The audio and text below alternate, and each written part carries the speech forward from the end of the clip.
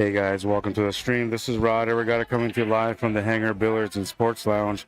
We're here at 121 Scurfield Blvd, and we're here for the Sunday Open 8-Ball Tournament. And this is an ace-high opening round matchup between Richard Gooch and Gregg Wilson. And Richard Gooch is at the table right now, down by 1. It's a race to 6 for him and a race to 7 for Gregg Wilson. I don't know why that ended up doing what it did there earlier, but it is what it is. I'm kind of jammed up against the wall and the table here, so I can get myself comfortable. It'll be a long day, 21 or 22 players today. We'll start the timer here.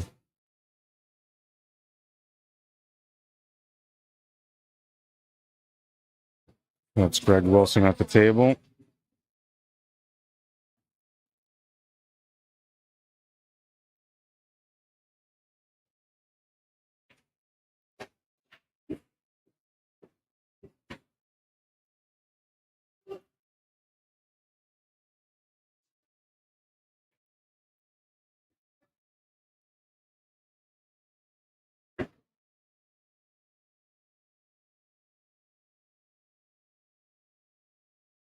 Looking for the perfect breakout here. Needs to find a follow-up on the 3.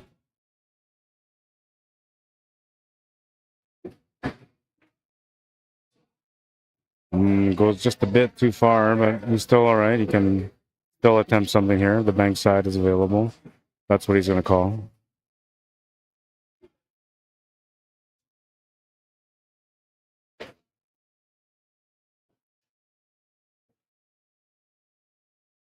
Oh, just missed it. He had the attempt at the 8-ball there after that, too.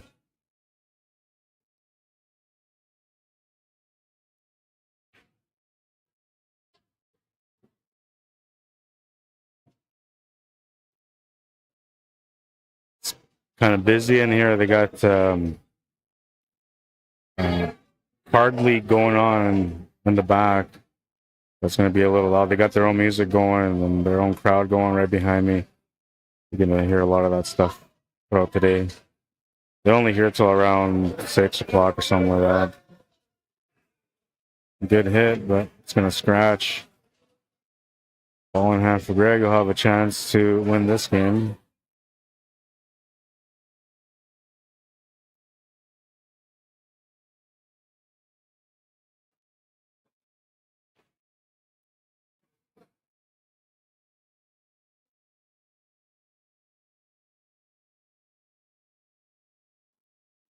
Bring up these guys' FargoRates.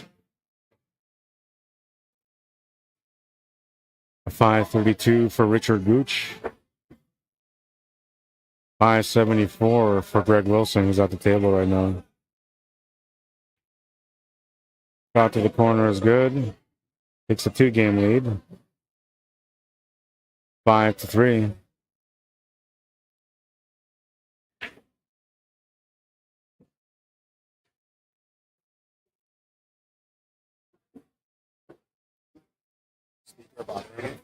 Huh? You're bothering it? No, I don't know. I don't know if it picks up on the mic or not, but I'm whatever. I'll just deal with it. I'm okay with it. Yeah, no, I don't think it bothers them, and it doesn't matter to me. I'll figure it out.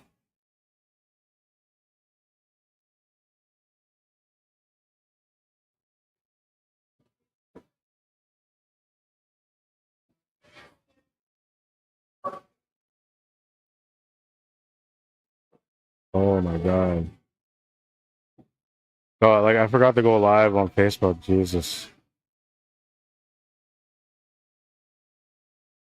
Like I looked at the thing and I was like, yeah, go live, and I didn't go live.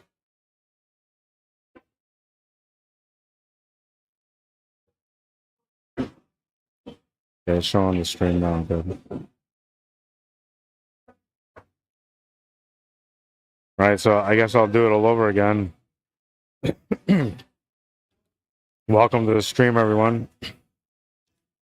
We're at the Hangar Billiards and Sports Lounge, 121 Scurfield Blvd, for those of you that are just tuning in.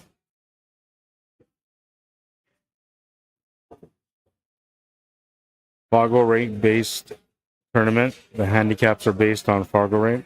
It is not a fair match tournament. There's a difference. The fair match tournament usually goes, it rates the races according to individual rankings on the players that are playing against each other. Where this is more like, you're this number, this is what you're racing to.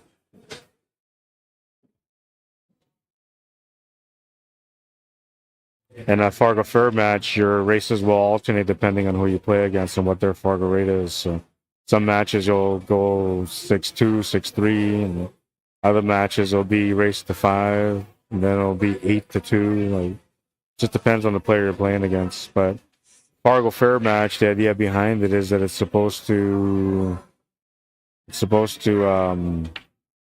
make the matches fair for everyone. Everyone will have a chance to win with the Fargo Fair match. And it's tougher on the top players, but it really makes them feel like great players once they're done winning some of those matches. 21 players in the building today, and we have lots of great competition. And I'm being serious, lots of great competition. Almost like me winning it last week was a wake-up call for everybody to come out and prove me different, but I didn't play today, so joke's on you. I was too tired, and I got here just after, so I figured I'm not going to play.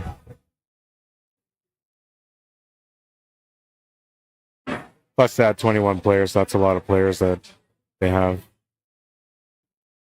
The table thing, Sean.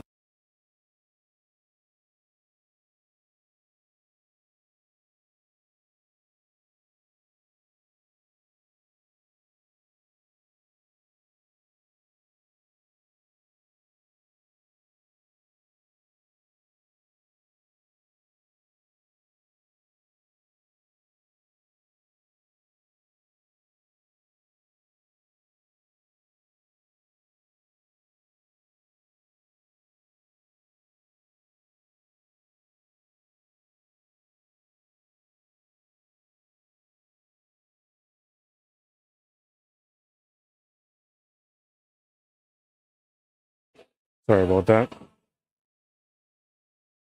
Kevin, the owner, was just talking to me and giving me some run-throughs on some stuff. Only hit the 8-ball.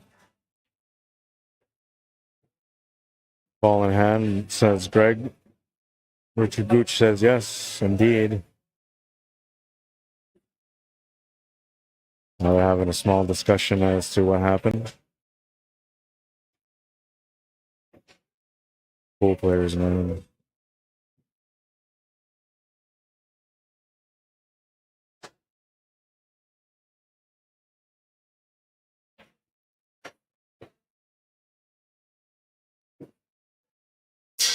This is an A-side opening round matchup.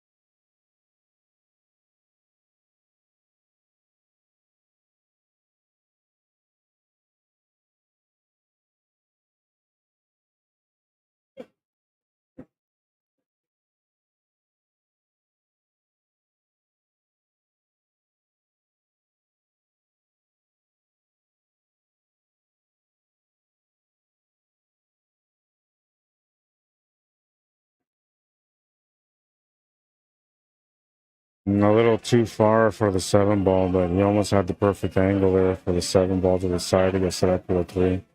He could still go for it, but I don't know. The only thing you got to be careful with here on the 3 ball to the 7 is that you don't hit it short. He's going to try to draw off the rail and get behind it to make it in the same pocket. I thought he would go off the top rail back down to make it on the top right corner. But hopefully he doesn't get stuck in a position where like he's got 2 pockets to shoot at. That would be the worst case scenario. Kind of like where he's at right now. Pocket to the corner makes most sense right now. The side pocket was where he was trying to go, I believe. Gonna miss the shot to the corner. A couple people walking by him, the table as he was shooting, and instead of resetting, he just shot through and he's gonna miss the shot. When you're down and you're shooting on the table, like, and you see somebody in the corner of your eye, you feel like it didn't distract you, so you just stay down and shoot. Worst mistake you can make, you have to stand up. The minute you acknowledge somebody, even if it's from the corner of your eye, you're off. That's it. Your stance is off, your aiming's off, everything's off. So, word of advice, if you notice anything other than the ball that's in front of you when you're shooting, stand up, reset. You can thank me later when you win the tournament.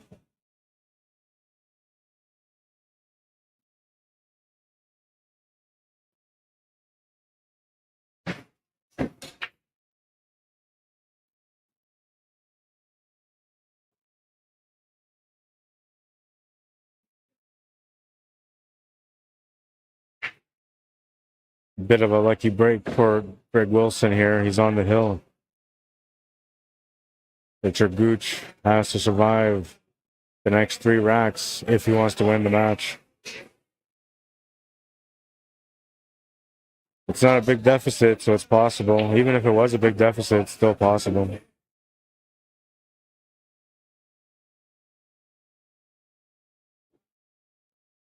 Greg Wilson breaking for the match. Yeah, that cue ball, I'll be using that cue ball, don't worry. I just haven't used it yet.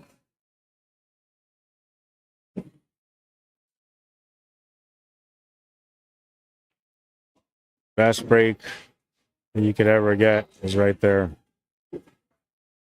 Actually, maybe just a little bit lower. We don't want to go that low.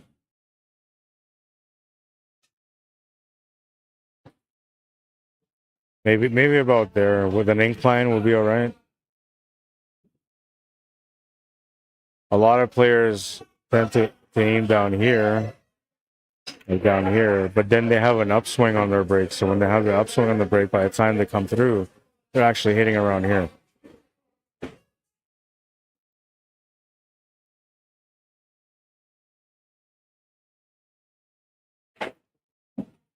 And if you're breaking from the second ball, then the best option, if you're going from the right, is to break from here. Or if you're going from the left, you break from here.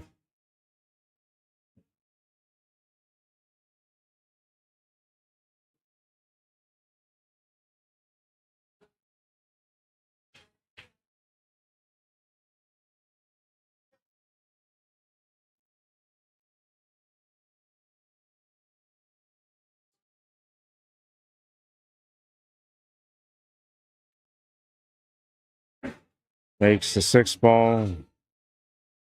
I believe he's got the 7 ball, so if he does, he'll take it now because then he can set up for the... Well, actually, he should be taking the 2 ball right now.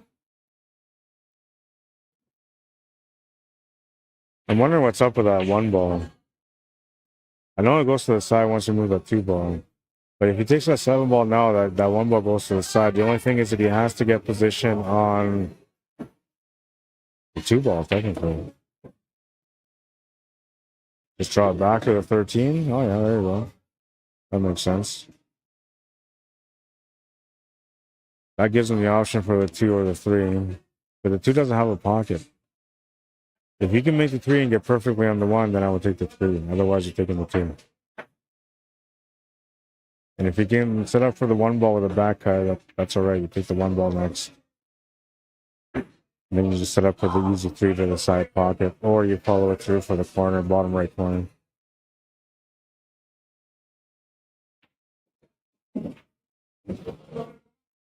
The only thing about this is that like tangent line is maybe going to be colliding into that 14 ball. You have to make an adjustment here to not collide into it. Oh, he definitely did that, but he's going to come up short in the shot.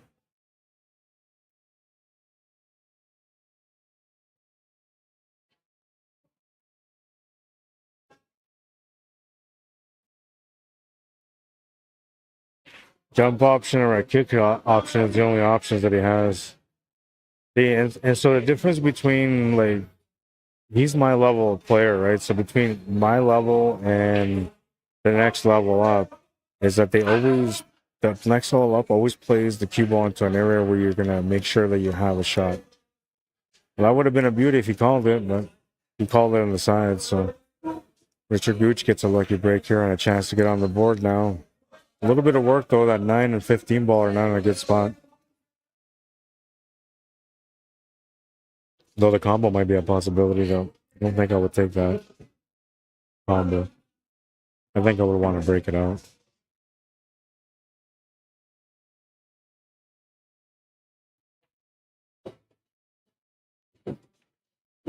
Tried to break it out right away, and it didn't work. It might have left the combo set up. Not much good to shoot at either. It's the 10 ball. Not a bad thing, though. You just have to make the ball. I'm pretty sure that 9-15 combo is the goal now. He's taking a look at it right now just to make sure. And then he can play the cue ball over to the left and kind of like a two-way shot using the 11 ball to block him. Oh, he hit it a little too heavy, though. He's going to leave the shot on the 8 ball for Gregg Wilson. And now there's going to be a little bit of deflection on this shot because it's against the rail. So if he doesn't make the adjustment, he'll come up short. If he didn't make the adjustment, I'll be just short by a bit. He made the adjustment. That's the match. 7-3, the final score. And well, we got Junior playing in the background. He's playing against Craig Murky. They're just in the first couple of games. So let's get set up over there for now. Oh, maybe I'll just set it up manually or automatically. Yeah, that'll work.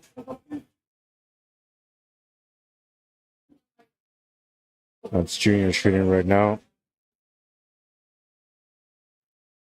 I got to get us another match, so I'm going to do that right away.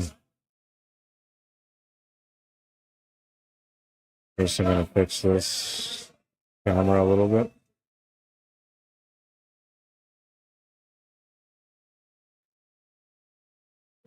You guys are just discussing what happened in their match, not realizing that their heads are right on the screen.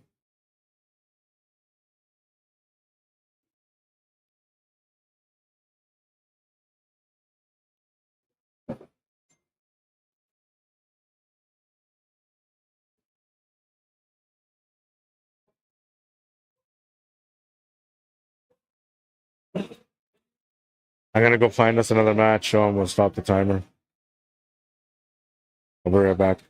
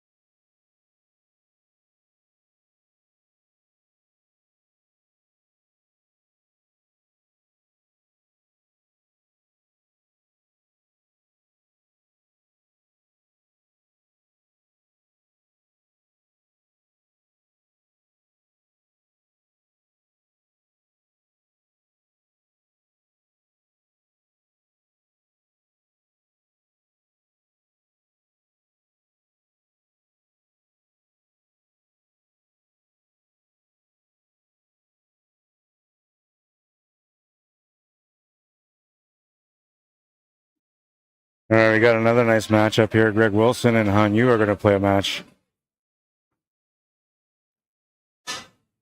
Race to 7 for these guys.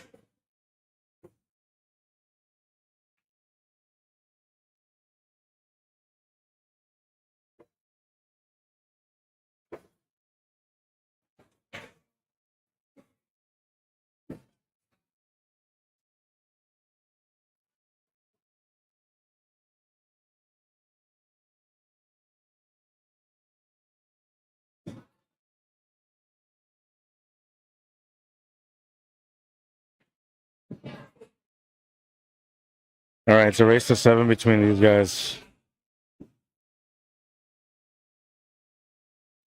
My camera got moved a little bit. Most of these, so I want to fix it, but nothing I can do about it. You know what your Fargo rate is? Yeah. Oh, okay. It went down one? Mine went up from 588 to 593. And I'm told only because I beat you twice. I got like 5 points out of that. I got to beat you one more time. I'll get to 600. You want higher? Yeah, I want to go higher. Yeah. Lower. Yeah. Well, that's what I mean. So I dropped you 1. I got 5. If in case somebody at home, Yeah. just submit, just stay at home, submit for a game. Yeah. For example, 7-1 bit journey. Yeah. That would happen. Nothing happens because they kind of know, right? They'll know if it's an account that they trust. If it's an account that they trust, they'll take it, Oh, right? They need a account they trust. That's right. Right. So that means if I just submit something, they won't account. No, and there was somebody that was saying that they have it's like a league where they play against each other, like singles, and they won't take their games for FargoRate either. So like it's I think they only do it 4 tournaments. Right? You can probably make a bogus tournament, but if it's a bunch of players that don't have a record, then they'll know. Right? I'm sure there's people out there that do that kind of stuff anyway. Yeah. Otherwise, some burger just do something. Yeah. Make it really low. Yeah. That might be the only way I can make or become a 700.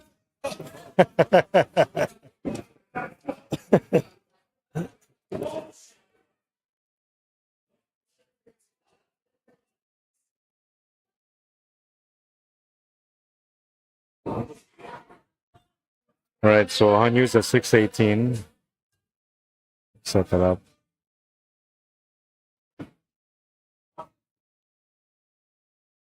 I can't remember what Gregg is.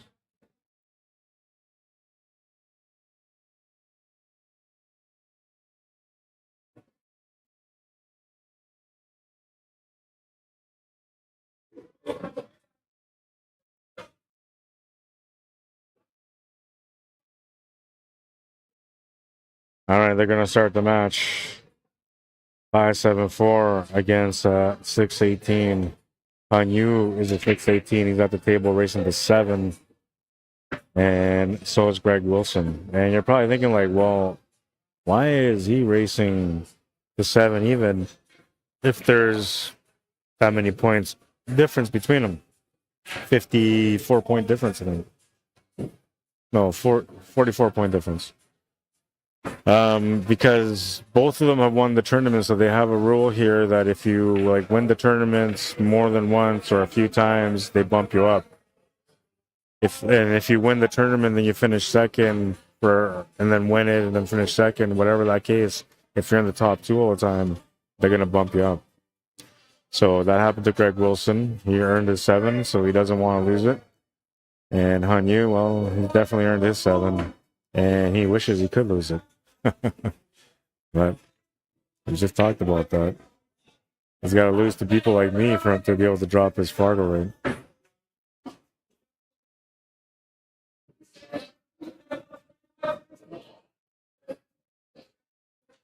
Make the adjustment here. Comes up short, turns the table over to Gregg, and he's got a bit of a table to work with here. 15 balls available. 13 balls a difficult cut, but it's available. It's not super difficult, but you need some speed to make it. Cue ball will likely go towards that 14 ball if you take that on. If you can make the 14 past the 10 ball, that's the way to go. Which it looks like you can.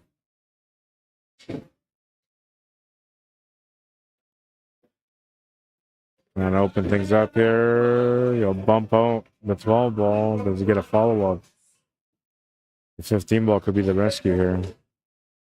Yeah, it looks like he might have it. He's checking it out.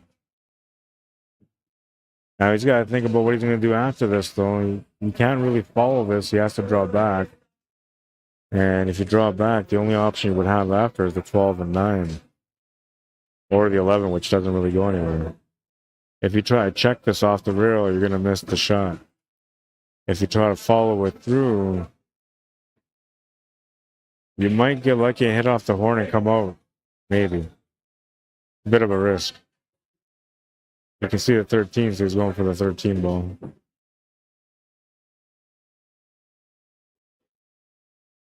Gonna open things up a bit more here, and 8 ball is going to be the blocker on the 12.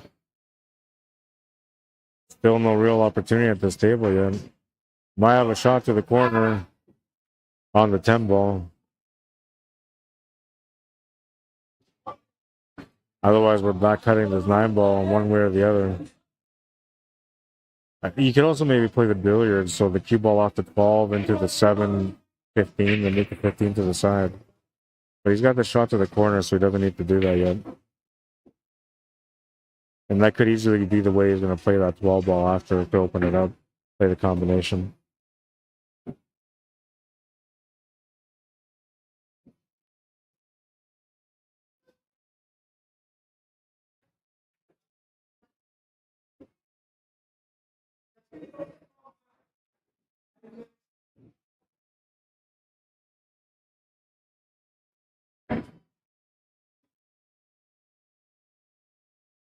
I don't think he realized that he had an opportunity there to play the combination, the 12 into the 7 into the 15. It was pretty wired.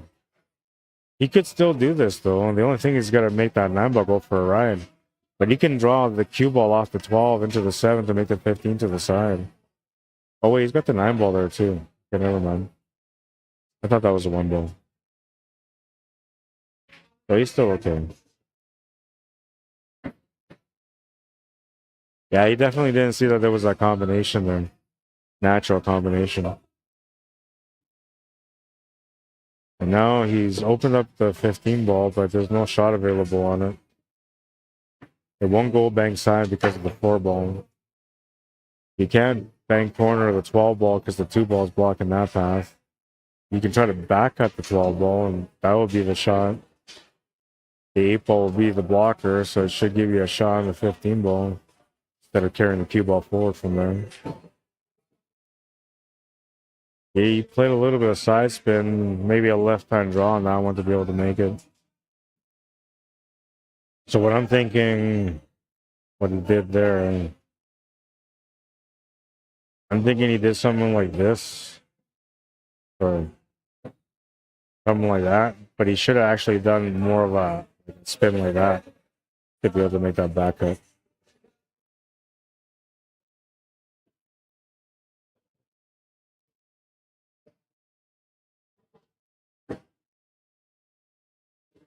When you looking for a safety option, I'm pretty sure he's left on the 15 to the side unless the 7 ball's in the way.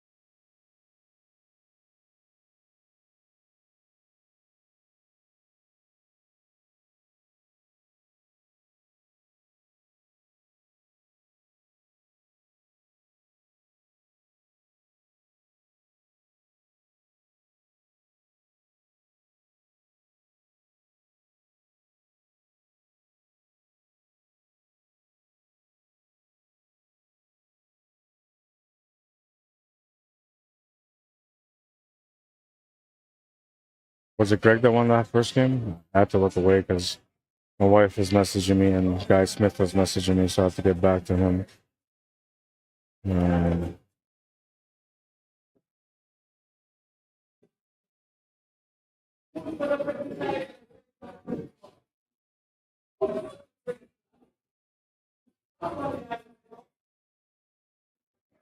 Rack number 2. Greg Wilson the break. He's got a 1-game lead. Makes a few balls, but unfortunately one of them was a white ball.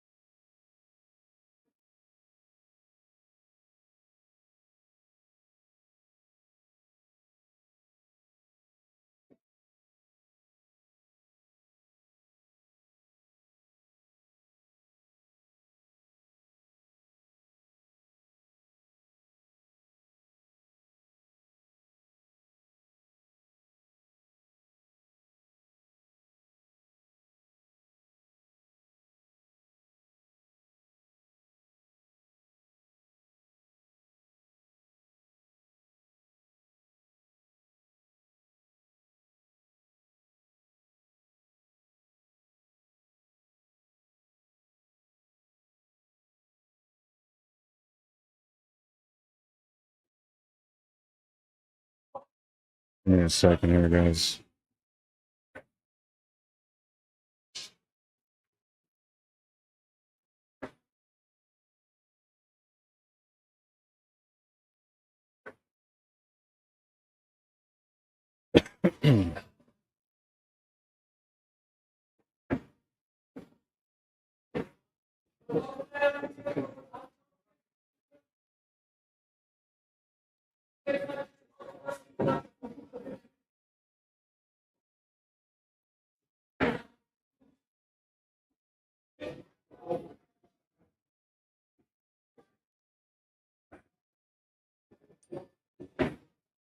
Yeah, let's take care of.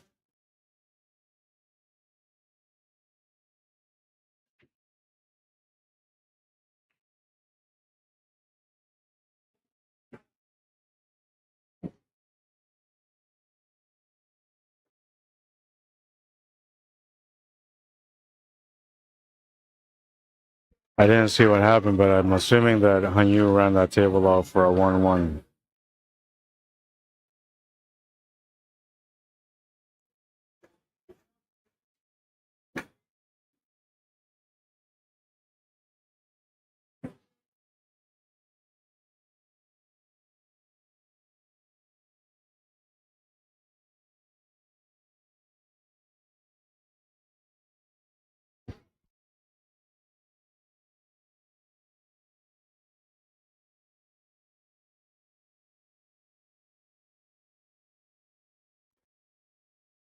And I forgot to start their timer, so we'll start it now that it's tied 1-1.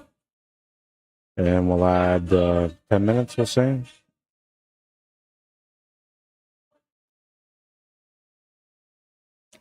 Hanyu. Is it 1-1? Okay. It is 1-1.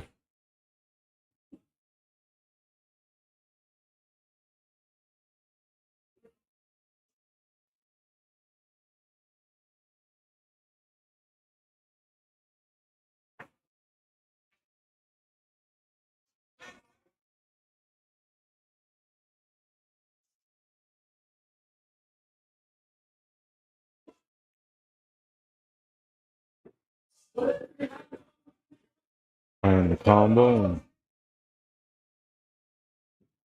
Now he can actually play shape for the 11 ball right off the hop. So play the combo plus the shape for the 11 ball, and then he could be out from there. He decided to play shape upwards instead. He almost has a shot for the 11 ball, and not quite. Now maybe he's thinking the 11 ball will be the ball that he'll use to get onto the 8 ball, because the 8 ball's in a bad spot. He's sitting right beside the left side pocket. Not on the horn, just below it.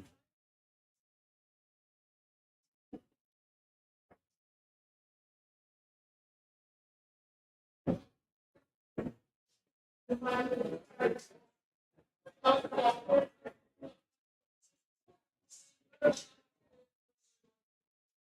different options.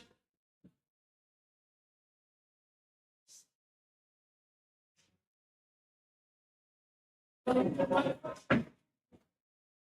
like the pace that he has in his game today. He's not shooting too fast. He's not shooting too slow.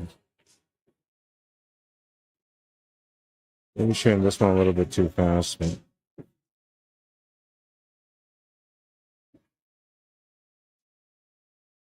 might be an easy plan. Obviously, the 9 ball goes to the corner, so that was the setup there. I wonder if he'll try to set up an angle on that 10 ball to draw the cue ball into the 8 ball, just to try to get it off the rail. Or if he'll just try to play shape off the 11 ball for the 8. Because it doesn't go past the 4. And it only goes to the top left corner the way it's set up. But there's a good chance that it might put that corner of the side pocket. You try to bump it out a little bit and you got it off the rail, so that's going to help. That was a good shot. Now he just has to figure out how to get below the 8 ball now. Might have to power stroke this and force the cue ball through the 2 ball. Oh, he's thinking about setting up for a bank side, I think. Oh, never mind. There was 2 stripes there. Okay.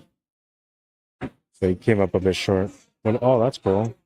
Yeah, sure. Where was that one from? The machine there? Oh, yeah. Yeah, you'll love it. Cool. Thank you.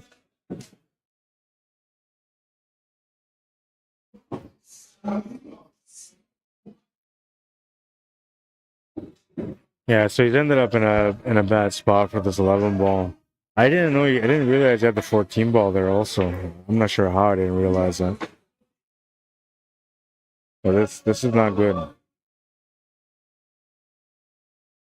There's really like no real option here. The bank corner to the top right corner, maybe, but I think the 6 ball will be in the way. The bank corner to the top left is not there. Or maybe it could be there. It could be there if you hit it with the right pace and the right spin. It could be there. But it's going to be really tough to get past that one though. And the back cut is just, it's ridiculous. But I've seen worse back cuts before, so it's not impossible.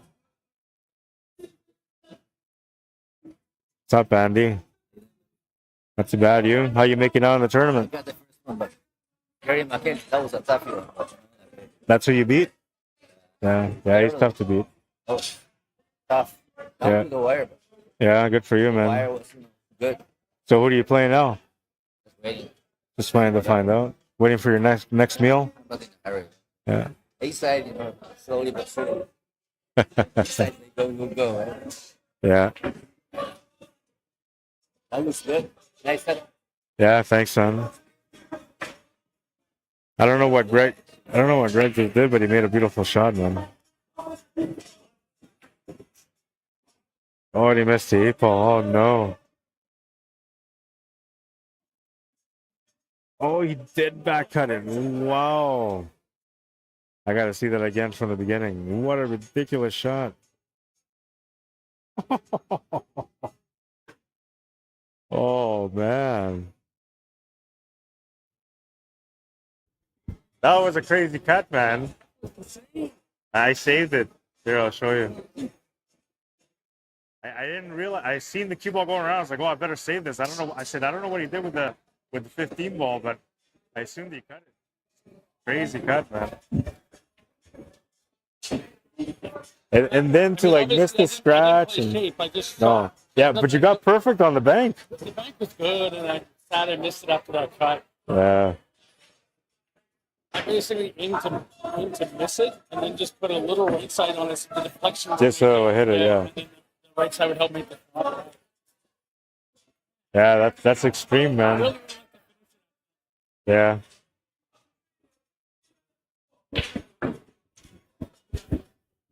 Gregg Wilson with a ridiculous cut. Insane, I tell you, insane.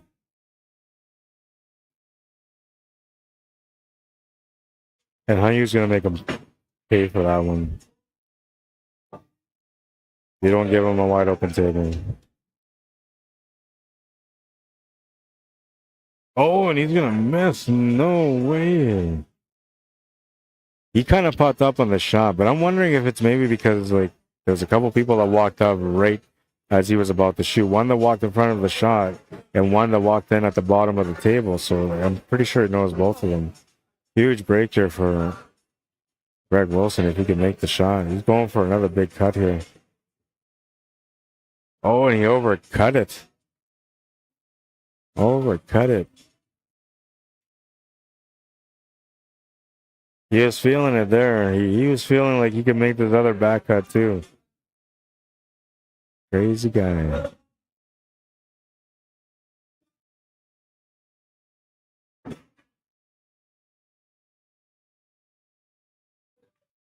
Rebel Valley says, "Oh man, I can't wait to play on these tables. They're playing pretty fast right now. They're deceiving though. They treat you like you're not a friend, even though you feel like it's your friend. Can't trust the speed of the table sometimes."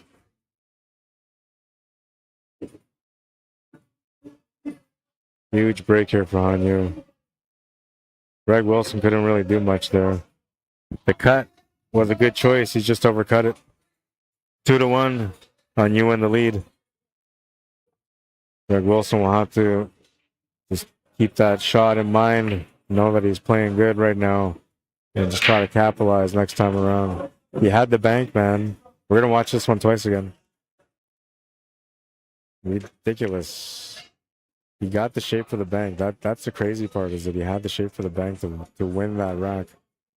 But look at this cut. Just absolute beauty. Shape to boot. And I just caught that in time. Like I don't know. I wasn't. I was trying to pay attention because I knew that you didn't have much to shoot at. So I was trying to pay attention. And then Andy Campa came by here to talk to me real quick. And so he's sitting here talking to me to my left, and my head is turned. But I turned to my right slightly, and I see the cue ball just going around the table. I'm like, oh, this guy just made a shot. Because first I see the cue ball, then I look for the 15 ball, and the 15 ball's gone. And so my first instinct was maybe he tried the bank corner.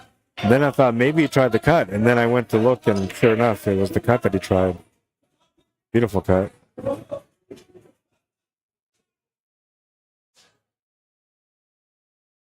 Don't think he made a ball on this one, so Hanyu gets a chance to strike again. Race to 7. It's a bit of a long race between these guys.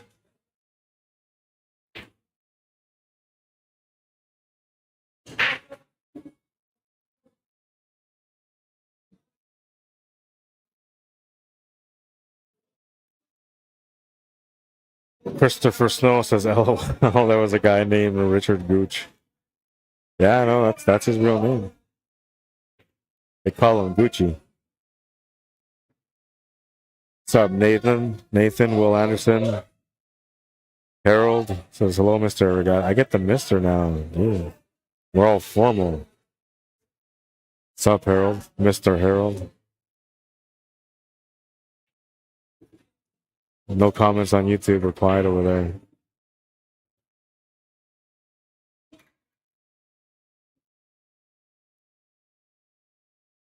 You guys must not be in the mood for pool today, I guess. Kind of quiet.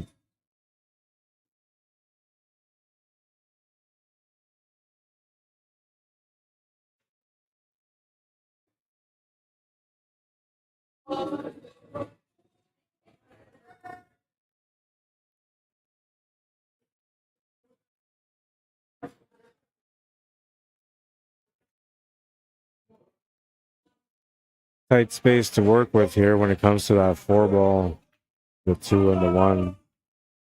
He's gonna have to open things up here. Maybe get into the 4 ball right now. Yeah, there we go. Open it up. He didn't really want to come over that far. I think he was trying to hold position for the 2 or the 1 to the top left corner. And the cue ball went past, so now he's got to make a shot on the 6 ball. And there's 2 options only, top left or top right. I don't, unless, no, I don't think he's got the 2 or the 1. And even if he was to make this shot, it's still not guaranteed he's going to get position.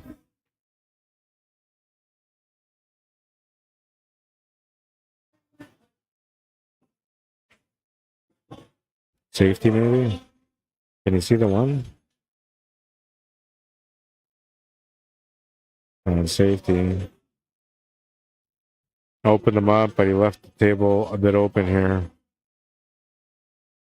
Few different options for Gregg Wilson.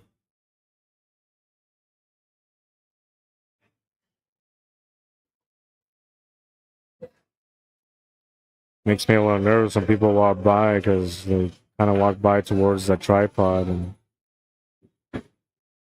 there's lots of space around the tripod where you can walk around it, but they all try to kind of walk towards it, and I'm hoping they don't drop my camera.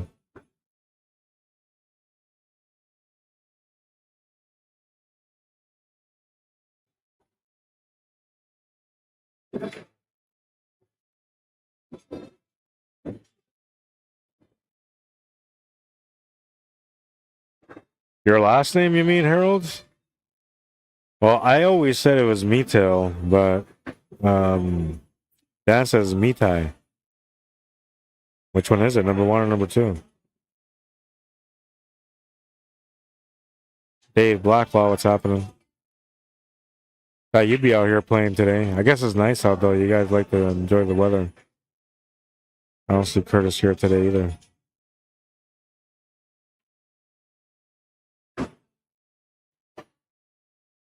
Yeah, a little unfortunate there with the cue ball rolling right up against the 15 ball.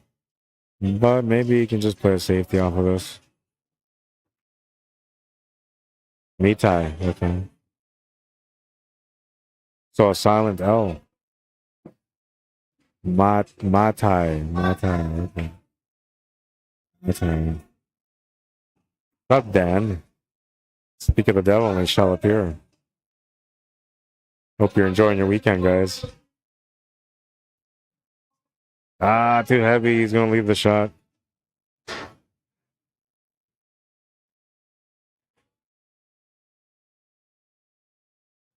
Just a bad scenario to be in right there. Dinner is served for Han Yu on this one. He's got the shot on the 4 ball too. He's taking a look at it right now. He just played to run into the 2 ball if he wanted to. He's going to run to the 8 ball instead. Now he's going to have no choice but to take that 2 ball. If he plays, so if he plays that 2 ball with like right hand spin, yeah, I would say just above center, something like that. It should help him to run into that 1 ball, to push the 1 ball up towards the rail, but at the same time, slide the cue ball over to the left side of the table, which will set him up for the 1 ball.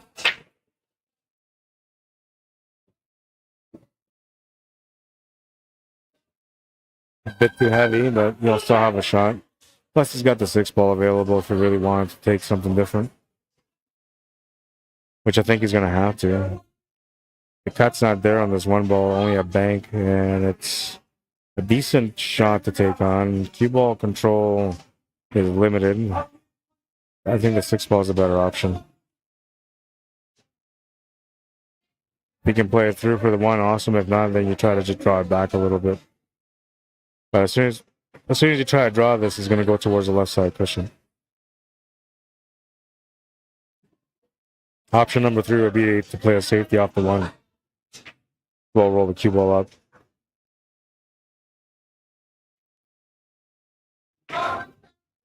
Gonna go for the shot to the corner. Got position on the 1 ball, but he'll miss the shot on the 6. Luckily for him, though, he's blocked the pocket on the 11 ball. And now, I'm not sure what Gregg Wilson's gonna do here. He might be looking at this cut to the side with a breakout angle. Not a bad idea. Pretty tough shot, though. Got a little bit of room for the cut.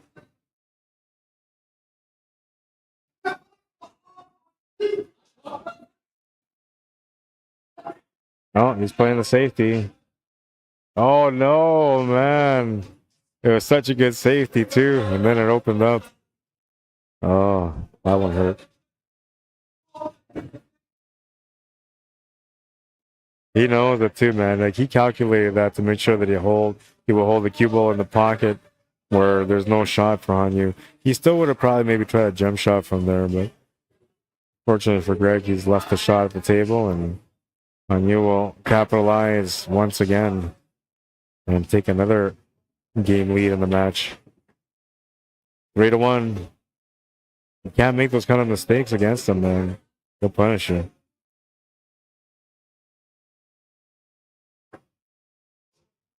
But that was unforeseeable, right? It was like a unforced error because you're playing. Your focus mainly is on the cue ball going into that little area behind the balls and between the cushion and the balls, right? That's where his focus was at. He never once considered that maybe the ball that he was hitting was going to go off two rails and come right back into that area. Live and learn, I guess. I'm going to try to find the brackets.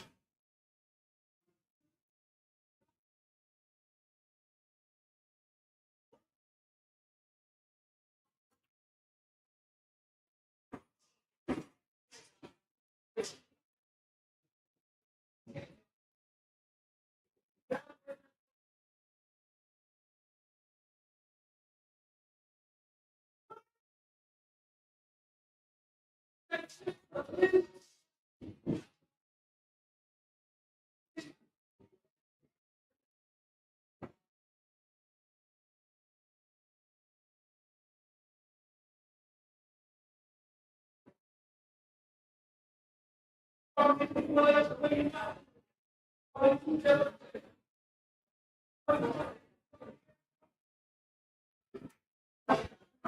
really like this new setup.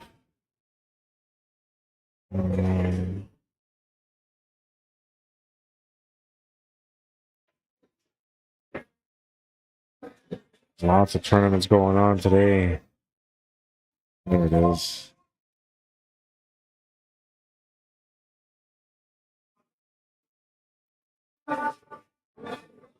Where's the bracket?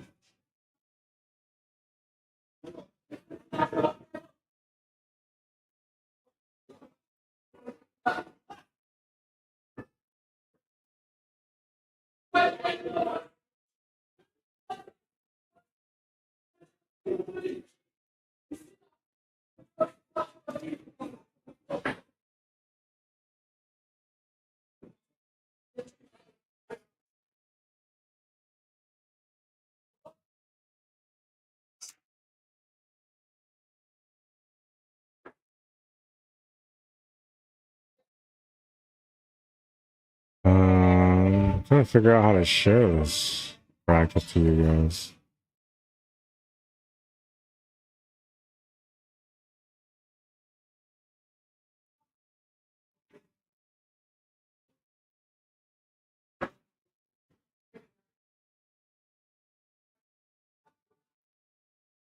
Might have to do it through my phone.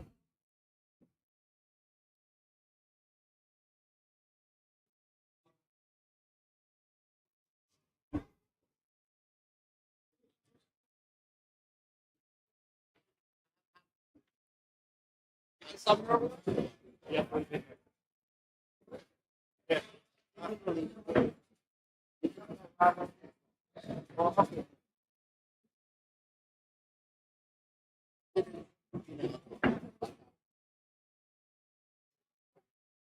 I can still see somebody here knocking this over. Nothing at all. Yeah, I'm gonna have to do it through my phone, I guess.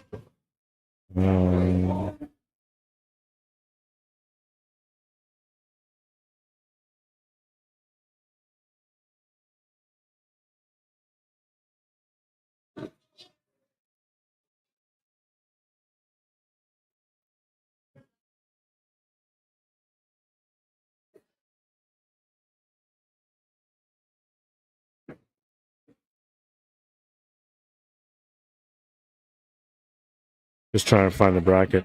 Is that it? That's it.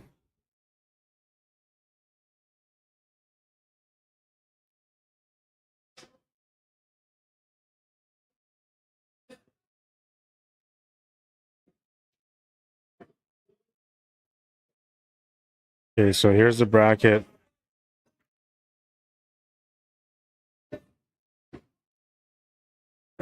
Hang on.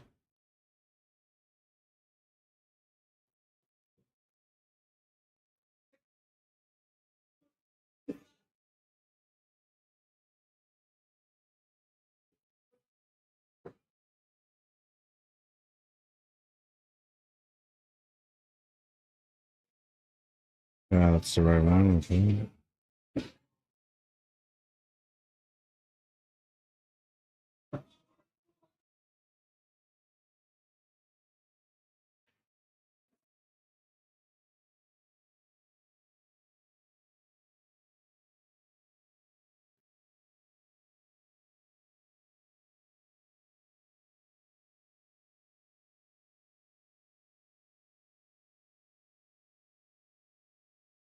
Got that on here too.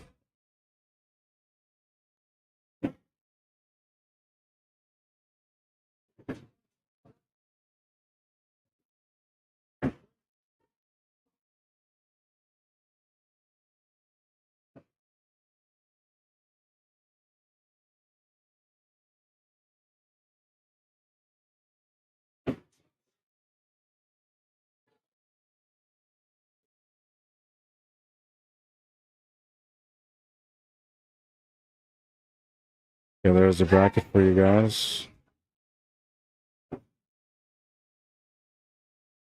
Cat the Secrets, how you doing? Welcome to the stream. Says hi, y'all. Anthony Corderell, welcome to the stream.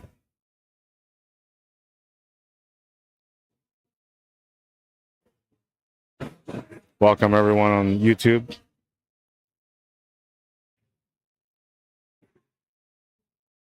No comments on YouTube yet.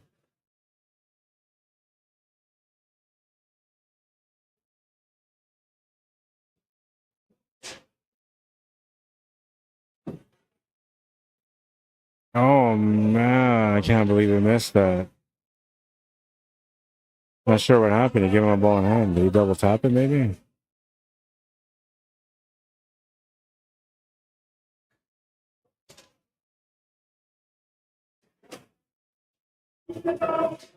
Or maybe he hit the apron.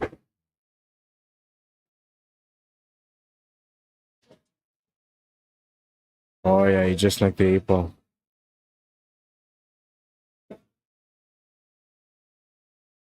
When it rains, it pours, man. Not getting the rolls his way so far. But the way it usually goes is the momentum will flip at some point. So far right now, Hanyu capitalizing on his momentum, taking a 2-game lead. It's okay. You're not that tall. I said you're not that tall. Because it's the one up there that's working right now.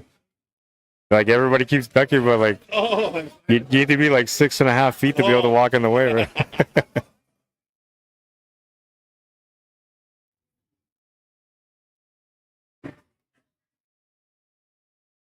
All right, so let's take a little look at the brackets.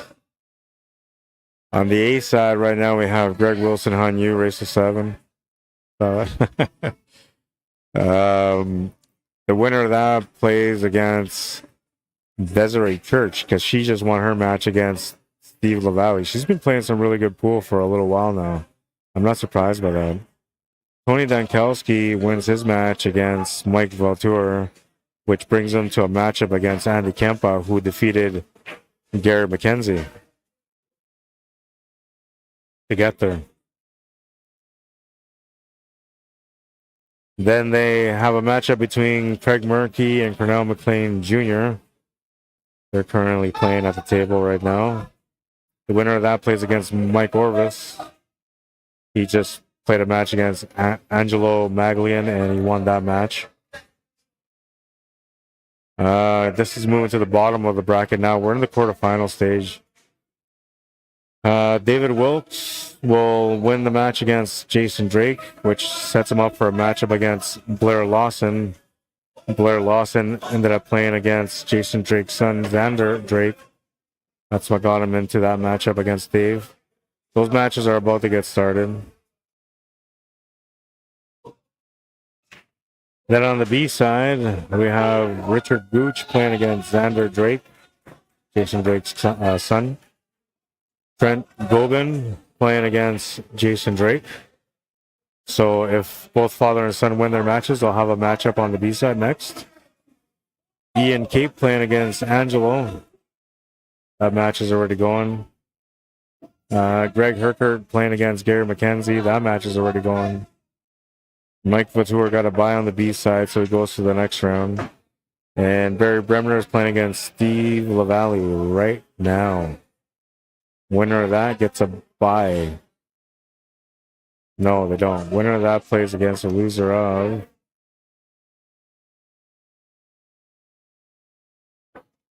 of this table.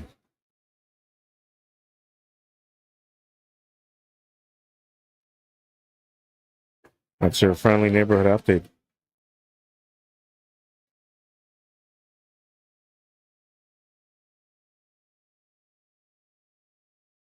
Gregg stealing a rack there, 3-2, down by 1. On you to break next.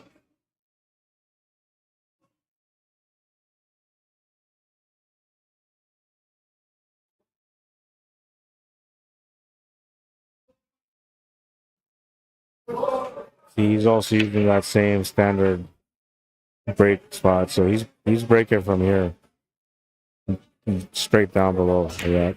But by the time he hits it, he's hitting a little bit higher. And you'll know when you're breaking right because the cue ball will stop.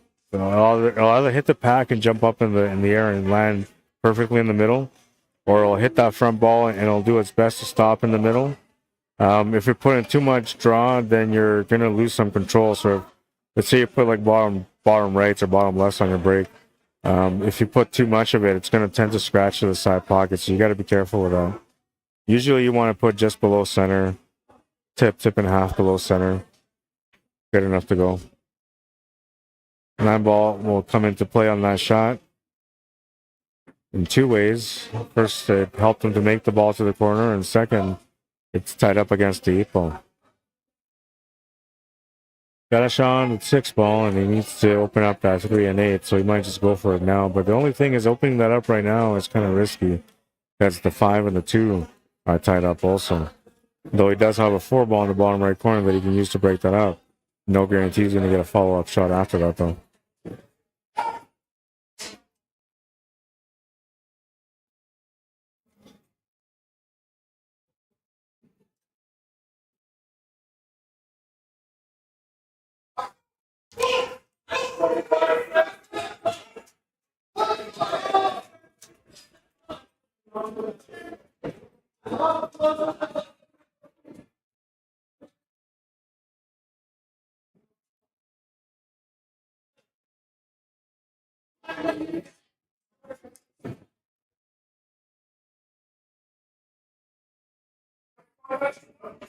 That almost worked out. It almost went in the pocket. Listen.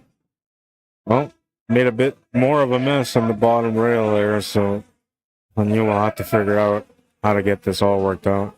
Limited options for breakouts around the 13 and the 15. Or sorry, what is that? The 11 ball? Pretty sure it's 11 ball that's sitting there next to that 5 ball.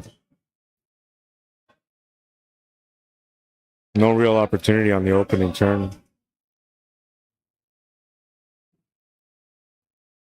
But he's going to play safety. And smart safety, too, because he's forcing him to open things up here. They didn't give him a shot on the 2 or the 3. Limited to just hitting what's in front of him, and he's got to play a safety. Good counter here to go off the rail and in. Just needs to have the perfect touch, the perfect weight. That will do it. Beautiful shot.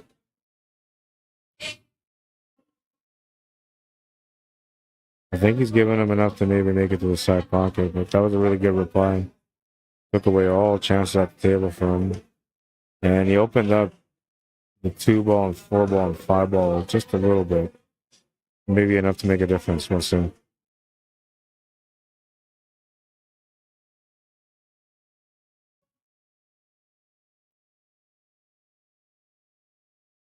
Slight overcut.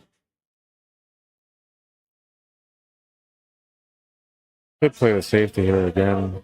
Try to slow roll it. Roll it up against the one.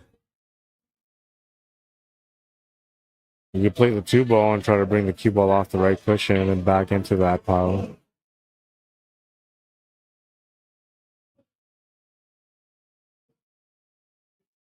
Not bad. And you might lock him up right in here onto this 13-ball. Play the 13-ball with some side spin to roll him up against the 4-ball, force him to have to do a kick shot on the 5-ball. Then it's a 50-50 that his 13-ball might get opened up.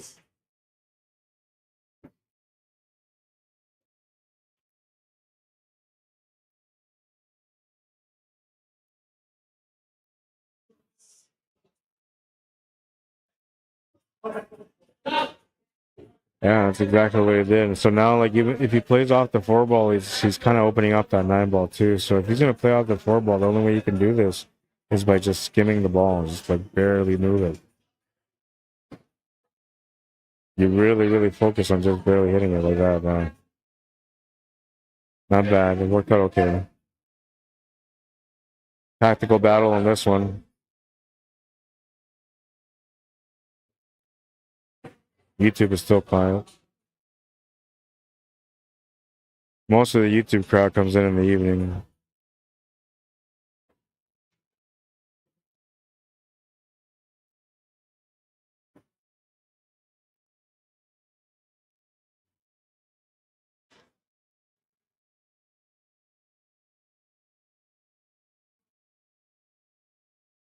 He's in a real predicament here because, like, he can't just shoot the ball. He needs to open up a situation for himself.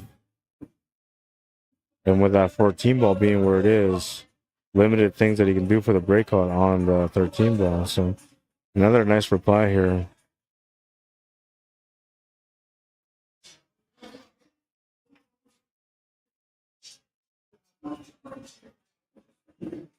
It's a bit riskier now because now he has to hit not just the ball, but also a rail afterwards, which means you got to put more power in it, which is going to be harder for you to be able to control the angle on the kick shot.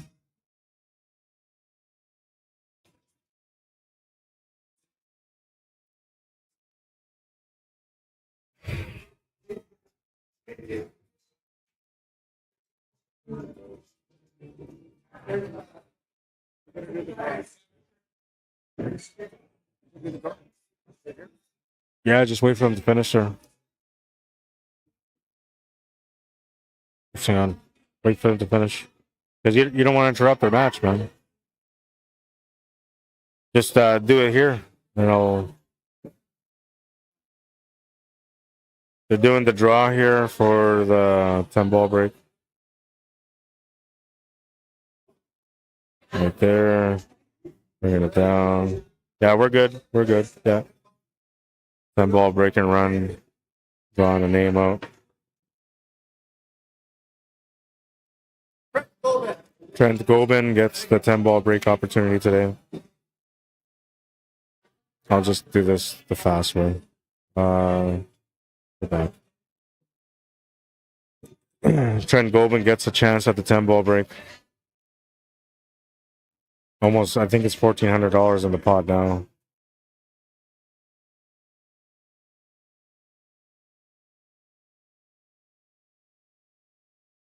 Probably end up doing the 10-ball break right after this match is done. Tight little battle on this one right now. So everything's kind of changed. Now the 13 ball is available, the 1 ball is available. 14 ball is still tied up, so there's a little bit of work for Hanyu. But the 2 ball being there also means that there's a little bit of work for Gregg Wilson. And he's very limited on what he can do here, so he's looking for a side shot.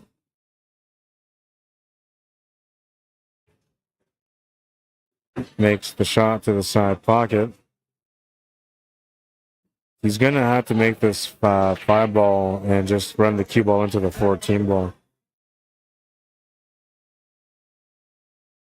Got to hope for the best here that the 14 doesn't block him in any way. If he's got the shot on the 1, he's good to go here. If not, he's going to have to take the 2 ball. Shot on the one ball would mean that he was good to finish his rack now.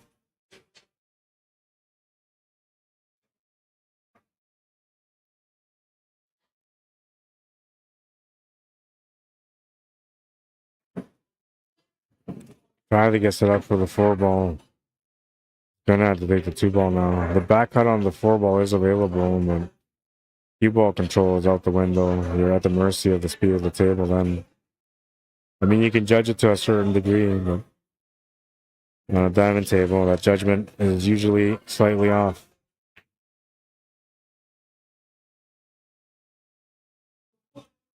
Even if he takes the 2 ball, it's still not guaranteed to have a finish because you have to run that cue ball towards that 12 ball, and that might tie up the 8. Unless you hit it with some, a little bit more power, then you could bump that 12 ball right out of the way.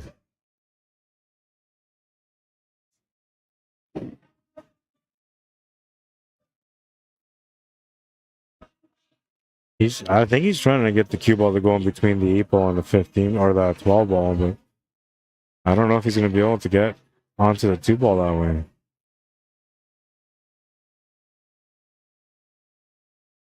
Before he took that 1 ball, he had a better angle on that 2 ball at that point. But he just had the shot on the 1 ball, so he figured to take it right there. Oh man, nice effort. Just missed the shot, but he was good. He hit off the horn. He had the shot on the 2 ball. He had the angle for the finish. On you with another lucky break here. And he'll have a chance to take a 2-game lead back if he can work it out.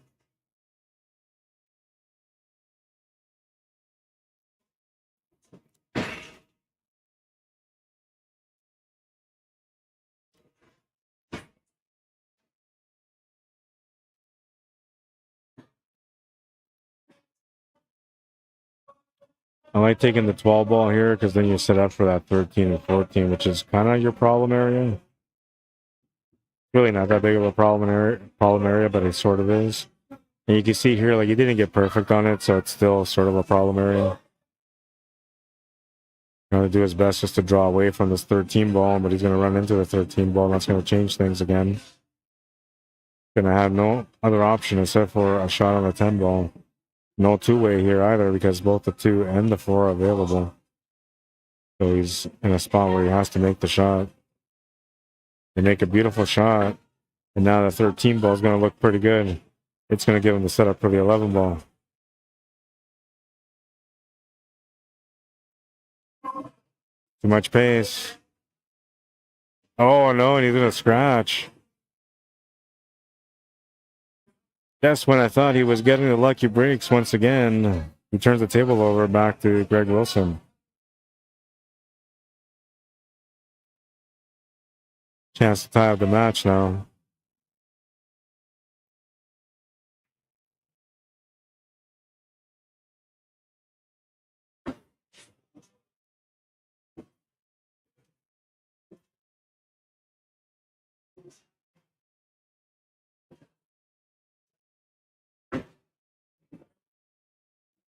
Good judgment on the pace. He's going to come over just enough for the 8 ball to the side pocket.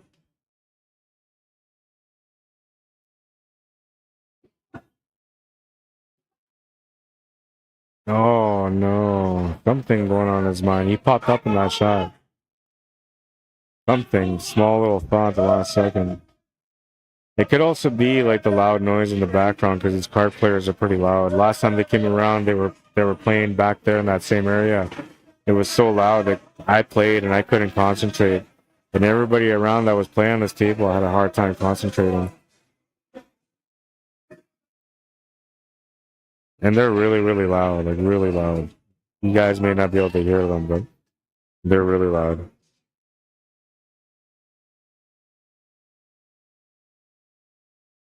And you will miss the shot. Turns the table over back to Gregg Wilson, leaving the 8 ball straight to the corner pocket.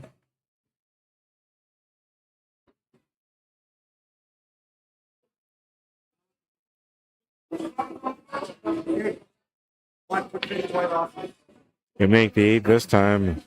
We're tied at 3.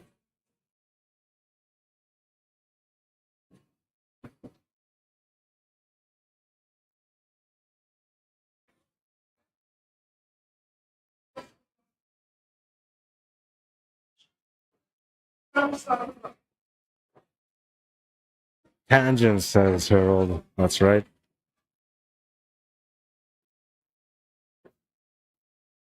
Yeah.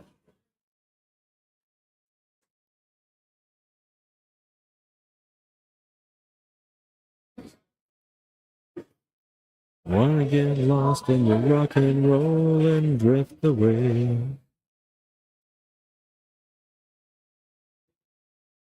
I wanna get lost in your rock and roll and drift away.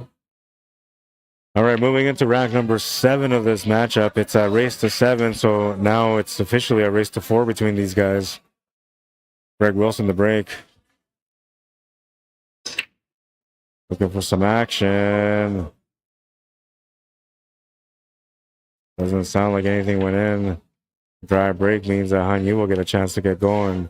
We're now in the 43rd minute of this matchup, and we're at the halfway point. If this goes to the hill, it'll be an hour and a half. So at 1 hour, what's up, bro? At 1 hour, the clock is gonna go back to 0-0, and it'll just continue again. Just so you guys know. I should make it one extra digit, but I don't know. I'm lazy. I'll be right back. I gotta order something to eat because I'm starting to get hungry.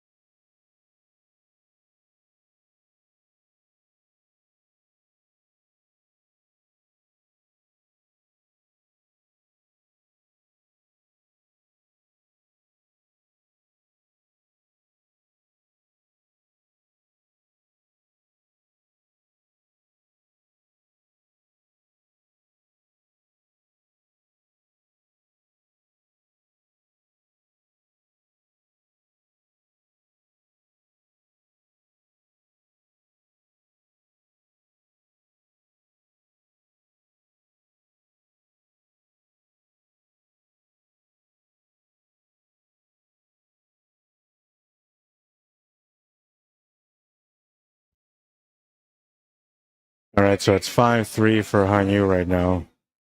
I have to go in order. Hanyu looking for 2 more.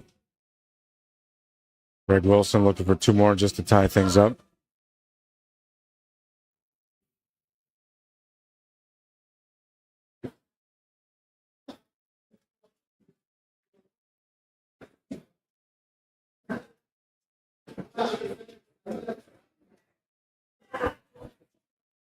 Can take the 5 ball, that's about it. I don't know if he can see the 4 ball at all, but the 5 ball's available, so is the 2. The 2 doesn't help, so he's got to take the 5.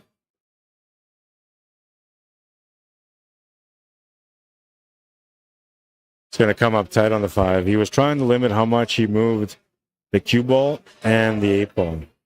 And that's the reason why he's going to come up short on that shot. On you, left with a shot on the 12 ball, possibility to open up that 10 ball that's leaning against the 1. We'll open it up, but it's going to get rolled up against the 4 ball. Another crack at it here now with the 11 ball to the side pocket. That gives him the angle. Being away from the rail slightly allows him to be able to cue into the cue ball a little bit more. But now the 4 ball is going to go and play the devil at the top of the table, and he also lost the cue ball. Look like those 2 stripes are destined to be tied up.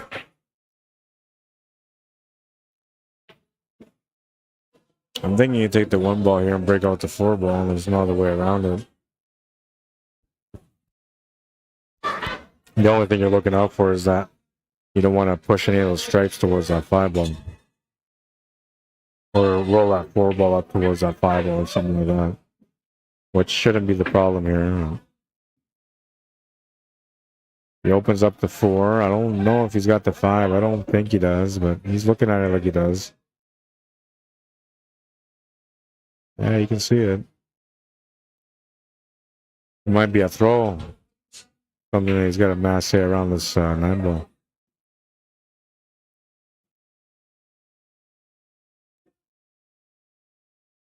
He's going to get really good on this 2 ball. Almost had the option to take the 3 ball right there, too. Now he's going to want to finish on that 4 ball, so like taking this 2 ball, he has to get set up for the 3 ball with an angle to get onto the 4. Otherwise, he can play this forward, take the 4 ball, and then finish off on the 3, but you got to get straight on the 3 to draw right back for the 8. There's really not much rail to work with there, so it's going to work out pretty good. It's right against the rail. Gives him a forward and right angle, so just got to pot this and watch the speed of the cue ball so you get the cut on that 4 ball. You're going to have to spin your way into the shape for the 8 ball, unfortunately.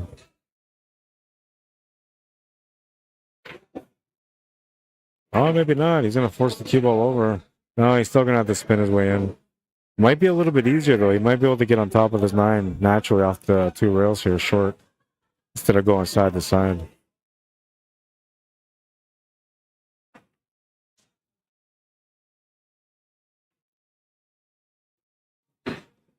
Nice little bump over. I believe that gave him the 8 ball to the corner.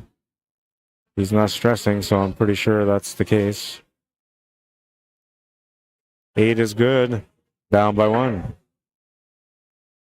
It's had a sign of a good battle so far right from the beginning, and it's kind of continuing that way. I really don't like that this is not centered, so I'm going to have to fix this. And it's only because somebody kind of touched that tripod earlier, so that's better. Small little details, but it bothers me when I'm looking at the screen. All right, so he's down by 1, and he's breaking next, a chance to tie things up.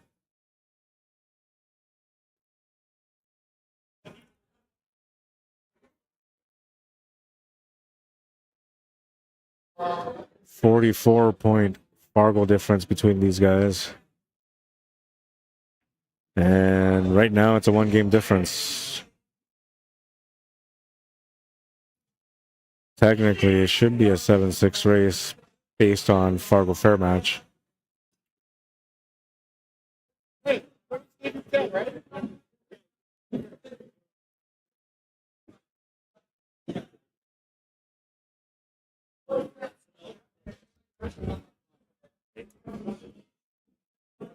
I was gonna say all three of you guys are on the camera. Well, yeah.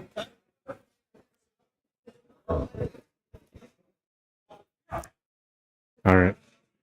So I have to let them know that they were being on camera there.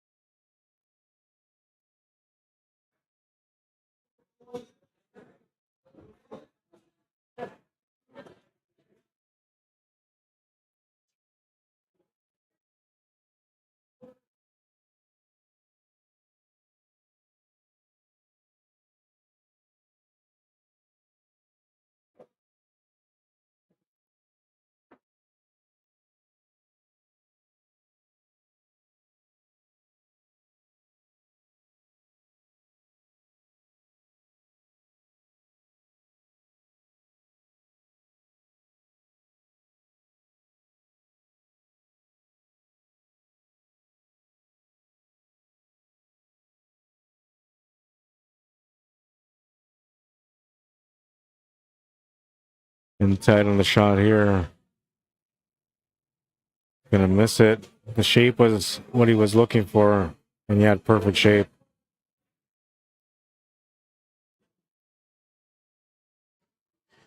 Great opportunity here for Gregg Wilson.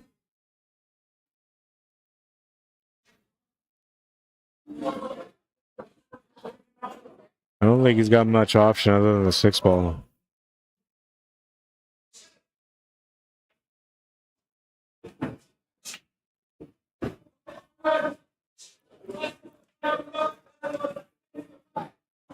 One ball's available. 5 balls available. Maybe the 2. I don't mind taking the 1. I would just play the 1 across here for the 7, because then you will also get the shot on the 2 ball to the side pocket.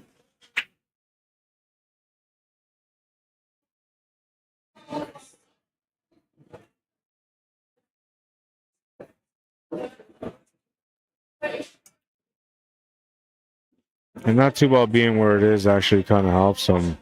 I think he's got the proper angle here on the 5 to open up the 3 ball. Just has to bump that stripe and that 3 just a little bit. And I'll open it up.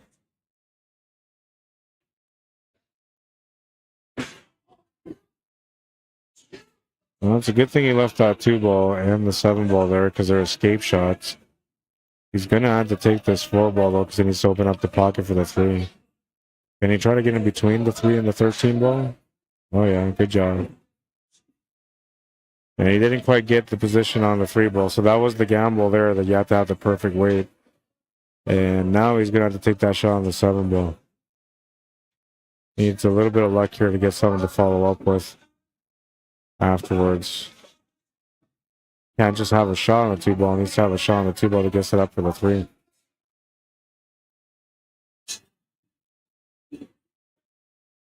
He might have came around that 8 ball just enough to have a shot on the 2 ball. I don't know if that 2 goes past the 11 ball. If it does, it's a really tight shot. If it doesn't, he doesn't really have a lot to work with here.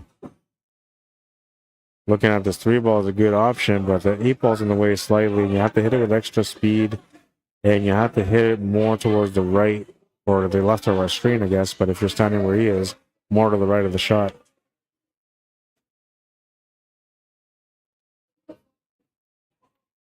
Makes a beautiful cut, though, and is he going to get lucky on the shape for the 2 ball?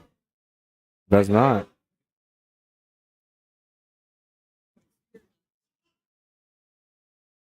And now that 11 ball, or that 13 ball, is also blocked the side pocket, so the kick shot to the side is not there. Kick shot to the left side is there, but now the 8 ball will be in the way, so it makes it tougher to hit. Bottom right corner is blocked by the 14 ball, so you can't try to back cut this in a crazy way. Cross bank corner is not available. I believe the 11 ball would just be in the way for that. This looks like a bad scenario to be in right now if you're Gregg Wilson.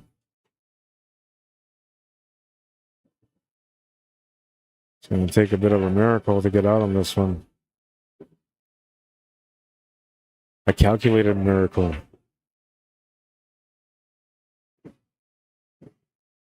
He's going the hard way.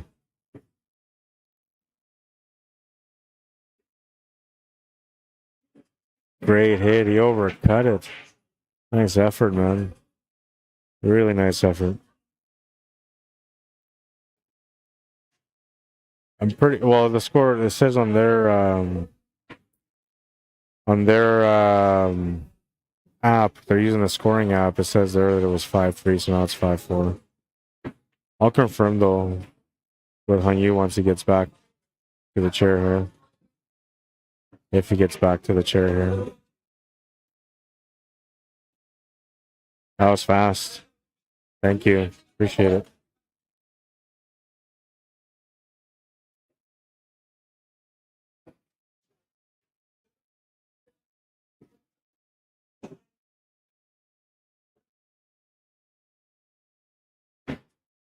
That worked out okay.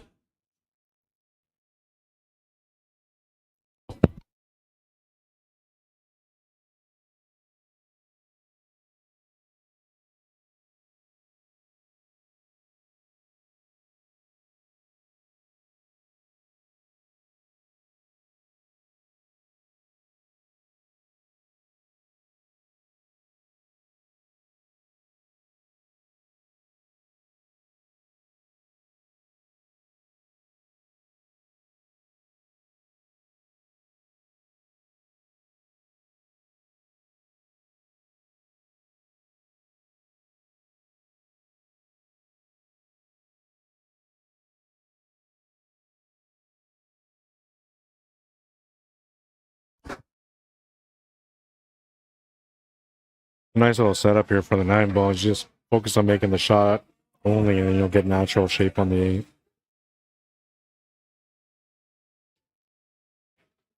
Perfect weight, perfect shape.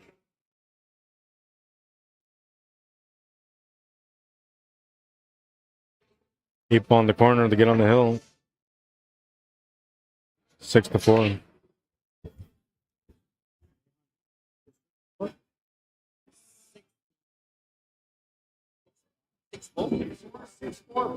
Okay. I had to make sure because somebody said, "Are you sure you got the right score?" I was like, "I thought so." Yeah, it's happening. Yeah. And I looked at your phone and I said 5-3 when I updated. That last one, I had to try that cut because I played down and I didn't realize the ball didn't go. I didn't check the shot Yeah. on the last game. From the two To make it past the 11 ball. come down to this corner. Yeah. I played safe to go down there and didn't check it. So then I made that crazy cut, and Yeah. I was like, I couldn't even see it to try and cheat it. So I tried that kick, Yeah. There's not much else you could have done there. but I didn't check before. Like I didn't check. I played the ball down there. I was like, and I was like, I didn't check. I can't believe I didn't check. And I thought maybe you could have played the 2 ball off the rail, off the 11, and then, but then, you know, like, small chance to make it, right? I couldn't even see it quite enough. Oh, yeah. Yeah, because you were pretty close to the 8 ball. Yeah.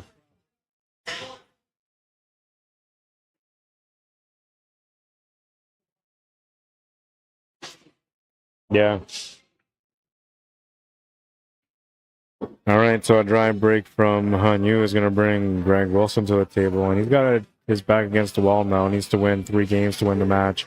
Hanyu looking for just 1 win. He's on the hill. Next after this, we have Cornell McLean Jr. playing against Mike Orvis. Another good matchup for you guys. That's a semifinal. He said semifinal.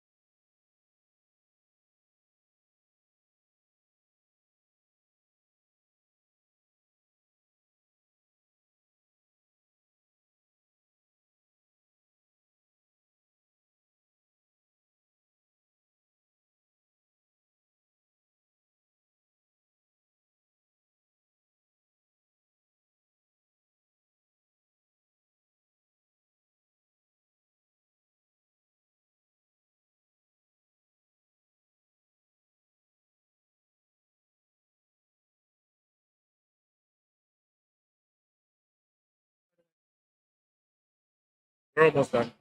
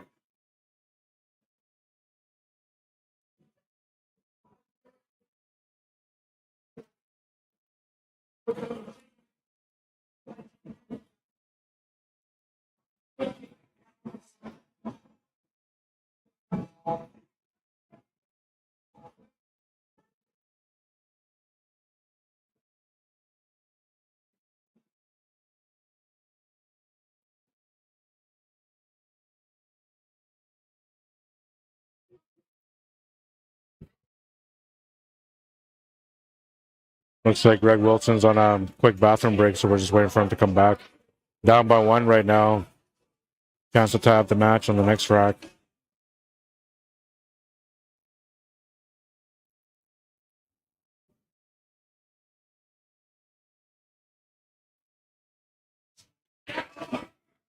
Brian Sterling, how you doing? Says this is a test match. We may see if Han Yu shows the effects of close match pressures. He's been in a lot of close matches over his time since he started playing tournaments here. So I'm feeling like he would be comfortable in that situation.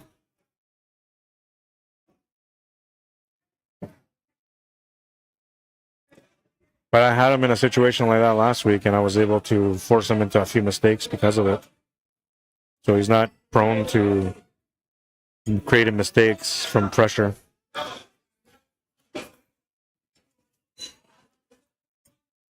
Huge break coming up on this one. Chance to tie up the match. I'm busting a munch, so that's why the mic's been quiet. I'm almost done, though.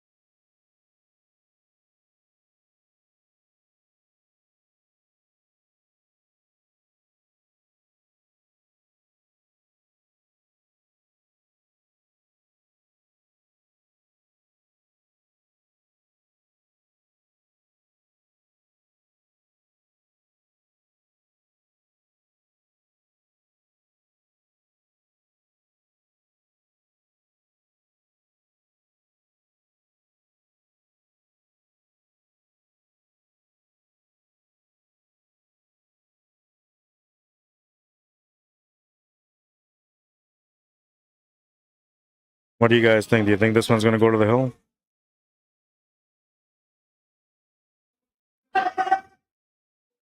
Table as open as it is right now, you would think no way. But I think like maybe something's going to happen here that will give Gregg a chance at the table. Doesn't look like it right now, though.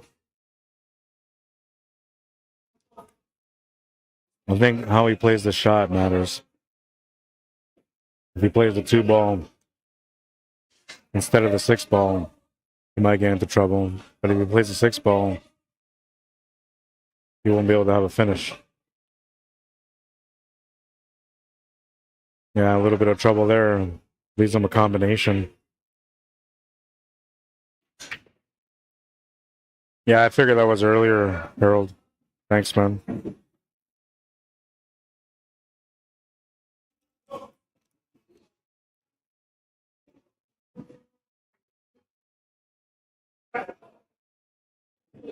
Brian says that 7-ball was aside. Yeah, and that's really what is playing a part. Excuse me, a part in this match right now.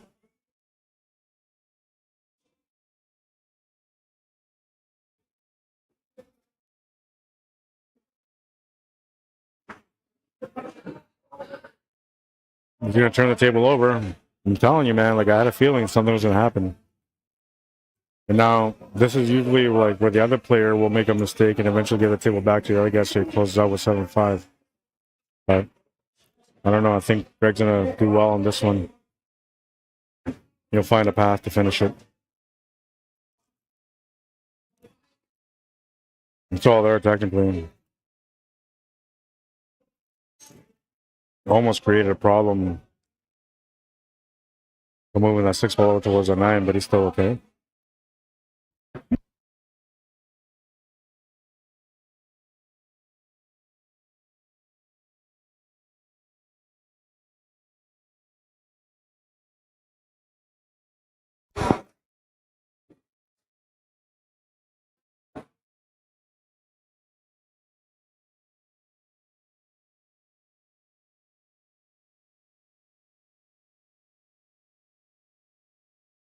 That was the biggest threat right there, was the 9-ball. Now it's all about positional. You either take the 12 or the 10 first here. You don't take the 13.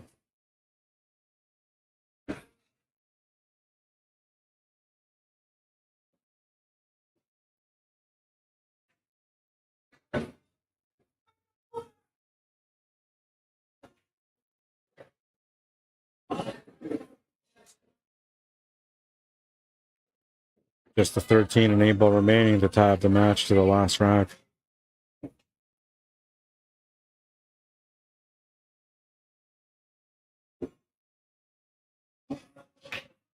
Couple different options, corner or side. Corner is the better option, obviously.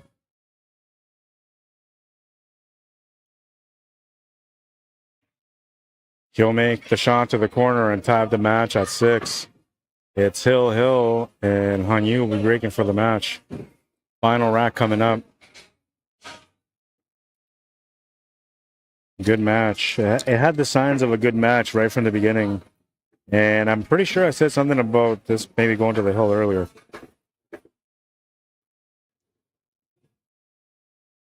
I know the players, man. I watch these guys play so much that I know how they think. I know how they play. I'll be right back. I'm gonna go take my plate back to the kitchen. I'll just finish eating.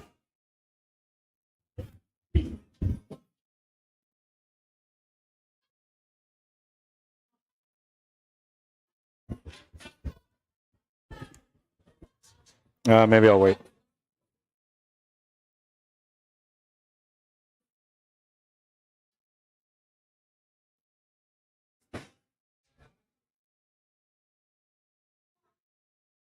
Only because it's a hill matchup, so and it could be a break and run. It's either a break and run from the hill matchup or a break and grind.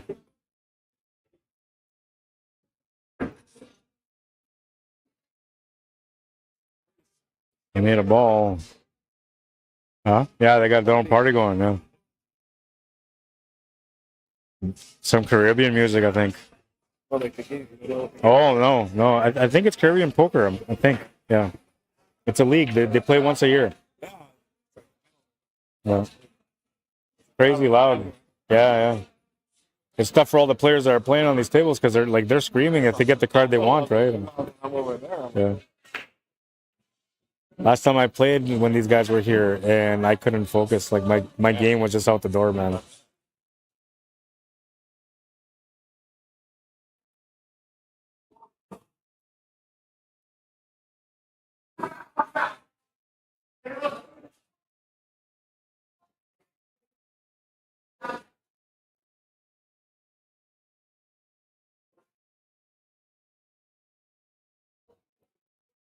Well, when you're trying to work out the last table here.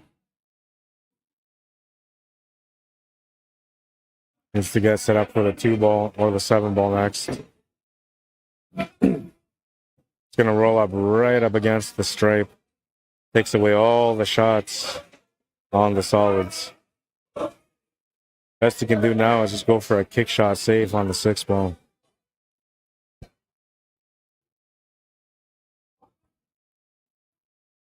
Greg Wilson already knows that he's got an opportunity coming. Very limited opportunity though, because it depends on how hard he hits the 6-ball. Greg won't have much of a shot. Combination is probably the best I can see for him.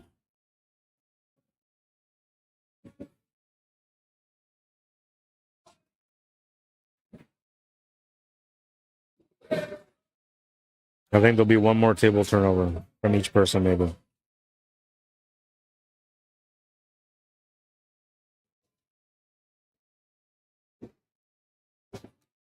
Played it as best as he could. He was trying to get in line with that 15 to leave that long 15-9 combo.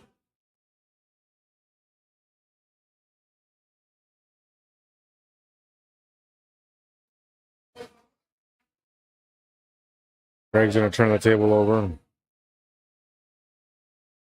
There's one.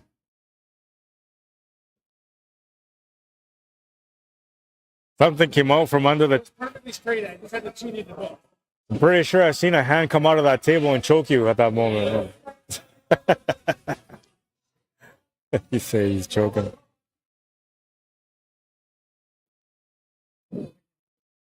Yeah. Hill, last rack. Yeah, that posted in the hanger. The what? You posted the hanger? No, I'll post it right now.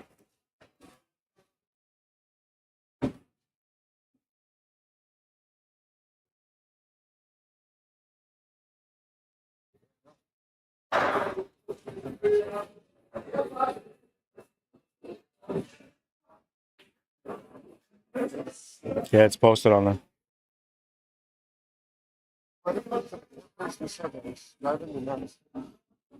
Can't post what, the bracket?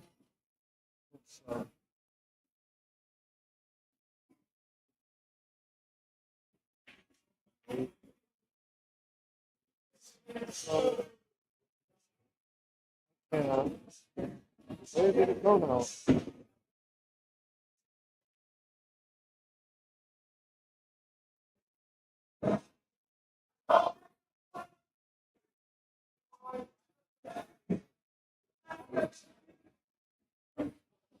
Okay, so now here's the bracket. So I go like this. I create this barcode. So now I should be able to go to Facebook. Oh, it's letting me do it now. It was posted on the... No, but that was just the regular one. Oh, this yeah. one is the one to the actual this thing. Oh, okay. I posted this one on my personal page. Phones. It's on Kevin Toll, so I'm not doing it to the right one now.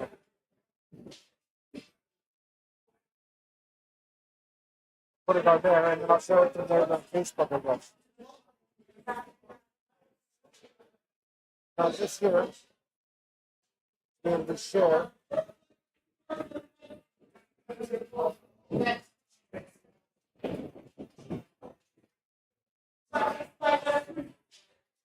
The way I usually do, I just copy and then paste it onto It the... wasn't thing. wrong. Oh, okay. No, now it's not allowing me to switch. It keeps walking me as I go through. Strange, huh? Weird, yeah. Maybe you can do it. Do you So, have your digital? Do you have the digital pool logged in? yeah, no. But I have it So I shared it on here, so I have the link right here.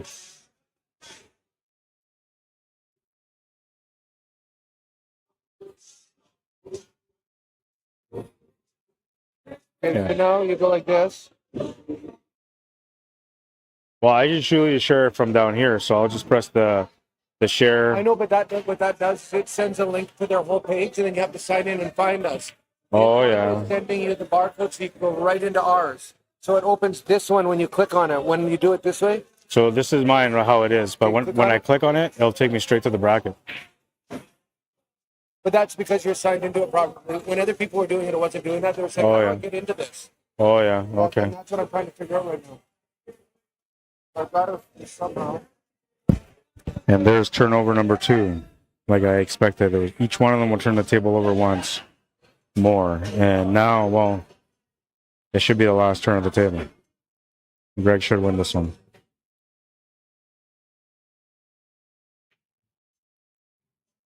Just has to make a decision here, but playing the combo to the 9 is the way to go.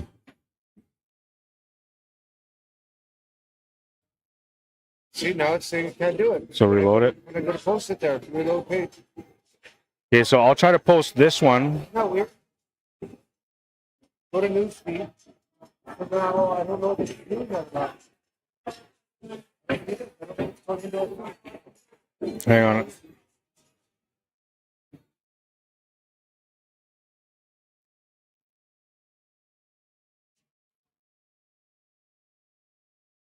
Okay, so I posted this one here, the one that I had. Yeah, but So you're now when you click on it, it'll go to the in things you have in yours. Well, that's Go that. from a new phone. Yeah, so I was gonna say, like, find somebody that's not on it to go to the Hangar page and click on that link and see if it Did worked. you just share it? I just shared it. Yeah. There. So click on the one that I just posted. I just posted one on the under the Hangar. Yeah.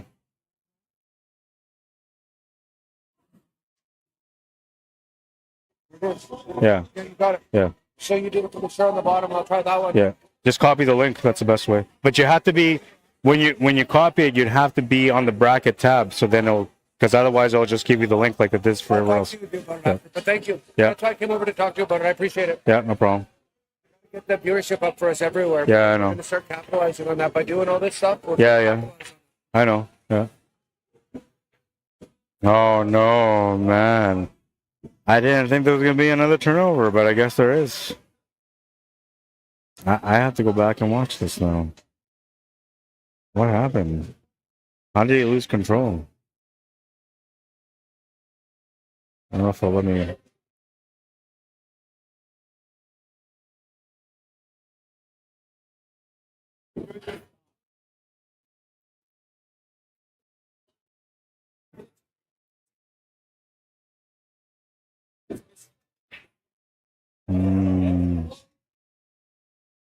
All you have to do is just stop it right there.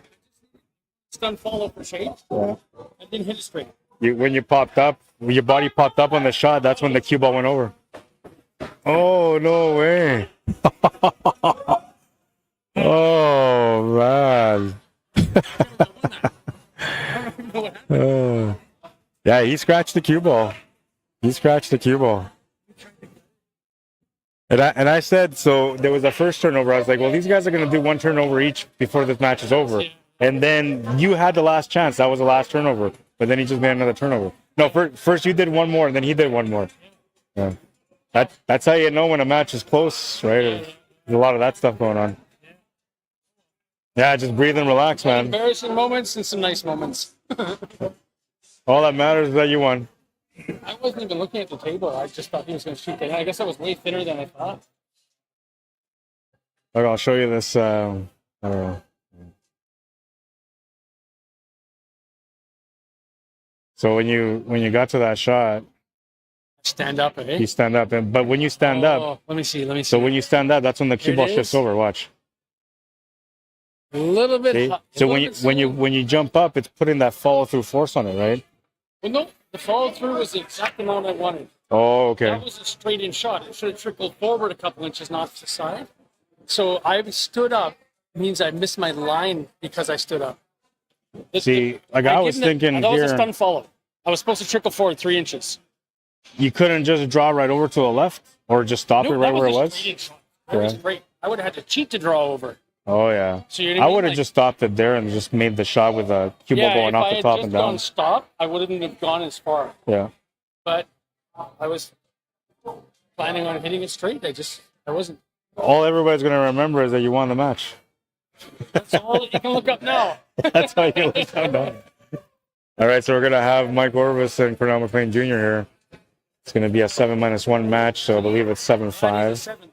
Yeah.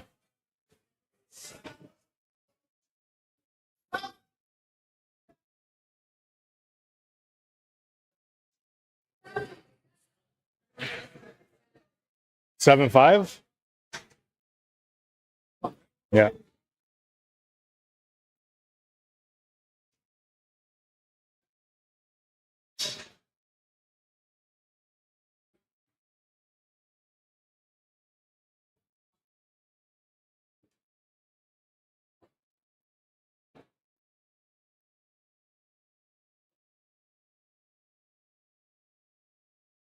Huh?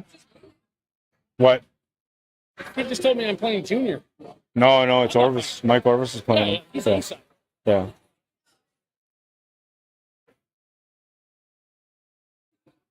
All right, so I got to figure out these guys' Fargo rates, which I'll do right away. That was a good match. Cornell against Orvis. Huh? Did you put the score? No. No, I haven't. No. How long was the score? It was 7-6 for Gregg.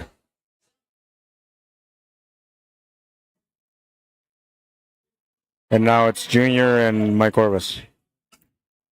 I thought I had it pre-booked. Yeah.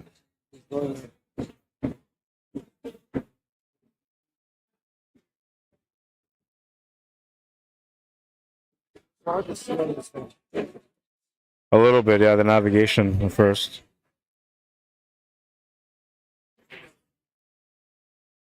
Yeah, then update.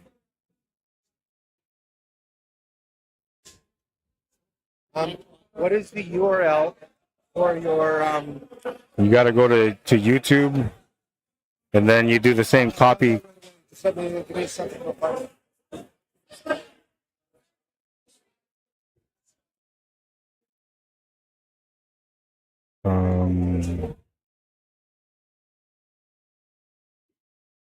Okay, what's the URL? So I'll text it to you.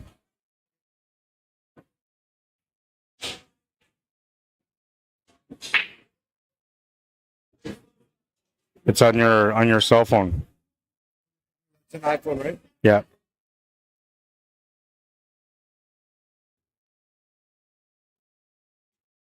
Yeah, go click on that. Yeah, click on it. And then the share option, share. Copy link. Okay, now exit. Go back to the other one. And then enter there, copy and paste. Yeah. And then just got to update it there. At the bottom, I guess there's an option at the bottom of the thing. No, but on this one, I won't know to be the keyboard there.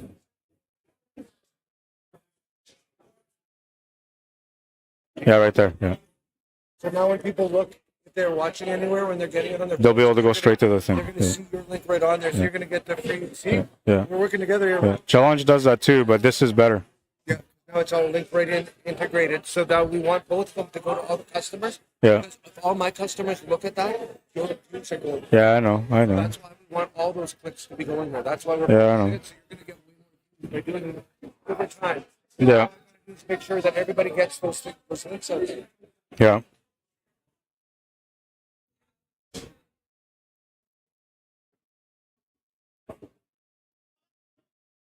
This is an A-side semifinal.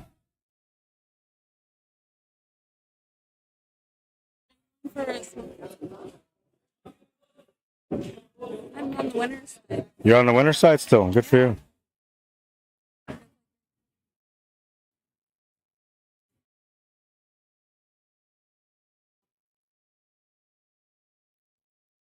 $705, $584, $705.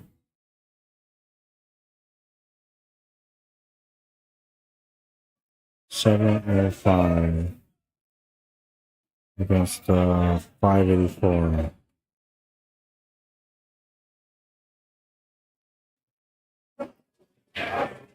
Yeah, I thought this was semifinals. This is quarterfinals. There's the Fargo rates, 705 for Junior and a 584 for Mike Orvis. Start the clock on this match now.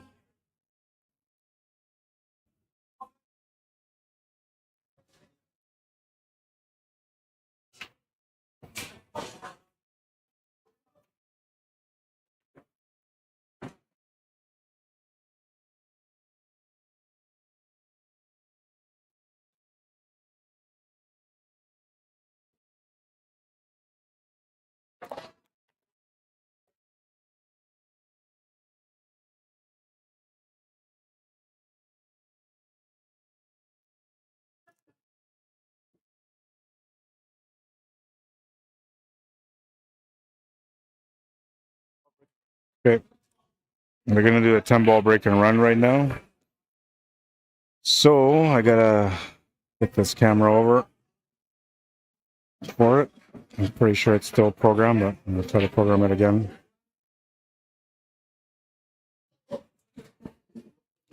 This is the 10-ball break and run. Trent Goldman is going to get a chance at it. He's right there wearing the gray sweater.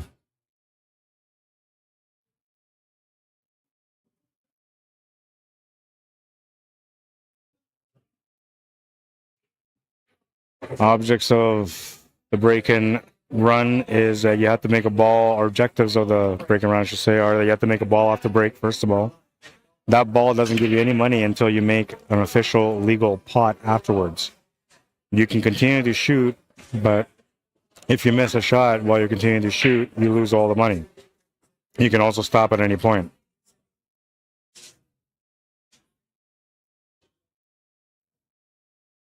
So he's just explaining the rules to him here. First thing is first, you got to make a ball off the break. After that, you got to make a ball to follow up the break. That will give you whatever balls you make. So let's say you only made one ball. How's it going, man? Let's say you only made one ball off the break, then you will get, after you pot that ball, you will get that extra ball for bonus points. But if you ended up making 2 or 3 off the break and then you legally pot a ball, now you're up 3 or 4 balls in the pot. And if the pot is still at 1,400, then you're looking at 140 per ball. Good luck, Trent. Can he be the guy? Can he be the guy that will finish the break and run for 1,400? 3, 4, 5. Did not make a ball off the break. Dry break.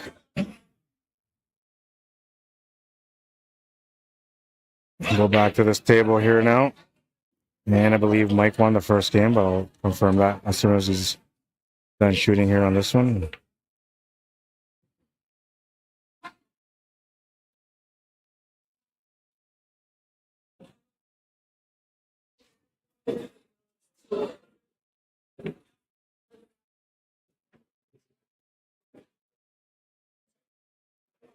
Brian Sterling had said a few things here on YouTube. Says not like you won't. All Gregg now. All it takes. Too wild. One of the best matches I've seen on your channel. Yeah, it was a good match. They were paired up pretty good. Their Fargo rate difference didn't really matter. I kind of figured it was going to be a match like that.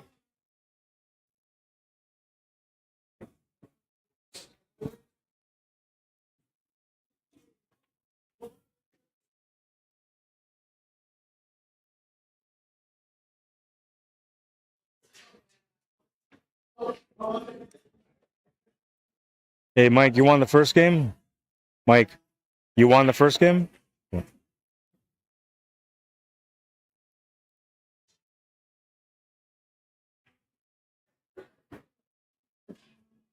With a chance to tie things up here. Cue ball speed is something he's going to have to adapt to in the first few racks.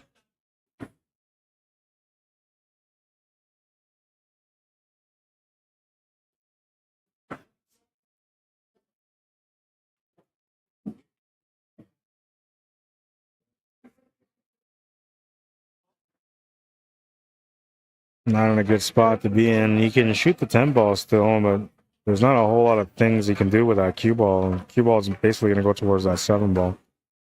And you're kind of shooting over the ball. I don't think he's got any other option except for that 10 ball.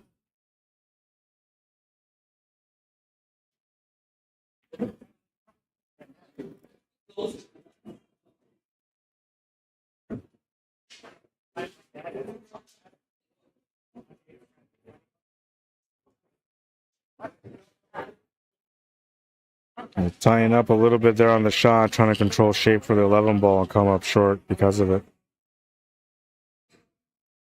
Mike Orvis with a chance at the table. 7 goes to the side. Everything's kind of open from here. He just has to control the cue ball.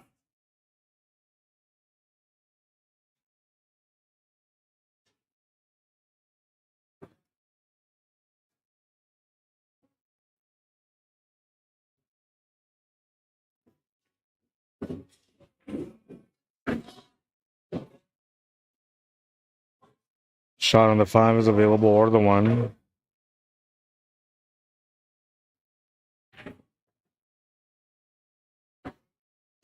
Looking for a forward angle out to 5 to get set up for that 4 ball. Oh, sorry, that's the 8 ball. Gets perfectly set up for the 8 ball, and he's going to win the second game. Putting in some quick work on this matchup. 2-0. A lot of game to go still. And Junior's going to make a mistake here and there, but he's not going to make too many. Look out for him to pick up another gear here on this match now that he's down 2-0.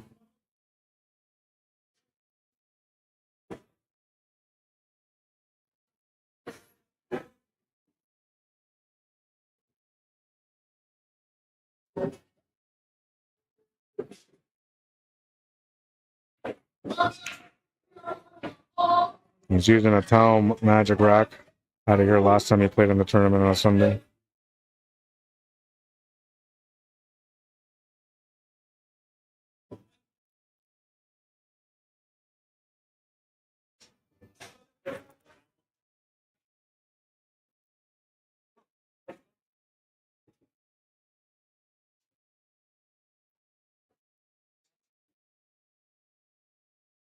Rack number 3, Pernell McLean Jr. to break. Looking for some big action here.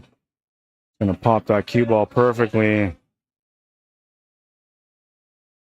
I don't know if he made a ball. 1, 2, 3, 4, 5, 6, 7. 3, 4, 6. So he made 1. 1, 2, 3, 4, 5, 6, 7. 1, 2, 3, 4. Oh no, he came up dry.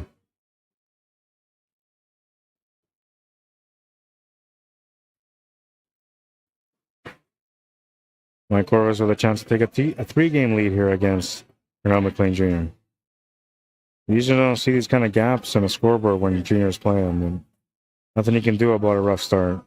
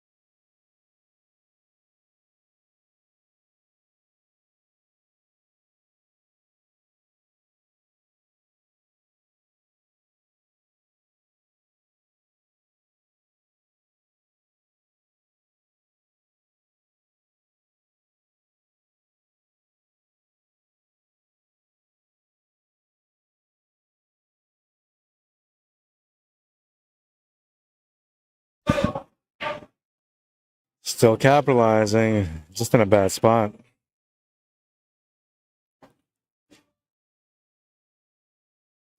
Oh, that's going to bring Junior back to the table. He'll get a chance to go on in rack number 3 now.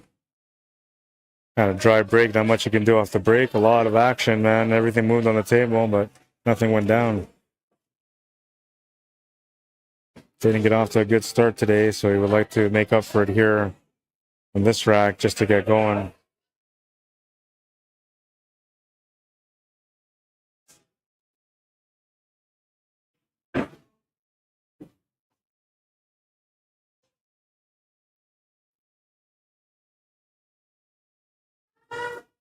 Missed the combo. Made sure that the 9 ball was still going to be available afterwards. Good shot.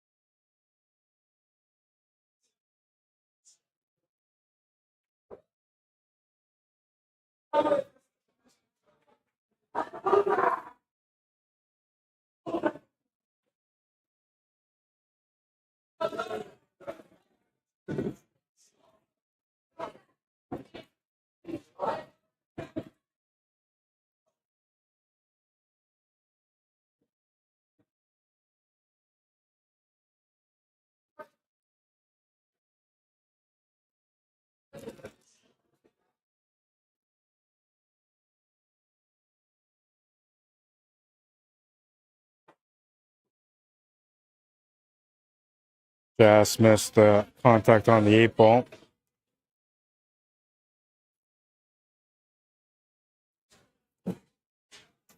Orvis with a chance to take a 3-game lead here. Something you don't see too often, I'll tell you that much. Usually Junior is dominating his opponents, but he's off to a rough start, so limited on what he can do here.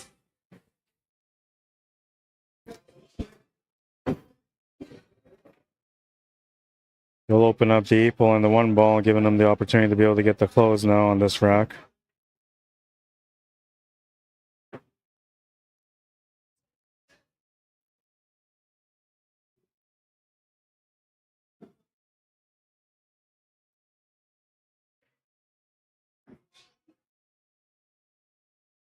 Getting good on the 8 ball here.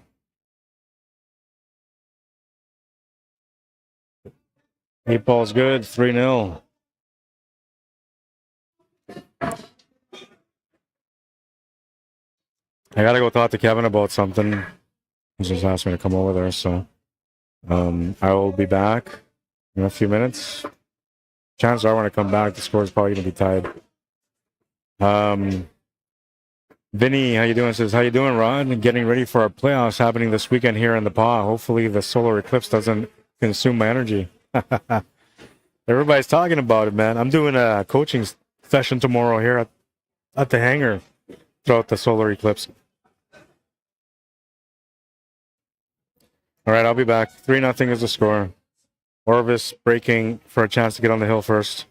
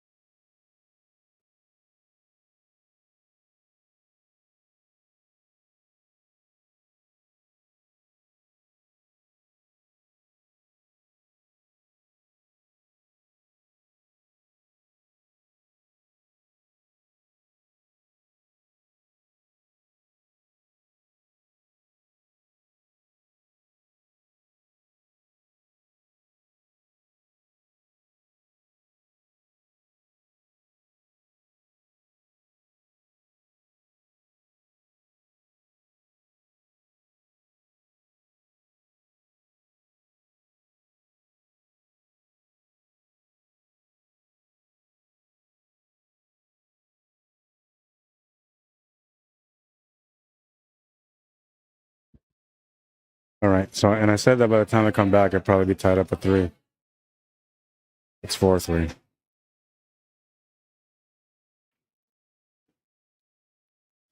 I told you. I know these players, man. I know how it goes, and I know how the game goes too, right? Like it's sometimes a player will start off a little rough, but as soon as that player warms up, you're in trouble. They'll catch up quick. Seems to be the case so far in this match. Came up a little short on that shape for the 4 ball. You can still make the ball though, so it's not a problem. Likely going to come right down for that 3 ball next. Can actually play all the way down for the 2 ball. That would work too. The 3 ball is the one that makes the most sense. It's going to go a bit too far for the 3, so he's going to have to take that 2 ball now.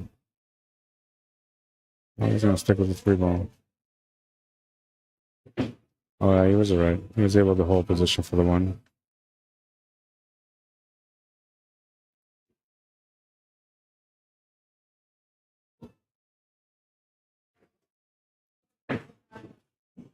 A little bit of angle here to come over for the 2.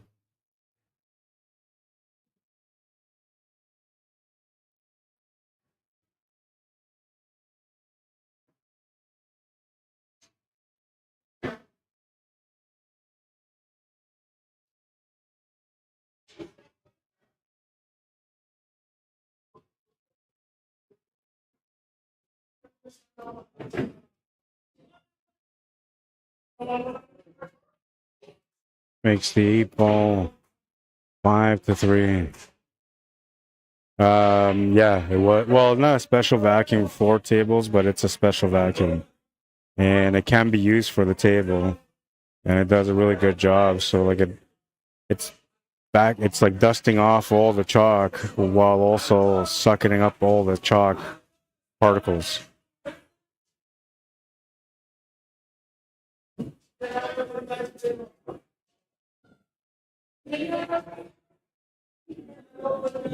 Kind of cool. And why does my camera look like this again? I have to fix this again. Oh, I don't know. I guess I'm a bit of a perfectionist, so.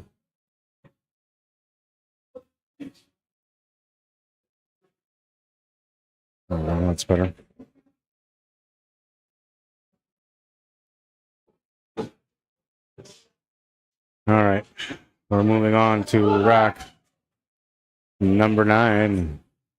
Ronald McLean Jr. to break.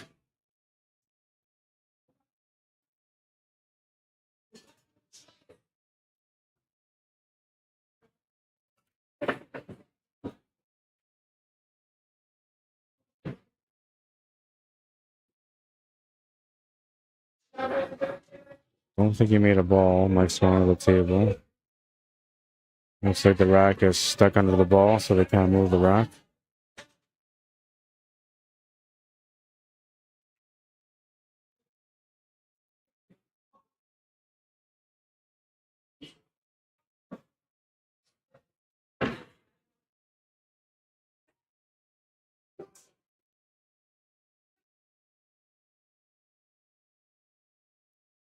Oh, I'm sorry. Mike Orvis does not go to 7. He goes to 5. Sorry. Should have said 5 already.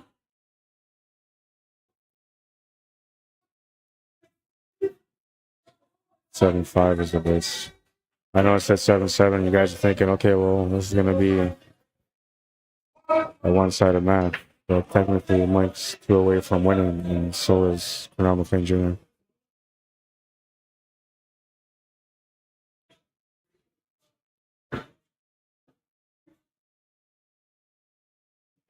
Two ball goes too far. Option on the 12 ball to the corner of the 13 as a back cut to the top left corner.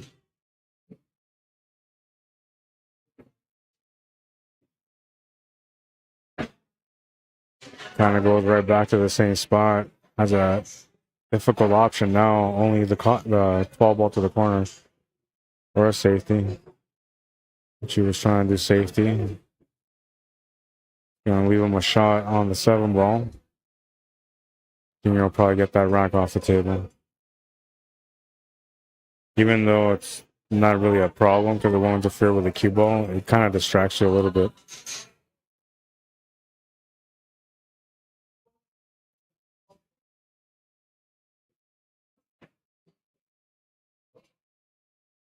This is riveting, says Man Osman. Played the safety.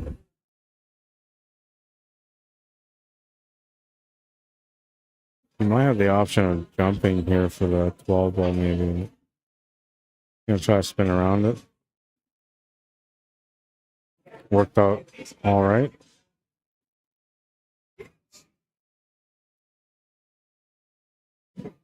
Still has a bit of a situation in the middle of the table, so a ball in hand is something that he would like to have. I'm not sure if he's going to want to take on a shot on the 5 ball. I don't see. Oh, maybe to the side, yeah. Got to hit it like pocket weight because he doesn't want the cue ball to go back up unless he knows for sure that he can make it. Oh, he's calling 6 for the side. Okay. I thought he was going for the 5. Ended up right in the pocket, but he's got a shot on the 3 to the side. And because he's kind of playing two-way, he needs to follow up the cue ball for the 4 ball. This actually helps the shot.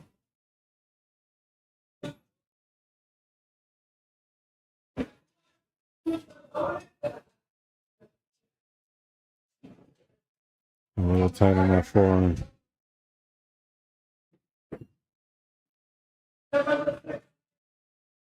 Might actually have to look at a bank or a safety here.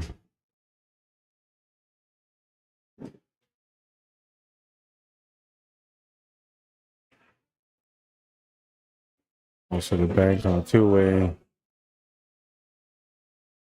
Gonna leave Mike a kick shot option on the 12 ball. Or even a bank shot and he just missed it. I didn't think you could see it all, but he was able to see the whole thing, just comes up short.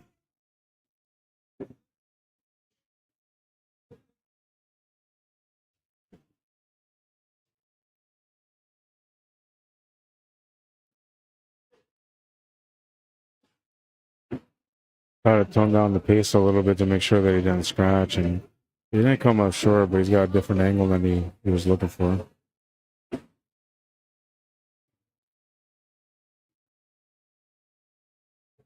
Options for the 5 or the 7 now. The 2 ball moved up in a weird spot, so he kind of needs to go up table.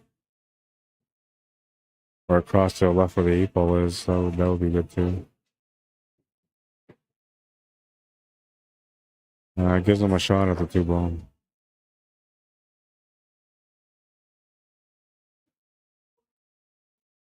Make sure to hit that with extra pace to come right back up for the 5 ball. Really smart decision on that one.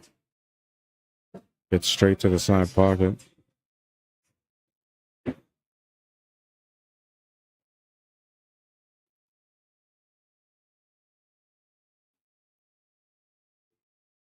Eight balls in the corner. He's on the hill. Mike Orvis almost got on the hill on that one. I'll have no choice but to try to get on the hill here. It's his break too, so he's got a good opportunity here.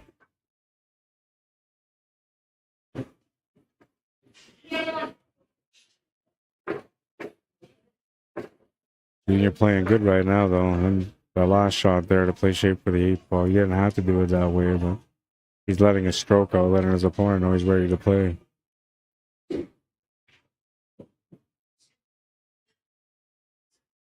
Rack number 10. Mike Orvis to break, looking for some action here. He's on a do or die, so can't afford to come up dry unless the table is messy.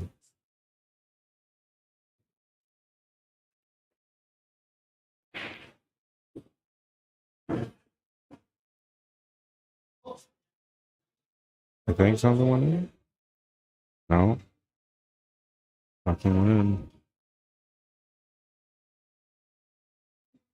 Needs an open table here for Junior. A chance for him to close out the match now. The 11 ball is the problem ball. And if you go low ball, no real problems. I guess the 3 ball is a iffy shot. Other than that, everything's good. And I guess the 6 ball, you got to get that out in the open.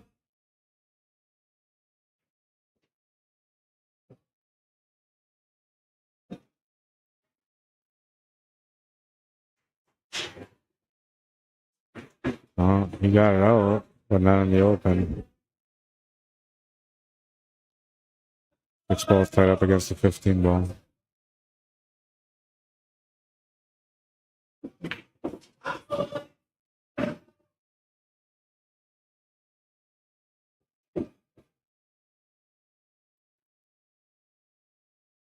Can draw over from this 4 ball to the left side to set up for the 6 ball in the top left corner.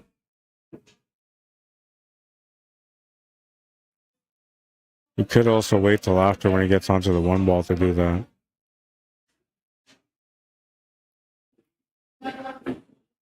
He's on the 3 ball now, so that's good. Options to go up for the 5 ball from here.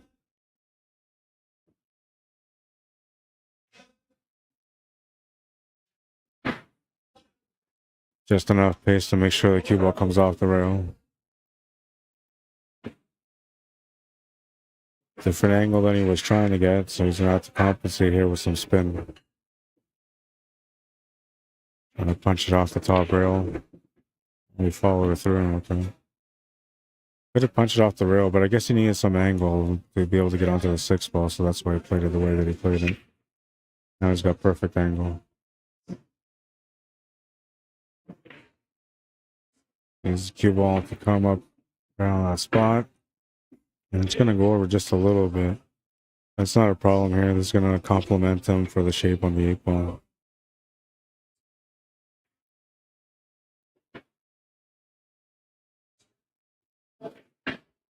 And that's going to be the match right there. 7-6, the final score.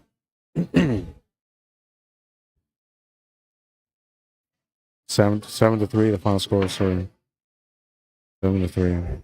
And now let's see what we have for other matches. Greg Wilson and Desiree Church are playing their match right now. Winner of that plays against the winner of Tony Dankowski and Andy Kempa, who are playing right now on the top right of your screen.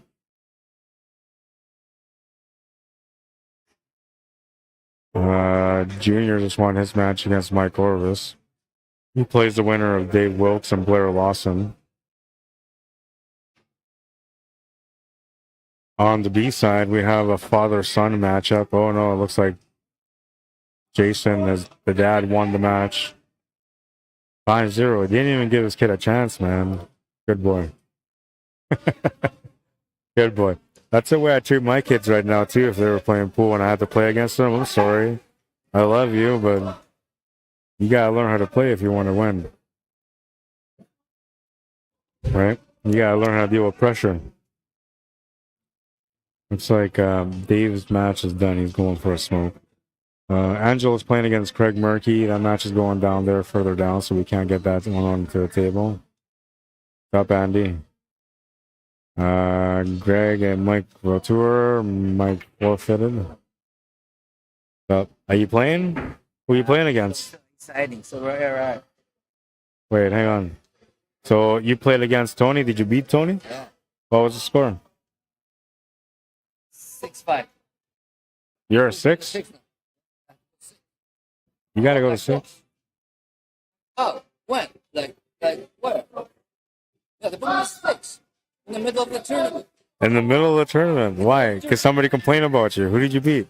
You always complain about something. This complainer tournament. Come on, man. Come on. Still in it on the A side. Good for you, man. Good for you. All the way. Yeah. Get her done. All right. So, well, I don't know what I got for a match now. I guess Junior against Dave. Oh, yeah, that's what it says on here. That's the match. So, Junior against Dave. Dave went out for a smoke. And Dave is 5, so he's going to be a 4 on this one.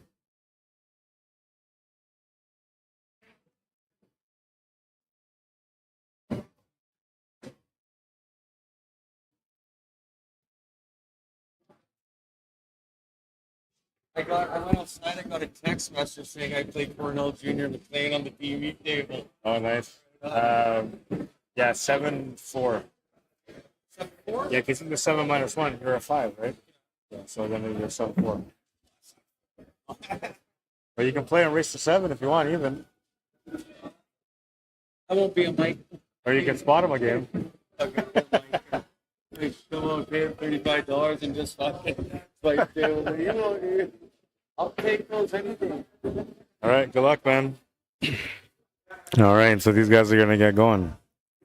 7-4 race, and this time we're on an A-side semifinal. Andy Kemp on the other semifinal, waiting for the winner of Greg Wilson and Desiree Church. Or chalk again. It was in the rubber thing that I Yeah, I remember. Yeah. and it just vanished off the thing. Do you remember which tables you played on? You should be able to find it.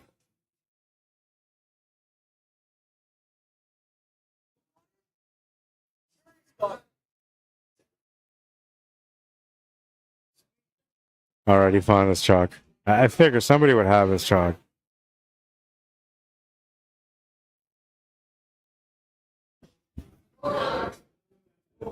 Junior, you're playing against Dave now.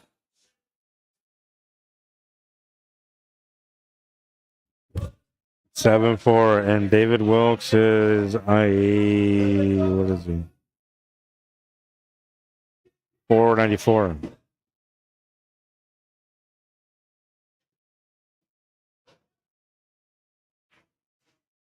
$494.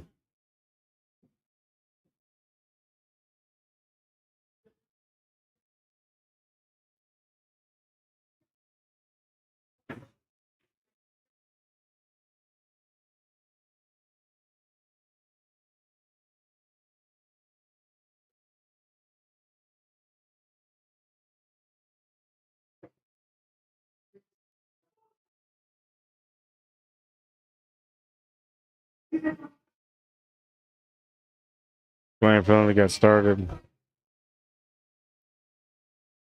494 Fargo rate versus a 705 Fargo rate.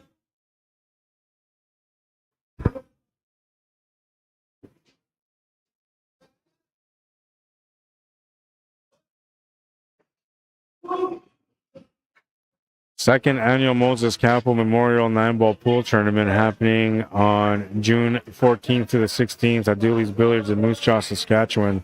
The entry fee is $110 to get in. To enter, you can send them an e-transfer or email them at kills2@gmail.com, KILLSTWO the men's division, it's limited to 32 players. The women's is limited to 24. They have races to 7 for both division, with the finals being a race to 9. Then they also have a junior tournament happening in Broken Rock, Regina, Saskatchewan. $25 entry for that one. I think last year was a race to 3 on both sides. They might have changed that this year. A great tournament, lots of great competition. Oh, and sorry, I'll bring this up again. The payouts here, it says first place $2,500 plus jacket and trophy for the men's. First place $1,500 plus jacket and trophy for the women. That's guaranteed first place payouts. So the money that comes in from the entry fees will go into second, third, fourth, and so on. This is the money that's been added to the tournament, an extra $4,000 added to the tournament for payouts. That's guaranteed. $2,500 for first, $1,500 for first for the women's, and $2,500 for first in the men's. It's going to be a good tournament. You're going to have to beat guys like Randy Baggett, though. I guess we can stop the clock now. We set it. It's going to be good, I tell you. I think Junior went out for a smoke break. Hanyu's playing against Steve LaValle in the back. Top left corner.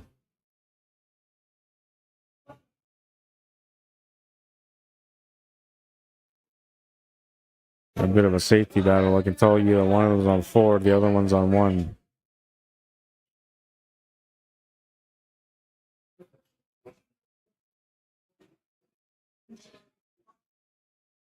Vinny says, "Hey Rod, I noticed that Cornell used a magic rack. I was not aware that players could use that in competition. Yeah, you could.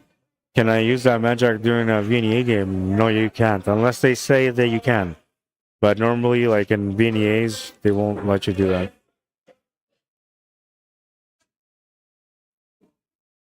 I don't see a problem with it, especially if everybody gets to use the rack. It doesn't really matter. It is more of a fair advantage for the seasoned player that has a really strong break because they're gonna get the bigger spreads. They're gonna have better results at the table. But for the lower level players, you will make a ball off the break. You just got to figure out your patterns, or you should most of the time anyway. Though I myself have broken dry with a magic rack, so I don't know. Not supposed to be breaking dry, but I don't think it guarantees you make a ball. It only guarantees that everything will be spread out off the break. Which, if you're not making a ball, not a good thing. But if you are, then yeah, it's all right.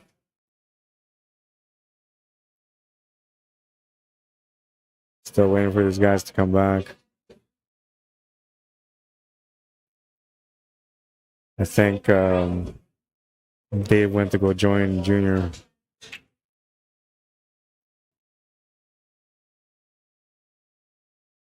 The Hangar Billiards and Sports Lounge is where we're at, 121 Scurfield Blvd in the south end of Winnipeg, Manitoba.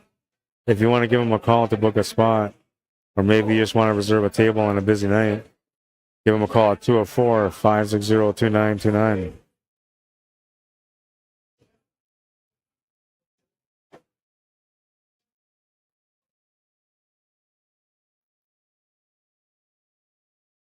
Oh, one of them are back now. No, they're both back. All right, we're good to go.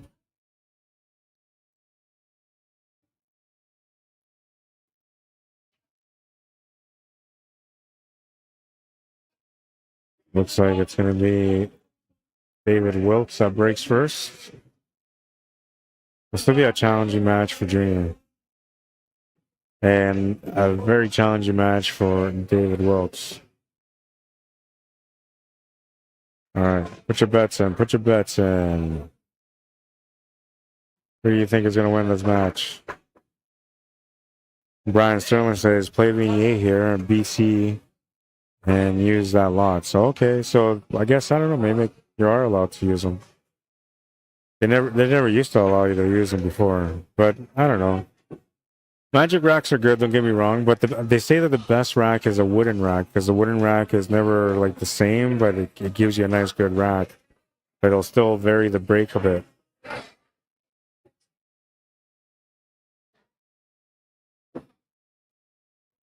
All right, here we go. Rack number one. David Wilkes to break.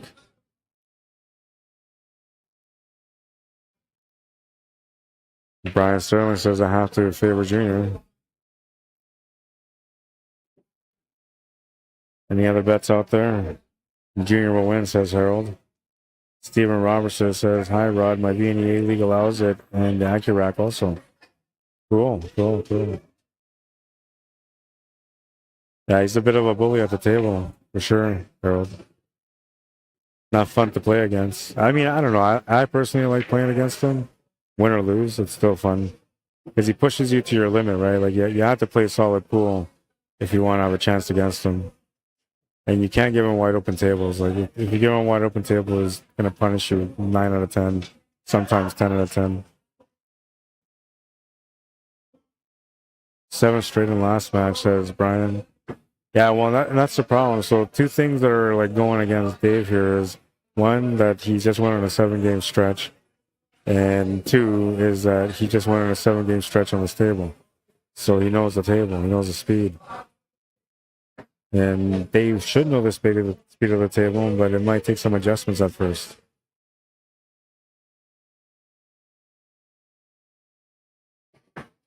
But when Cornell McLean Jr. is in gear, man, he's hard to beat.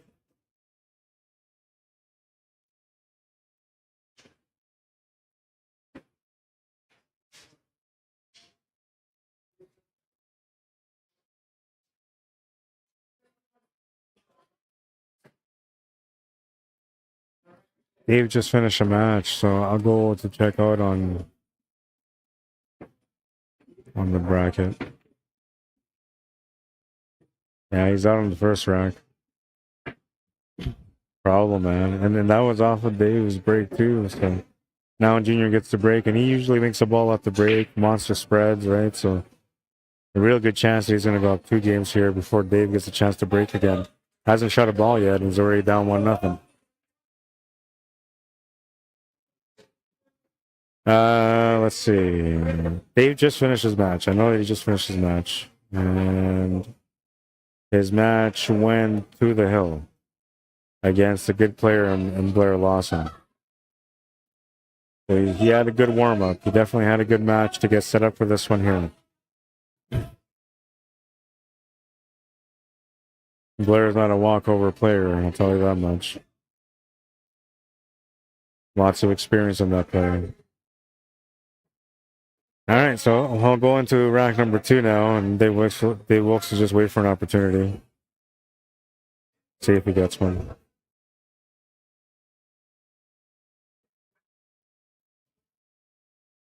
One of the biggest breaks in Manitoba right here.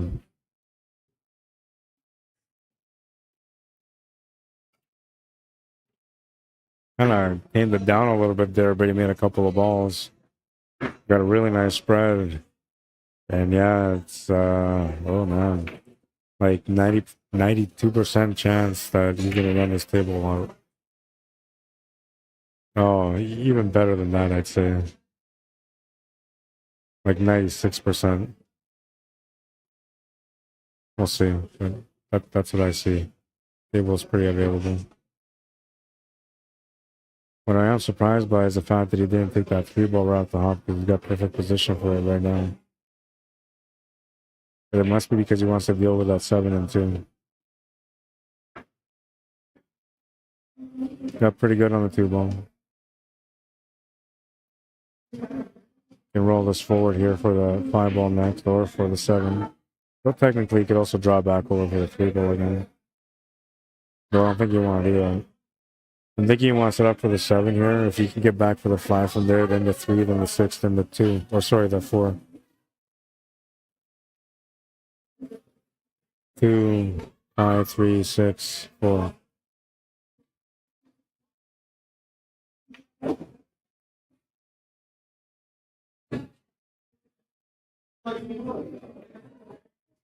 I'm gonna go back for the 3-ball instead.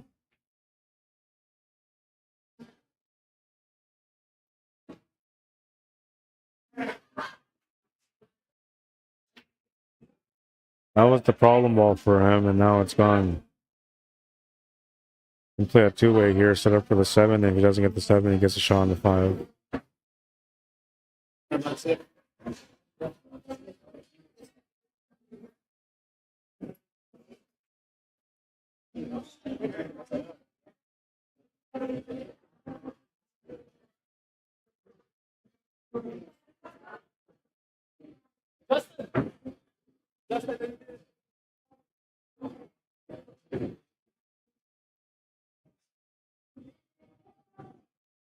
Somebody walking by.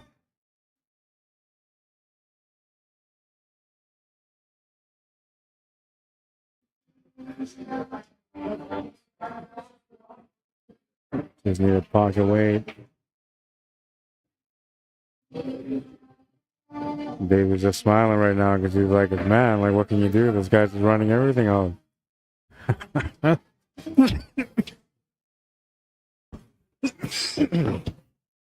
He's just running everything out. 2-0. But now this is the problem with this kind of pool, is that now mentally you're thinking to yourself, if you're Dave, you're thinking to yourself, you know, like, I need to come up with a monster break. I need to make a monster break. I need to run this table out. I need to shut things down. I need to let him know that I'm here to play too. And that usually leads to 2 things. Either a monster break and you do run out, or a monster break, you come up dry or scratch the cue ball. And we'll see. We'll see. Composure starts with the moment that you have contact with the ball. Not when you're shooting, but the minute that you have contact. So that starts with a discipline on the break. But you want to put some extra power here because you don't want to come up dry again. Last time you came up dry, you ended up in a loss.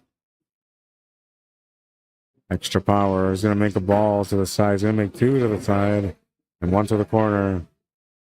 Open table with a chance to be able to get out here. 4 ball goes to the side. 6 ball goes to the corner. 3 ball setting over the pocket. Toughest ball you got to get to is the 5 ball. I like that he's thinking about the 6 ball because this is probably the toughest ball to get to. But he could maybe just make that 4 ball right now. It wouldn't hurt.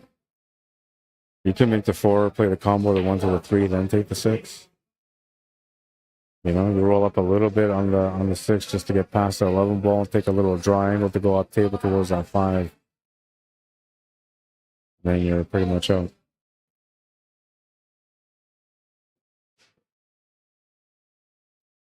All right, so he's got the shot on the 2 ball now. Can set up for the 5 ball and just take care of it right away. Wouldn't be too bad of an option. Taking the 4 ball here would mean that he would change the table once again, and then that might create another problem for the 5 ball. So you don't want to do that. Taking the 1 ball is not really the right shot here, so I think he's going to have no choice but to go up table for the 5.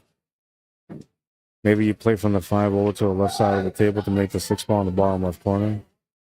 That could work.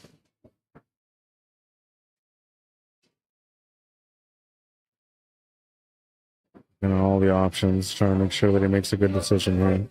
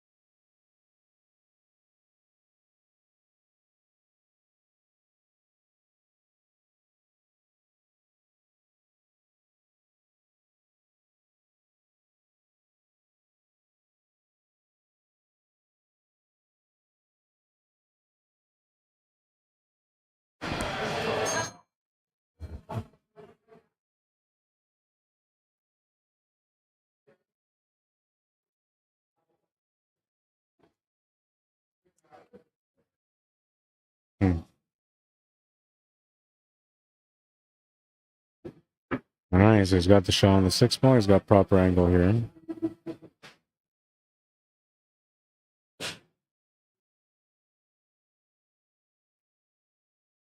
Walk around, Dave. You gotta look at your angles. Got different options here. He doesn't have to necessarily set up for the bottom left corner. He can set up for the right side middle. He can set up for the bottom right corner. But he might be thinking to himself that he's got set up for the bottom left corner. And he also might be thinking that he needs to get over to the right side of the table for that. Which means that he will put some body movement into the shot.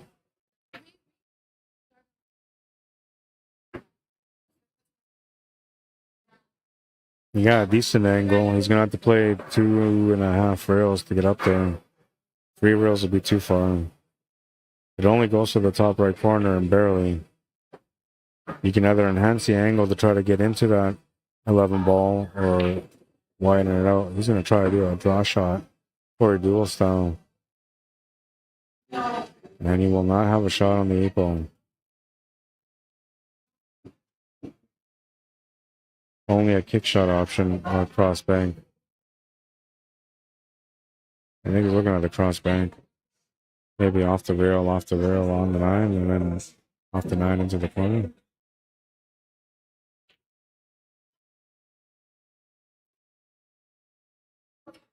And he's going to miss the 8 ball. We'll turn the table over to Junior. Oh.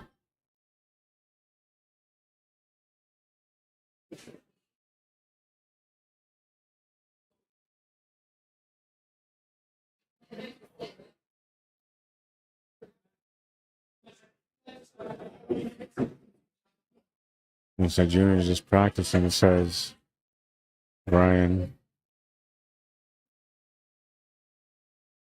He's got a good discipline. If you pay attention to the way he plays, like he's got a lot of discipline in his game. That's kind of what you need to do when you get to that certain level and you want to excel to get to the next level. And it's a lot of it's about the discipline. Strong fundamentals, you know, mentally as well. Really strong mentally. Very aware when it's time to reset versus when it's time to just bear down and shoot. Oh, I forgot to start the clock on this one.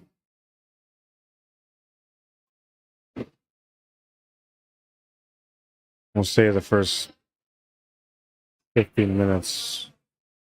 I don't know, how long do you guys think the first couple of racks or the rack and a half that we played so far here took? Maybe 15 minutes? We'll add 15 minutes to it. Left him in the pocket with only one opportunity to get started, and he made the most out of that. Just routine now. 3-0. Nobody's going to be able to beat him today. Trying to think who could beat him here.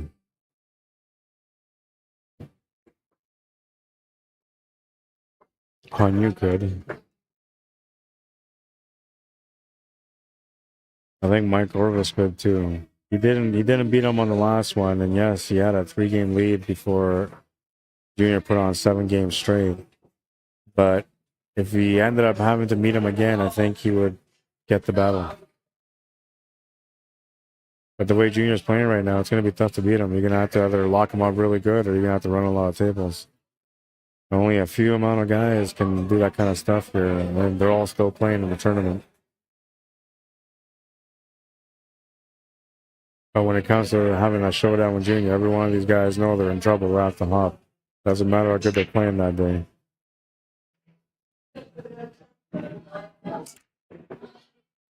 Smash and break and rack number 4. 2 ball's going to go off the 5.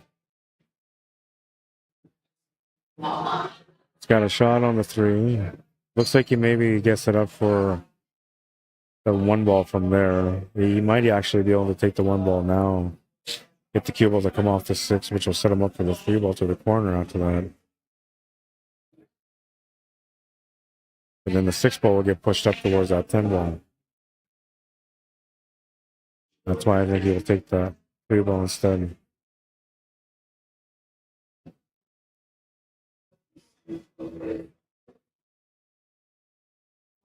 Three actually kind of goes to the side, so you can shoot that to the side and come right over for the 1 right off the hop. That's actually better.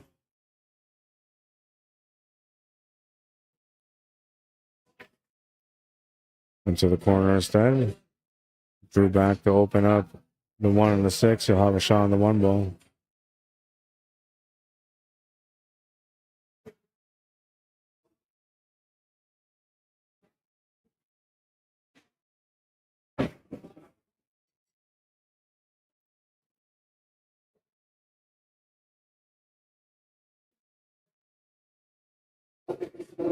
Can spin his way up to the 5 ball here.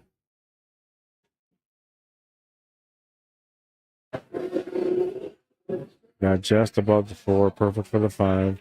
I think he was looking for a draw angle though, so he kind of drawn the cue ball off the top rail and then back to the left side to get set up for the 4 ball. I don't know if he's got enough for that here, so he might actually have to break into that 14 ball off this 5. He just drew right back instead of using that top rail. Using some side spin instead, gets perfect on the 4. Draw back shot here again for the 6 ball. I was going to follow through instead. Risky on these tables, but oh no, he's going to come up just short. I was going to say he hit it perfect, but he came up just short. I'll have to jump over the 9 ball. It's maybe in a 6 of a ball jump. Nah, maybe it's about, no, less than a third. For sure, less than a third, less than a quarter, too.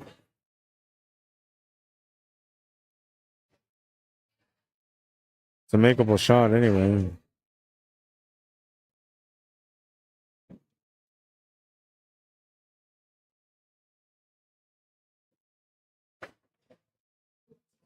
He's gonna miss it. He's gonna make the good jump, but he's gonna miss the shot altogether. Dave gets a chance at the table. That's something that you get too often when you play against Junior as an opportunity. See if he can capitalize. 6-ball being where it is kind of protects him a little bit from play safety, but any kind of long rail kick shot will make that 6-ball to the side off the 10.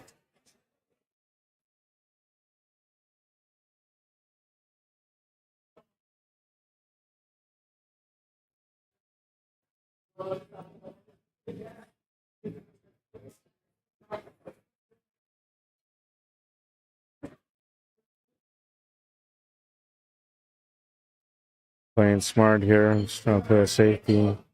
So he takes away the long rail kick shot. He's allowing him to have a side rail kick shot.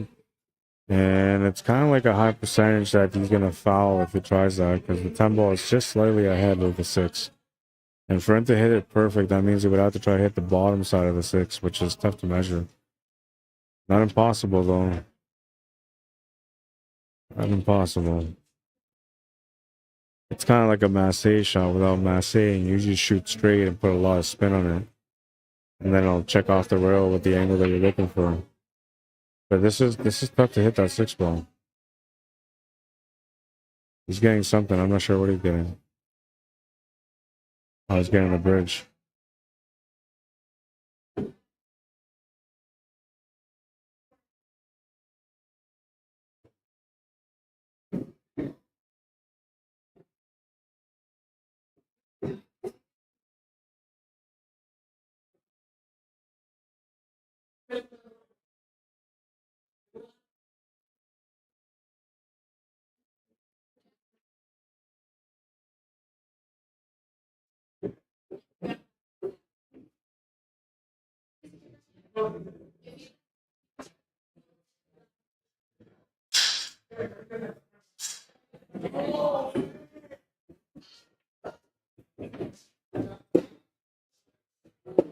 He called it.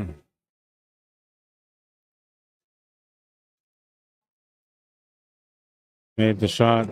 Thank you.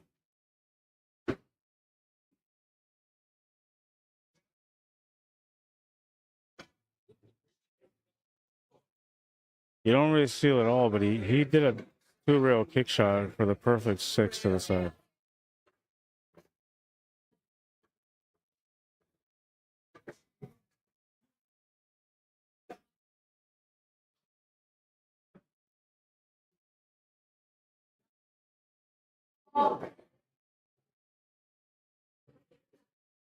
Yeah, that was a perfect shot.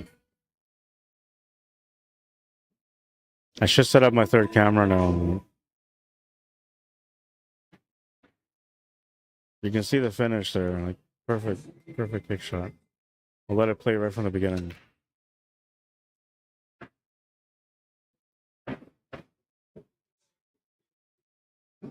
And he hit it clean. That's a beautiful thing about it.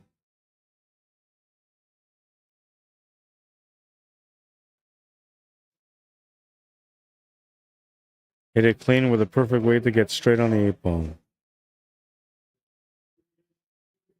All right, so it looks like I gotta update the score here. Looks like Dave's feeling like he needs to put a little bit of extra something onto the break now, and gonna scratch on the break and give the table over to Junior. He's currently got a 4-game lead in this matchup. Feeling pretty comfortable right now.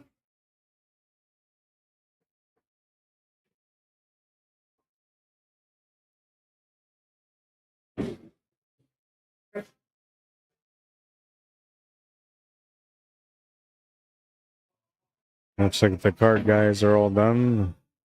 They're all starting to leave now, so it's going to get a bit quieter here for the pool players, which is what they're going to want to like. Because it's been loud all day, man. Hard to concentrate. Especially when there's good competition in the house, you know, you want to be focused. You want to be able to get in the zone. And when it's loud, it's hard to do so.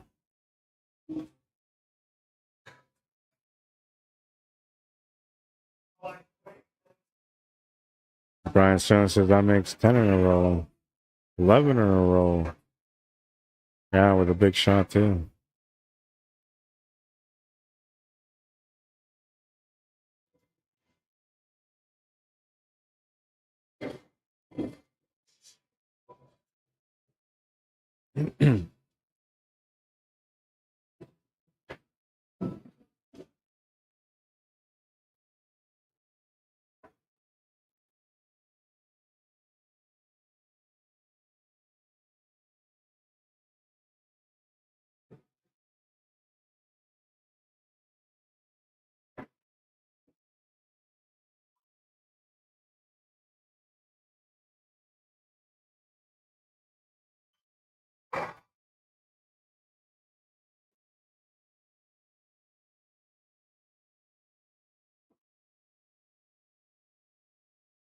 Looking for the perfect finisher. Gotta crash into things here, though.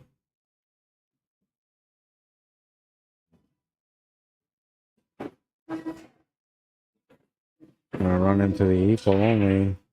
It's got the setup to the corner with an angle to be able to get across for the 7 ball. Needs to be perfect on the out here. A lot of possibilities of him running into a stripe. It's the perfect execution on the shot. The perfect speed on the shot. Everything's got to be in tune.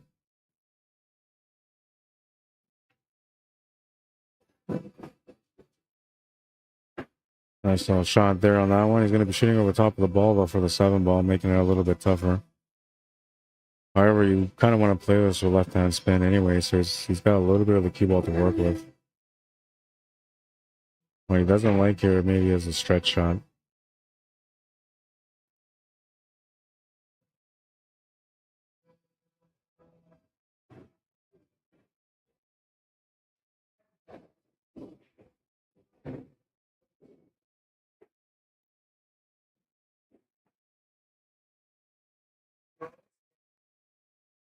It's grabbing an extension, I think, or the bridge.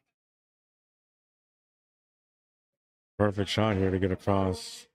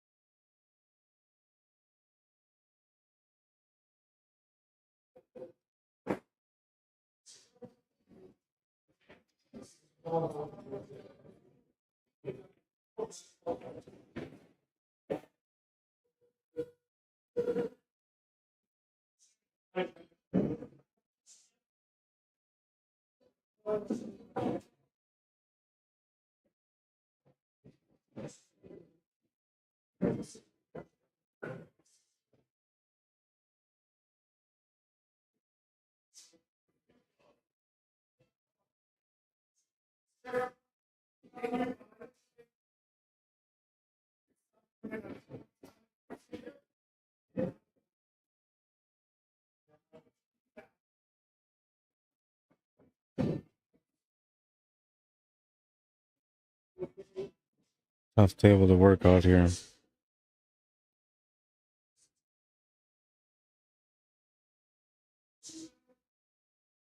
I'm not sure about this shot, though. Because he's thinking like he's not going to be able to punt this ball, but he actually gave him a bang corner here. Yeah.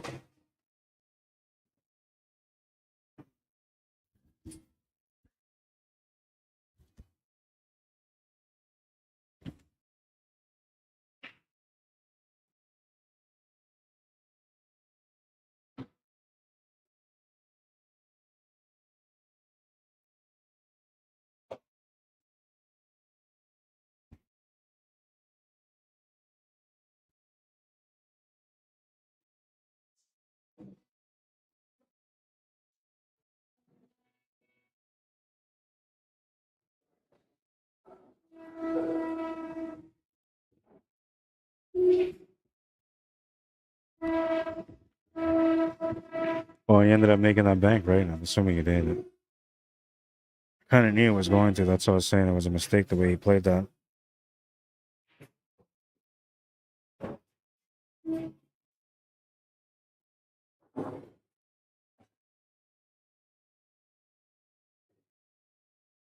And he actually got a pretty good amount here out of this 8 ball.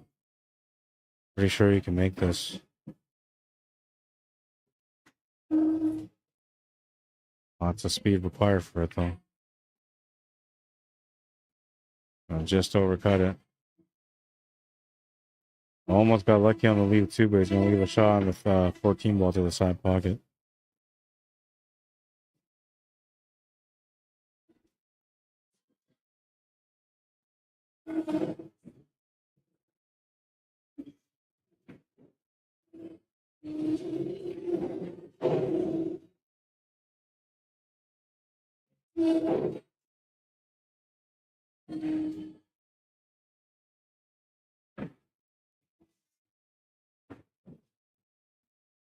Couple different options here. You can make the 11 to the side, or you can take the 12 ball to the corner.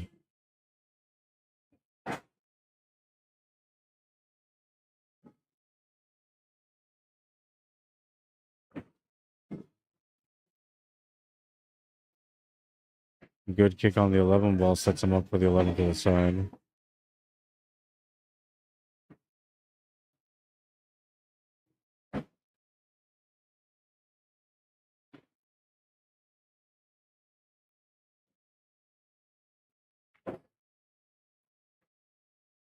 Not sure why he put so much on it.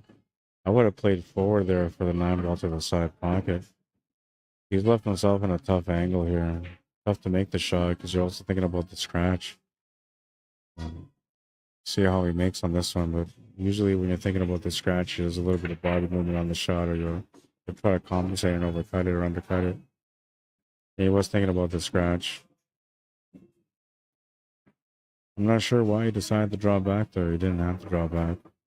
And not only there, but like the shot before that, before he got all the way down to go back up table to have that shot, I don't think he should have hit that hard either. I thought he should have just rolled that up from there. Just take control of the table, keep it simple, right? And maybe in his mind he was keeping it simple by just letting the cue ball flow through more and just following through on the shot more, but ended up creating some problems for him in the end. Now Junior's looking for a chance to get on the hill on his break.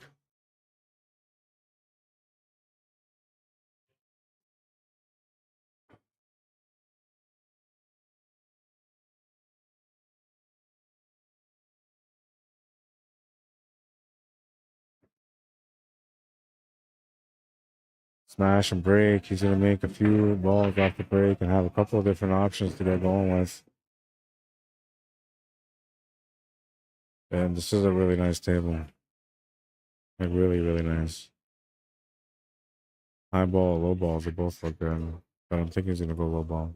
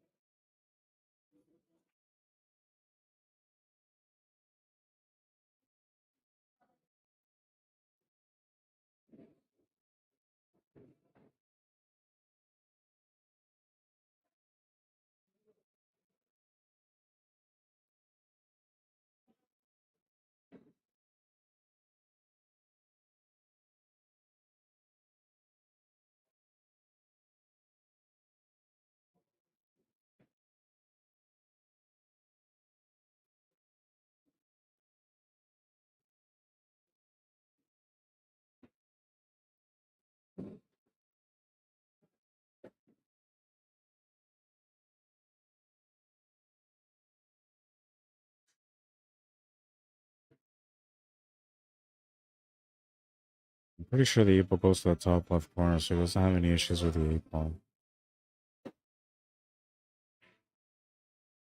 Alright, I see what he's trying to do. He wants to get it up from the 6 ball over to the 4 so you can finish off on the 7 with a simple drawback or a stop shot for the 8 ball to the side pocket.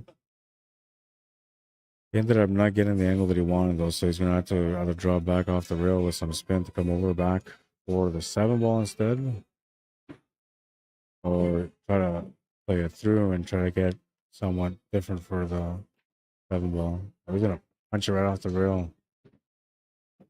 Oh, and perfect stop on the shot. He's got the, I believe he's got the shot on the 4 ball. He was just looking for a shot on the 4 ball with a little bit of a slide over so he can get straight on that 7. But if he doesn't get straight on the 7, he can always play the cue ball off the top rail and back down for the side pocket, so it won't be a problem.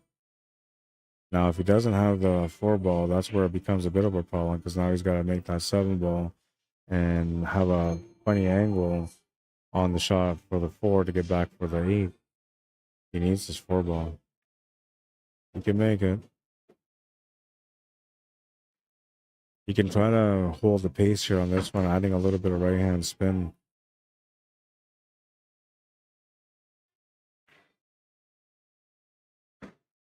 Gonna get good on the 8 ball.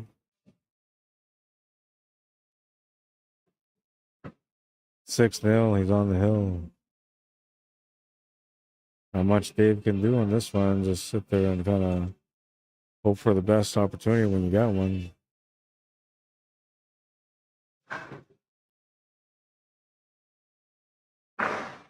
As I mentioned earlier, he's a tough opponent to play against. Nice little stunner of a shot here to get onto the tee. Just about scratched.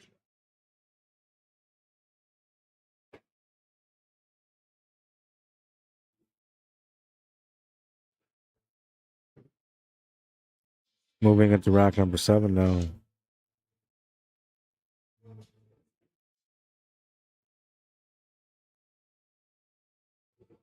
"13 in a row," says Brian Sterling.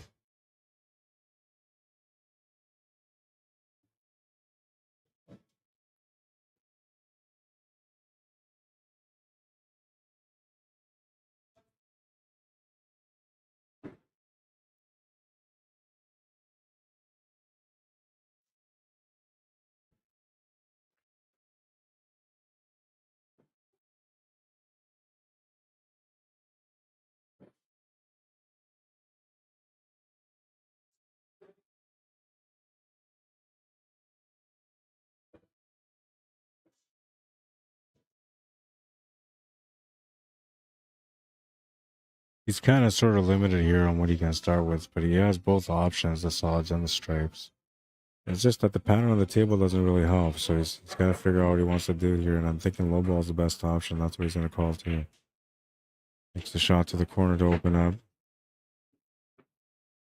Goes a bit too far here for the 7 ball, but he'll have a shot on the 1 ball. Cue ball will hit off that 12 ball and set up a different angle here for the 5 and the 2.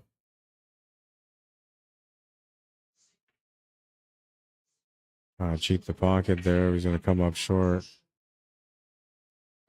Leave the blocker in front of the 15 ball, but that's not really going to do much because that's the first ball that Junior's going to open up on the opening shot here. You might take one of these 2 stripes because they're so close to each other that maybe he needs to kind of simplify that corner first. And now I go for the breakout. And then that 14 ball kind of becomes the escape shot in case if anything goes wrong on this breakout.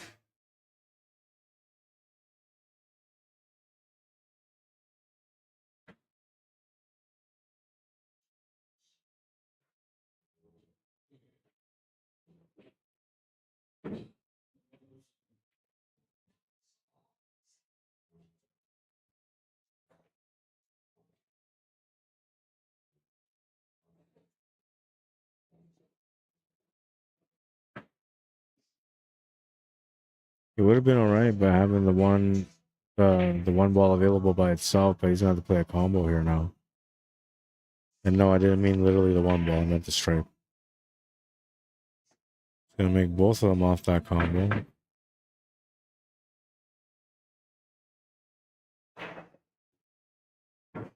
Finishes in front of him here. If he had that 14 ball, that's the one that he would take right now.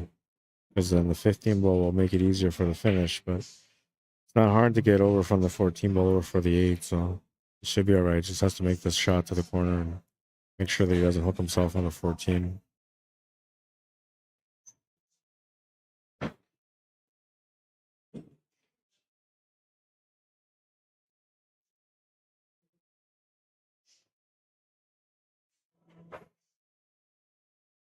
And just punch this off the rail and across and make it to the side pocket or to the bottom right corner. And play it off the rail and into the 3-ball too, but I don't think that's the way to go. Perfect little bounce off the horn, sets him up for the 8-ball in the finish.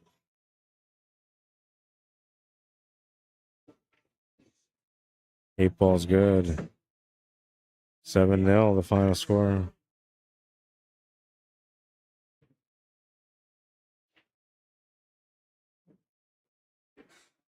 All right, so let's see. Where does that take us now in the bracket? It's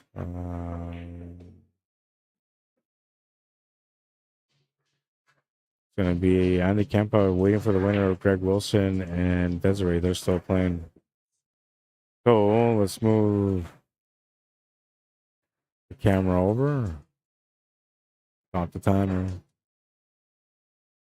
That was a good match for Junior for sure. He got going on that one after the first set that he won. Now he got into a second set. We could have put him on ice before he starts hurting people here. He's running everyone out. Getting like you, Rod. I predicted the winner, says Harold. I think if one like that first rack where Dave had a chance to win, if that would have gone different, he would have won it. I think it would have changed his mentality at the table. It would have been a different fight. But the fact that he turned the table over and then Junior kept running tables on him, it just added more pressure to every shot that he had to face eventually. That's one of the hardest things as a pool player is to find a way to be mentally in the game when that's happening to you. Because if you're not mentally in the game, then you won't be able to get out when you have a chance to get out. You're just going to freeze up. You have to be able to mentally be ready to get out. All right, so let's go to the side here.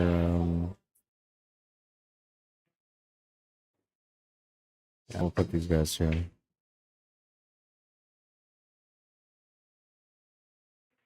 Yeah, that's how I know somebody moved my tripod today. It wasn't lined up like that. All right, this is Greg Wilson and Desiree Church. Not sure what the score is, but I'll figure that out right away. This is Eastside quarterfinal. Winner of this match plays against Andy Kempa next on the TV table.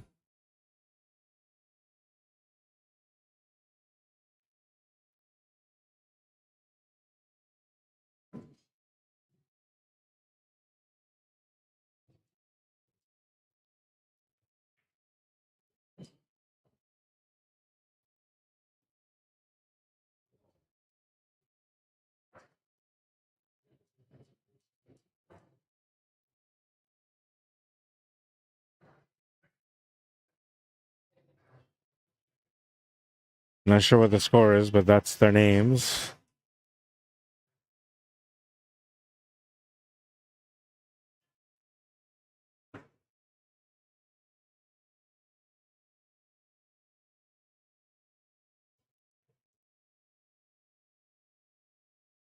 Desiree Church at the table.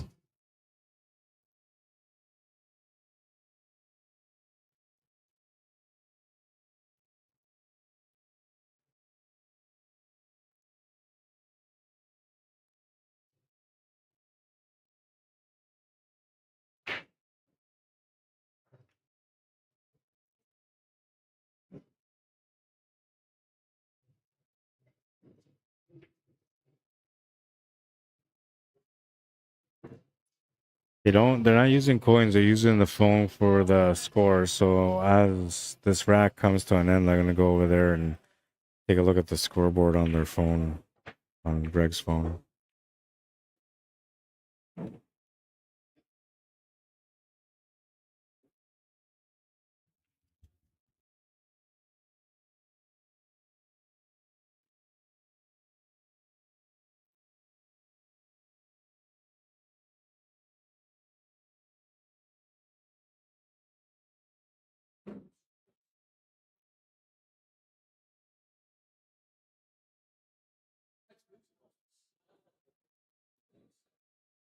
Yeah.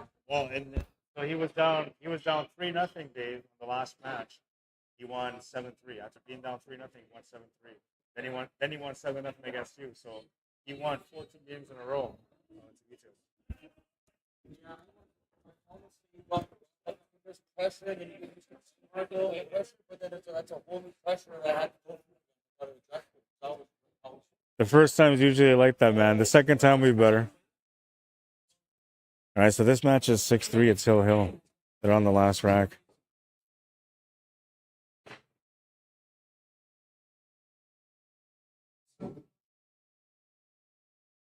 Last rack.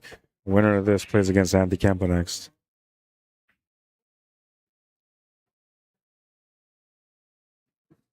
All right, who do you guys think wins this match? Greg Wilson or Desiree Church? It's Hill, one rack, and she just broke. It's like Greg's got ball in hand, so that's gonna make you guys want to lean towards Greg for sure because he's got ball in hand.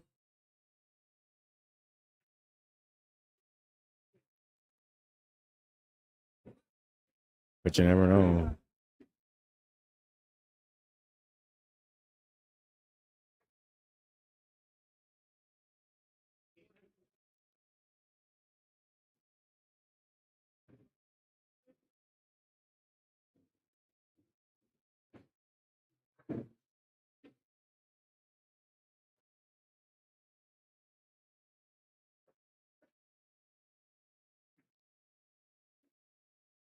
Couple different options here, but I think he's looking at the 11 ball to go up table.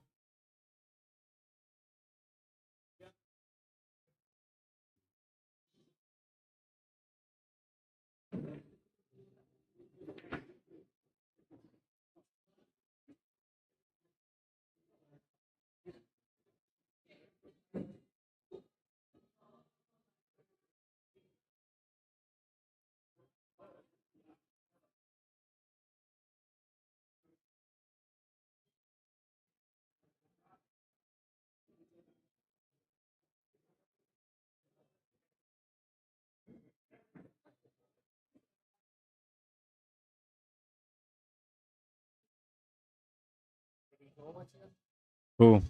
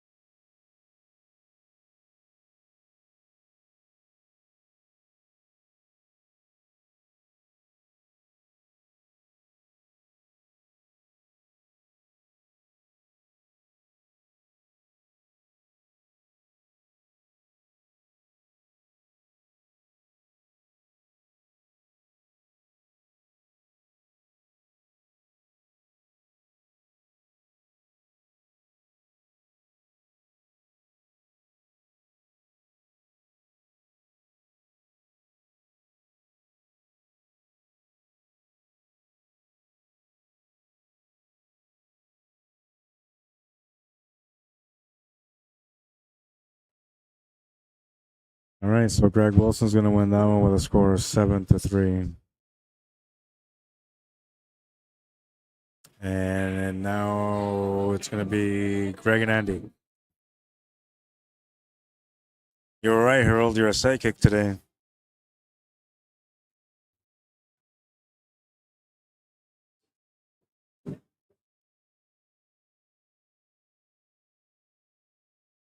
Asking for much. I said, Lord, take me downtown. I'm just looking for some food.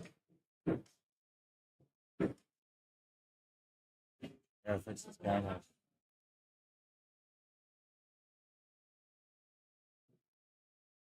I ain't asking for much.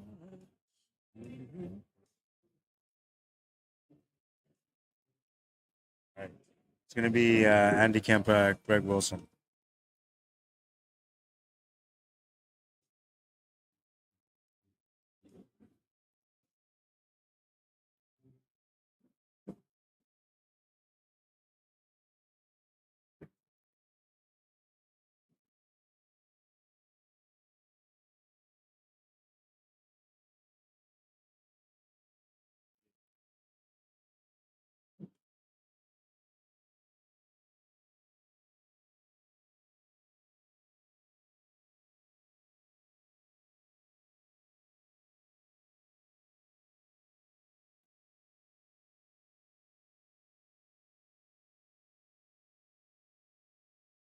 We got to get Andy to let him know that he's playing here on the TV table.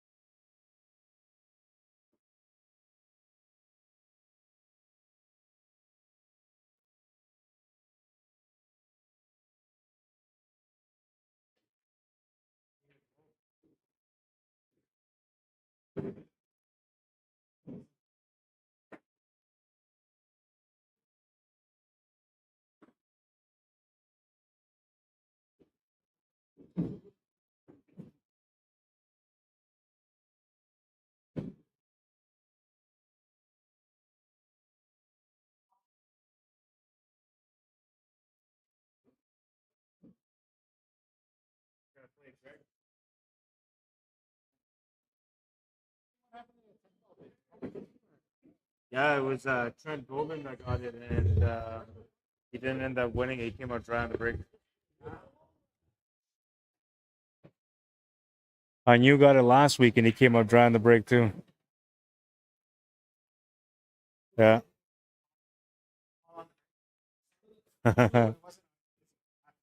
No. What was Gregg Wilson? 574, I think. Harold says Andy will win this match. Oh, okay. We'll see. We'll see. That's a good one. Andy's a good player. So is Gregg. This is going to be a good one. This one has like the potential to go to the hills. I gotta look for the bracket here.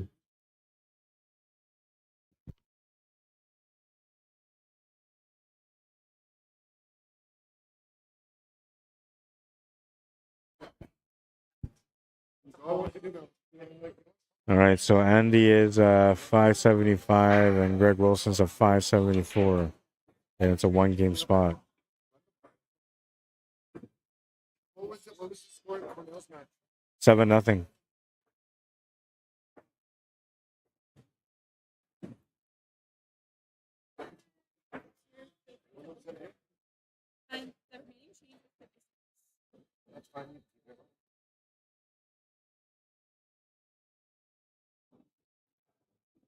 574, 575. Yeah.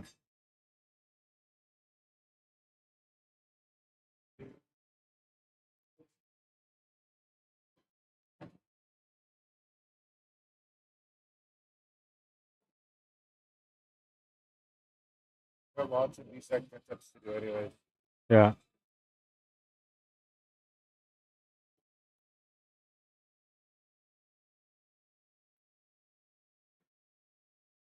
All right, this is a B side or A side semifinal number 2. Greg Wilson racing the 7, Andy Kemper racing the 6. Greg Wilson is a 574 FargoRate, while Andy Kemper is a 575 FargoRate. Greg spotting Andy 1 game.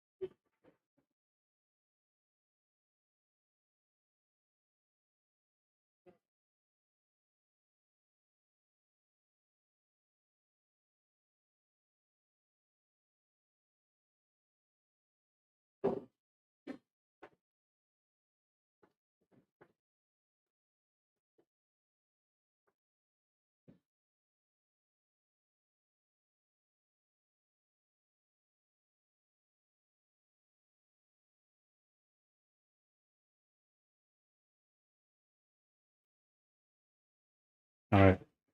We're going to get in this matchup now on rack number 1. Greg Wilson the break. Felt like it was a lifetime before that got going. A fitting situation right there. We gotta squeeze in. Right there. Study the table when you.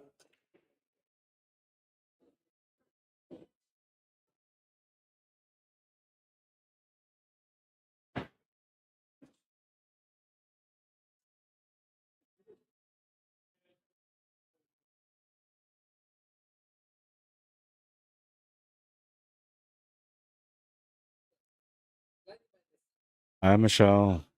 Michelle and Michelle. There's Michelle Therian and then Michelle Jeff Ball. Welcome to the stream.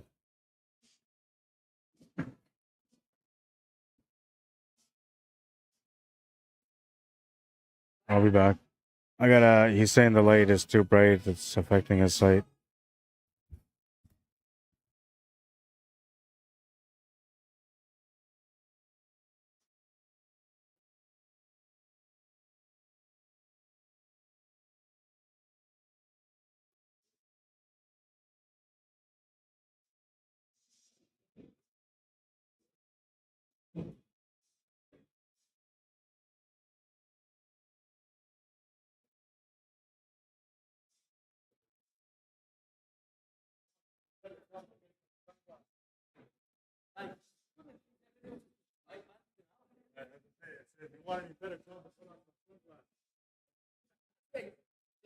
They go dark. They go dark. Oh, that's good. That covers up a little bit of flare. It should be all right. Yeah. Yeah, you're welcome, then.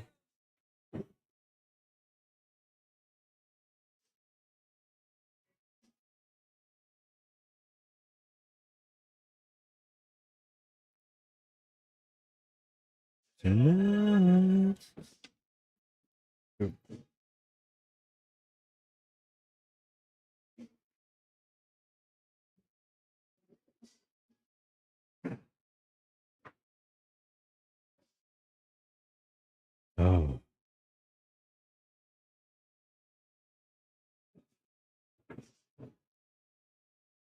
Ball in hand behind the line. VNEA Rules. Only off the break.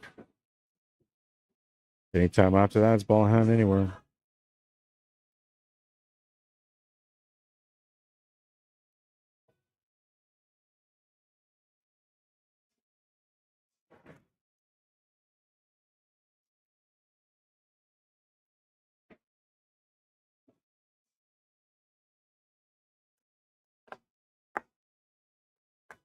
A little bit of trouble. He's still okay though because he's got the 9 ball to shoot at.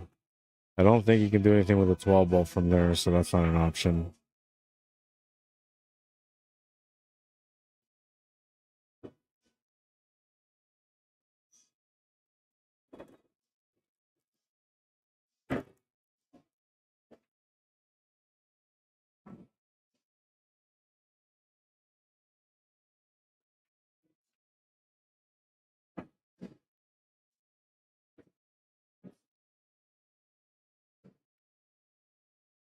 He's going to come up short on the 15 ball and turn the table over to Gregg.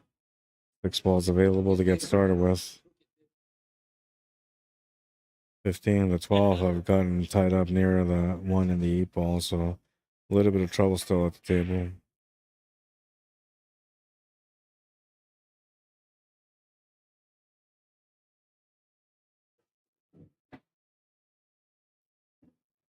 Cue ball's going to bounce a bit too hard off the rail, taking away the opportunity to make the 4 ball.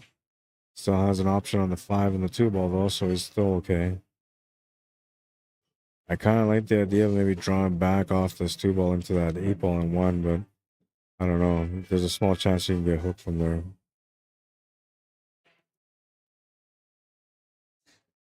You could just wait, set up an angle from the 3 to come off the right side cushion to run into that 15 ball 1 and 8, then having the shot on the 4 ball from there. I think that's probably a little bit safer, probably a lot smarter.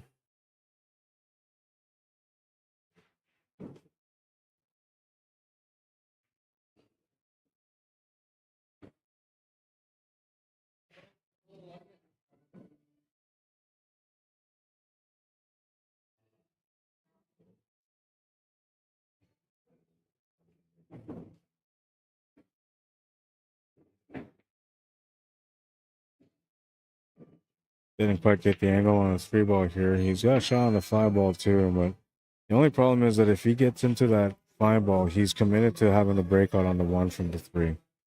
He has no choice but do it then. Otherwise, he's going to be in trouble. The shot here is all about position for the breakout on the 1.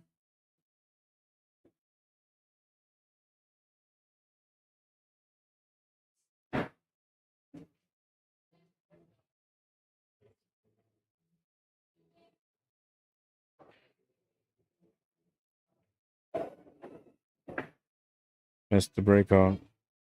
Gonna scratch off the 7 ball. Ball in hand for Andy. A lucky break in the first rack. 15 ball is still tied up. The 12 ball is near though, so you can use the 12 ball for a breakout option. Also play a safety shot here. Get the cue ball to freeze up against the 1 ball.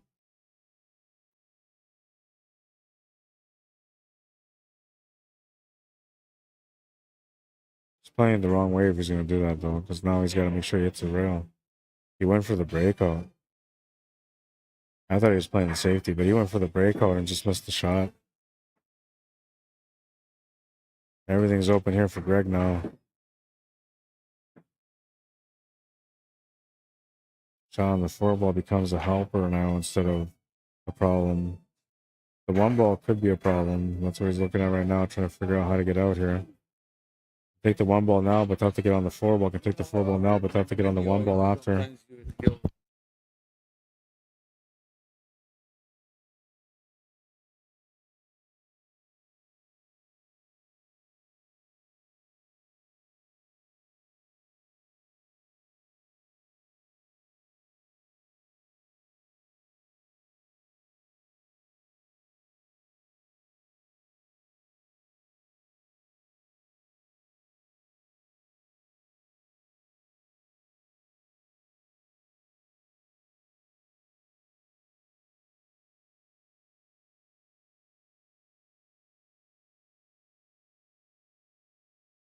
I had somebody come up and talk to me.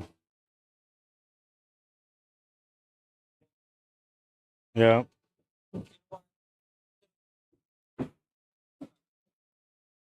Yeah.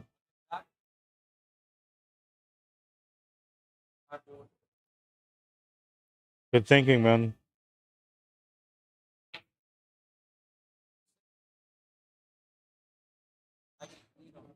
Yeah.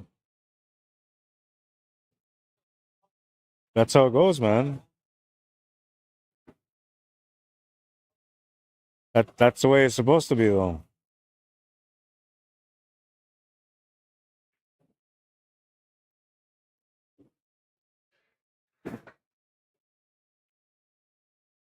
Oh man, tricky start for both players here. None of them want to win the first rack. Some TV pressure, maybe.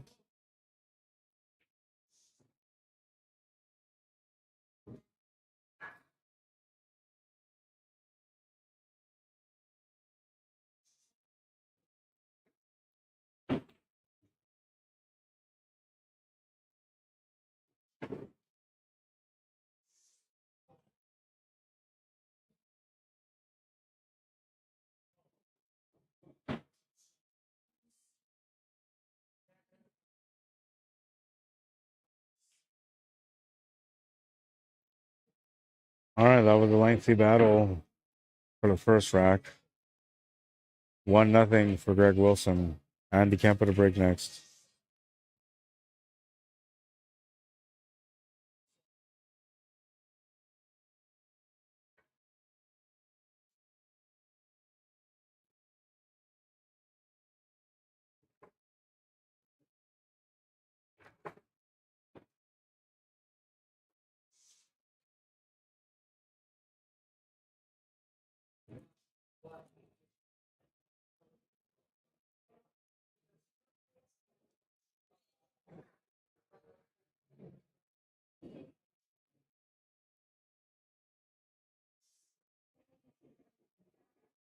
Weird start to this match.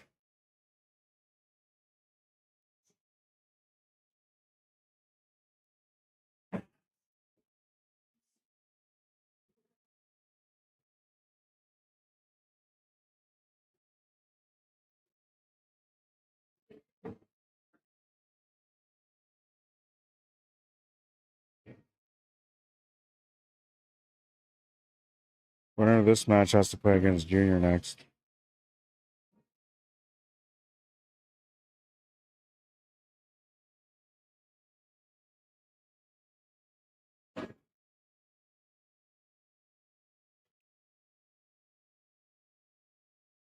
Good contact on the break, but nothing's going to go down.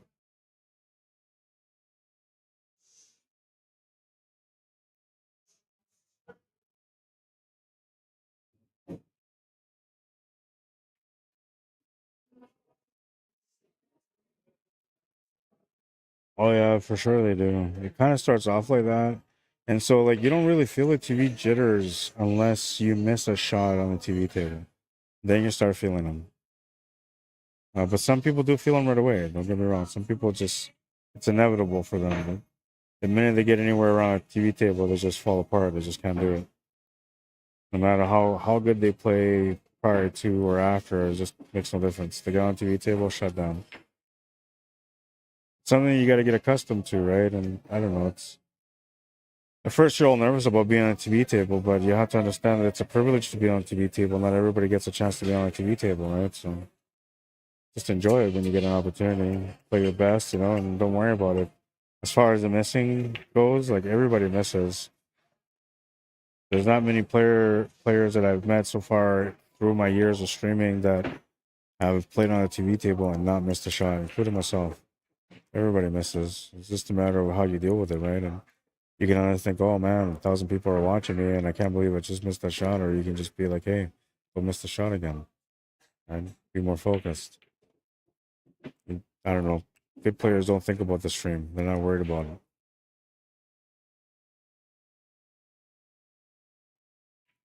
But I'm telling you, like, I'm a pretty decent player, and there's a lot of times where I'm concerned over being on a TV table for missing shots, and it just goes from bad to worse. The more you start missing, the more you think about the TV table. So try not to get into that habit if you get a chance to play on a TV table in any tournament.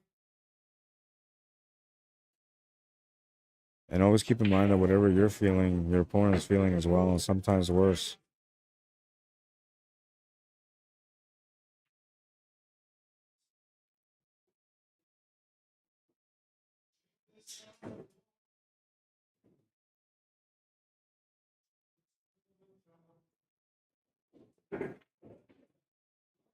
Open up the 8-ball.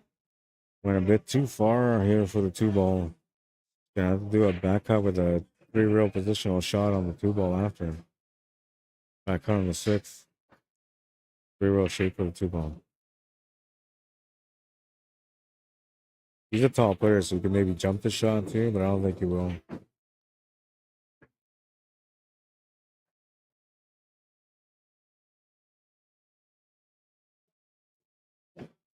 He didn't go off the 3 rails, but he did make the shot.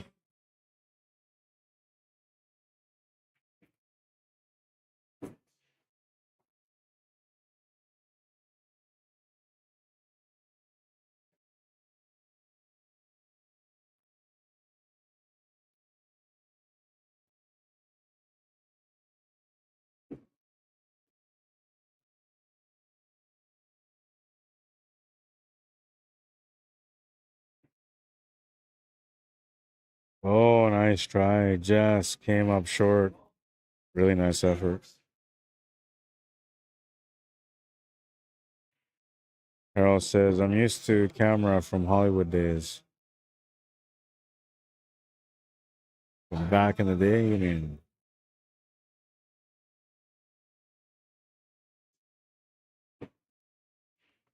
It's tough to get used to at first, but like the more you play on a TV table, the easier it becomes. And then when you're playing like monstrous on a TV table, that's another thing you gotta try to deal with too. Is when you're feeling amazing at the table and you're on a TV table, because then sometimes you get a little bit too much into your own head and you start doing crazy shots that you normally wouldn't do. TV table can be something that helps you, or it could be something that ends your game quickly. It all depends on the player and how they handle it. But it's not like, I'm telling you, man, if you're playing on a TV table and you're playing really good, but then you start playing bad, it doesn't take a lot for you to start falling apart on the TV table. You get affected by the shots a lot faster than you do when you're not on the TV table.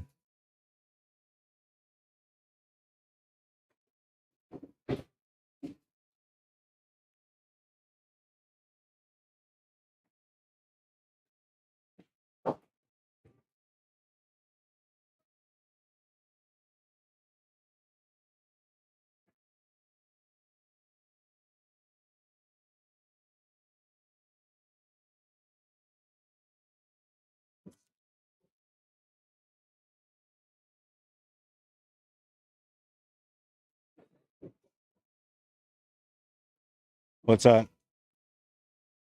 Oh, yeah. He's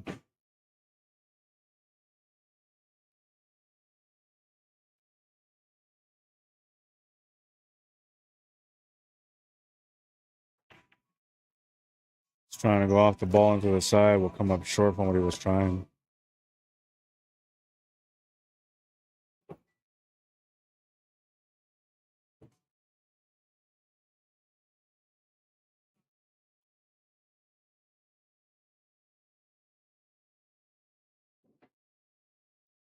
Bad position there. One thing that helps him here is that there's really no shot on the 8-ball. So you can just play the shot.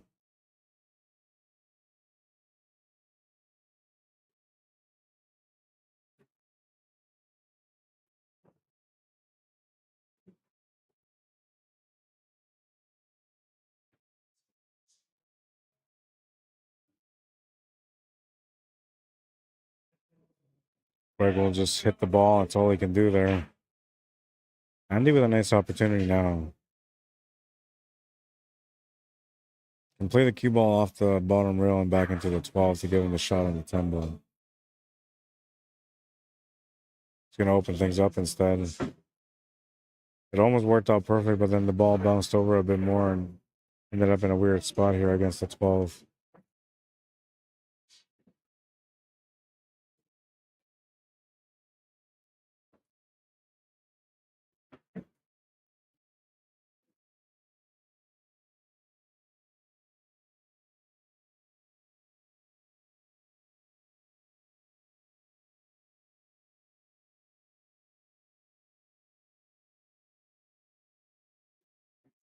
Oh, no. Oh man. I'm not sure why he did that. He was thinking about the breakout, but it wasn't really there. And now he's in trouble. He's in real trouble. No real safety available here. He can try to just hit that 11 ball, but no matter what he does, no matter where he puts that cue ball, it's going to leave Gregg an opportunity to be able to go off the rail and in on the 8.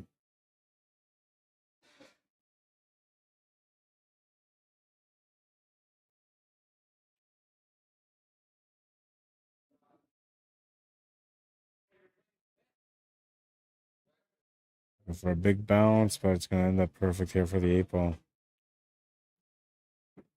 2-0 for Gregg Wilson.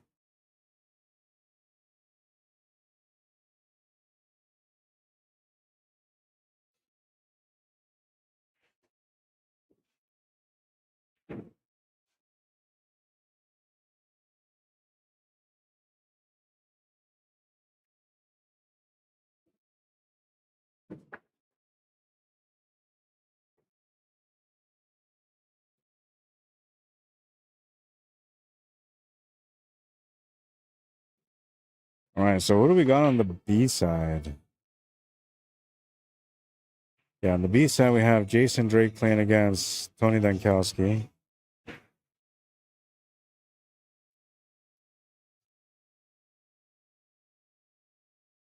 And that match is now over. It looks like Tony just won it with a score of 5-3. Tony's waiting for the winner of Jello or Angelo Maglian and Desiree Church. And they just started their match.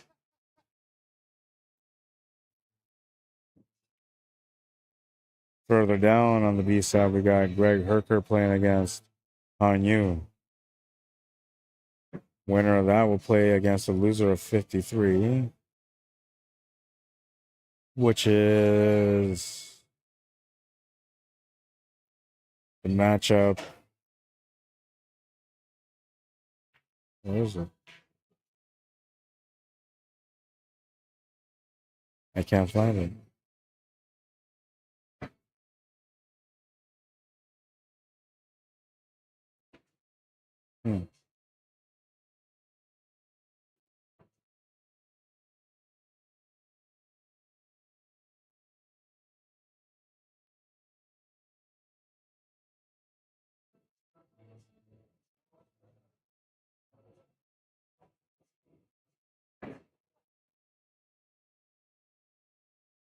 Yeah, I don't know. I'm confused on this part. 44.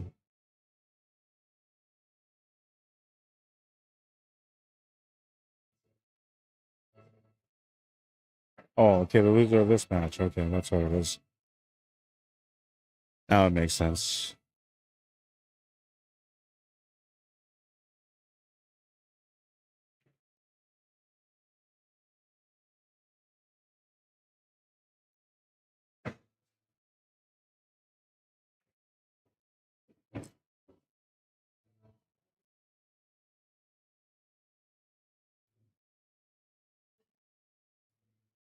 Han Yu and Greg Herker are playing in the top right corner of the screen.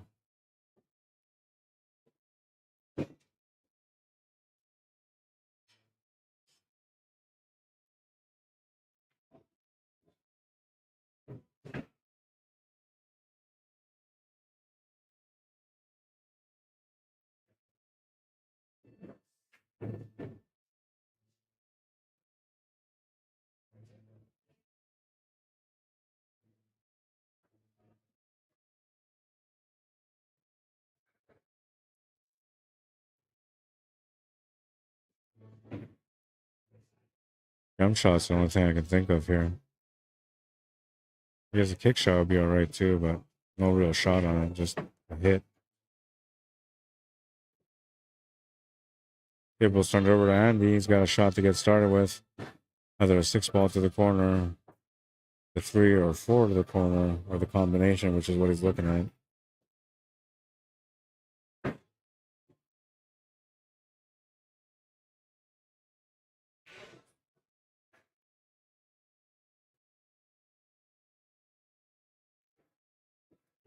Took the shot for granted just a bit. Comes up short. Gregg Wilson with a fairly straight in shot here.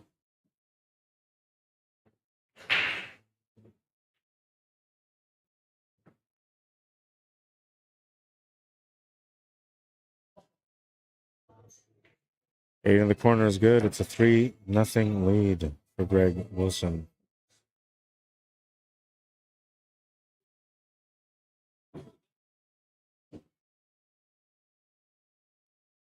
Shooting a bit too fast, Andy Kempa.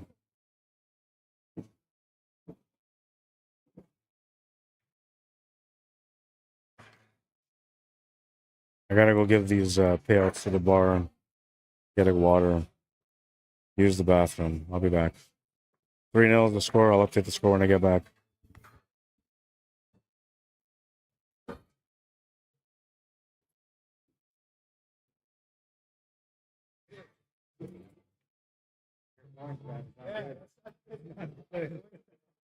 $99.50.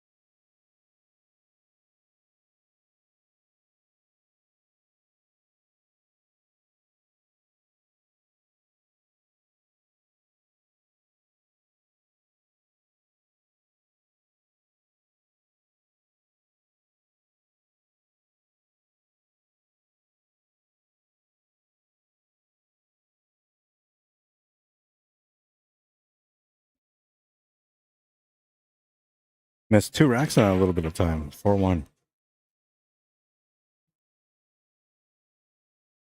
All right. Handicap on the board.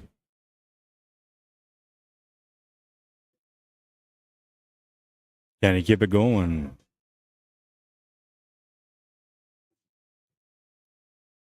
Much better that I got a water now. I should always get like pitchers of water so I don't have to keep going to get water. Maybe I'll make a special pitcher for myself.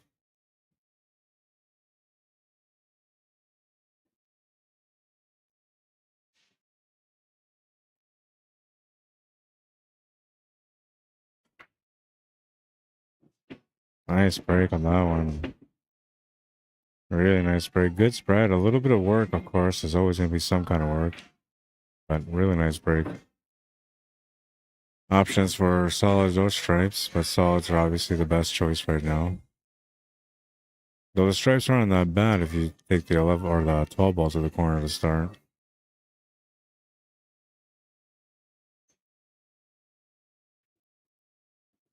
Trying to open up the 1 ball right off the hop, and he's just going to miss it. Going to come right around it. Temptation here with the angle on the 6 to be able to go for it again, but if he does try to go for it, it's missable. He's going to call it. Sees the line, he's going to go for it. Made the shot. Opened up. The 15 ball away from the 1, but the 1 ball still tied up to the 8.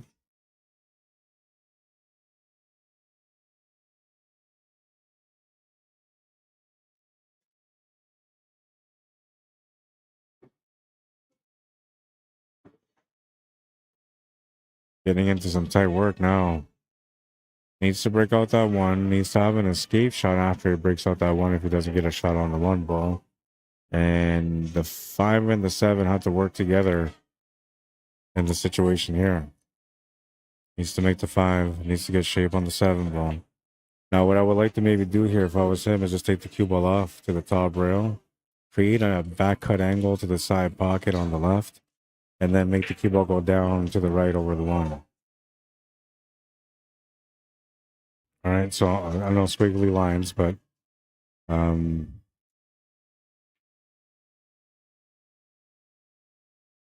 get away from the shooter. Yeah, so then you have a squiggly line to come like this way, then this way to open into that. That's kind of the way you're looking at it. But he's gone just a bit too far, so I don't think that's going to be the plan. He might have to actually roll this forward somehow and to get up for the 2 ball and then use the 2 ball for the breaker on the 1, and that's going to have to be the finish.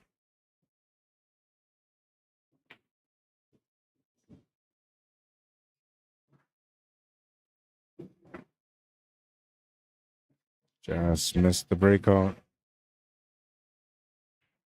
He's going to look to see if he can make it to the corner. And Gregg's going to take a look at this shot too. A good chance they might call me to come up there to take a look at the shot if he's going to take the 1 ball. But Andy has an angle here to be able to draw off the rail and back around, as he just showed you guys there with the cue.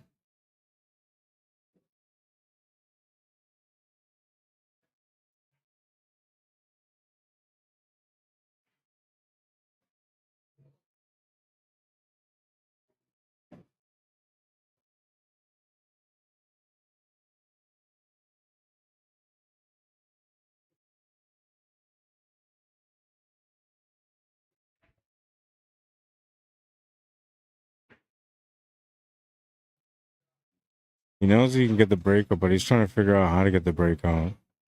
He actually has to put like bottom left like this. Maybe like that.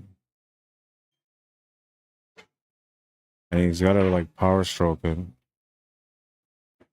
Try Andy. Did not want to run into that stripe at all. That was not part of the plan at any point.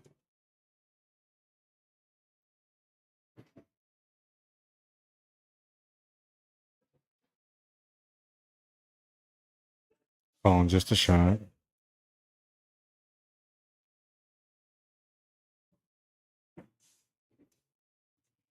I'm not sure if he was trying to hit it directly on the first way in or if he was trying to hit it on the way back, but the way he hit it, It looked to me like he was trying to hit it just the edge of it on the way down.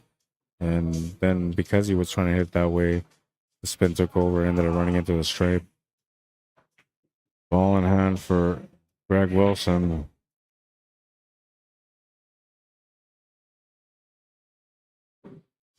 Needs to open up that 8-ball, but he needs to have a follow-up shot after that.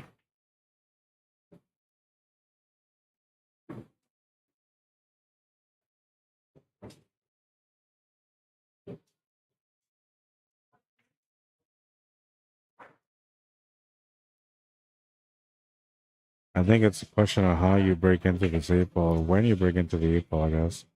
Because you can be patient here. You can take the 13, the 14, and take the breakout on the 15 to the 8, and have that 12 ball as the last shot. That would work. But if he's going this way, like, he needs to have a follow-up shot. That's the biggest problem, is making sure that he gets a follow-up.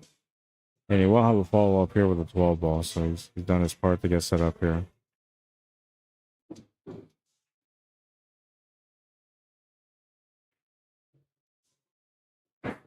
Should have put a little bit more left on that one, but I guess he was more focused on making the shot than he was on the shape that he was going to get. And he's still okay. He still has an option here with a 13 ball. Just has to play the cue ball through. This one here, you kind of want to hit it like this. Because you want to thin it out with a little bit of right hand spin. You're going to push it towards the pocket, but for putting the top spin, you're going to thin it out. And then it won't go back towards the pocket. It'll go straight back and forth, giving you the shot on the 14 ball. Now, the other option would be to go to the left side here, but then it's a little bit harder to get back on. And I don't mind taking the shot on the 14 ball, but I think the 13 ball angle is a little bit easier to make. There's that little bit of English I was talking about. They don't want to run into that ball, though. That wasn't part of the plan. Almost a natural setup for a bank corner here. I wonder if he cuts it, if he bank corners it.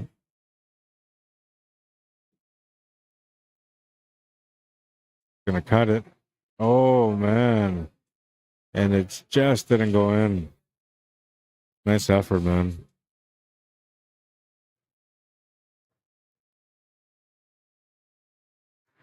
Handicap a lucky chance here. Needs to find a shot on the 8 ball still. Looks like he's going with some draw. Gonna get a little bit of draw, but not as much as he was thinking he was gonna get. And he doesn't like the angle. Especially because you're thinking to yourself there's a small chance that it might scratch. And if you think about it too much, you might make it happen.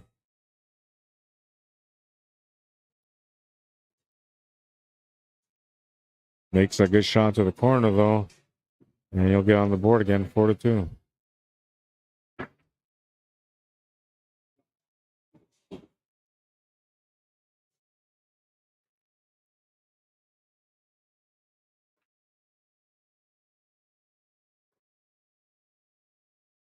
Good matches today.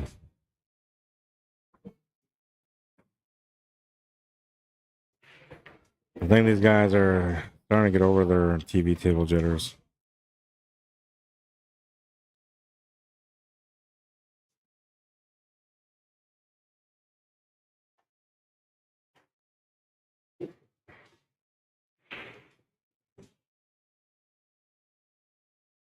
Break it out last, said Stephen Roberts on that one.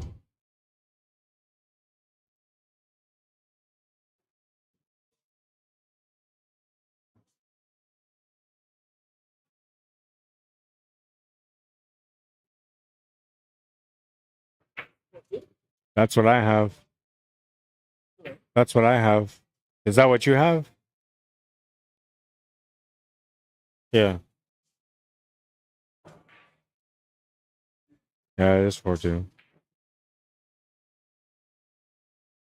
Smashed it. Doesn't look like anything's gonna go in though. And he gets a chance to shoot on this one with a pretty open table. Limited to solids technically, but I guess you can make the 9 ball to the side. However you want the solids on this one. It's a nice table with the solids.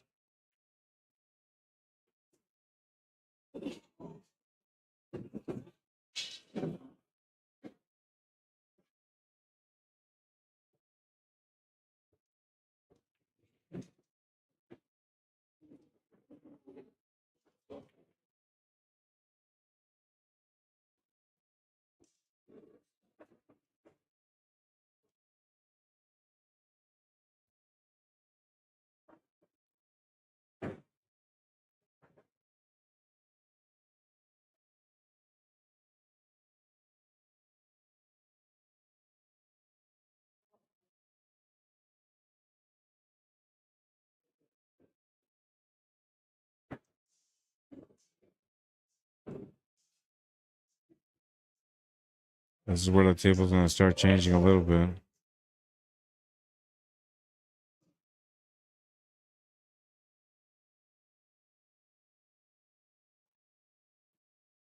Oh, maybe not.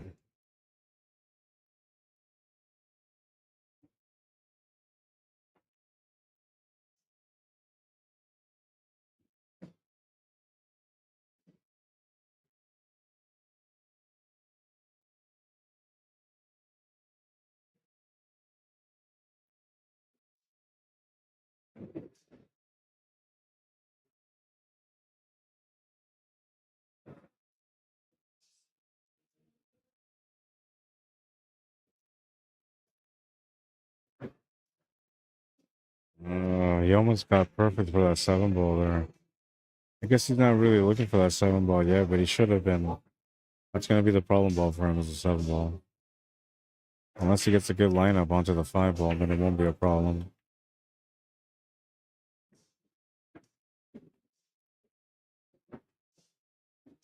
Oh, he'll have a shot on the 7 ball.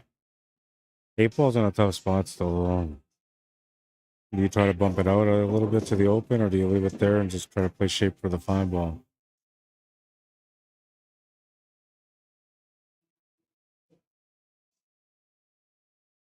The angle that he has on this 7 ball doesn't really help. It does help if he ends up setting up for the 5 ball in the bottom left corner with a simple drawback for the 8 ball. That could help.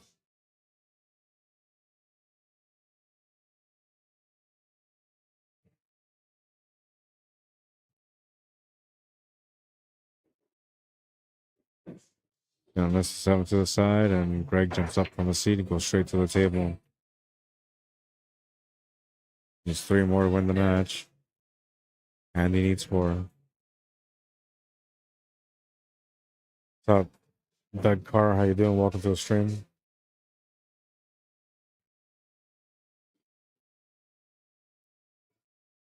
No comments on YouTube right now, so I'm gonna bring that down a little bit.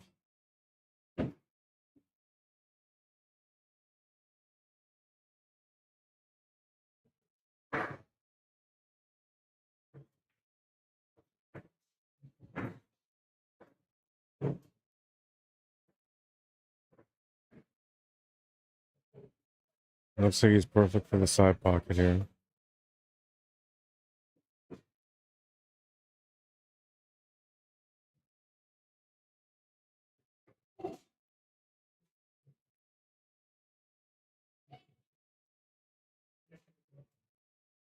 He didn't think the shot was good, so he played a safety instead. And he put his arms up, saying, I don't know what to do here.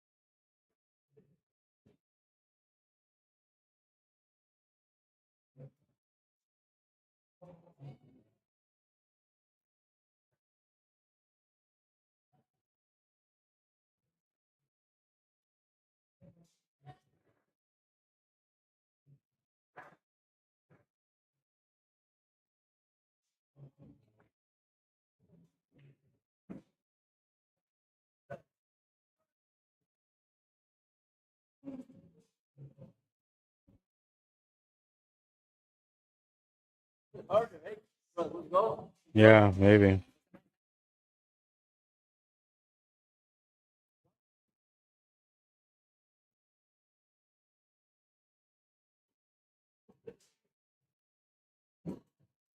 Yeah, just a little bit more pace and I was gonna go, sure.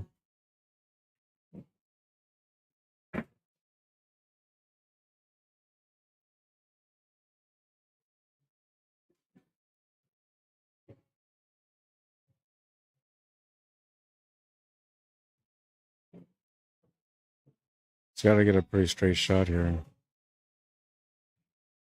Waiting for somebody to shoot behind him.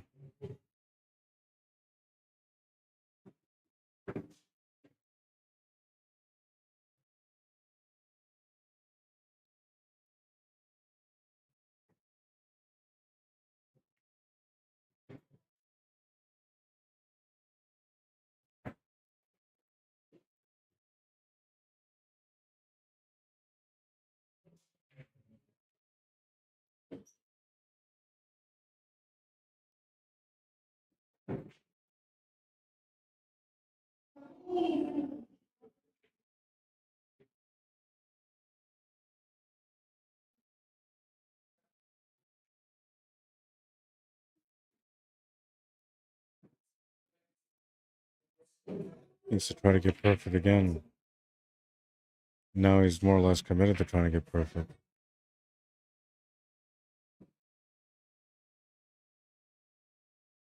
Now he's gonna come up short. It was one of those situations where like you were more or less forced to create a shot. And you didn't have the angle to work with. So you have to force it in an awkward way. It comes up short on the shot.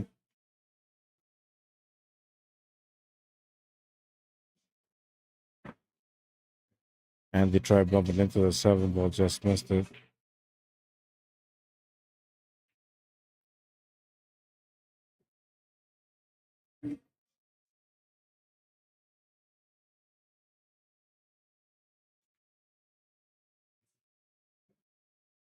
And safety.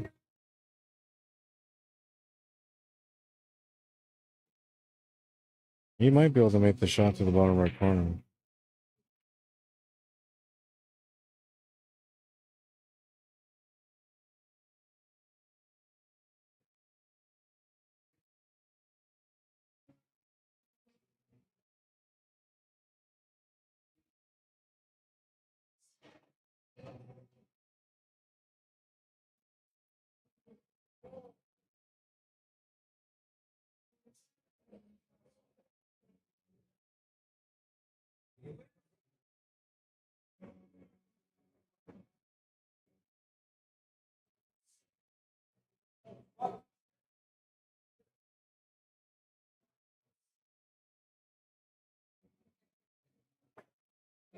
All right, shot. Very nice shot. But he didn't really get much of a reward. You can see the ball, but you can't really make it anywhere.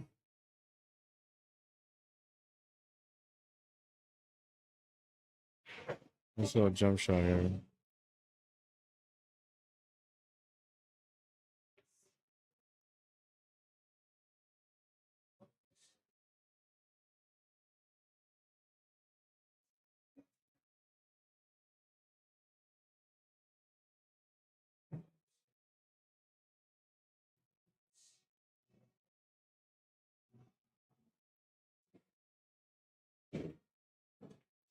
Oh, wow, nice shot. Another nice shot after that. Now he's got to cut past that 7 ball, too. I didn't think he could make that ball to the corner, but I guess he was able to make it.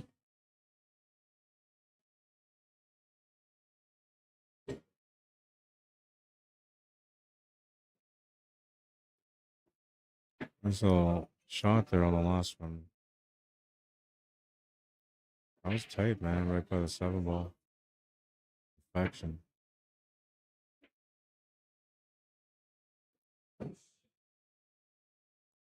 He pulled to the corner is good. He's got a 3-game lead.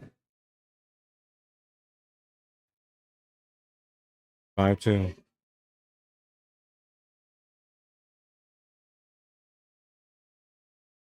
Handicap with a break next. Not necessarily in trouble at the moment, but he's close to it. Greg Wilson, 2 away from winning. 1 away from forcing Andy to have no choice but to win every game remaining in the match. So it's time for Andy to stop the bleeding here in rack number 8. Use a little bit of momentum here. Hopefully make a ball off the break and have something to shoot at. That's what he's thinking. Doesn't understand why things are going the way they're going, but sometimes pool just tests you, you know. Just be patient, man. And work it out.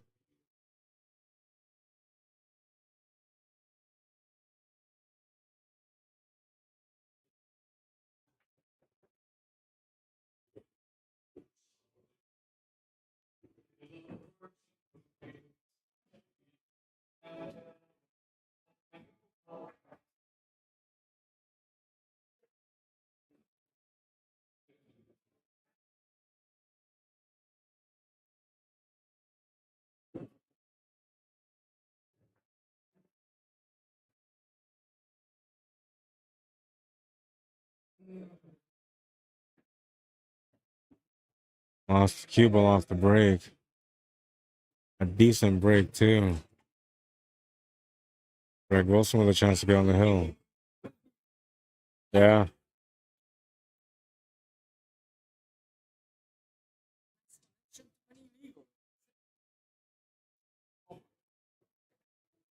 All I need now. Yeah. He's not happy about the break. Ah. Man, oh man, that would be like, that would be a commentary. They will never want to hear again. Yeah, I know. He'll be okay, though. Be done. I'm all right, man. I'm all right. Oh, I got a chance. What, 5-2? Yeah. Lots of game left. Yeah. Give Peace a chance right there. We got it. Give Peace a chance. Yeah. Funny. He says give Peace a chance. In other words, give him a chance.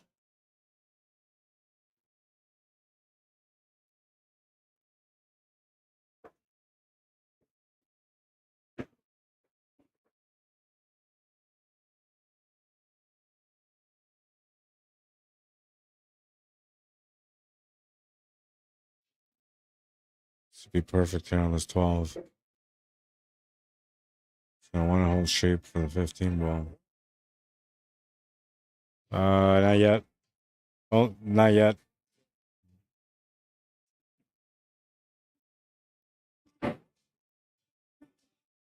Top 4 they're paying. No, you need win this match or win this one or 2 more.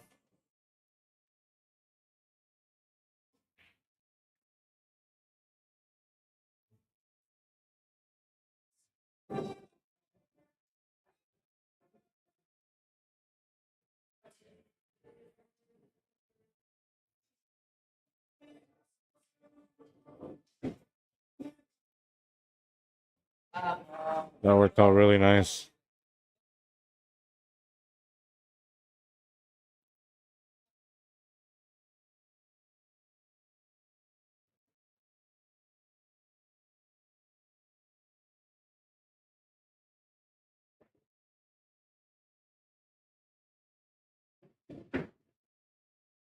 Uh-oh.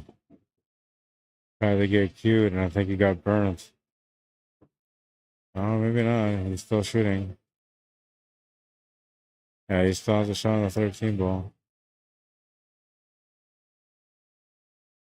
He was going to overroll for the 14 ball, though.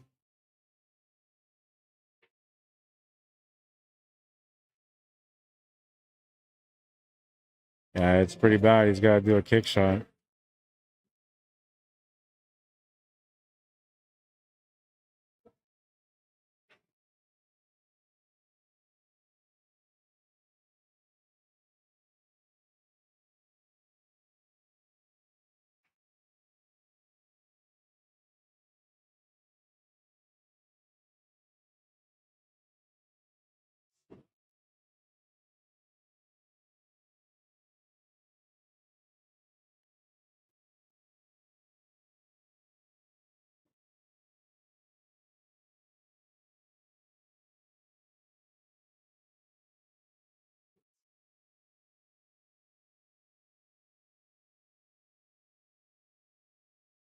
All in for the win. Gonna come up short on the kick shot, turn the table over to Andy. He's gonna get a chance on this table when it looked like he wasn't gonna get a chance at all. Needs to capitalize.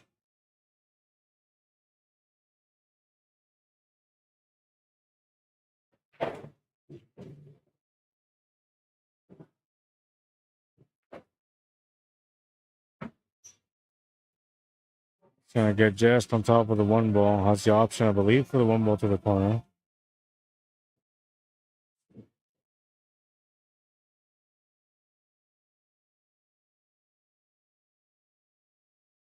And so draw back there to set up for the 2.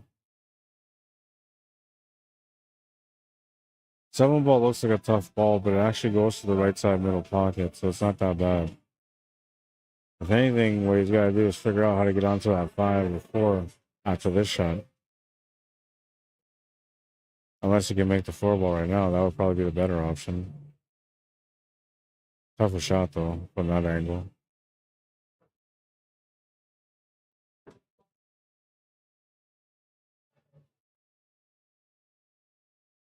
Howard Nelson, what's up, bro? So the Polish Prince is struggling. Yeah, he's having a tough time today. He's trying to fight back right now. All right, not bad. Didn't quite get a lot of angle on the 7 ball though, so that's not good. But he's got on the 7 ball, so that's good.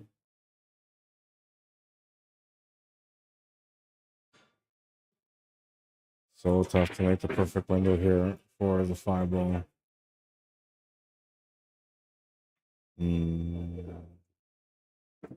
I might just try to make this play safety here, maybe after the shot.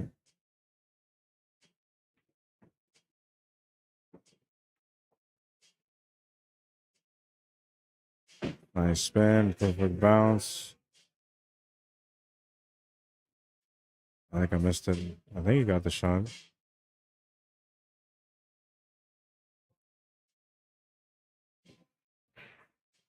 Yeah, I missed it.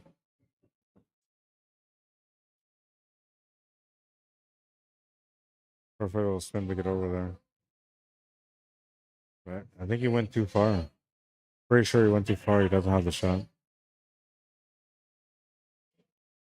So now you gotta play like a bang safe. Bank the 4 ball up table, get the cue ball to come off the left side cushion, and then back into the 5.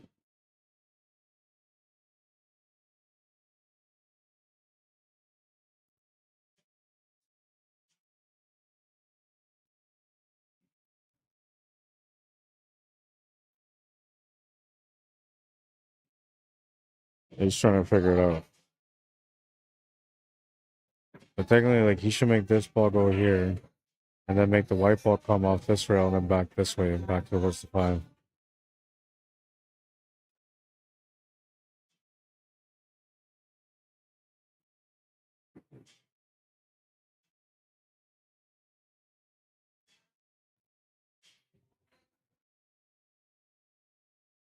Try to make the 4. He's gonna get a little bit of luck out of that. He didn't give away the table. Exactly how he planned it. Master plan, he says. Page 102.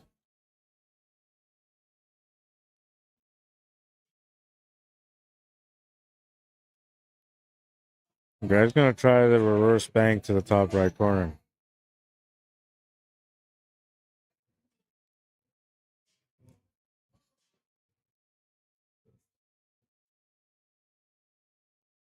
That's gonna work out okay for Andy. Now, how you made that 4 ball, Andy still had the 5 ball, but it was a good opportunity there that maybe Andy might have been stuck behind that 8 ball.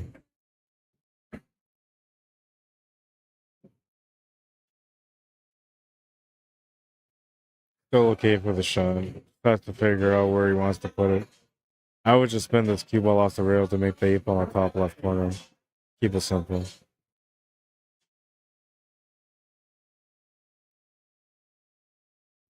That's what he was trying to do, but he's going to keep going. And it's going to go over to the left in that 50-50 mark. making this 8-ball a bit awkward.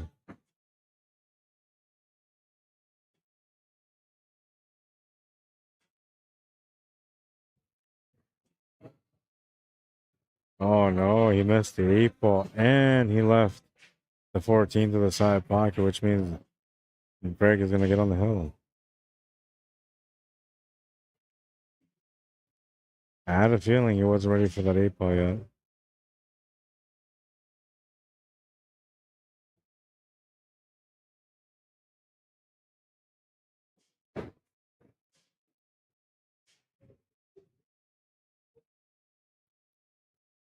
Six to 2.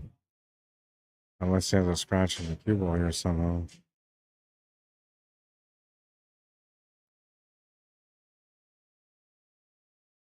He'll make sure not to scratch. He's on the hill.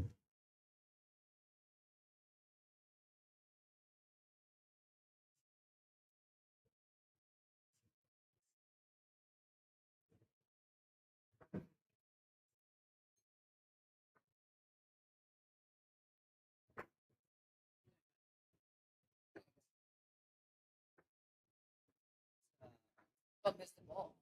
Don't miss the ball. Yeah. You had that one there.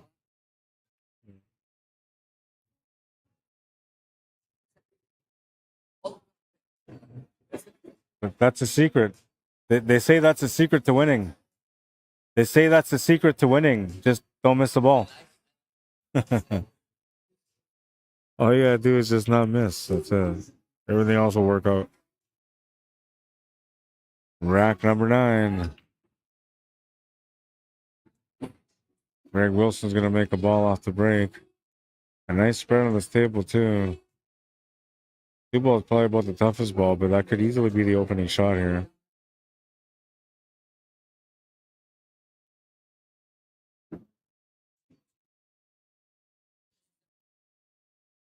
It's just the way it goes, man. Yeah.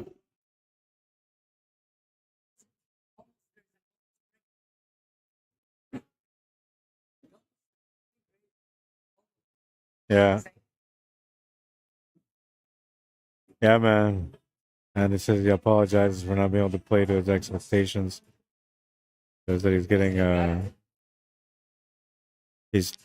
getting some rough rolls on the table right now, and he's having a tough time, trying to deal with it. So,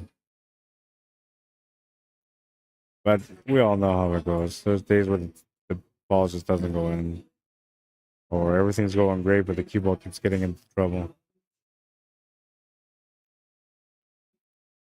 Oh, Gregg's gonna miss that one. So he's gonna open the door for a chance for Abby to get back into the match.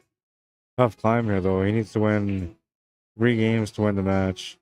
2 to force it to the last game.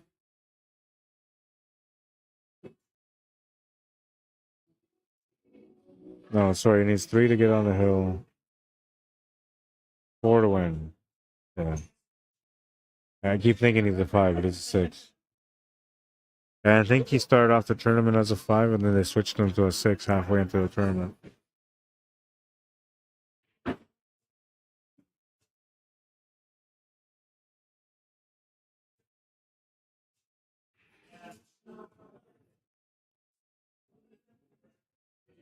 The 6-ball is in the worst spot on all of them. Everything else it's kind of available.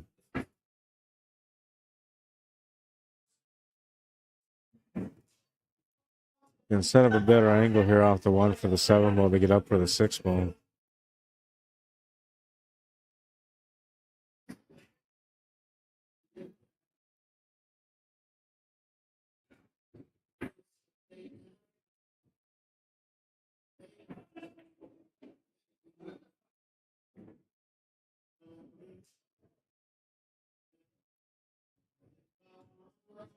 I wonder if he can do like a 3-rail draw.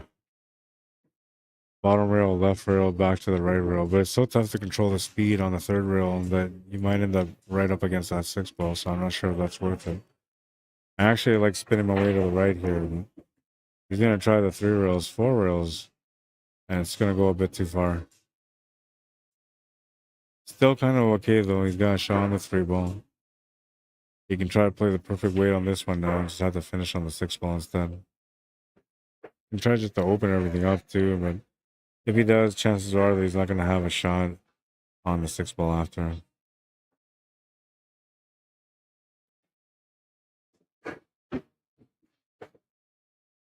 Great shot, but cue ball's going to end up behind the 11 ball.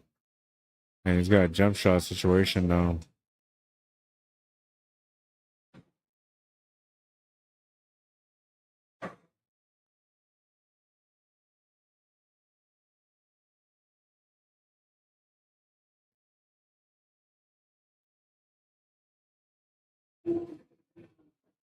Well, and then the thing about this here is that he's going to make the jump shot, and then he's going to have a tough 8 ball.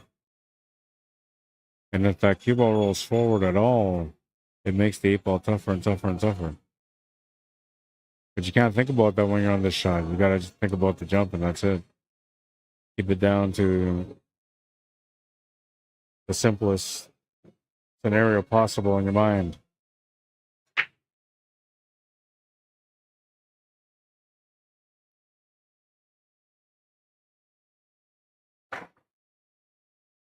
Made the shot. And end up kind of awkward here on this 8 ball, but he can still make it. He shouldn't have to worry about scratching here if he makes the 8 ball. But it's not an easy shot. It's kind of like a blind man shot because you're kind of close to it, and the back cut is quite steep.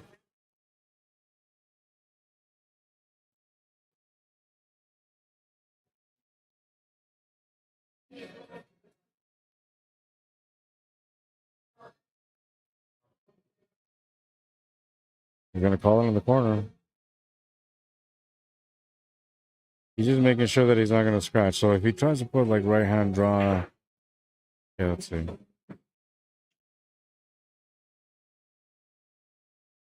So if he tries to put like this kind of draw, he'll scratch. What he should be doing is he should be playing it with topspin and maybe a touch of rights. Like that. But then the cue ball will go straight into that 12 ball. He won't scratch. And the topspin will also give him the extra speed to make sure that the 8 ball gets to the pocket.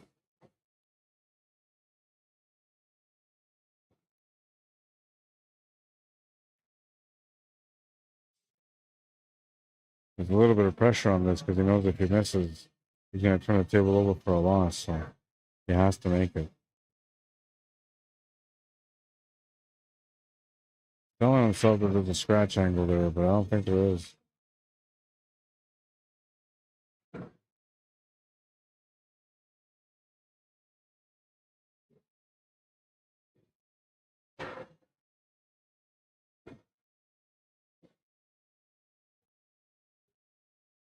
If you're thinking about going off the stripe, maybe? I don't think that's the shot. I think you have to cut it straight in there. He's convincing himself that this is a scratch shot. I don't think it is.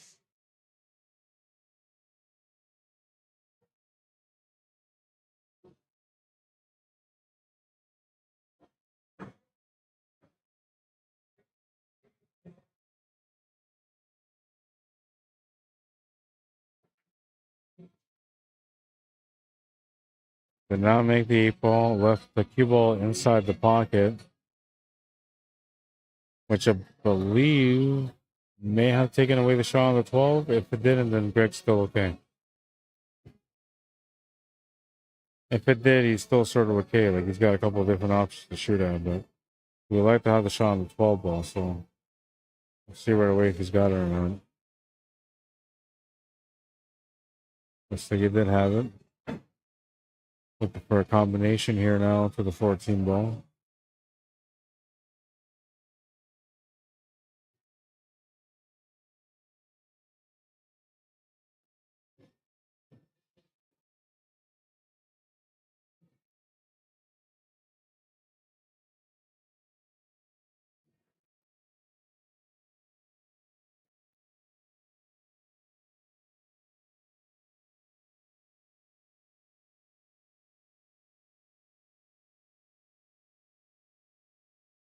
Trying to play safety.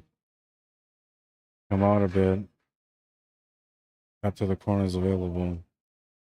Bank corners available.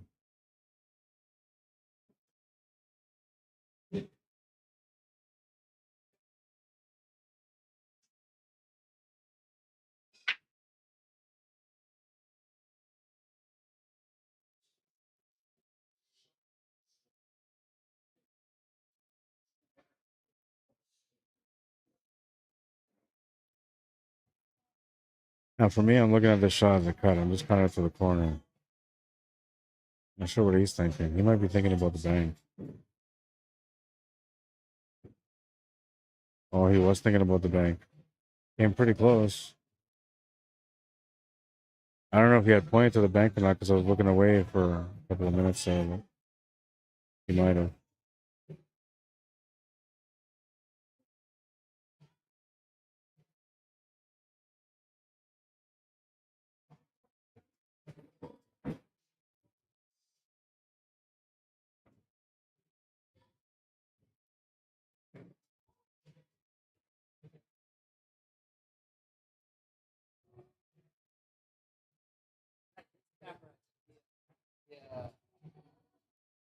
The level.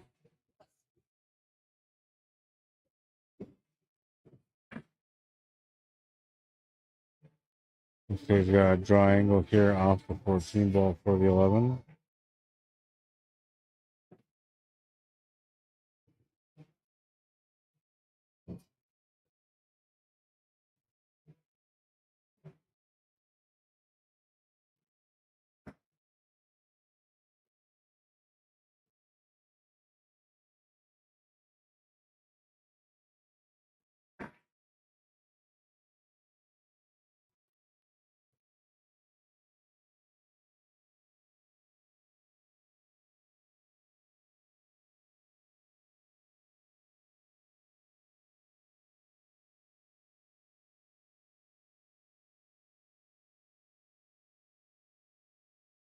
Made the 8 for the win. 7-2, the final score. Couple of unlucky rolls for Andy. Costed him a couple of games. Otherwise, this would have been a closer one. 7-2, and let's check out the draw. Man, it's a shame that I'm not there at the moment, says Vinny, because I'm shooting like Bata right now. Brian says, Fargo's so close. Why is Gregg 7? Called bank corner. Gregg earned it because he's won the tournament. Andy hasn't won the tournament yet. So once you win the tournament a couple of times, they'll move you up.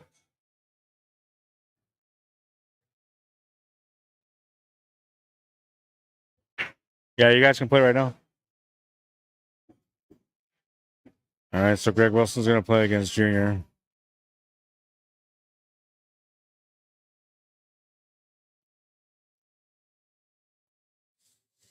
Seven minus 1, so it's 7-6.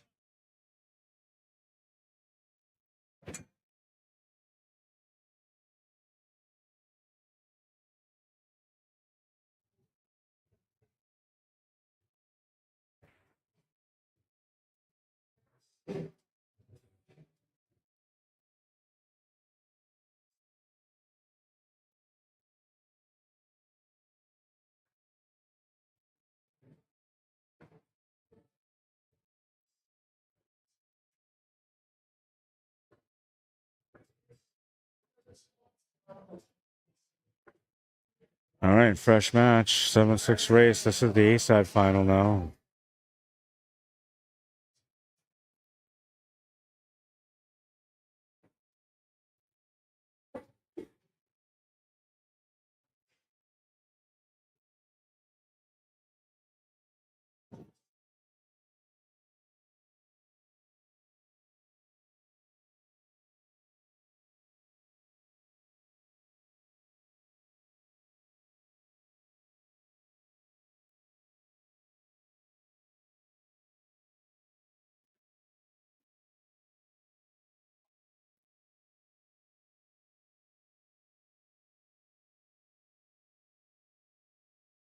All right, Fargo rates are up. 705 Fargo rate for Kyle McLean Jr.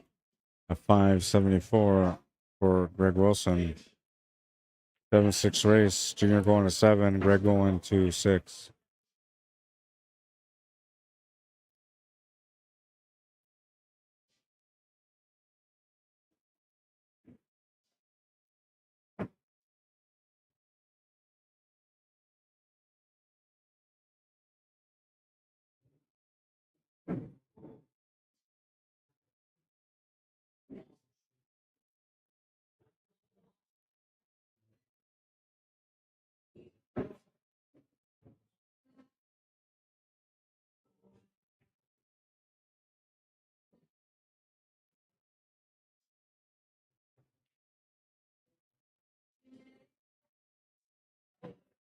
This is the East Side final now. We'll make it official.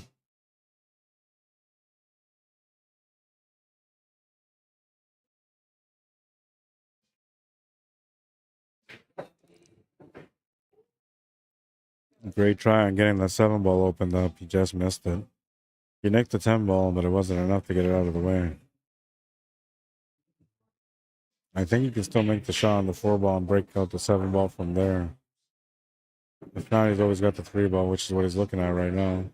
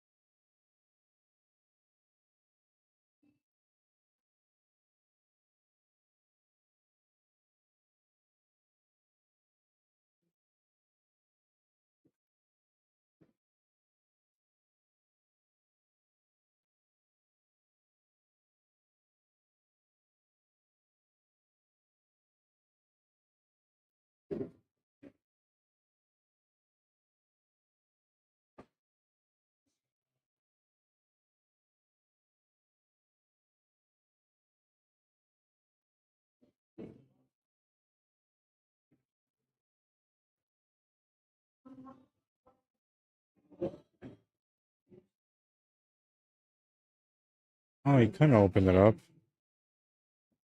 Goes to the corner now anyway, bottom right corner.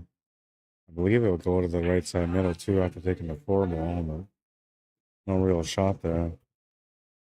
I wonder if he can maybe play it off the 7 off the 8 ball.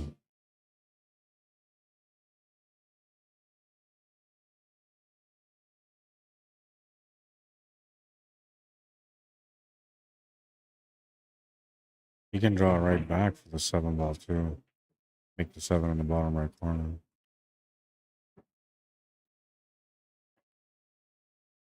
Came up short from what he wanted, I think. I'm taking his time, so it looks like he's got the 7 ball still.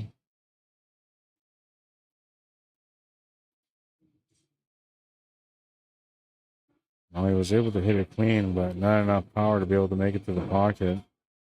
Opportunity here for Greg Wilson to strike first in this matchup.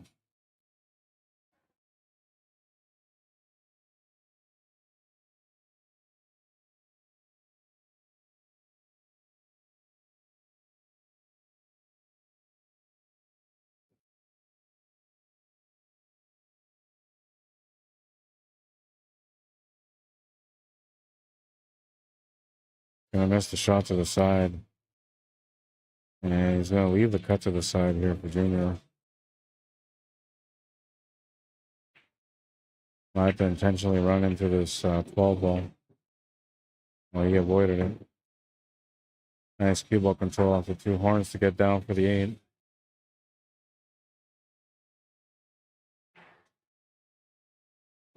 He'll take the first game, 1-0.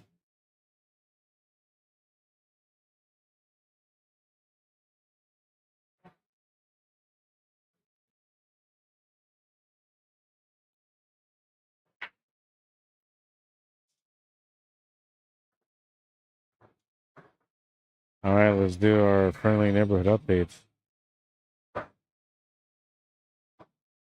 Check out the bracket.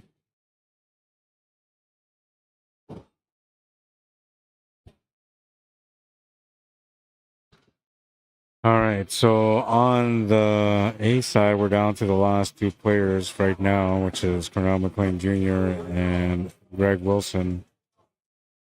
Cornell Jr. is at the table right now, breaking here. And rack number 2. Then when we go to the bottom on the B side, we have Tony Donkowski and Angelo Maglian playing. Score between them right now is 3-3. Race to 5. Han Yu and Greg Herker just played. Han Yu won that match 6-2. So now Han Yu and Andy Kempa are going to play on table 10 on the top right of our screen. David Wilkes waiting for the winner of Tony and Angelo.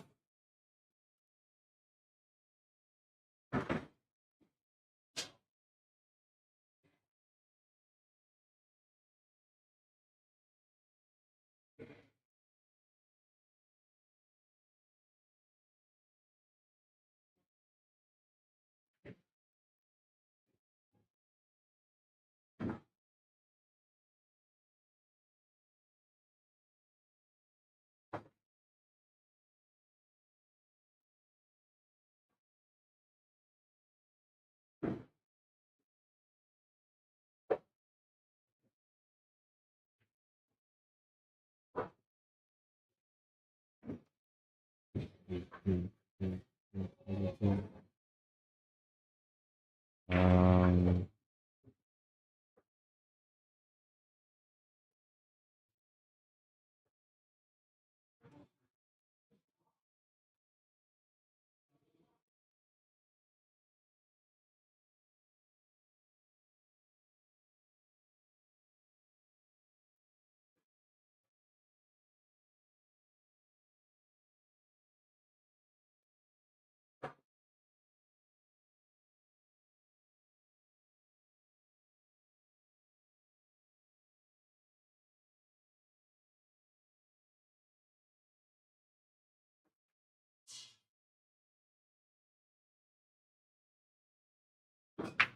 Start the timer. Oh yeah, good reminder, man. I'd forgotten about the timer.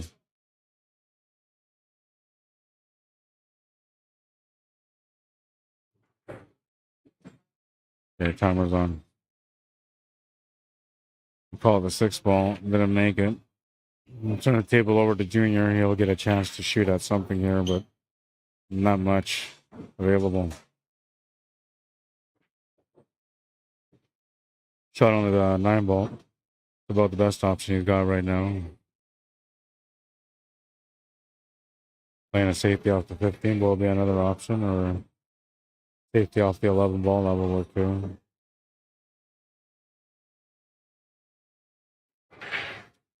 Oh, is the table still open? I guess the table's still open. I thought that Greg already had claimed solids, but I guess it was still open because Junior was trying to make that 6 ball there.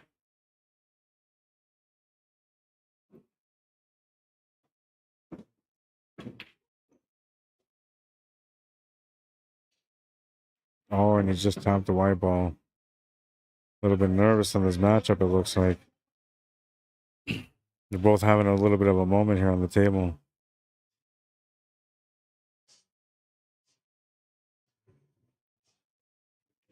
He should have had a Fargo already, Harold.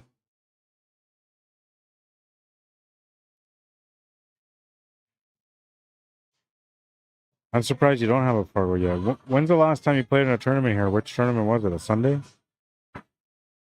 That should have gone in.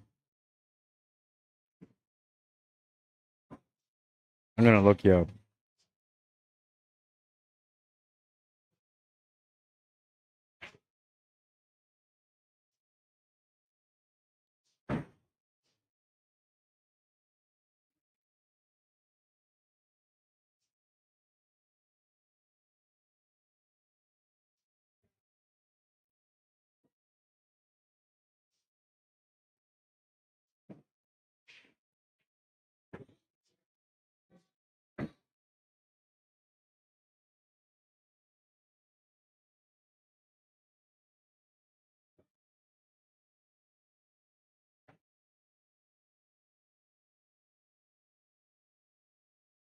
Yeah, I wonder why you don't have a Fargo rate.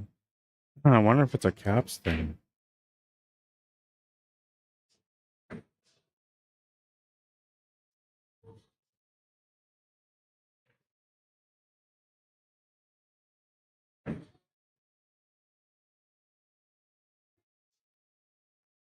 Who knows if you're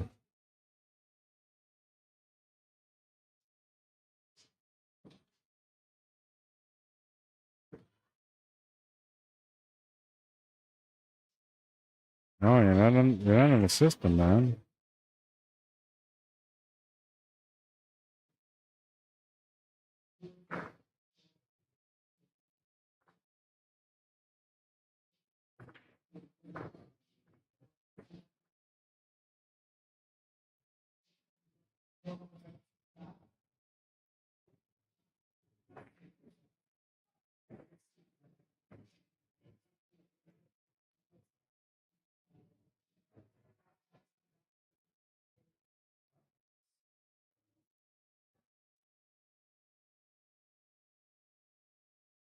Yeah, that's weird, man. Not in the system at all.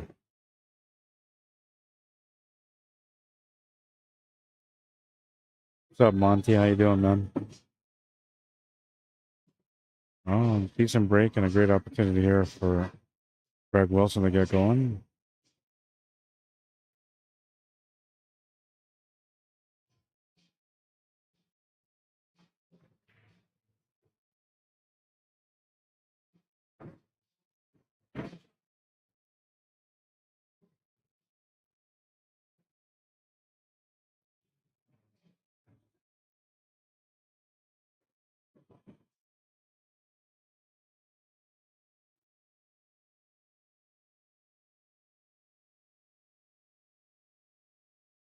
Yeah, messed the two ball to the corner. I'm having a tough time shaking it off right now. Call shenanigans, says Harold. This Saturday. Oh, okay. Well, that one should have gone into the system.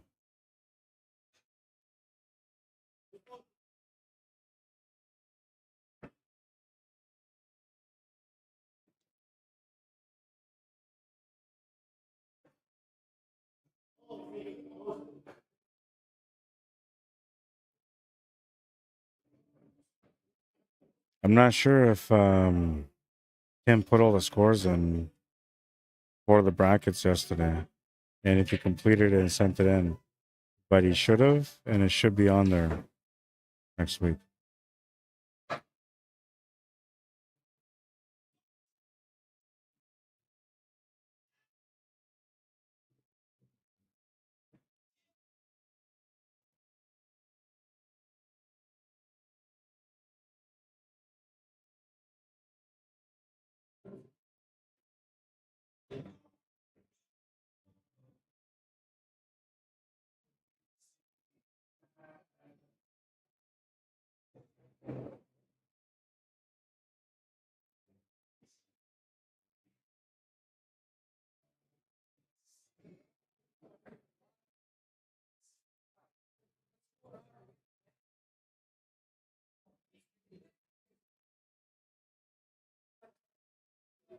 Is Kevin what? Yeah, Kevin's running it. Let me see. Have the bracket here too.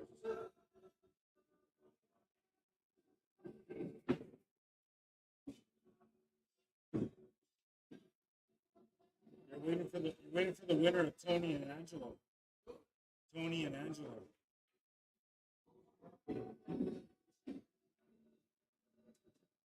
It's a race to 5, and it's 4-3 for Angelo. Or no, 4-3 for Tony.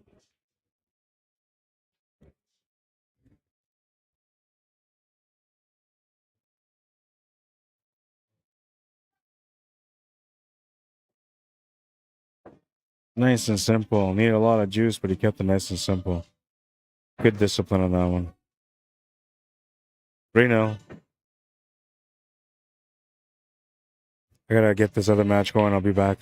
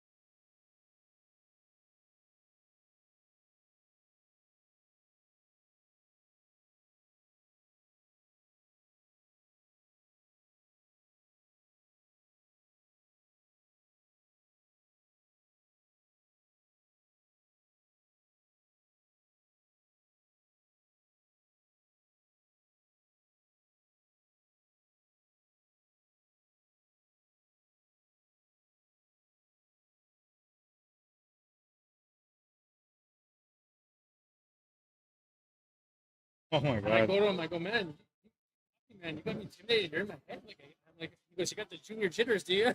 Yeah. No good, man. Shake it off.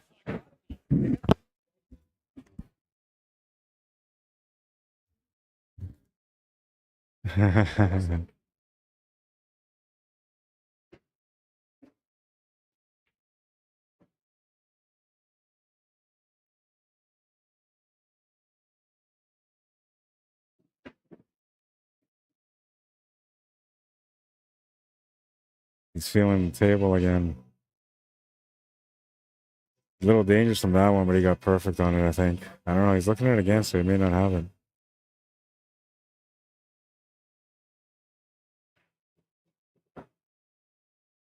Yeah, 8-ball's good. 4-0.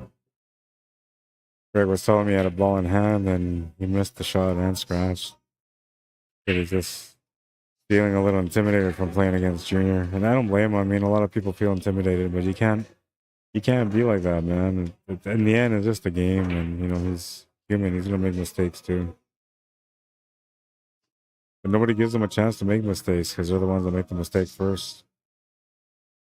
I see it all the time whenever he's on the stream. It's always the same.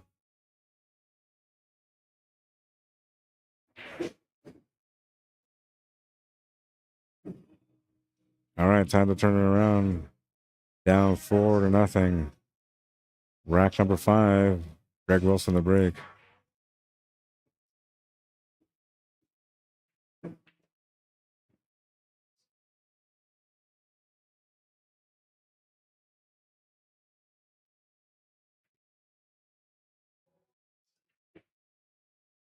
Smashed it. Made a ball to the side. Did not scratch the cue ball. The 8-ball sitting right by the side pocket. It's almost like he has to take low ball, but there is no option to get started with low ball. So he's got to take high ball. Worst case scenario here for him.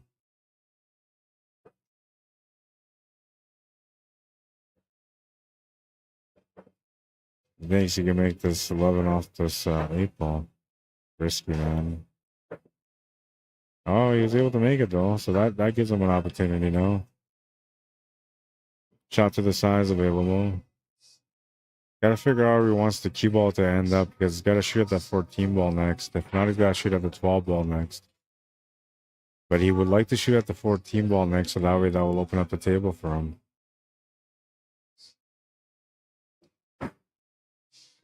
Just going to push over the 7 ball a bit. This is now limiting the pockets on the 8 ball, but the 8 ball does go to the side and it goes to the top left corner, so there's a couple of options still. Got to watch the pace on this one.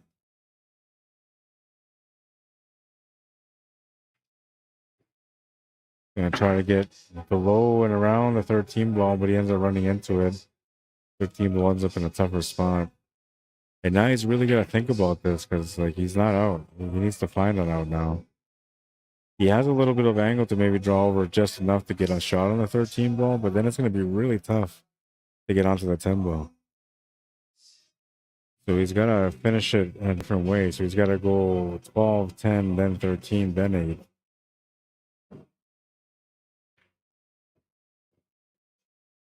He's got a good check angle here. He can actually not even check off the rail. He can just draw this back. Still going to be challenging to get the 8 ball, though. If he can run it right back to the 3 ball, that would be perfect. But if you lose control of the cue ball that way, then you're going to regret it. Oh, that was beauty. Perfect little setup. All he's got to do is keep his nerves under control here. Just make the ball and get the cue ball to come off the rail and back across. Nothing fancy here. Just like that. You can sense anxiousness building up from this rack for him. But he's going to finish it. He's going to run that rack, and it's 4-1. Now he feels a little bit better, getting some life in him. The shot was key, though. Getting onto that 3 ball, moving that 3 ball out of the way. That's perfect. Working the table on that one.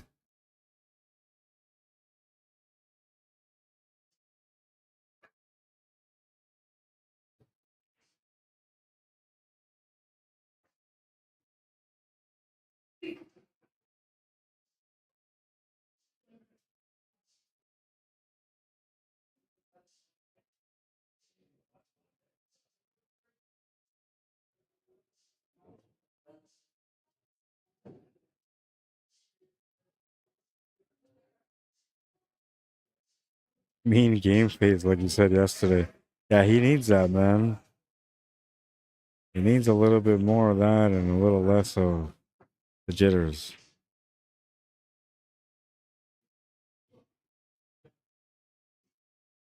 On you playing against Andy Kempa on the table on the top right of the screen.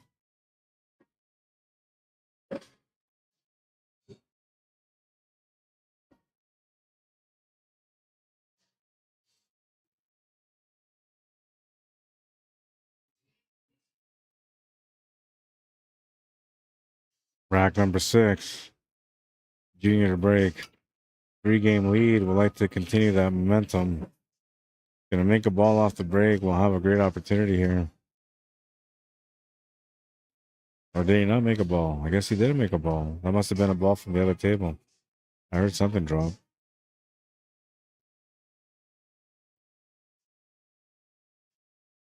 Great chance for Greg Wilson here.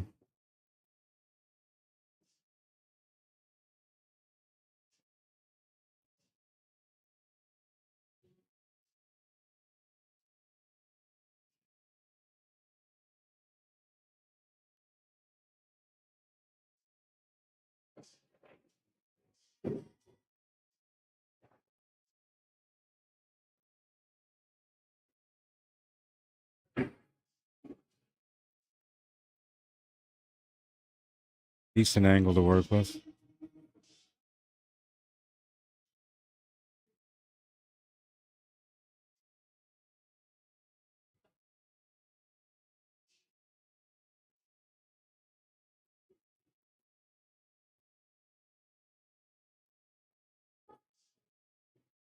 Need to keep out to come off the rail. It's going to be forced into a fall through shot. He could have just rolled this up a little bit here for the 14 to the top left corner. But he's got to roll it up just enough. I guess it's a two-way shot though, because if he doesn't get the 14 out of the 10 ball. Gone a bit too far for the 14. He could make it though, but too far. Don't think it's the right shot. Although I kind of feel like it is because you can just draw back here and set up for the 12 ball from there. He's looking to set up for the 12 ball on the right side instead.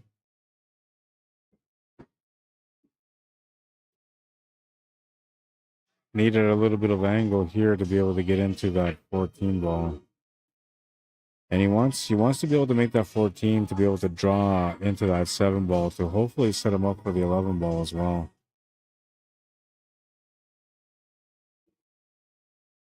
I wonder if we could just set up for the 11 ball now. Oh, he's going to have that option, so I'm thinking he's going to look at it. Ah, he's got that option. Just need to figure out where you want the cue ball for the 14 to get onto the 8 ball.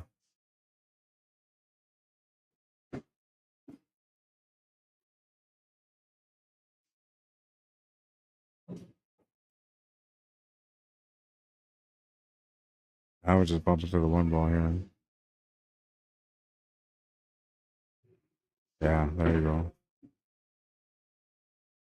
No need to be fancy, just get to the point on that one.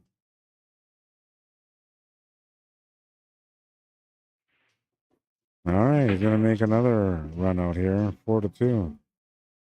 Starting to get more comfortable on the table now. Got the jitters out of the way, I believe. Or so it looks like it anyway. Time to heat things up in this match. It's 4-2.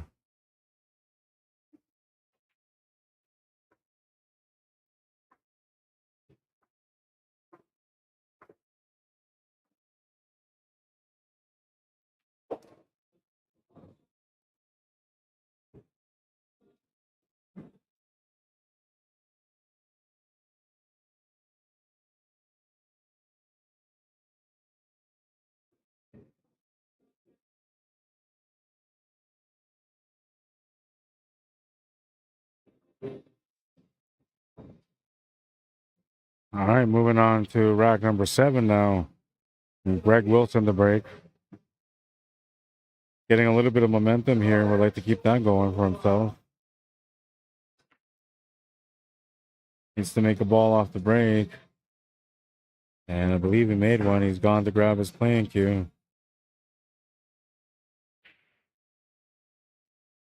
Well, he's got a couple different options when it comes to the solids if he wants to take the solids.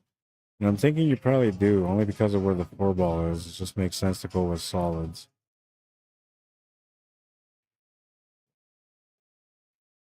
Seven ball is the problem ball he's got to worry about. He almost bumped it out of the way a little bit to get better on it. But he'll have to leave that and come back for it after a couple of shots. And right now, the angle that he has available with the 6 ball, he can roll up towards that 2 or the 4. In which the 2 ball will be easier to get to than the 4.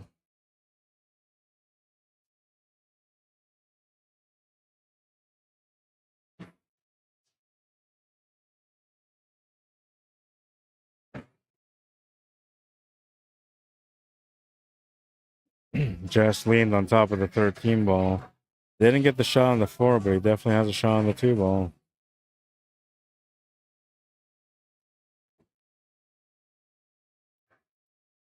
Still needs to figure out the 7 ball, a chance to get on it here. And he missed the 2 ball altogether. I'm surprised by that. Must have had a thought in his head, or maybe he was just rolled up against that 13 ball so good that he couldn't really see the 2. You couldn't see the 2? You couldn't see the 2? No, I could see it. No, completely. I just was thinning it, and I just my eyes were fuzzy. You missed it, oh And I yeah. just missed the ball completely. Yeah, no. I was on the correct side of the ball. No reason. You tried doing that right hand spin thing, eh? Is that what you were I doing? wasn't. Give it a little running English, and it should just been an easy shot. Oh yeah. I just, fuzzy, you know? Yeah, yeah. Maybe. Oh, shake it off. Go splash your face or something. Yeah. You might get another chance yet.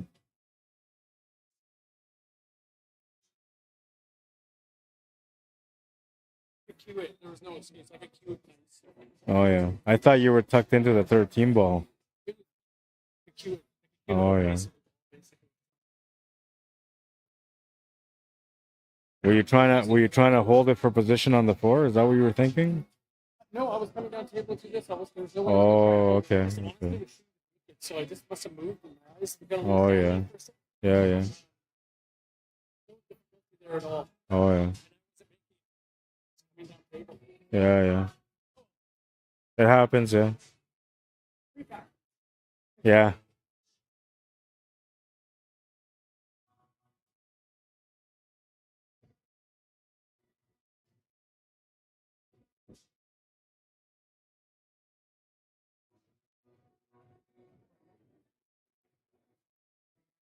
Oh no. Didn't mean to scratch the cue ball there. I'm thinking he was trying to maybe play a safety on that shot. I'm not sure.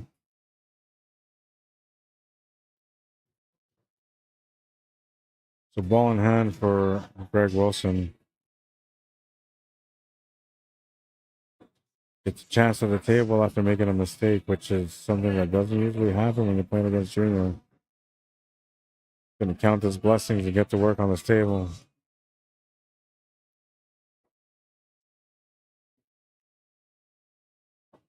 Way too much pace, but he's gonna be okay. Can still take the 2 ball if you really wanted to. I guess it depends on how he's thinking about keeping up for the 8 ball and where he wants to make the 8 ball.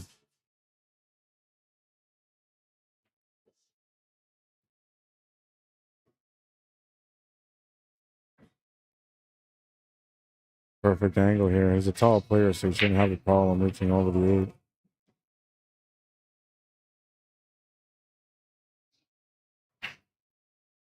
Looks like he's settling for the easier shot to the side pocket.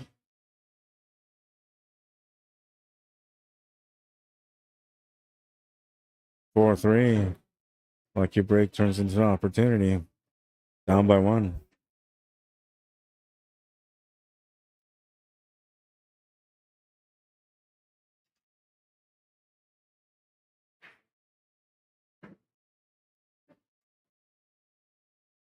Dan Anderson says Gregg's pretty good shot.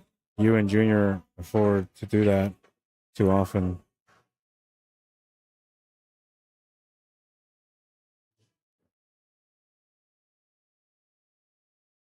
Yep.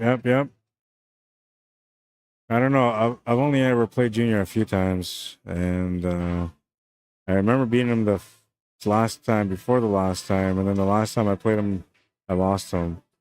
But I was never like nervous. I knew that he was playing good, and he was going to run to the table. I kind of expect that. Um, when you play against a player of that caliber, it's best just to focus on what you can do and just try to do it well. Right? Be very disciplined. It's actually good to play against higher level players because let's say you catch one on the first round and you end up beating them. That discipline that it took for you to beat them, or the luck that you got through to be able to beat them, is going to help you moving forward for the rest of the tournament because you just got over one of the biggest obstacles in the way.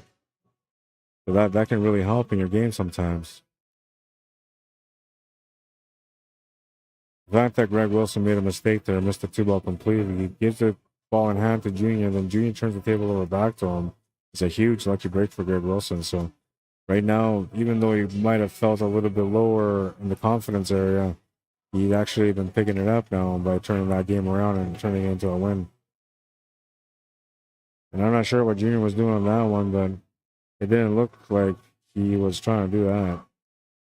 And he's kind of laughing it off a little bit. Gregg Wilson will take a look at this table right away and see what he can do.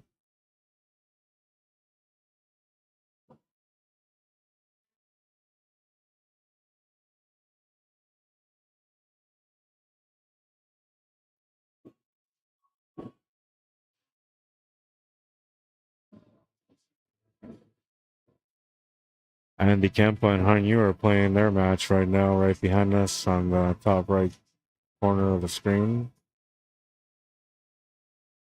That match is currently at 2-0 for Hanyu.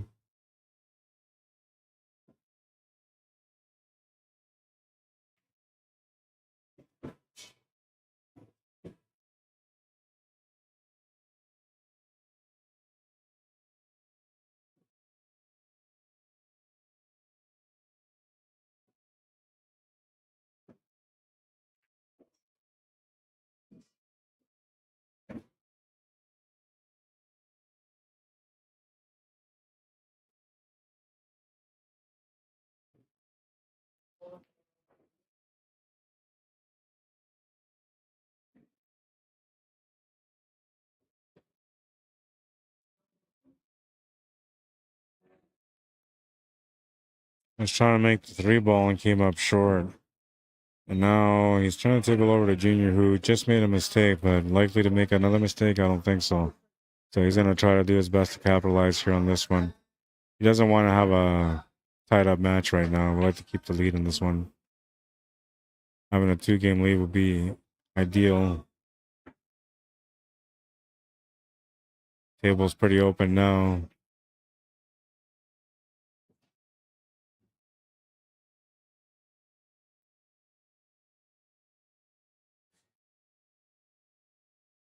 Toughest ball that he's got to get to is the 9-ball, so that's what he's looking at right now, trying to figure out how to get onto that. If he can get onto it right away, maybe.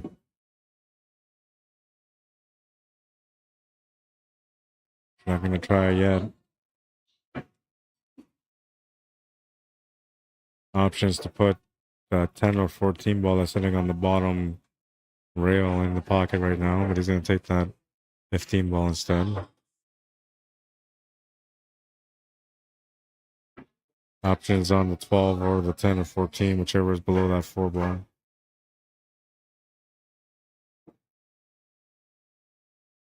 This is where the creative thinking comes into play. You have 2 different angles to work with, 3 different angles to work with, technically, if you're looking at the 9-ball also. And he is looking at the 9-ball right now. This would solve the problem or the puzzle on this table.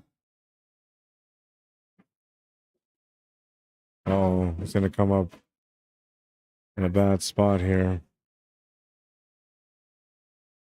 The good news, though, is that if he's able to make this shot with a jump shot, the cue ball's naturally going to come over to the left side of that 10 or 14 that's below that 4 ball.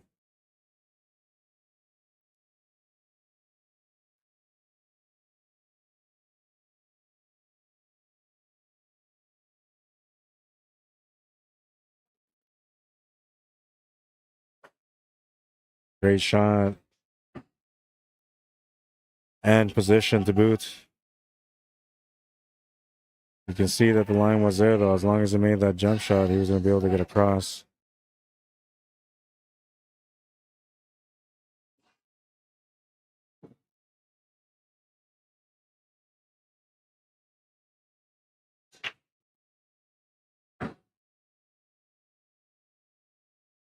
Five three, gets a 2-game lead back.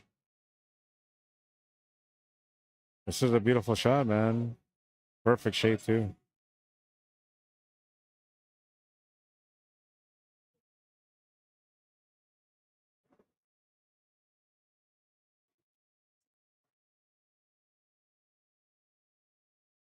A beauty jump shot. Highlight of the day, perhaps.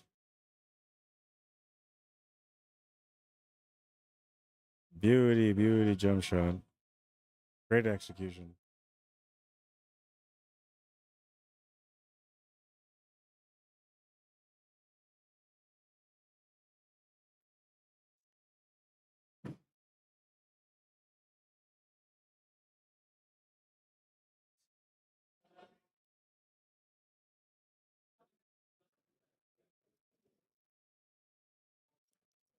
Five three is the score. It looks like Greg Wilson's breaking next.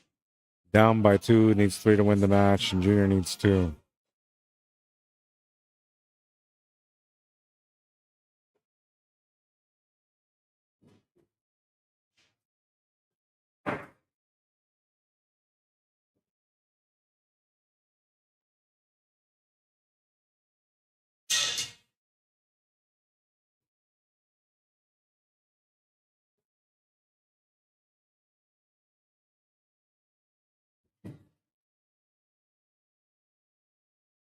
Smash to break, made the 1 ball in the side pocket. Solids are looking really nice, except for that 7 ball, but I think the 7 ball might go. So he's taking a look. I don't think it goes.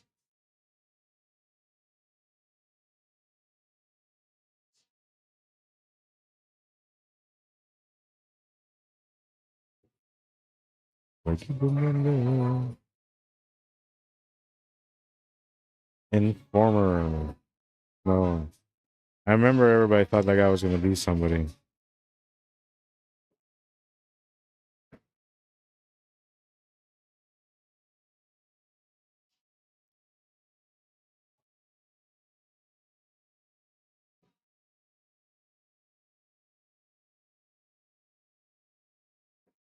Going to come up just short. On the 13 ball, had the 9 ball to the side pocket after that.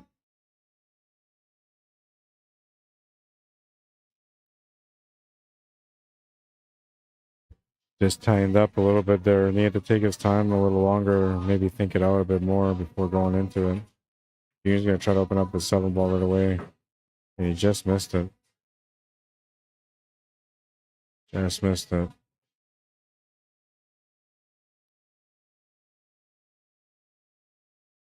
He's going to have to make that 5 ball have a angle with a back cut on the 2 to be able to get the cue ball to come over to the left and open up that 7 ball, giving him the 4 and the 6 ball as an escape shot.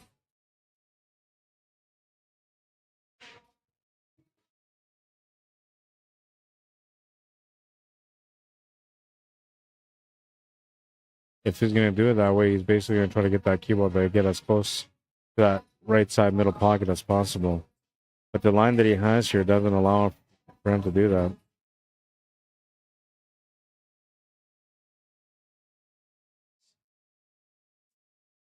Let's see here, a better line of that 5 ball and the cue ball.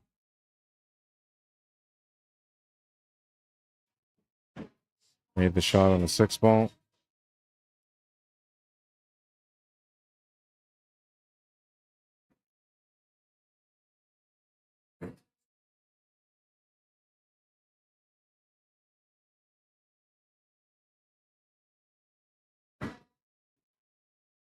Oh, he got the 7 ball opened up.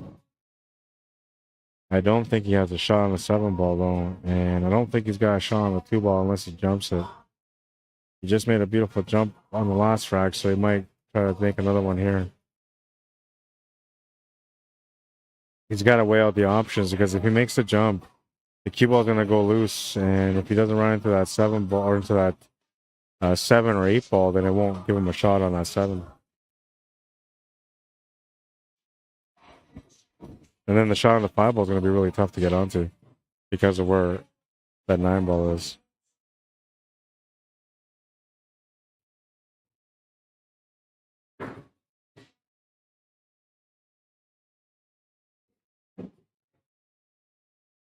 And the safety, a pretty good one. Try to take away all options because he had that 13 ball sitting over the bottom left corner. He tried to do as best as he could to remove all options away from there. Now, if Gregg doesn't have anything to shoot at, what I would try to do here maybe is try to play the safety, maybe, or try to hit that 15 ball over towards that 5 and 9.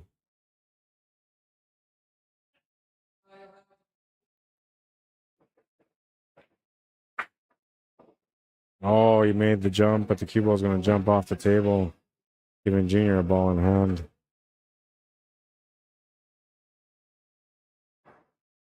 A little bit too much power in the jump. Going to make the white ball jump off the rail and onto the ground.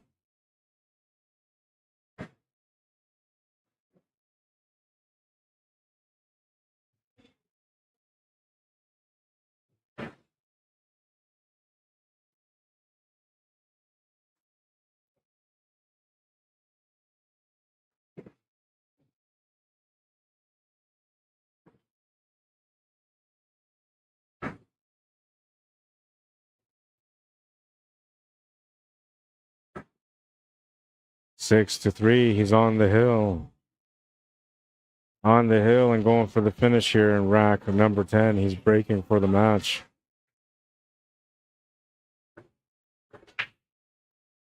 Stephen Roberts says, I don't know, Rod. That 2-rail kick earlier was sick. 2-rail kick. Who made that 2-rail kick?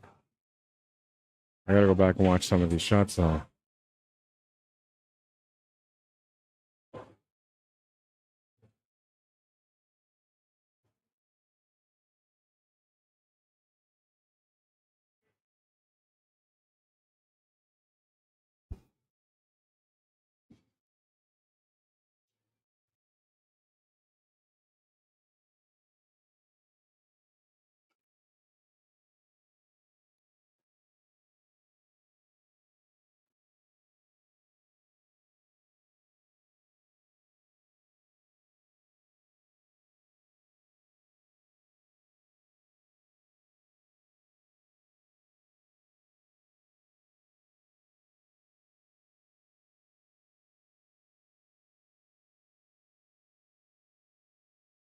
I'm trying to look for it.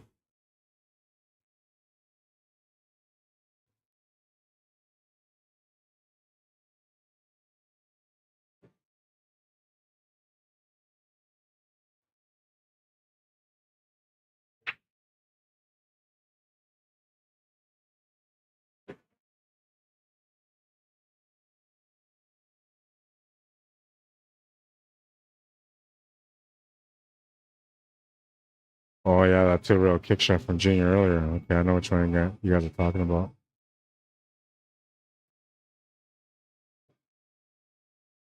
Yeah, that was a beautiful shot.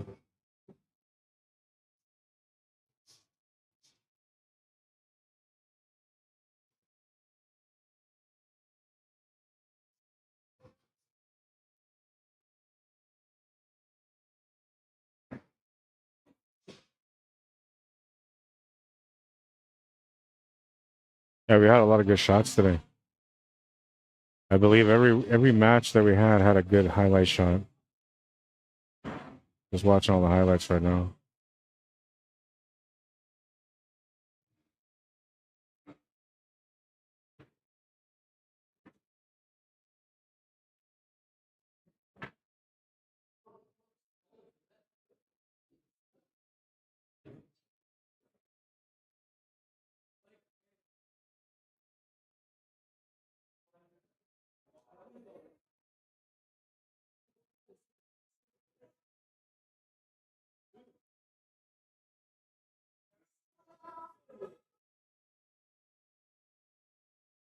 Not gonna have enough to get there, but it was going.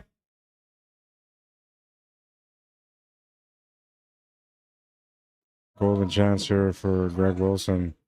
He's on survival mode now and needs to win this match, or else he's going to the B side. And I mean match as in rack.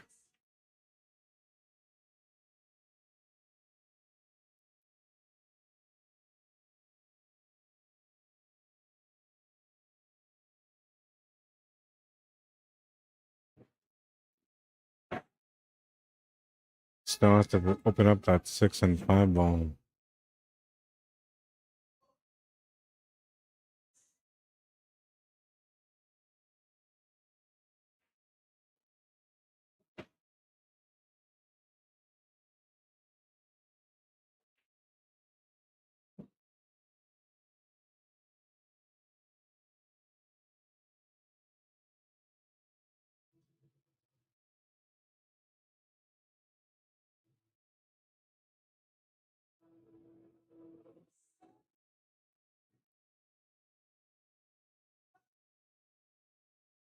Is he thinking he can draw right into this 5 and 6 right now? I think that's too aggressive of a shot. Did it work out for him? He has a difficult cut on the 3 ball, but if he's got a shot on the 5 ball, then this worked out for him. Pretty sure he's got the shot on the 5 ball.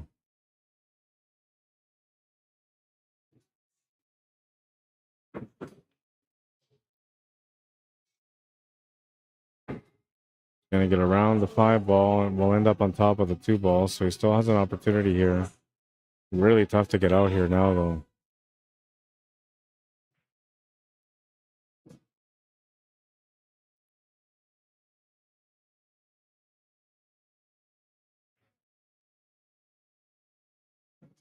Yeah, you got to go corner here. Play the cue ball through to set up for the 5 ball to the bottom left corner. And you got to watch your pace. You need to be on the right side of the 8, not on the left side of the 8 with the cue ball.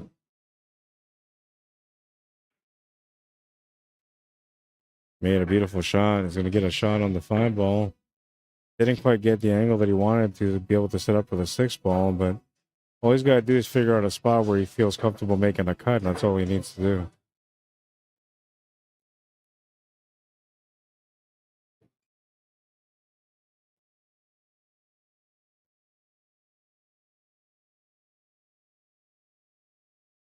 Don't do anything fancy. Uh-oh. Oh, just ended up on top of there. So close. Super limited on what he can do for the 8 ball here.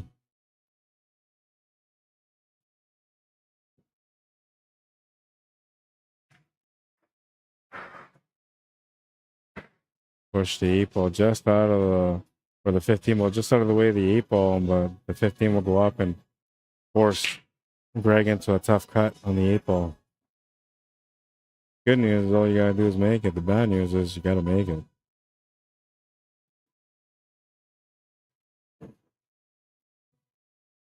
Oh, and that's gonna work. A little bit of luck. Huge break on that one, man. He was gonna turn the table over. 6-4.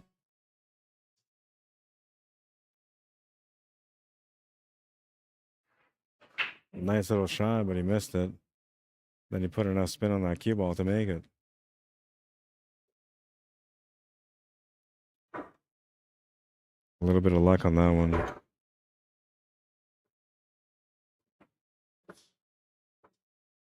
Richie Bryan, how you doing? So that's true cue ball control.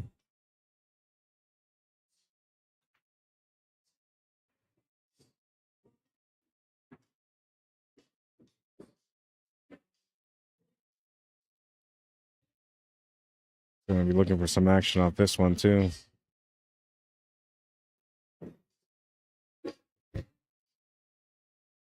Needs to win this game just to get it to the hill.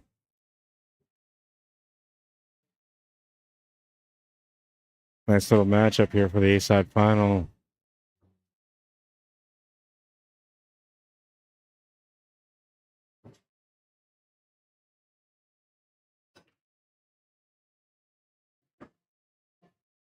Smash and break. I heard something go down, but I'm not sure if it was on this table or a different one. But he's grabbing his playing cue, so it must have been this one. Decent table to work with. A couple of trouble areas. He's looking at one of them right now.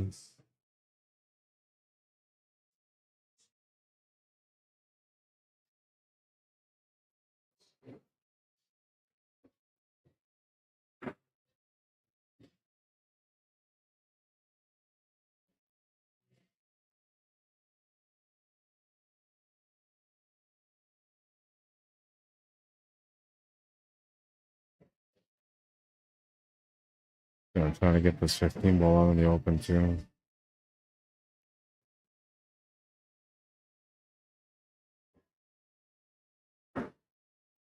All right, so he's got a good chance here now. Just got to work out the details. Because he's got an option to make that 11 ball, but that will push the 5 ball over towards that 12 ball, limiting what you can do with a 12. He's got a shot on the 13 ball, but the angle is off. So if you take the 13 ball, you have to kind of set up for the 15 ball with an angle to be able to get the people that come through out the left cushion back to the right to set up for that 11 ball after. I don't think that's the shot, but he's thinking he could maybe make this 12 ball to the side pocket off this 11 ball and 5 ball. Oh, and it worked out okay. He didn't make the ball to the side pocket, but it rolled out perfectly. And actually comes to the rescue right now. Because he wasn't looking good here on this 13 ball, and he had a bit of a challenge with that 15 ball. But having the 12 ball set up by the side pocket like this allows him to be able to set up a good angle from the 12 ball to the 13 and from the 13 to the 15.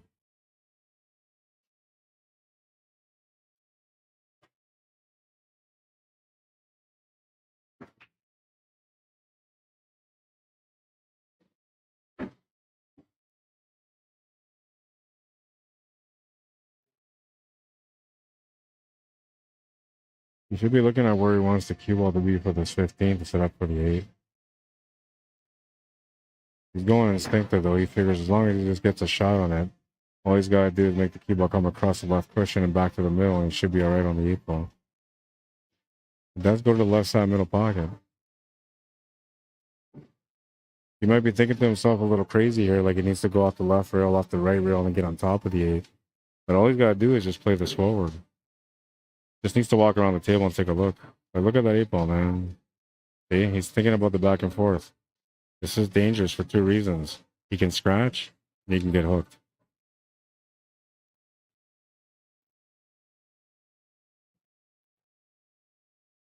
And he forced the shot. He didn't have to do that. He could have just played that forward and then settled for the easy 8 to the side pocket there. He didn't see it though. He didn't realize that he had that angle there available. It wouldn't have been an easy 8 ball, but you can see where it's at. Like, it was makeable. Huge break here for Junior, because instead of going to the hill, he's going to have a chance to close out now.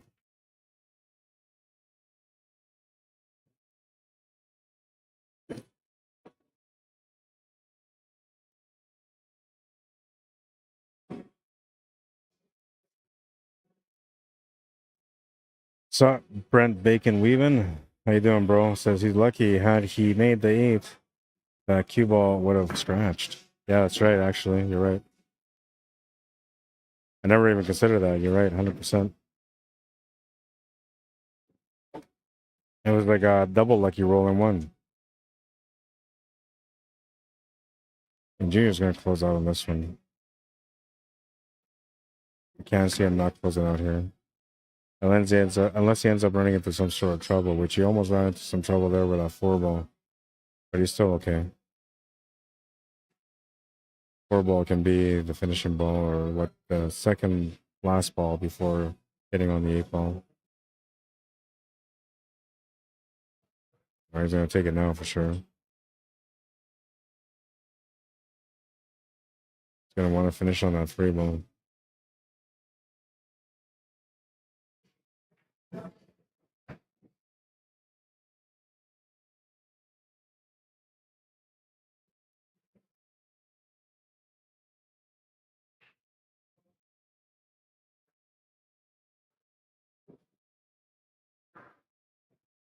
I'm gonna show that to Gregg after.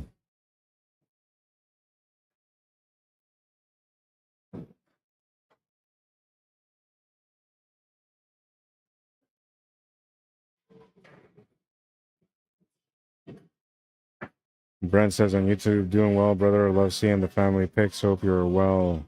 Great win last week. Thanks, man. I was possessed last week. Everything was going in. Those are the days, I tell you. Those are the days. 8 ball for the match. That's the match. 7-4, final score. And all matches on the B side are in play. Looks like Andy Kempa and Han Yu just finished playing.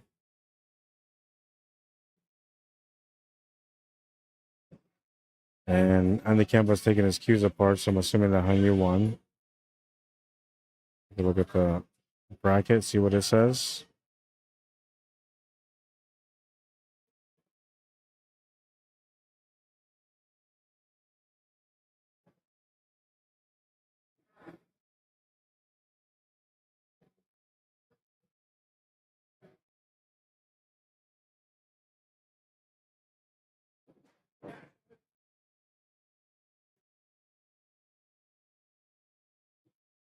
Tony Dankowski and David Wilkes are still battling. 3-1 for Tony on that one on the B side. And here it says 3-2, so they haven't updated the scores yet. But I'm pretty sure Han Yu won. So B side semifinal coming up after this. And the only match I have is the one that's sitting all the way on the far right. So we're gonna have to move the camera over there for a second and just keep track of things. We'll stop the clock on this one.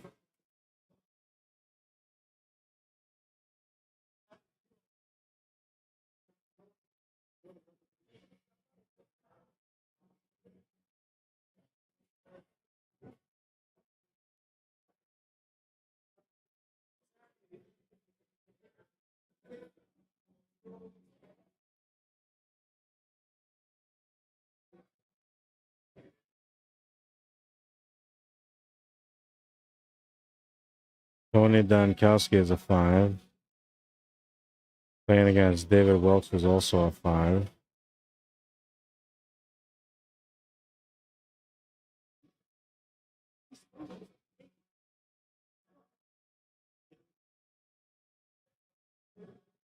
And it says that it's 3-1 for Tony, so we'll put it as 3-1 for Tony. And I'll move that camera over for you guys. Bring down these Fargo rates too.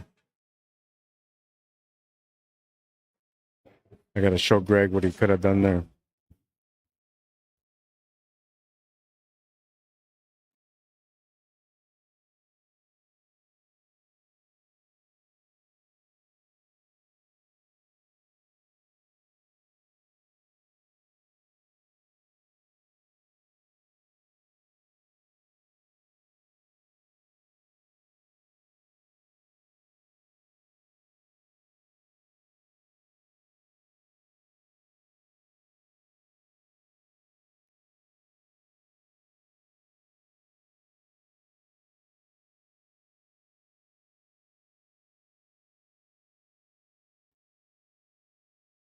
Okay, and that's Tony shooting at the table right now, trying to get on the hill.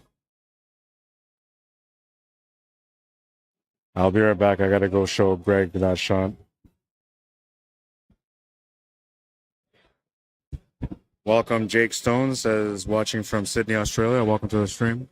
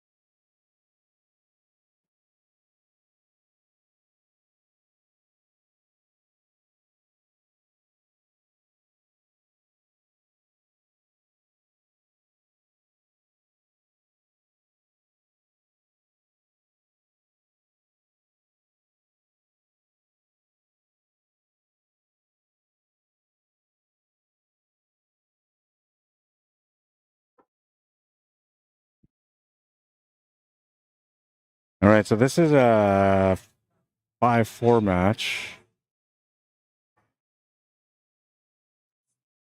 Dave goes to 4. And he's on 3. And Tony's on 4. So this is a hill matchup right now. The winner of this plays against Hanyu next on the TV table. Hanyu's just warming up right now.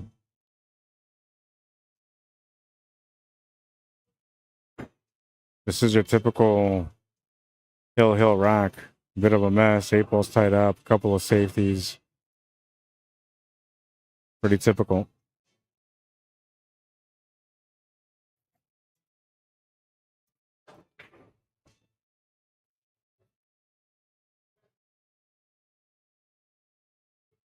I brought my cues today. I'm starting to feel tired. I don't know if I'm going to stick around. I kind of want to stick around, but we'll see if there's anybody that comes out to play tonight. I might get tempted. I'm easy to convince. All you got to do is just show up, put your cues together, and I'm in.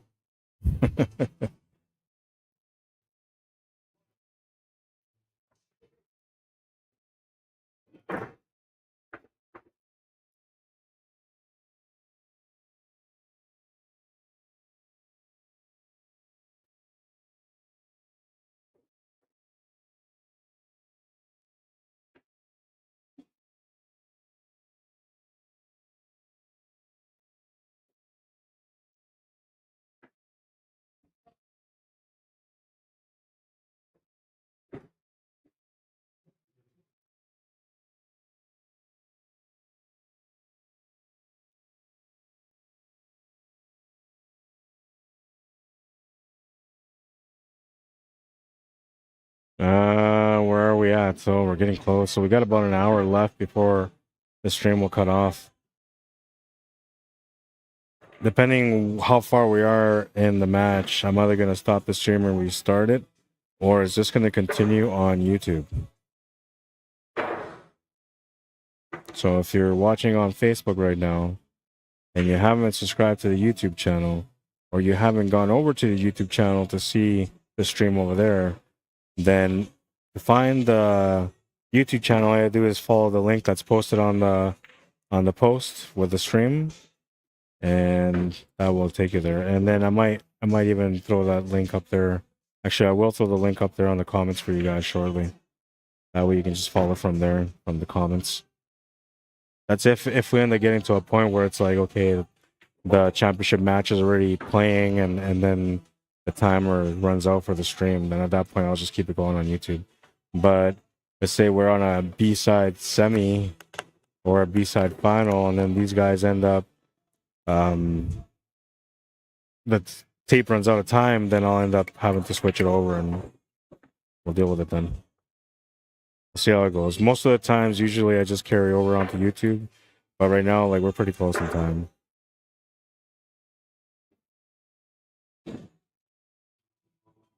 I'm at hour and 27 minutes away before it cuts off. So plenty of time, but I don't know if it'll be enough to get to the championship match.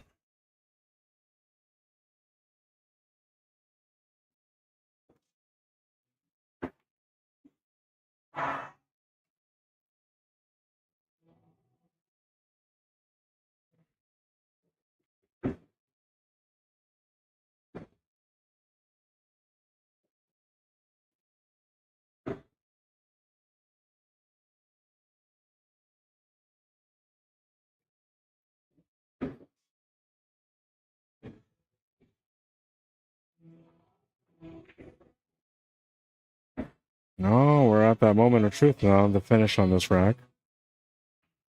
Tony Dankowski looking like he's going to be the one to win this match. Got a little bit of angle here on the 15th, set up for the 8 ball. Hanyu's already warming up on the table. He's ready to go. He's been playing some good pool today too.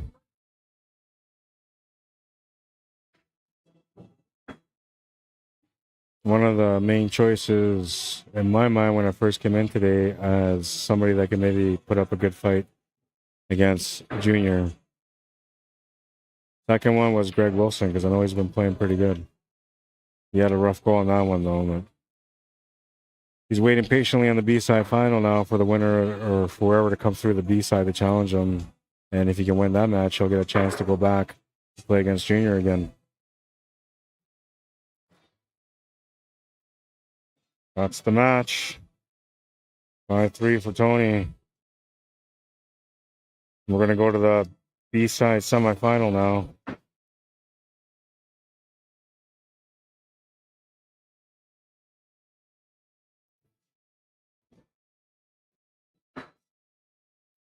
I'll have to adjust this camera again.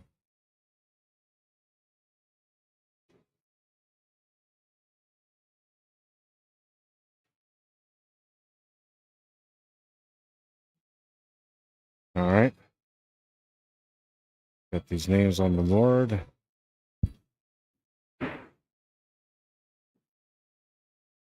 Six to 5 race.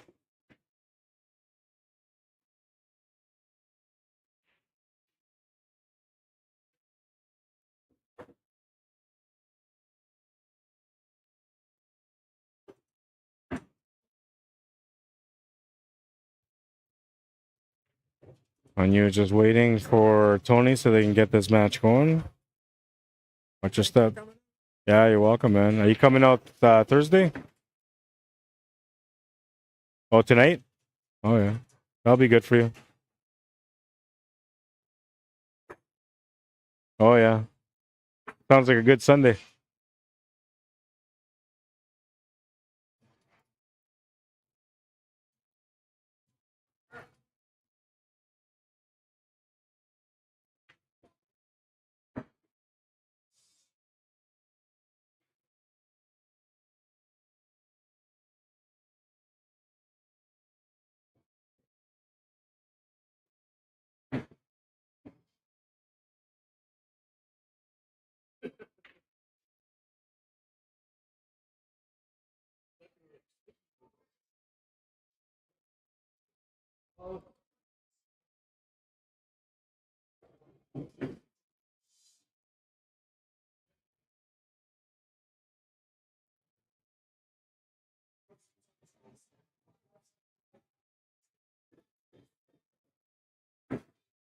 All right, looks like we're about to get this match going.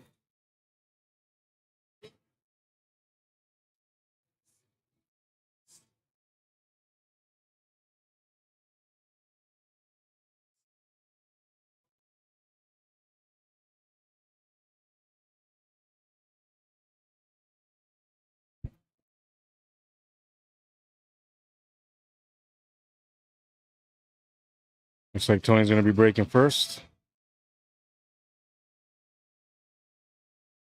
Oh, yeah, and I forgot that this camera is slightly off. That's why it looks all crooked. I was going to get bothered there again, but then I quickly realized that happened last time, too.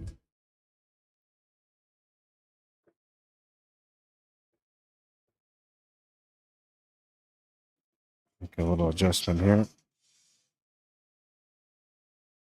There we go. Now it's centered. Tony's just going to go to the washroom, so we won't start the timer yet.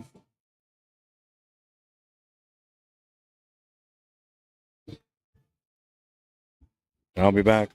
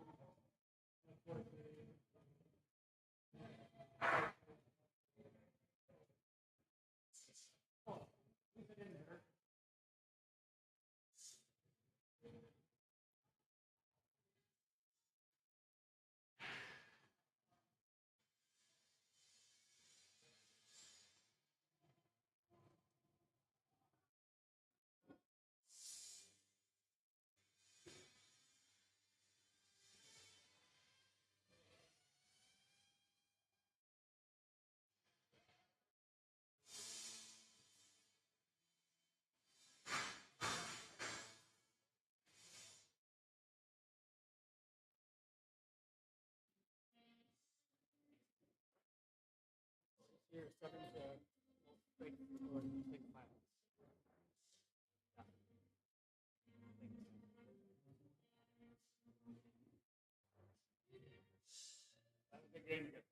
Six five, right? Yeah. Yeah.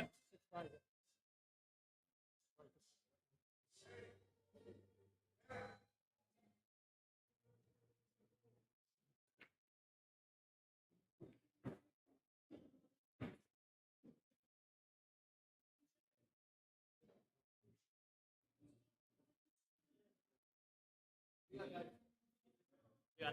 It's really good. Thank you.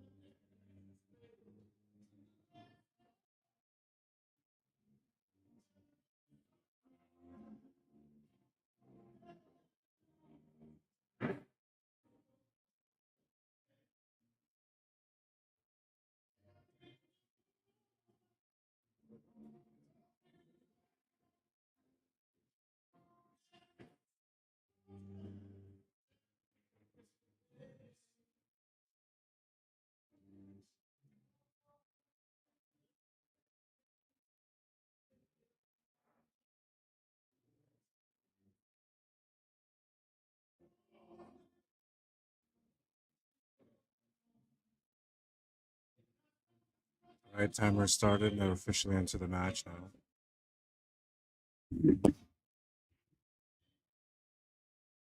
And that's up the Fargo rates.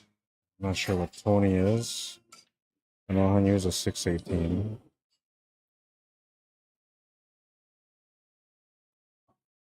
Missed call from Dwight Platt. I'll have to pull him back right away.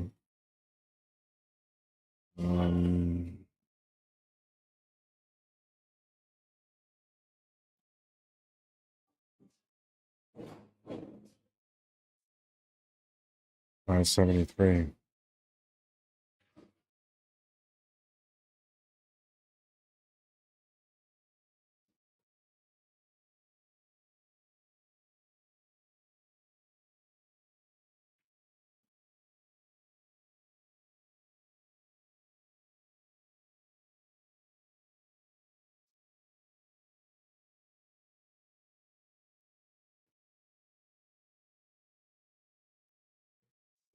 All right, there we go. That's been set up. 573 Fargo rate for Tony Donkowski, 618 Fargo rate for Hanyu. Comments on YouTube. Top Nucken says, hey, where is this place? What country? What city? We're here in Winnipeg. The city is called Winnipeg. The province is Manitoba, and we're here in Canada. Oh, and I forgot I was supposed to start the timer. The Hangar, Billiards, and Sports Lounge, 121 Scurfield Blvd on the south end of town. All right, I got to be back. I got to make a phone call. Somebody called me, and it could be business related.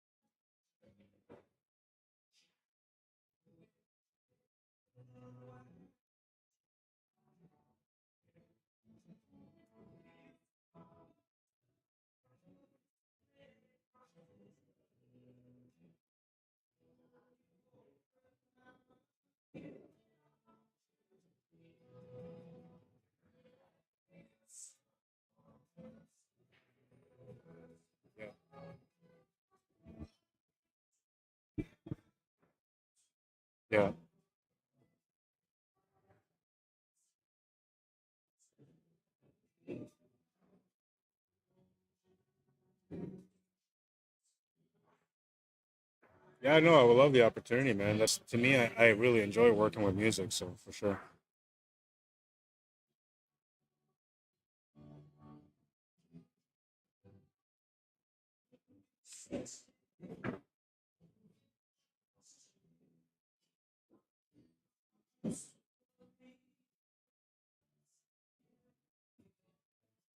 Oh yeah.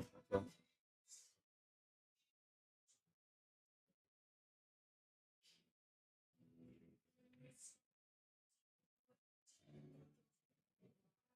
Cool. Yeah, if it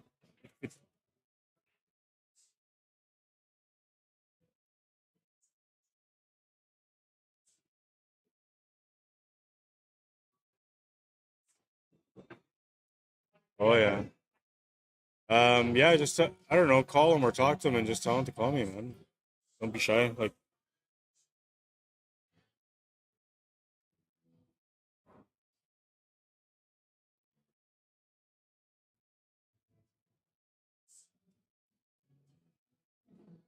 yeah. Oh yeah. Yeah, so I'll need to find out ahead of time because like right now for May I'm leaving May 5th, I think it is. And I don't come back until May 13th or 14th. I gotta go to Vegas, yeah, and I'm driving out there this time. Yeah, so I'm taking a few days earlier just so I can. I want to have 1 or 2 days in Vegas where I'm not working, so I can check out the scene, and I want to kind of sightsee a little bit on the way there.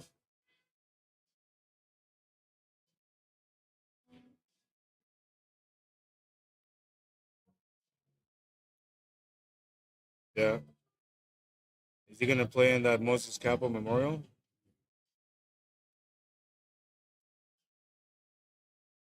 That was the one that they had last year at Dooley's Billiards in Moose Jaw. We're having it in the second weekend of June. Who did? Oh yeah, good for him. Good for him. That's a good change.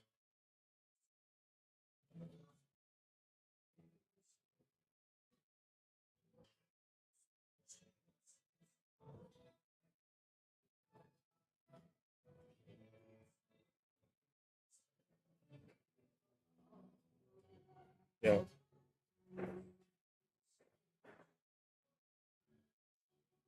he's a great player, man. It's a positive change for sure.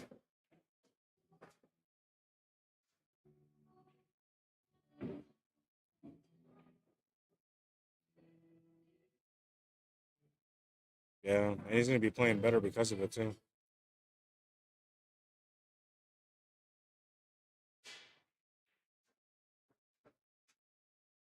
Yeah, cool, man. I appreciate that. Thank you.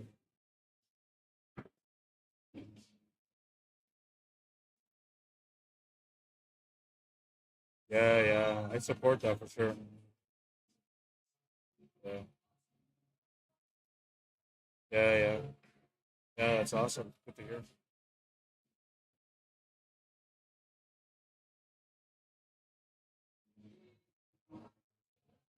How long is he in for?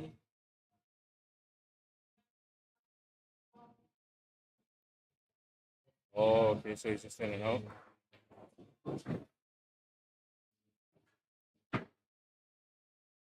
Cool,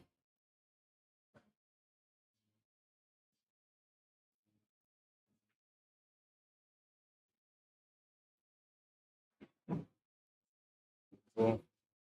That's awesome, man. Well, I appreciate you thinking of me, and hopefully I hear from him.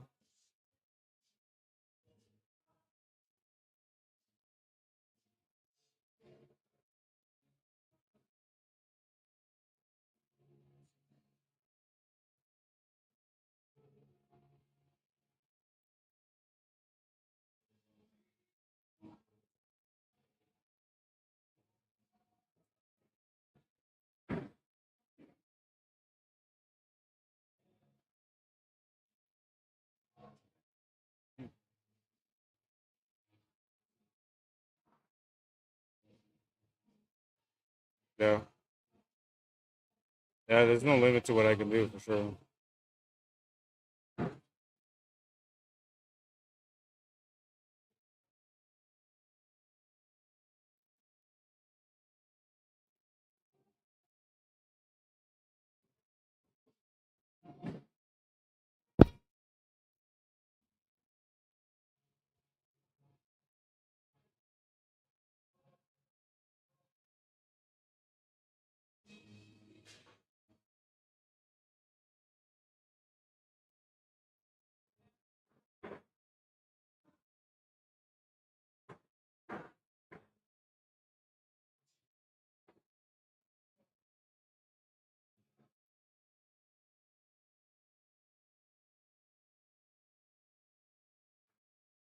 Yeah, no, and I'll have time for sure tomorrow and definitely Wednesday. If it's something like he needs it for Thursday, then I'll have to come out there on Wednesday. Um, and then I'll just have to work on the fly if he needs something for Thursday. But if he needs something just for the finals in May, then I can definitely. That's not a problem. As long as I'm here anyway, not a problem.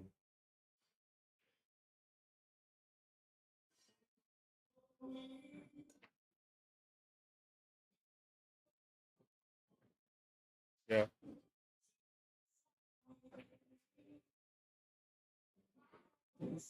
yeah. So give me like an angle of where the stage would be, and then turn around and show me the other side, so that I'll have an idea of the depth.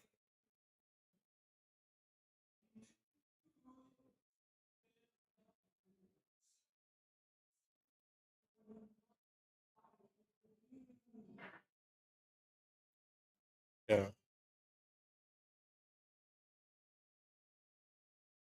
Okay. Thanks, Dwayne. Appreciate it, man.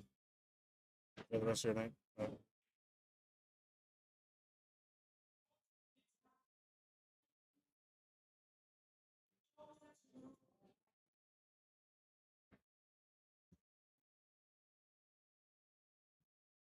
So we're sorry, I'm back now.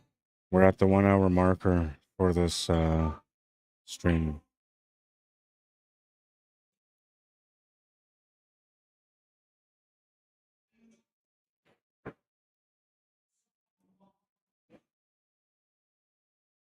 Playing some good beats right now. Nice and mellow, setting the mood for this matchup.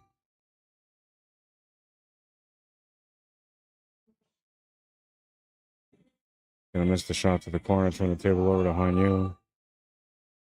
All right, so the winner of this plays against Greg Wilson. The winner of that plays against Junior.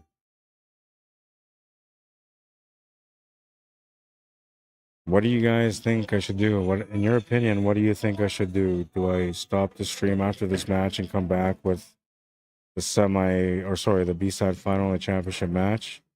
Or do I just keep this running for whatever time we're left? I guess it's about an hour that's left. And then just let it continue to go on to YouTube. Because then anybody that's watching on YouTube, it won't cut off for you guys. You guys will still be watching it.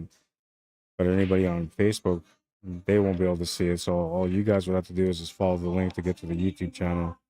And then you can watch the rest of the B-side final and the championship match.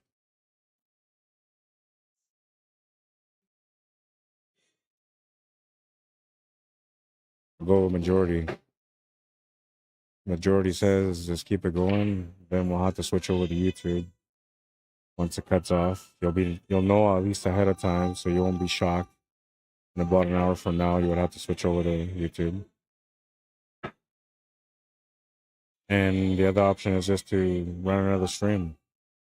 Stop the stream after this match, and then go into a fresh stream for the B-side final and the championship match.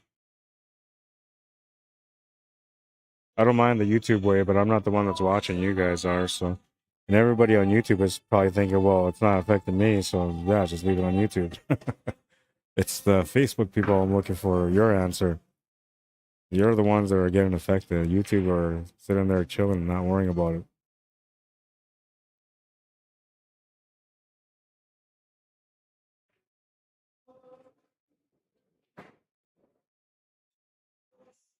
Nice little drawback angle here for the 8-ball.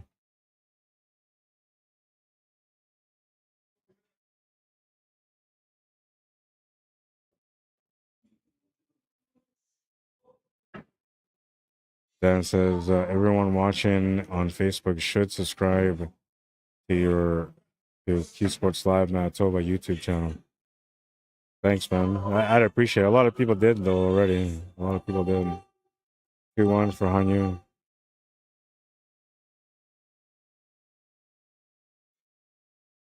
I watch it on YouTube and Facebook. YouTube if I want to watch it on the big screen. Yeah, it looks really good. So like, I go back at home.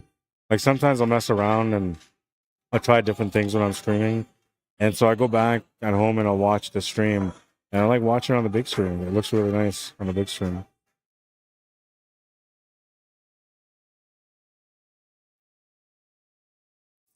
Let me find the YouTube channel link and then I'll put it here on Facebook for you guys.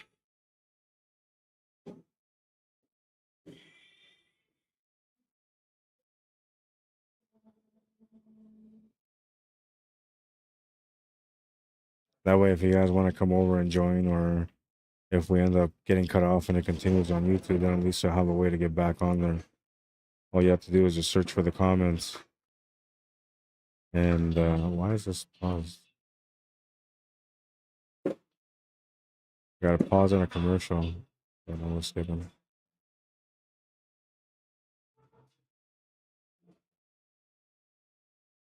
Okay, so this is it.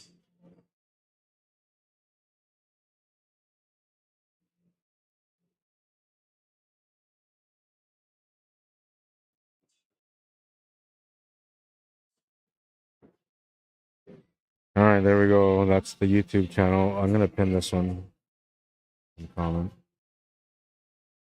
That's my YouTube channel. If you guys want to go over and subscribe to the YouTube channel. Now, there's a lot of things that I'll stream on both Facebook and YouTube, but there are some things that I just don't stream on Facebook. I'll only stream it on YouTube.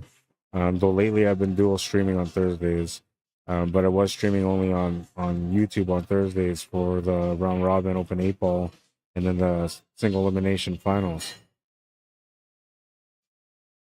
I almost put my mic in the water. That was a close call.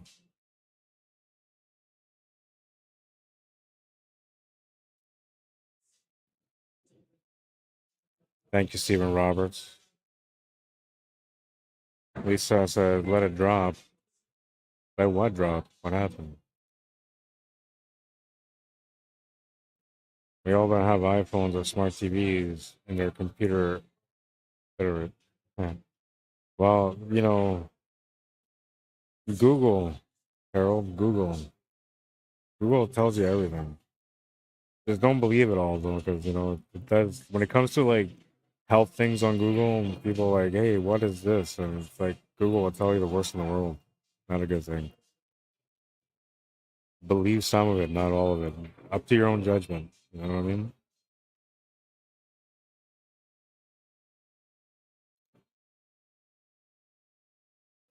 Dan Morton, how you doing? I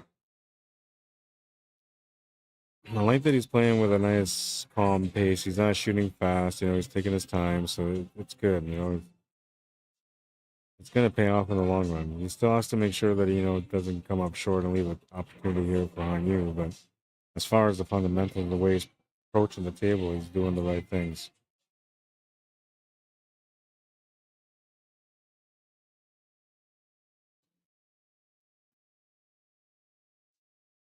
He's getting a little tempted here with that 3-ball because it's in a weird spot. Like, so if it goes to the corner right now, like, that's great. He can make it, get it out of the way, and continue to shoot from there. And he's got an easy 4, which doesn't really do a whole lot for him for anything else other than just trying to play shape for the 2-ball or coming back to the same spot where he is right now for that 3-ball. The 3-ball doesn't quite go to the side pocket either.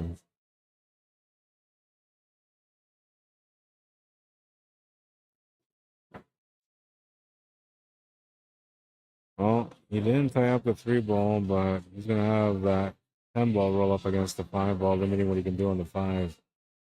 I don't think he'll have an angle to be able to pot it. He's going to have to break it out.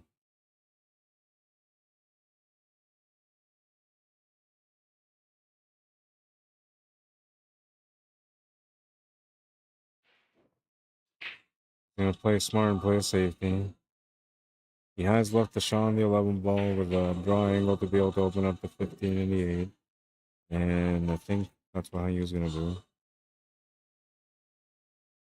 Only because the angle is perfect. I'm just gonna try to pot it and follow it through instead. I thought he would take the chance at opening that up, but I'm thinking that maybe the 15 ball goes to the right side middle pocket, so he's not too worried about it. Walking around, looking at his options. 10 ball's still going to be a challenge no matter what. There's nothing around there to break it out.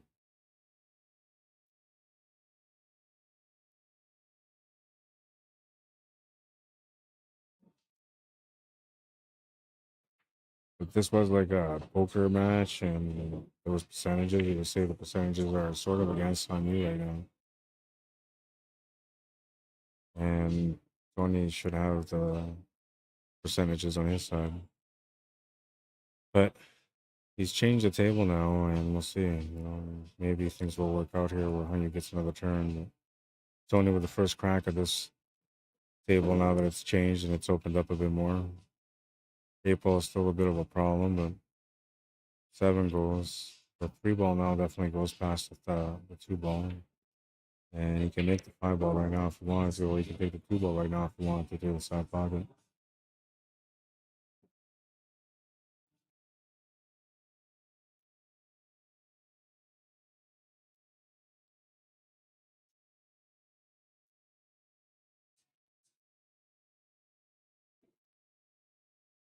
Brian Sterling says, Winnipeg, Manitoba, Canada.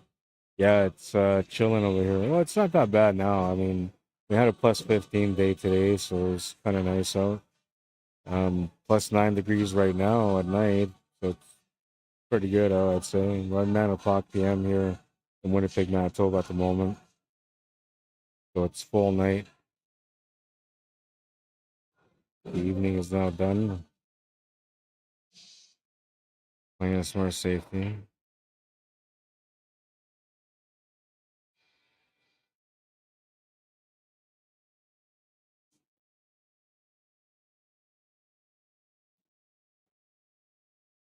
Tony's gonna do the same here.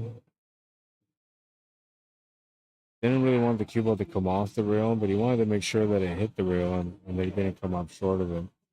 So that's why he got the extra bounce, which kind of worked out really nice here for Hanyu. Especially because he got a breakout angle he can use here if he wanted to for the 15. He didn't use it, but you can see the line was there. He definitely had an opportunity to be able to break it out if he needed to break it out.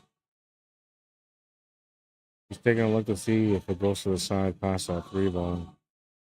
If it does, he doesn't have to worry about it. If it doesn't, he can break it out right now by making the 14 ball.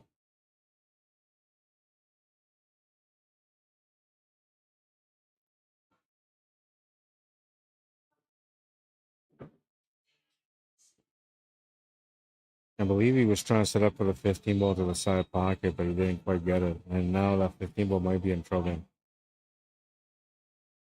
Got the 12 ball though, so he can maybe break it out. Which he does, but he ends up with no shot.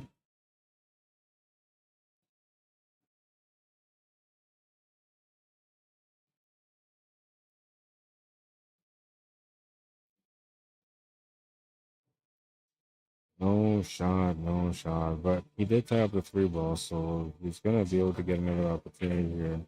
And he could actually use this table for a safety scenario.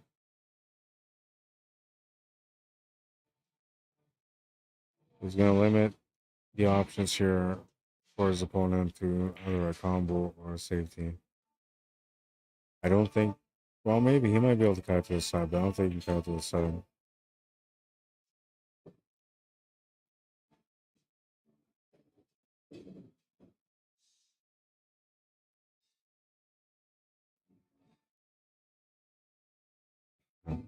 A method would say that. Welcome to a stream method. Try not to steal anything from anyone. Why would you make your name method? You know you're just asking for attention.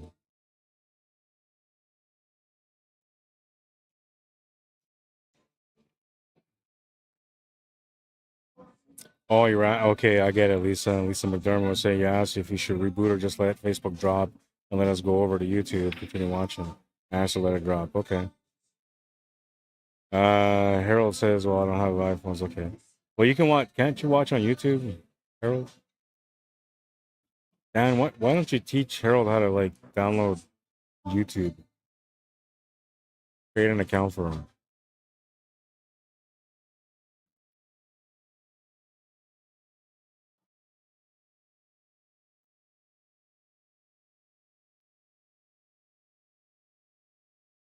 And don't go by a crazy name, Harold.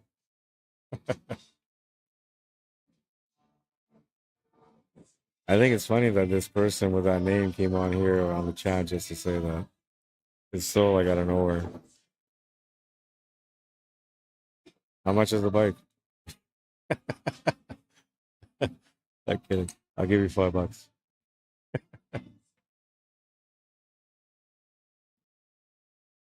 I gotta get my charger.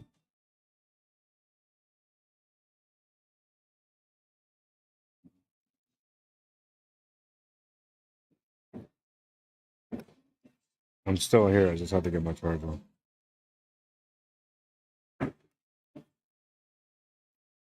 Phone's like trying to die on me.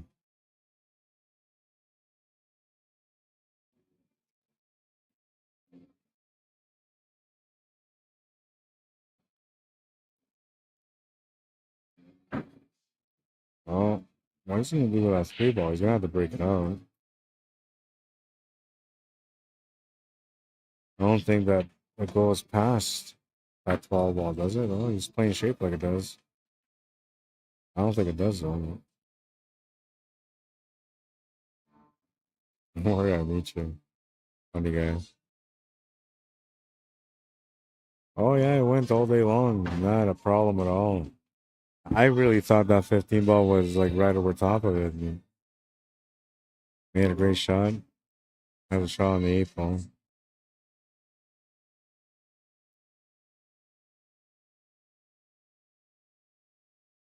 Gonna make the 8. Ties up the match at 2. Homeboy ain't playing. He's here to play. The way he hammered that 3 ball in there is just like, hey, watch yourself. I know how to shoot.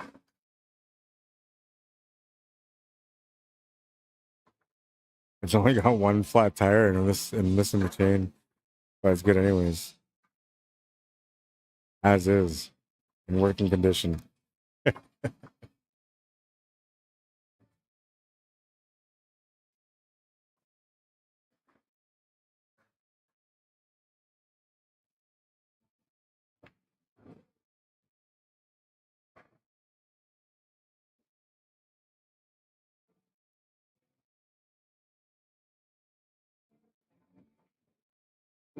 All right, big rack coming up here. Not that it's like anything important because it's a 6-5 race, so it's like the halfway point, I guess, for one player and a hump game for another player, the one that's breaking right now. But score is 2-2, so you want to maintain a lead, you want to get a lead, you want to maintain a lead. This is a game that's important for both players.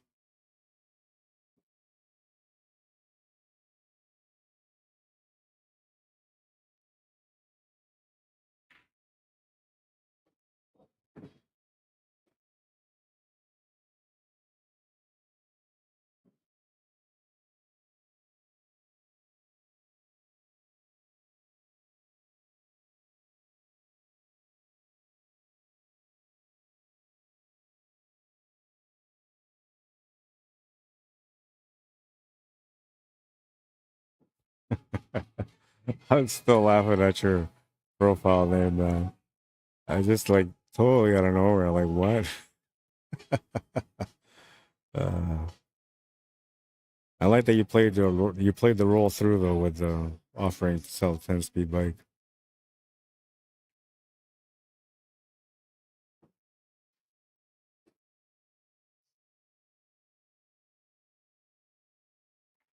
Staying in character, he says. So is Tony Montana or Tony Donkowski at the table right now.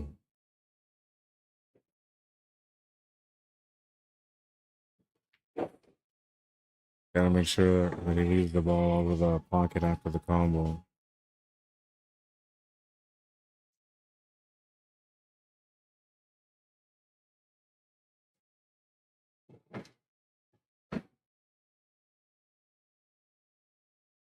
Yeah, I've been waiting, but I think I'm gonna set up my other camera now because I've been waiting for it to kind of quiet down. It's quieted down a little bit now.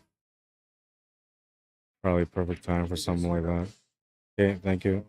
When this is set up, is it so we put all the scores in? It's control one.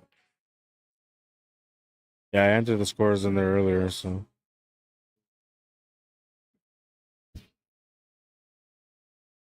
Stuff going on. Space. Yeah, let's look at.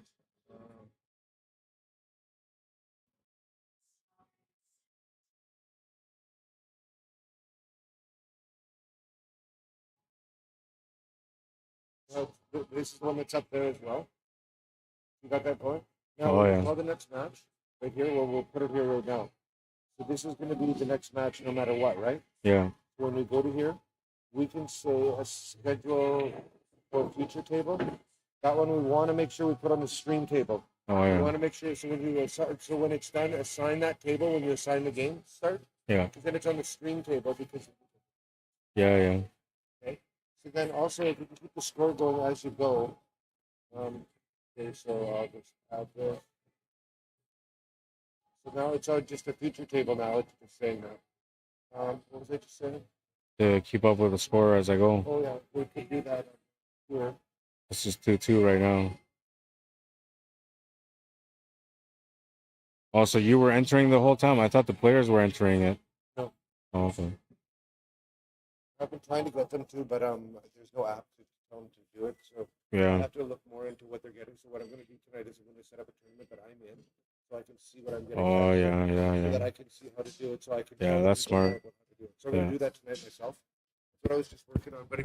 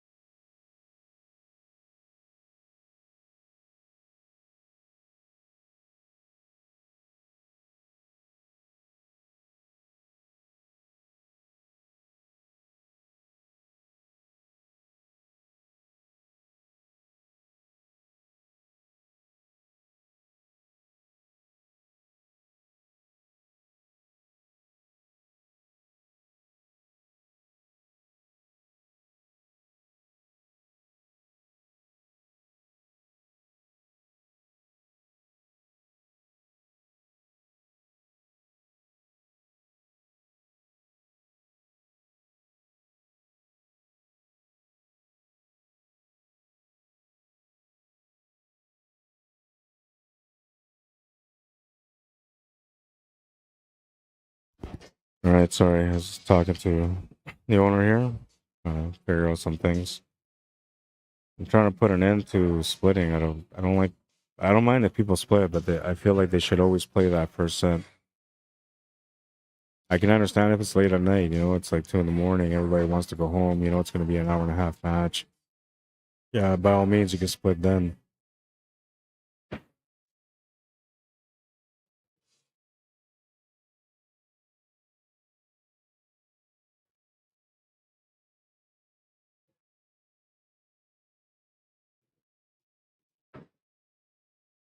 Almost too much pace. He still has the shot. He can make it without scratching.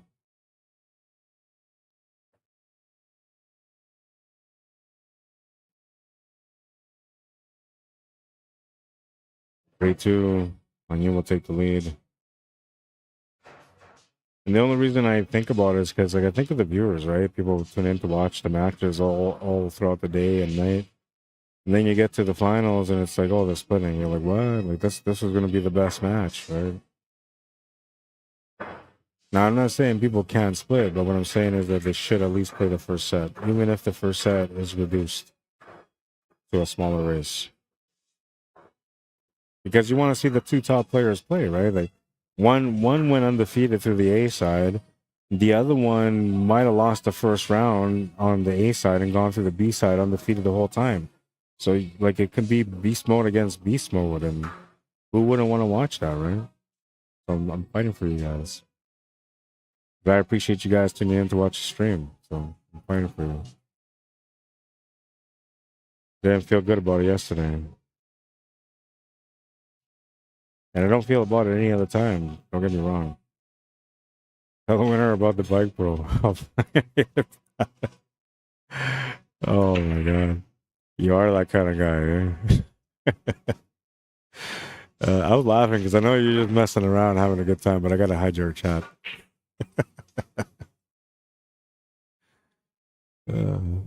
I got a sense of humor, man, so I'm all good.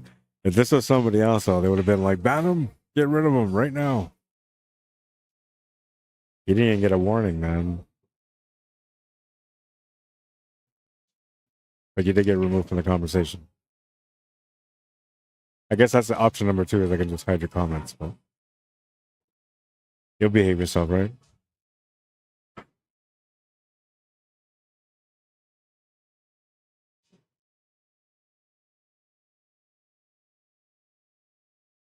Time to crash into the pile here. Oh, yeah. Oh, and he's lucky that he just came over on top of the 1 ball or below the 1 ball. That's going to give him the shot on the 15 ball.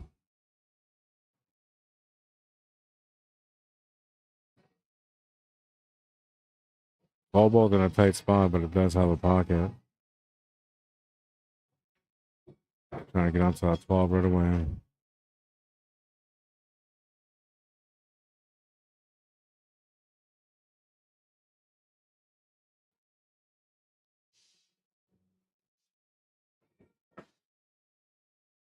Time to make that 9 ball off that 4 ball.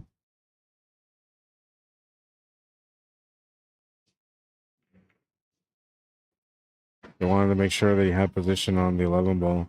I think what he should have done there is he should have made that shot, but instead of drawing back, he should have followed it forward to hold position for the 11 to the left side middle pocket. I think that would have been better. Because then, like, he would have been able to focus more on going off the rail properly and off the floor properly. When you're putting that extra speed because you're trying to stun over, you're focusing more on stunning over, so you lose sight of the aiming spot altogether. And usually, what happened to him is what's going to happen to you or anyone else.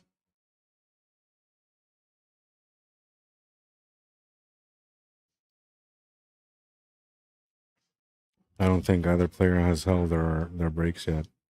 Oh, and that's interesting, you know, because technically that says that if they go and win this match and then they have to play against who's in the final, Greg Wilson, they're gonna have to play their best game for the next match, and they're gonna have to play their absolute best game after against Junior because Junior's playing amazing right now. And now if you're gonna come up drawing your breaks against Junior, he's gonna just run those racks. And you can't really rely on getting a break off him because he usually makes a ball off the break and has decent control of the cue ball. So you need your breaks to come through for you.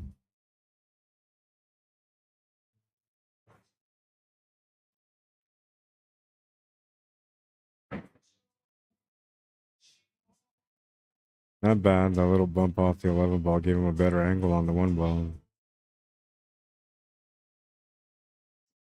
So you got to play like you're playing shape for the 2 ball here, but really you're playing shape for the 7 ball.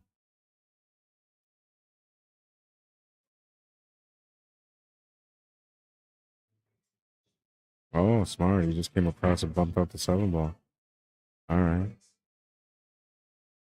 Couple different options here, the 2 or the 7. Looks like he's going to go for the 2.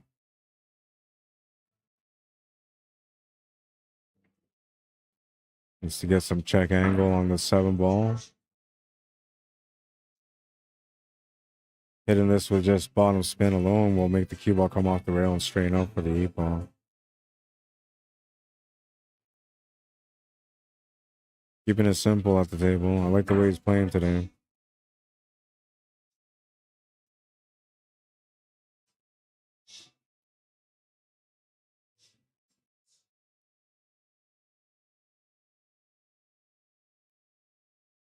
Gonna tie the match at 3. Telling you, man, the Sunday Open is tough to win. And I'm not just saying that because I won it last week. It was my first time winning it since the Sunday Open started 2.5 years ago, 3 years ago. Tough to win, man. Every player that comes out to play all want to win it. And as you progress and you get to the final 6, 7, 8, or the final 4, those players are now different monsters. None of them should have lost. None of them should have been on the B side. And they all want to get back to the championship match. Not easy. And then whoever comes through the B side, usually they have to battle against some really tough opponents. So usually that player is like ready to go in the final, and they most of the times end up winning that first set in the final. But when you're playing against a player like Cornell McLean Jr., the odds go down pretty quickly on you winning that first set. Especially if he gets going, man. Once he makes a couple of breaking runs, that's when he gets going, and it doesn't really miss much from there on.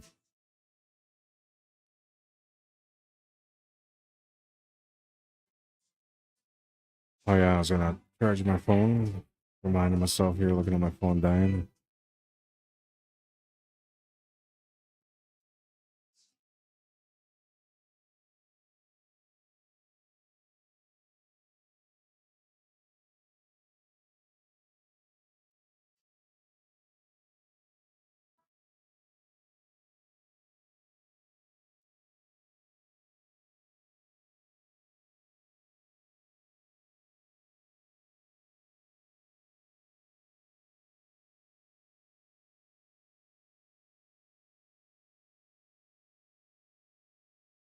Gonna cheat the pocket a little bit there on that shot to the corner.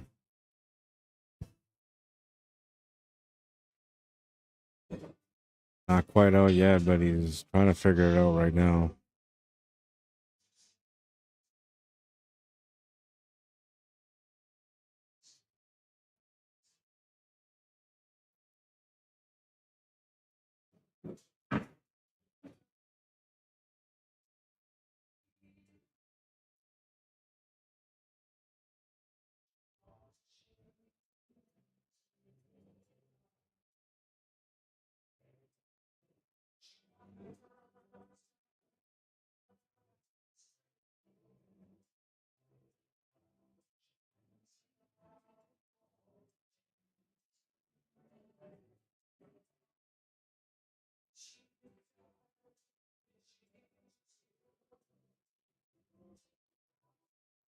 You can hear that mind going off right now, thinking the pattern out. Left spin, right spin, this fast, that slow. Oh, that's not working. Little shake of the head right there. Yeah, that's not gonna work, he says.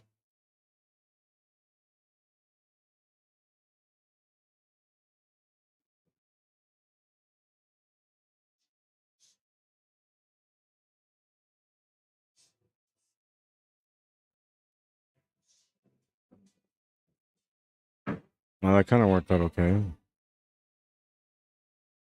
Give him an option to make the shot to the side pocket on the 10 ball, or 14, whatever it is that's there.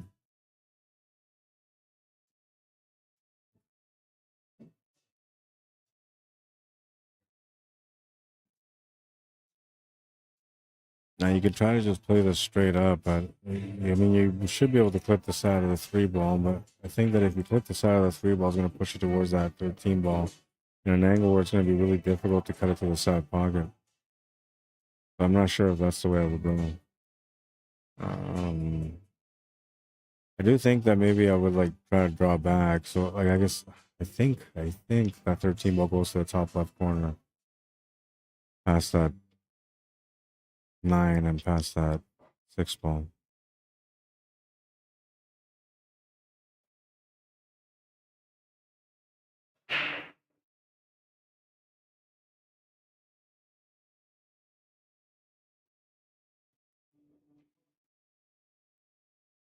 He's gonna try the 13 ball to the corner instead.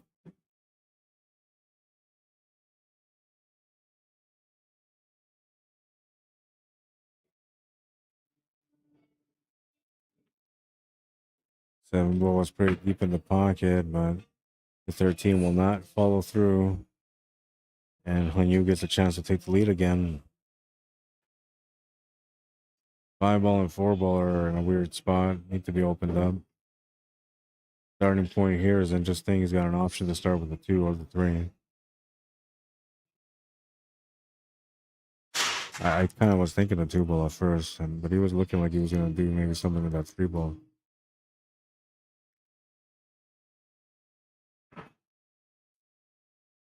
Didn't quite hit it hard enough. I don't think he's got the shot on the 5 ball.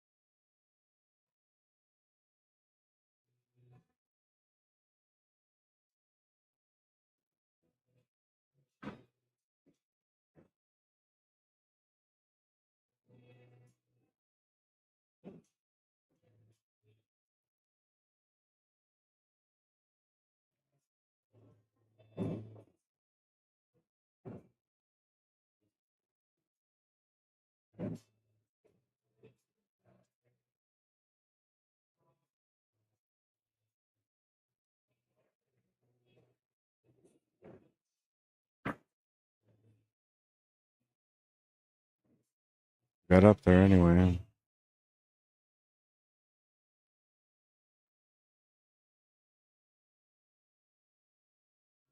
And set up for the 4 ball here. Can run the cue ball towards the 6 ball as well. If you wanted to set up for the 4 ball that way.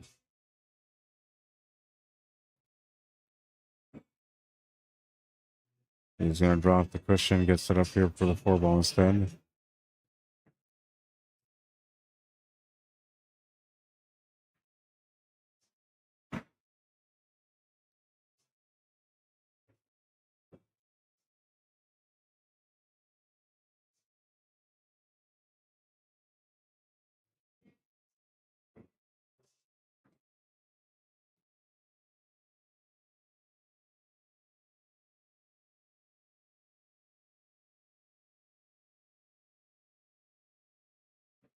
Takes the lead in the match, 4-3.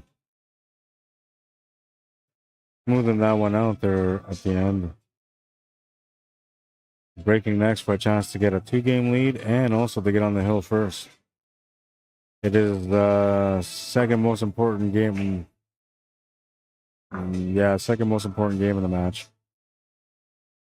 It's the one that gets one of these 2 players on the hill. One of them are going to be one away from winning after this one. It could be the difference in the balance of pressure, mental pressure on you to break.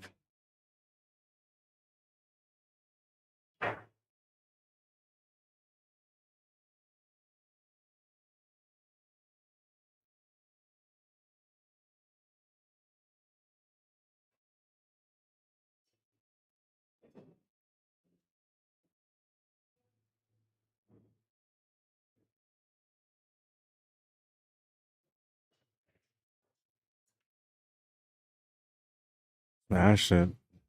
Almost scratched, but he just avoided it. And didn't make a ball.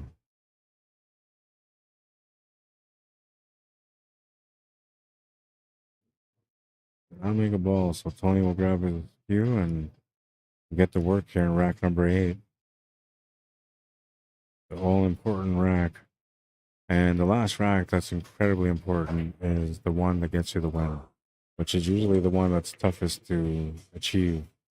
Especially when you have a big lead. I don't know why that is, but when you have a big lead, it always challenges you.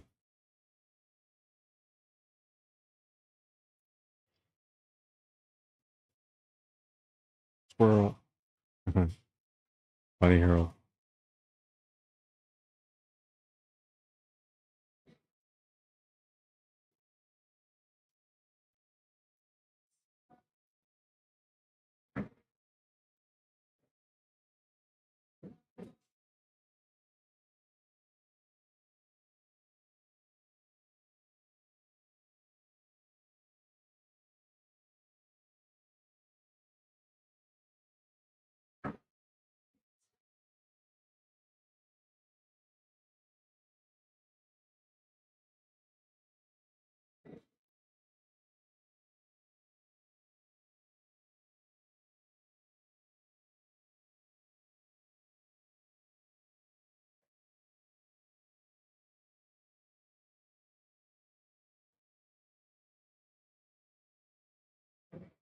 Lost the cue ball a bit there.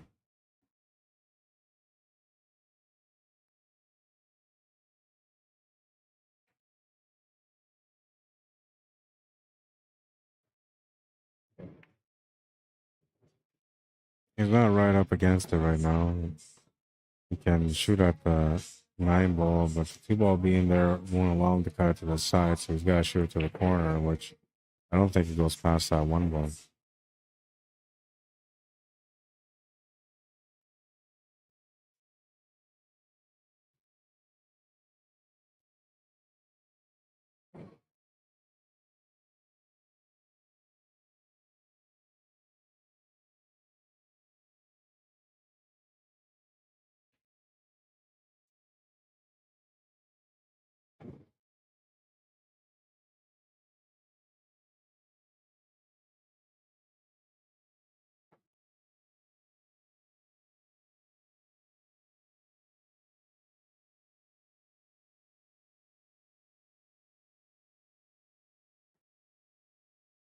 Cut to the corner. Gonna miss the shot on the 9 and turn the table over to Hanyu. His biggest problem now on the table is just the 3 and the 5, which they almost kind of look like the go for a combo. With a ball in hand, that wouldn't be a problem at all. But without the ball in hand, I feel like the combo is available there.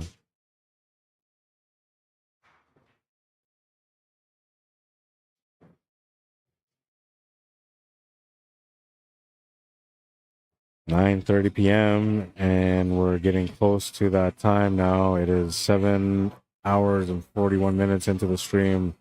In about 18 minutes, the stream's going to cut off. Those of you that are watching right now on Facebook, it will continue on YouTube. So you can follow the link that I put in there. Why did I not pin it? I should have pinned it.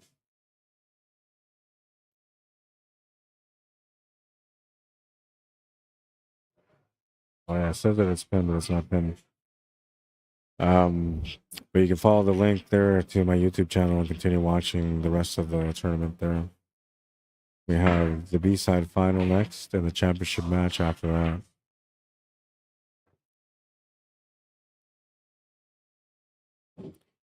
The way Junior is playing, he might just put on a show here in the final. One-sided match. So stopping the stream and restarting the stream, if the match ends up being one-sided, it's really not worth it. But if it doesn't, then it was worth it, because then, you know, you're looking at least an hour match, hour and a half match. The way he's playing today, he's not missing too many shots.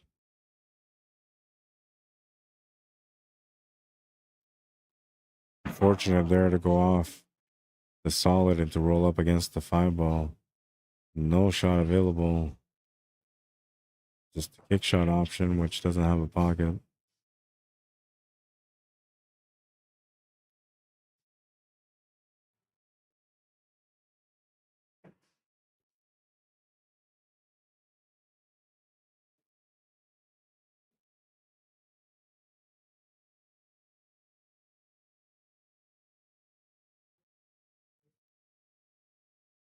Not sure what he's gonna do. Going for a 2-rail kick shot.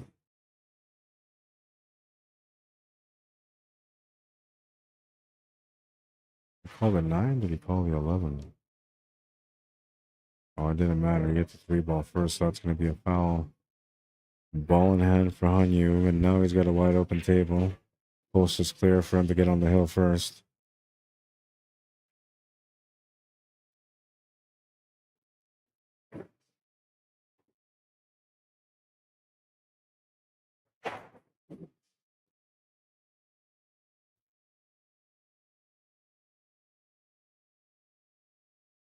Gregg Wilson is playing the winner of this match. I don't see him around anywhere warming up or anything like that.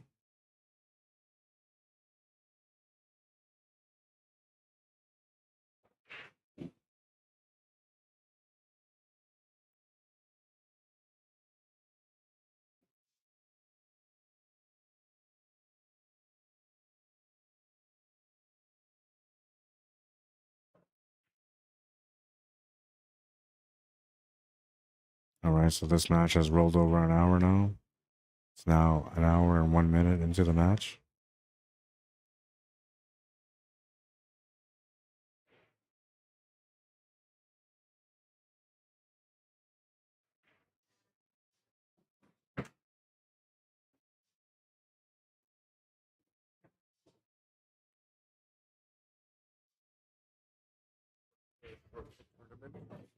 That you're going to be in. It's going to be you being here.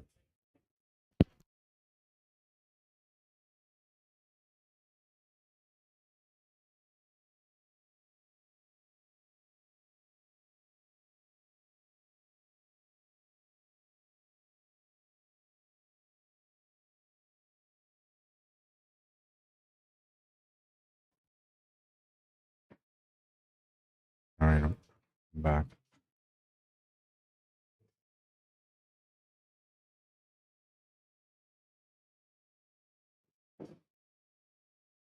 Nice smooth stroke on that one. Gets perfect shape on the 8 ball.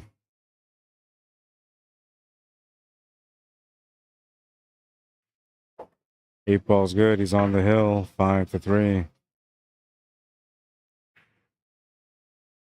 13.5 minutes left before the stream cuts out on Facebook.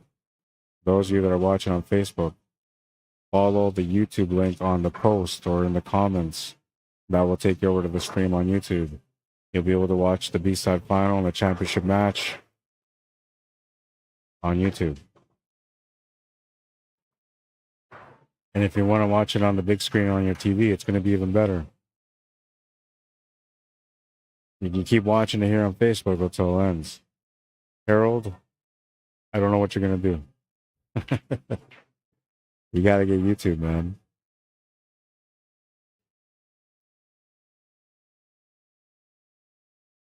And this is the first game either one has held their break.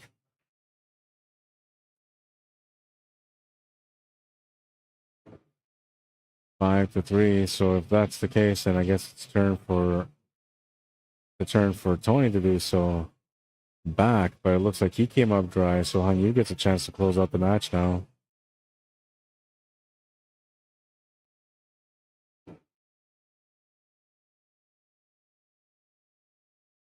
Solids look like a really good setup here.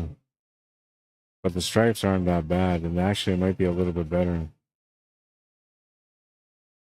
Just because that 7 ball is tough to get to. However, it does go to the side pocket. It might go to the corner, so really it might not be a problem ball after all. And that 3 ball goes to the top right corner past the 9 ball, so that's not really a problem.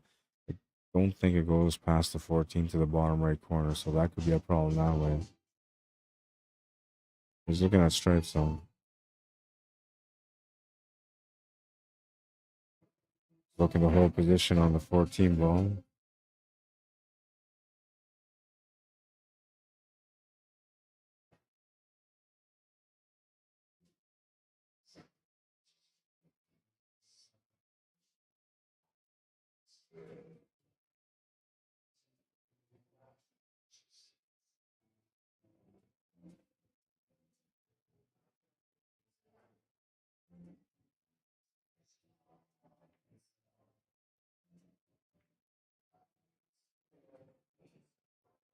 Has the shot to the side pocket on the 11 ball. This will help him to get set up for the 10 ball if it goes past the 8 ball, which I believe it does.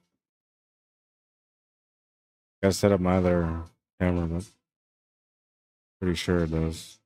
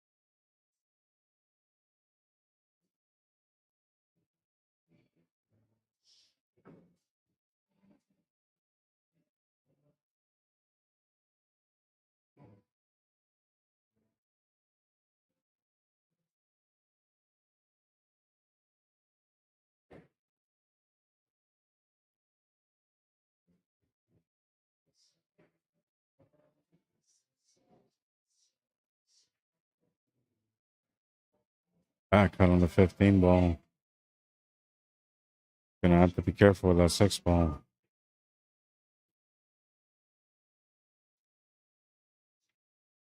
Gonna overcut it slightly. Wanted to make sure that he had a shot on the 8 ball. He'll miss the shot on the 15 because of it. Tony Dunkowski with a chance to defend his break and to push this to the last rack.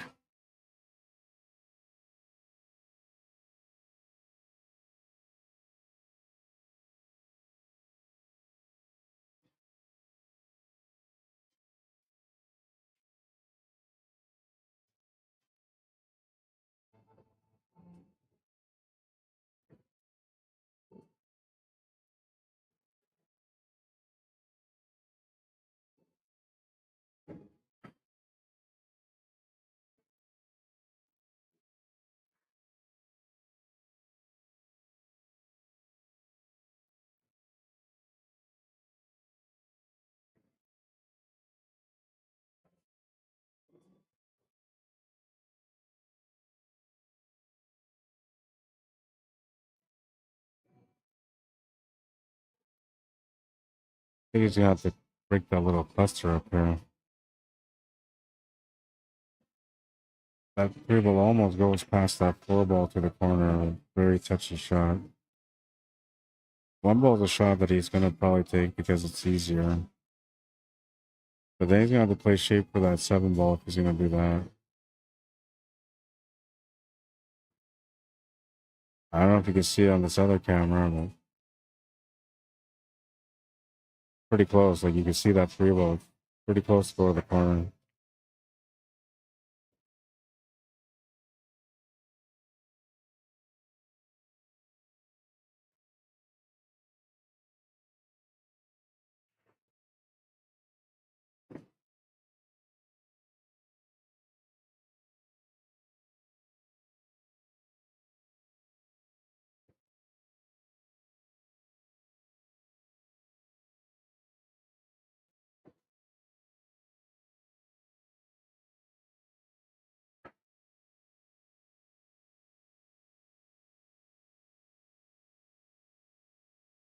Well, he's gonna have to make that cue ball travel again. No, this isn't too bad because as long as he doesn't scratch, it's gonna be okay. And all he needs to do is just get down table. But I'm thinking that you're gonna try to make this to try to make it and keep shooting. So I'm not sure how this is all gonna work out. But if you keep the cue ball anywhere down, bottom left of the table, bottom right of the table, should be alright. You get another opportunity. Got the option here to play that 6 ball now and maybe run the cue ball in towards that 4 and 3.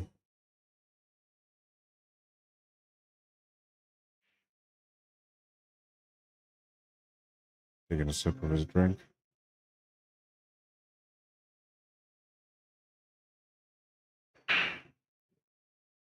Maybe perhaps a way for him to slow himself down.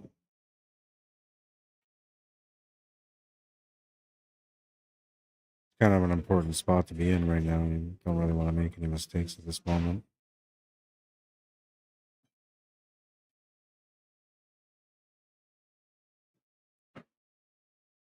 Oh, he's gonna get right on top of that 4 ball. He's gonna have to play the cue ball off the rail and into the 3 and try to get a shot on the 2 ball. Hopefully he doesn't tie up the 3 ball, because if he does, then he's only gonna have one option to break out. And he's at the mercy of the speed of the table or the angle that he gets after this shot on that 4. Not too bad, not too bad. He might have to take this 3 ball right down to the side pocket. Not too bad. Definitely a tight shot. Definitely a lot of room for error. But also a great opportunity in front of you. And now you can play 2-way here and just call just a shot on the 2 ball. That's what he's gonna call, just a shot.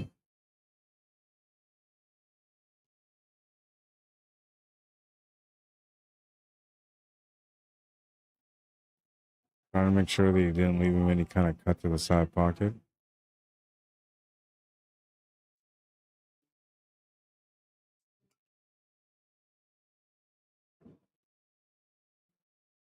Oh, what you can do here is you can just try to tap this 15 ball to the top right corner to leave it close to the pocket, but just focus more on the cue ball and then send the cue ball off that 15 ball off the rail and then back into the 3 to freeze up to the 3.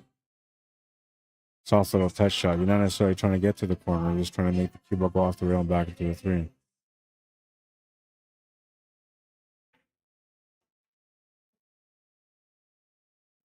Or he can just play into the 15 ball to push the 3 ball towards the 8 ball, and then play the cue ball up table, leaving just a long bank shot on the 2. But then if you're going to do that, there's a small chance you might end up tying up your stripe for some odd reason. One of the weird things that could happen.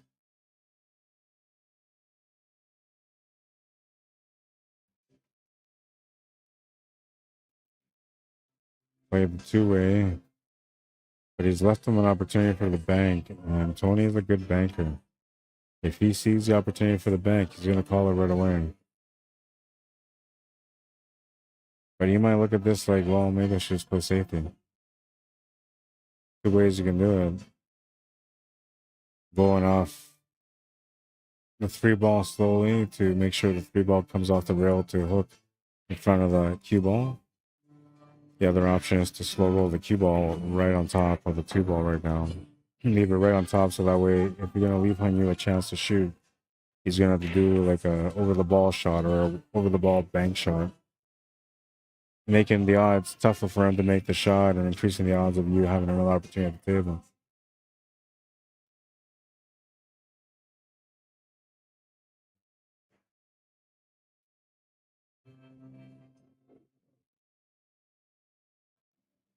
Played it off the side of the 2 ball, and I don't know if he's left him hooked. I feel like he's left him the shot. He wasn't happy with the way he walked away from the table. It looked like he might have left the shot. And Hanyu's getting down to look at this quickly and shoot it quickly, so must go. This is going to work out interesting once again because now the opportunity is right in front of him. All he's got to do is make this 3 ball to the corner, follow it up with some topspin. The 2 ball goes to the corner past this 15. You don't want to miss the shot, though. You miss the shot, it's over. This is the one. If he's going to push it to the hill, it's this one that he has to make. Well, technically, he has to make the other 2 after that, too, but just to have the opportunity to make those ones, he's got to make this one right now. 2 minutes before, less than 2 minutes before the stream cuts off on Facebook. Don't forget, follow the YouTube link. You'll see the stream on YouTube. Gonna leave himself an interesting cut here. Still a chance that he may not make it. I will switch over to YouTube right now because you might miss the shot, the finishing on this table. Thank you for tuning in on Facebook, though. I appreciate those of you that liked it on Facebook. Oh no, and almost double oh no. Well, if you're gonna miss it, this is probably the best way you could miss the ball because you've taken over the pocket for the strike, and you're taking over the pocket where the 8 ball is, leaving it pretty easy for yourself to finish. 1 minute and 4 seconds. You are gonna get kicked off from Facebook. It's gonna cut off on its own in less than a minute. Those of you that are watching on YouTube, you'll be fine. Those of you on Facebook, you can switch over to YouTube to watch the B-side final in the championship match.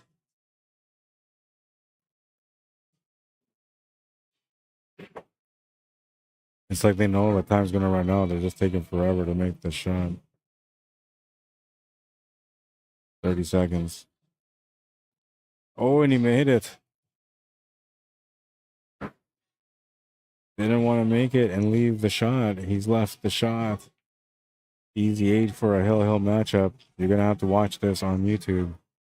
Warning. You have to watch this on YouTube. Last time I warned you guys. Don't message me 5 minutes from now like, hey, what happened to the stream? YouTube. 5-4 hill. Catch that action on YouTube. Don't forget to subscribe to the channel if you're not familiar with the YouTube channel yet. You won't regret it. Time's up. Ding. Oh, wait a minute. It's still playing. It might give me like 30 seconds and then cut it off. Something like that. 5-4. Hour and 16 minutes into this match. And we're going to the last rack.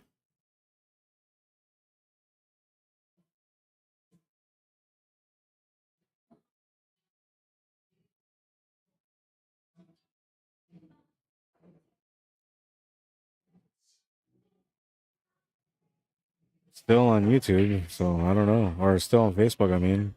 Maybe they changed their policy. I doubt it. It's probably gonna cut off right away. But I'll be impressed if they change that. I would also be impressed if they went from 720p to 1080p. That would be nice.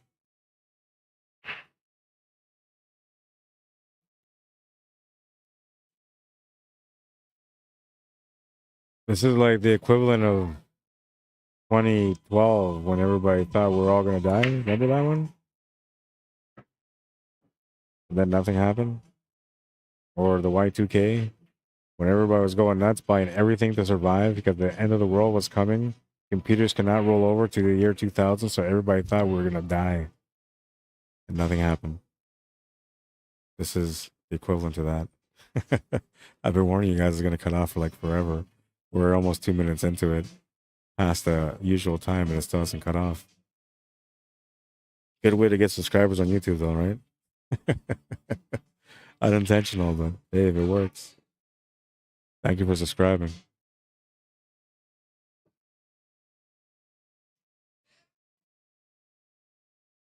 Hill. They've held each other's breaks so far now. Or each of their breaks so far now. And Anya will get a chance to take care of this rack on his break. Oh, it looks like it cut off on Facebook now. No, it's still going. Just froze for a second.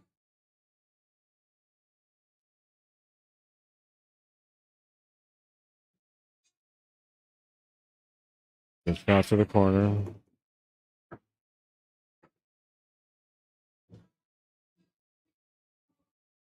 Needs to open up that 3. Needs to get a shot on the 5 to get a shot on the 2.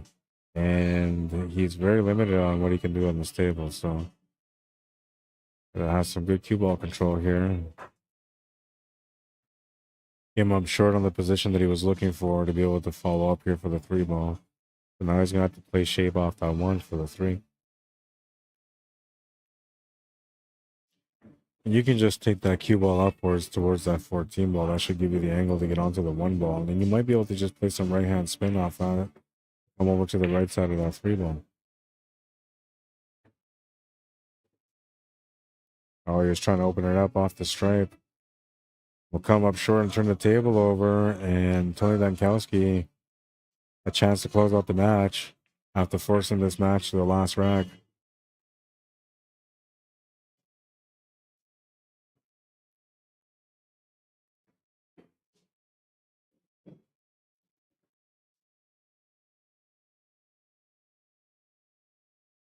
Greg Wilson patiently waiting for the match to end.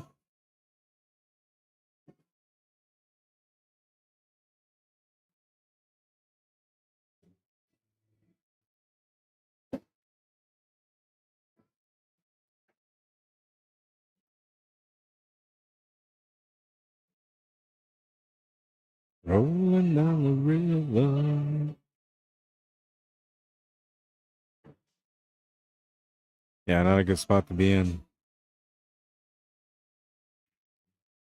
Bank shot is the only option he's got, or a safety if he can pull it off. Maybe skim off that 12 ball, get the cue ball to go off the left cushion, and then roll into that 1 ball.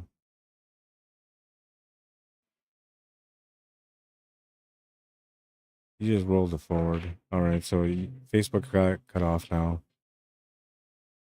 Everybody on Facebook is like, no! They fooled us. They fooled us, guys. They gave us 4 minutes before they cut it off on Facebook.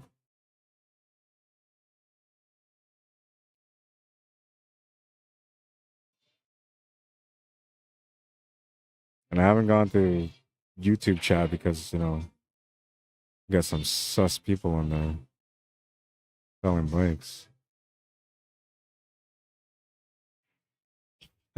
Put the camera on the chicken the way instead, says. He said. Nice game there, says Daniel. Good run up until then. Great shot by Han, says Daniel.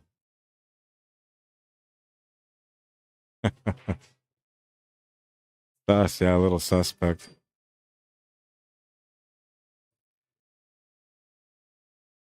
Oh, okay, this is my notifications that I got. Every day, taking care of business. And working overtime.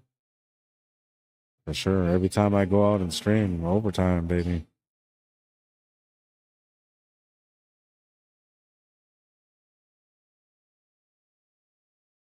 All right, so Facebook got cut off. We're now on YouTube and watching it on here.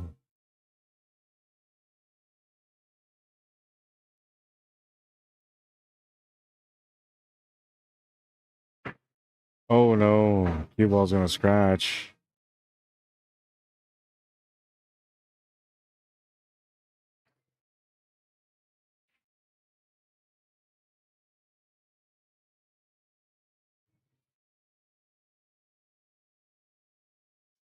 That's gonna simplify the table for sure. Huge opportunity. 99.9% sure that he's gonna finish this table, but there's a little bit of room there for him to get into some trouble with position on the one.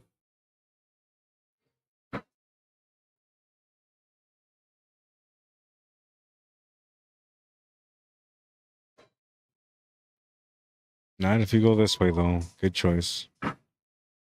Now it just needs the perfect touch on the one to get set up for the 8-ball. I'm thinking the 8-ball's going to go in the same pocket.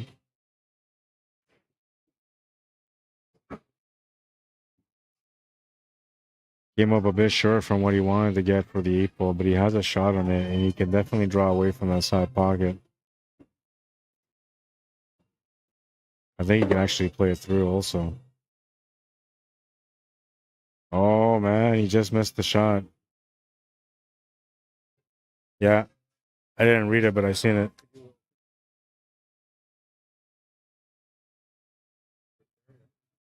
Put the bottom one here. Every table gets this. It comes up and every player gets it. So you can just add or minus. Oh, yeah, so you figured it out? Okay. Yeah, so it's going out automatically to every player. Okay. Plus or minus it as you go in there. I'm just going to go through, I'll just put a 0-0 and forfeit this out. But I just wanted to, Okay, cool. cool, right? Yeah. But everybody's automatically getting that. That's better, yeah. It's better for everyone. Right. Yeah. But I'm just, if I teach you and you can teach two people, Yeah. you can start teaching Yeah, other people yeah. what to do it. Yeah, I can do that. So that we're teaching more people to do it. That way we're all getting it updated more fast, and it makes the tournament way easier to run. Yeah. Yep. Trying to keep doing that. Trying to keep doing this to help. Yeah, that's good. It's really good. I can't believe that you missed that 8-ball, man.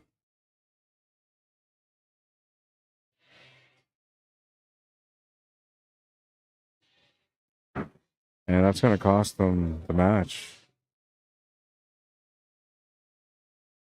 Tony knows you're not going to get another break like that. Almost got in trouble there, but came around just perfectly for the 15 ball.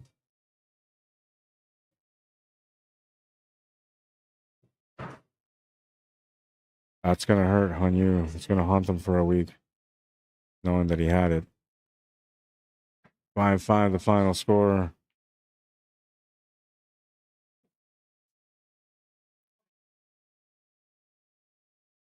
My hand is cramping throughout the whole match.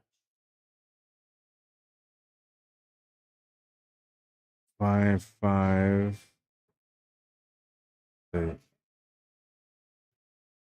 All right, so now we got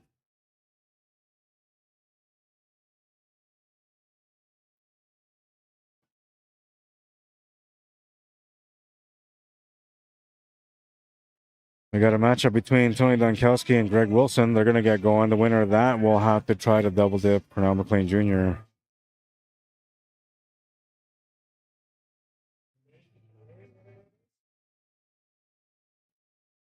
All right, and we'll put Tony on the left. I'll put him on the right.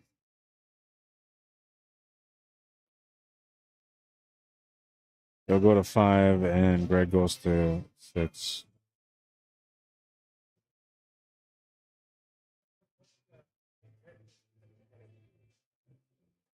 And this will be the B-side final now.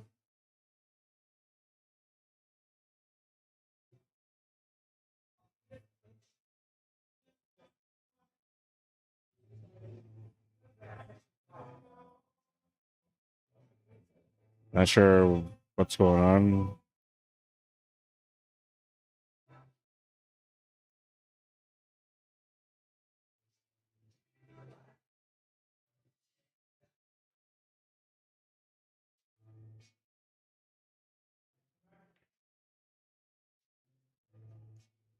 Five, 7, 3 versus a 5, 7, 4.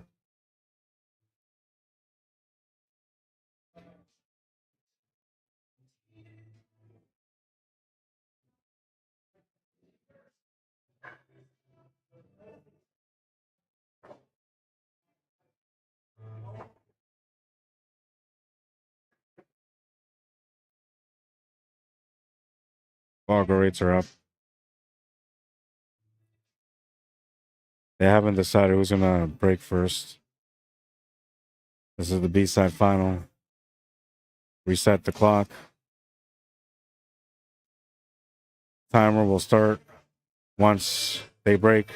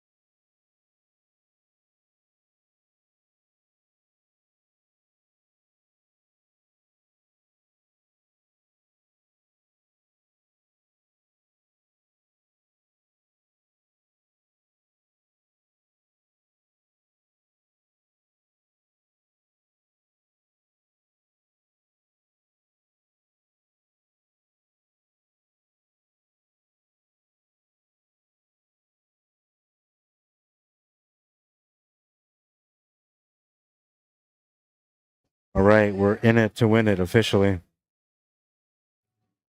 Started the timer on these guys too. They ain't messing around today.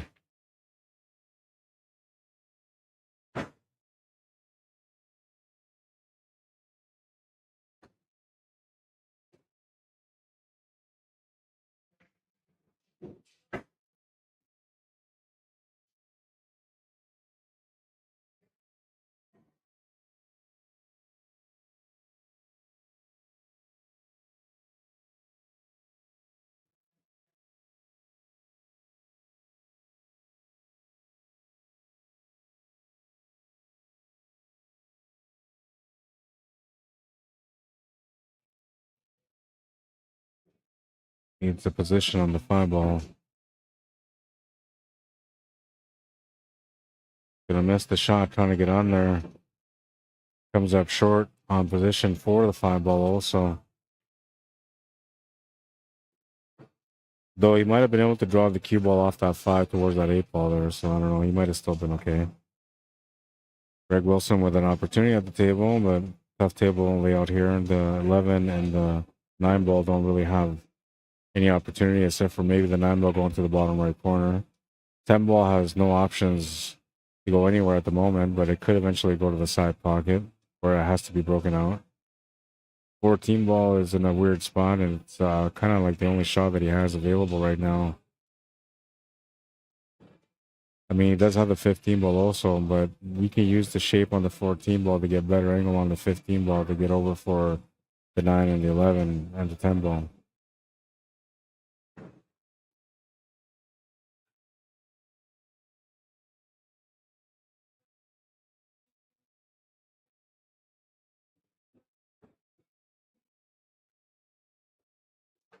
Well, that's going to open up that 11 and 9. If he's got the shot on the 14 to the side, he's looking all right now. Otherwise, you got to do a backhand on this 11 ball. And then that backhand on the 11 ball is going to have to be something that might include a draw to break out that 8 and 10 ball.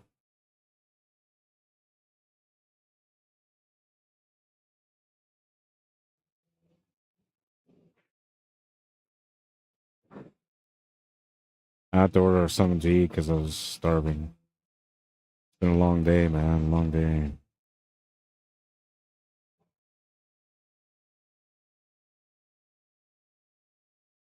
Working it out.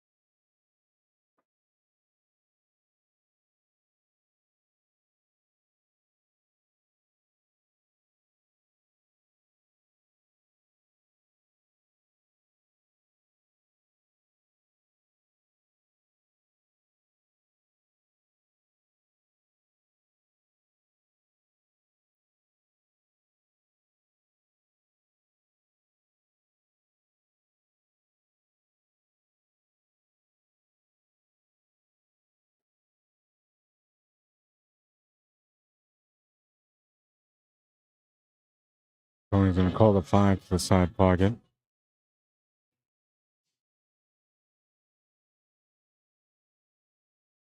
What a shot.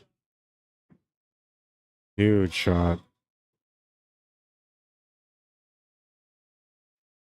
Deserved better fate than that for the shape on the 4 ball, but that was a beauty.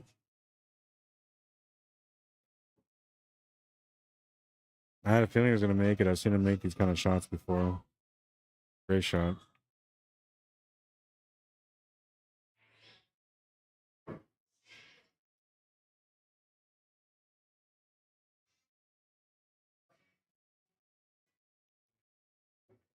Oh, and he almost made another great shot. Amazing lead on this one. Didn't give him any opportunity other than maybe a combination.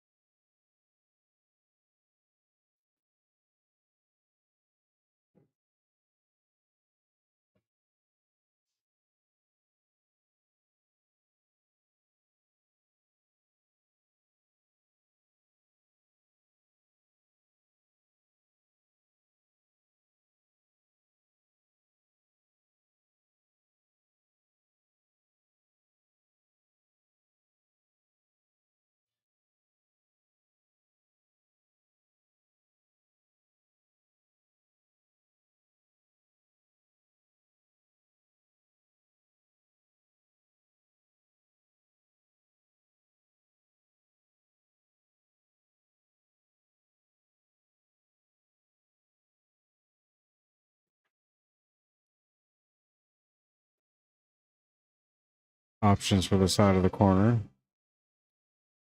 Side pocket is usually the better choice in the situation. Because of the 8 ball being where it is, it's a bit risky also.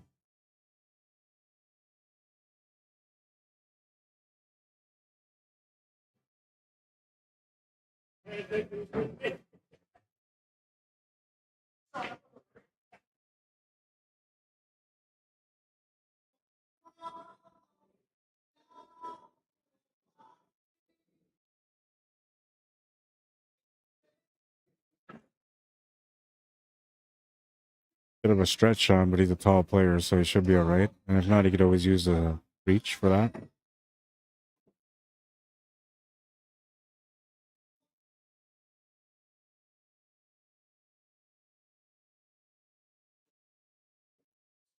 Oh no, he's gonna pop up on the shot and he's gonna come up short. Not only did he come up short, but he's left the shot available on the 4 ball for Tony with an angle to go up table. I'll be right back. I gotta grab my food.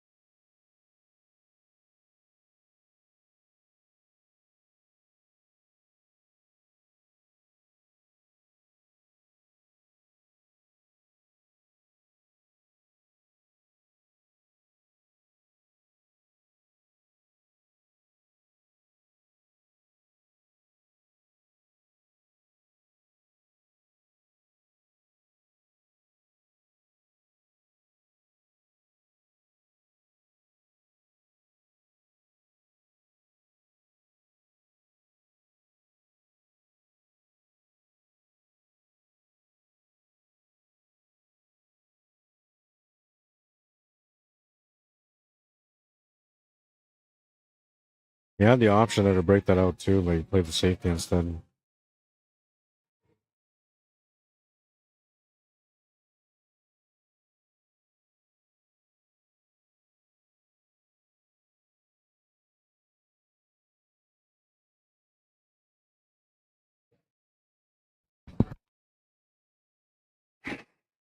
Gonna come up short on the shot to the corner. Tony with a chance to take a third game lead here.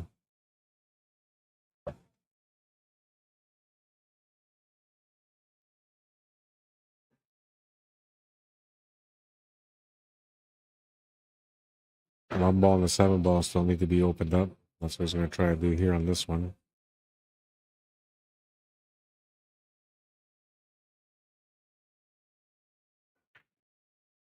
Going to open him up decently. Has an option to shoot the 3 ball still. Needs to come down table here, so a little bit of inside spin can help him out. Looks like he's playing the angle off the 2 ball instead.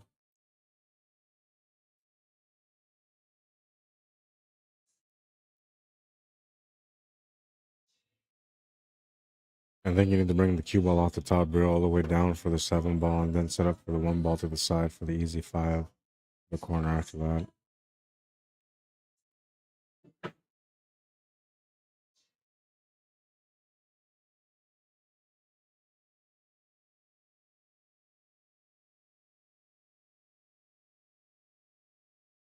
Little punch draw shot here for the 1 ball.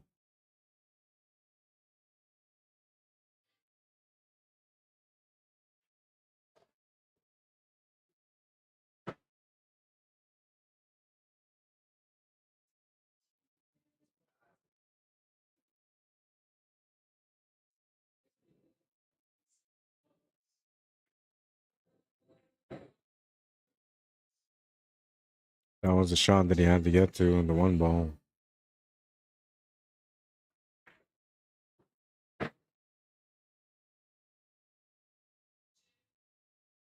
Eight ball to the side or corner for a 3-game lead.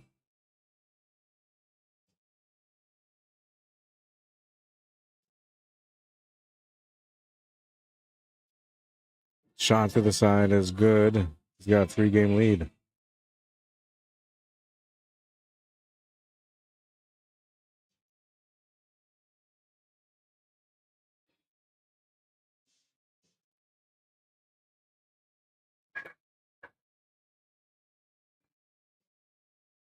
Time to battle back.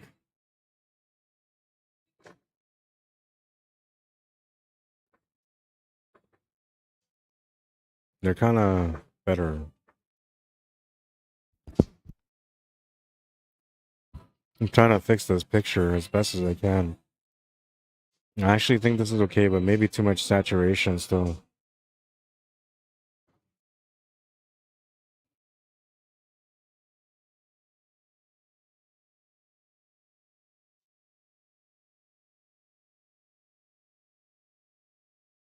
Rack number 4.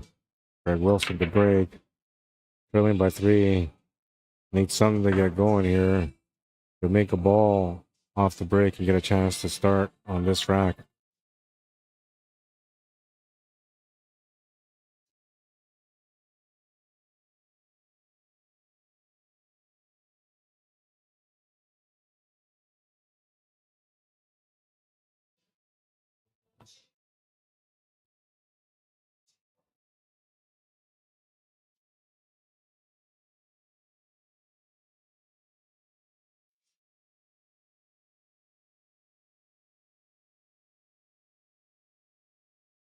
You need to set up for the 7 ball to the side with a breakout angle to open up the 5, 1, and 3.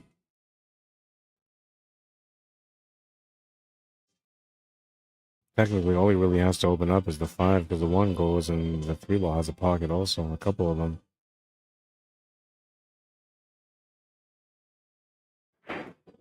Trying to force the table open. It's going to be okay still because he's got the 4 ball.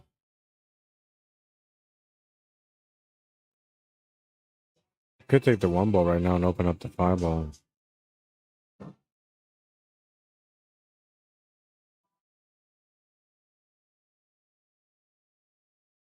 A little unfortunate there, but at the same time, the 15 ball sitting by the pocket, so you can play the billiard or the cannon off the 15 ball for the 5.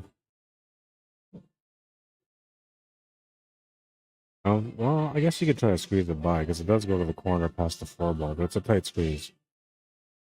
And there's always a risk that if you go out the 15 ball, that it might change the table in a bad way for you. Yeah, so if you can avoid changing the table, it's best to avoid it.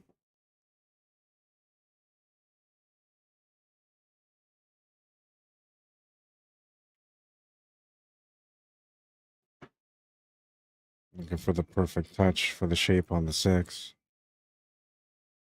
Needs to make shape with a 3 ball now.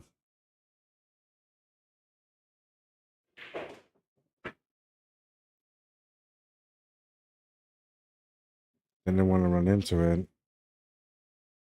It's gone a bit too far for the back cut. There's now no choice but to bank it.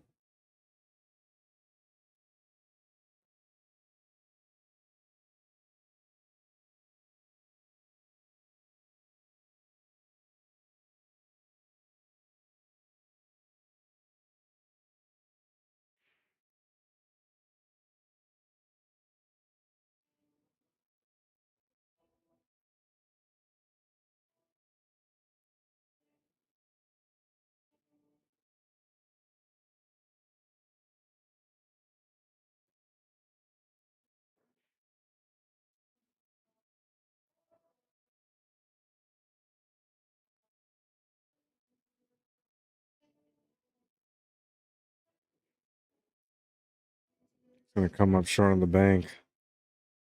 Turn the table over to Tony, who's gonna have a great opportunity to get on the hill now. A couple different options. The 12 and the 9 are both available.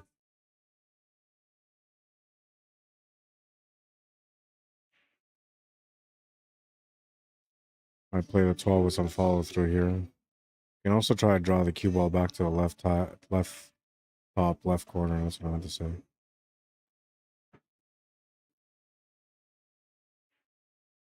I believe the 13 ball still goes, so he's okay here in this setup.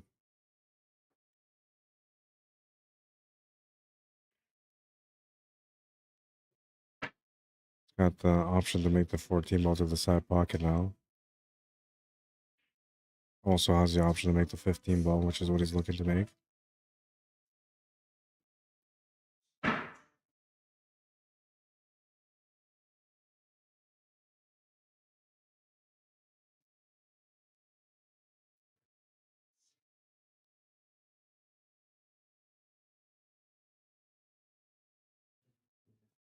Not a good situation here, but he still has a shot on the 10 ball to the bottom right corner. I don't think he can make the 9 ball, but he can draw off this 10 ball to set up for the 9. So he's still in a good spot. Just a little close to the 10 ball, making it a little bit harder to see the shot. Can play with a 2-way to draw the cue ball up table in case if he doesn't make it. But he's going to make it.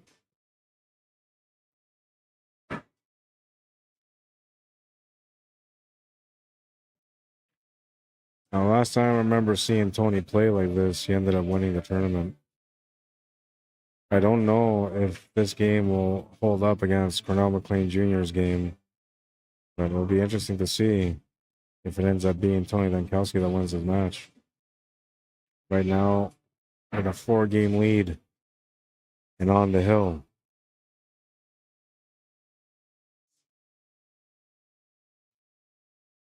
Last time I seen him play like this, he won the tournament. Will it be enough to be able to hold off Cornell McLean Jr. in his monster game? No, there was no smoke break. I believe it was a bathroom break.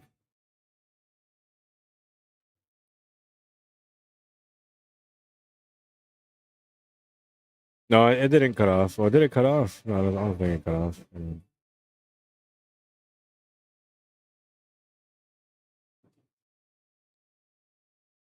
We're still going. We're good. What's up, guys? Only 21 likes, 75 people. If you guys want to support me a little bit, you can like the stream on YouTube. It would help. 21 likes is good, though. It's not bad. Better than none, right? But that's one of the best ways to support me as a content creator. I don't like calling myself a content creator because I'm not really a content creator. I'm more of a pool passionato, a guy that just loves the game with all his heart. I live this game every day of my life, man. Pool players go to sleep at night. They think about what they're going to do for their job the next day or whatever they're going to be doing. Me, I wake up and I go to sleep thinking about pool and what I'm going to do to help grow the game.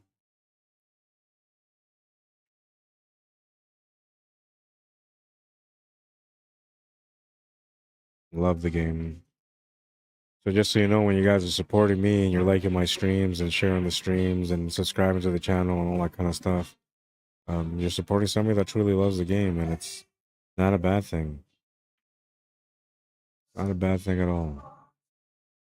The game can use more people with passion for it.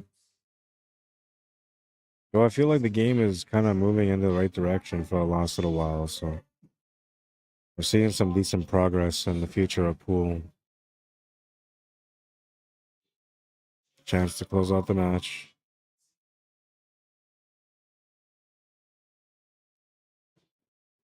Pretty open table.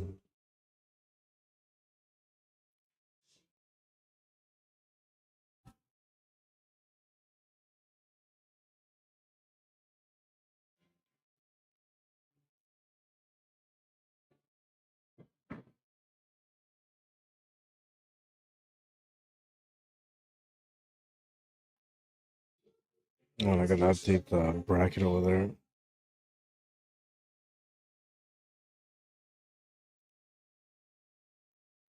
What is updated at 4-0, so it's like Kevin is handling that end of things over there, keeping track of the matches.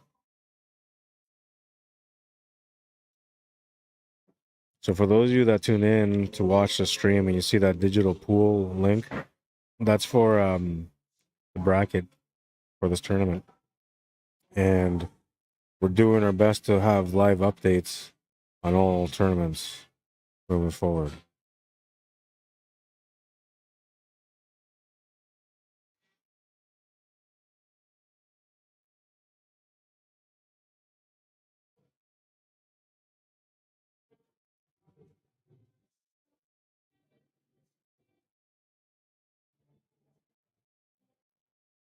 Looking for the small window on the 6 ball after this 4. I believe he's going to settle for a side pocket shot.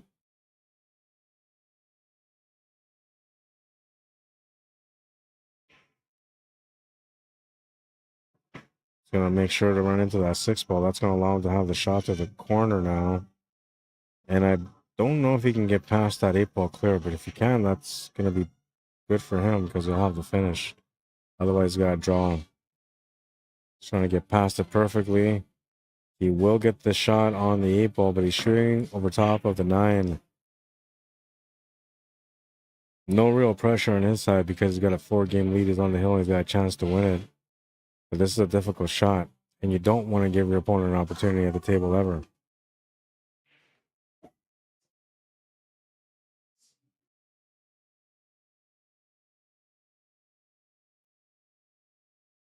He's going to make the shot to the corner. Beast mode, 5-0.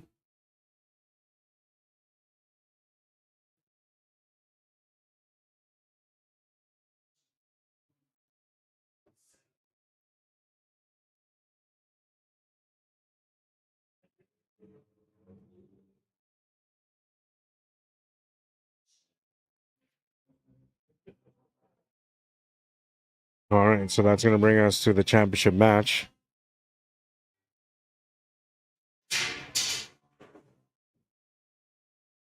Seven-5 race. Cornell McLean Jr. won the A side, so we'll keep him on the left. That way you guys will know if it's a fresh set or not.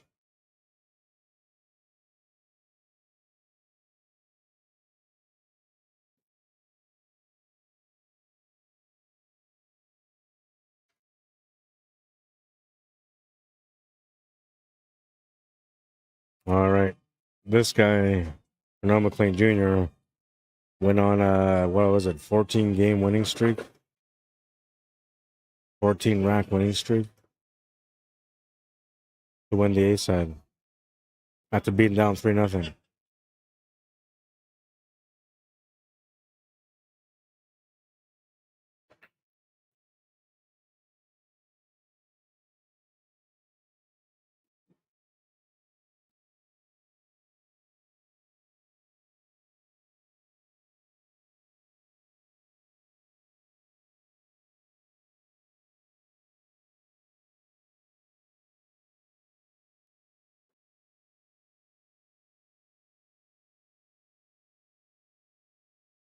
Gregg did no wrong in that matchup. It was just the way that Tony was playing. Monster pool from him. Which is the way he gets going when he gets going, man. We used to play on the same team many years ago, and when he was on his game, that's the way he played all the time. FargoRate 705 573.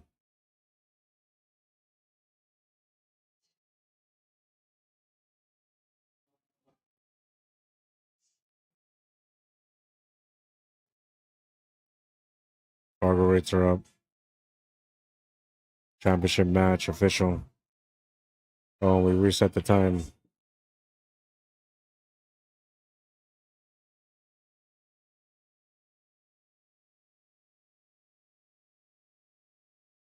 Race to 7 for Canal McLean Jr. Race to 5 for Tony Donkowski.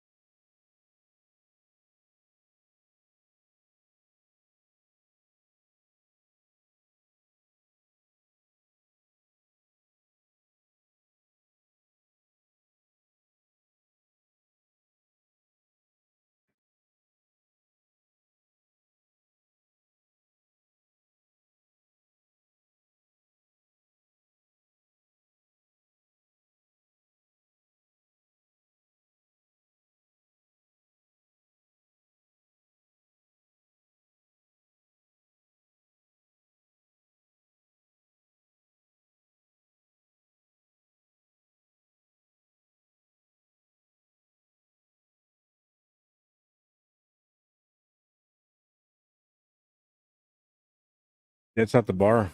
I'll come with you if you want. Yep. Yeah, you can get it from there. Third place, yeah.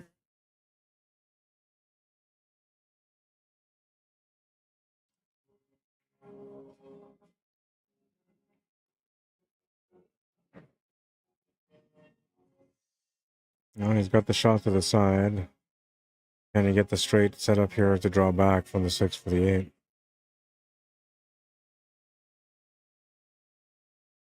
Looks like he's going to have to cheat it a little bit with some spin. Yeah, he's not going to be able to get straight on it, I don't think. Not without going down and back up. Oh, he put some spin on it and he cheated it just enough to get straight on it. Go for a little drawback angle here. Doesn't have to be anything crazy, it's just a little touch shot. Didn't really want to hit that horn, but he still has a shot on the 8 ball.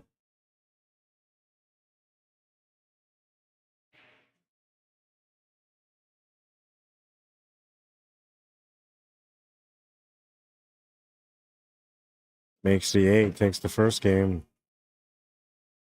Continuing off from where he was last time, won 14 games in a row. Now makes it 15. Can he make it 21 games in a row to go undefeated 3 matches in a row and win the tournament?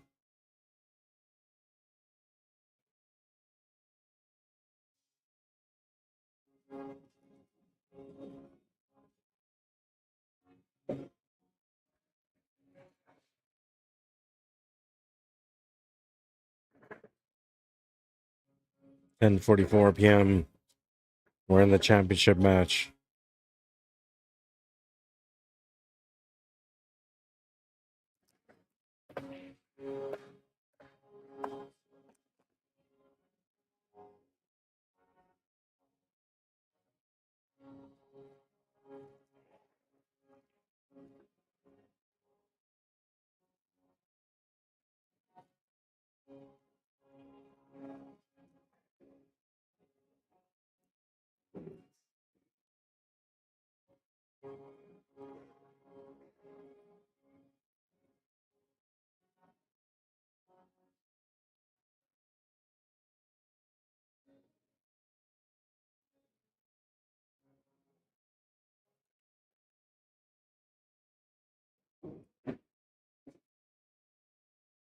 Well, he made a ball off the break. We'll get a chance to get started on this table.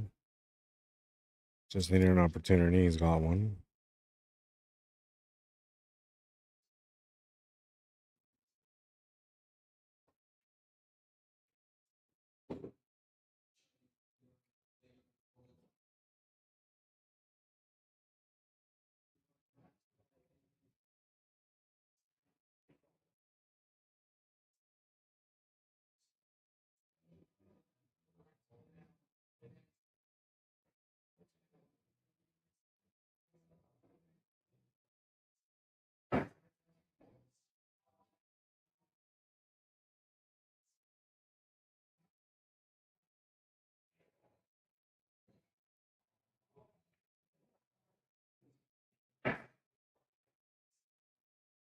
He's going with this game.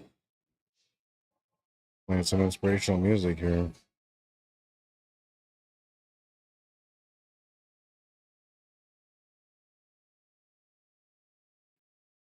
Let's see if it has any effect on Tony Montana. That's what I used to call him when we used to be teammates. His name is Dan Kowski, though. But that's how he used to play. He was just like a gangster on the table, man. Tony Montana. Tough matchup here, though, against Bernal McLean Jr.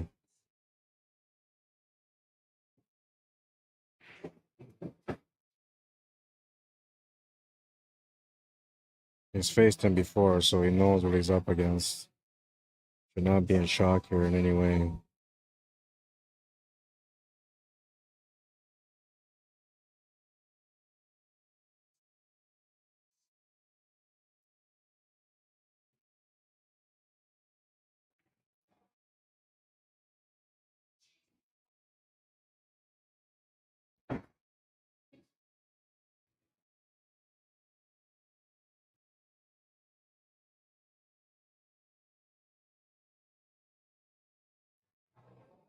Lunar eclipse tomorrow. You guys ready for it?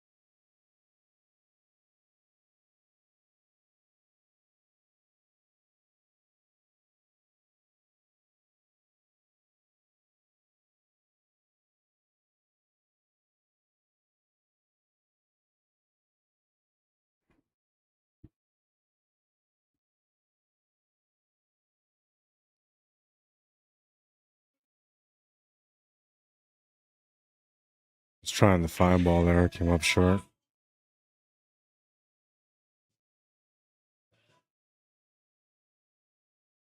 Junior plays the combo. Jazz holds the cue ball up at the end of the table. Still has a shot on the 10 ball, so he's alright. No need to break anything out here except for the 11 ball. But she's probably going to try to go down table 4 right away.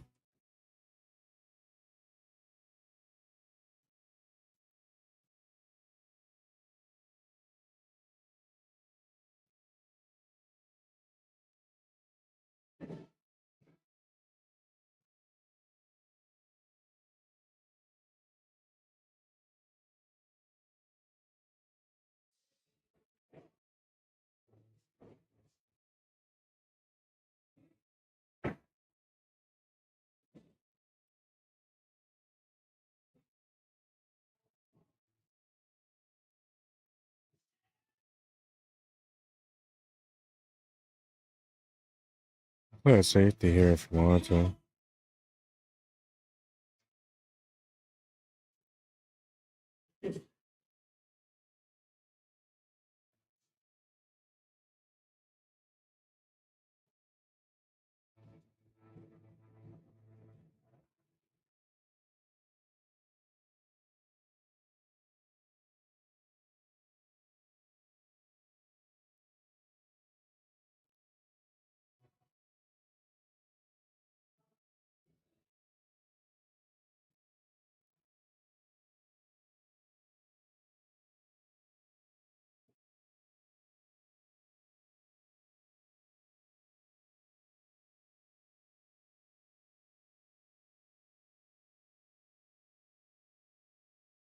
Not the result that he was looking for. Junior with a chance to take a 2-game lead now.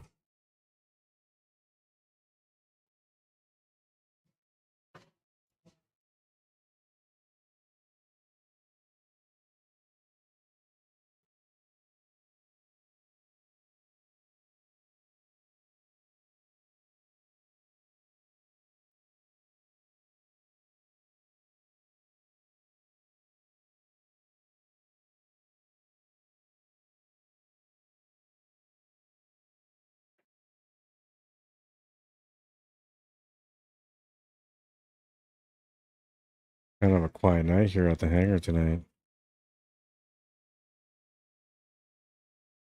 Usually not this quiet on a Sunday.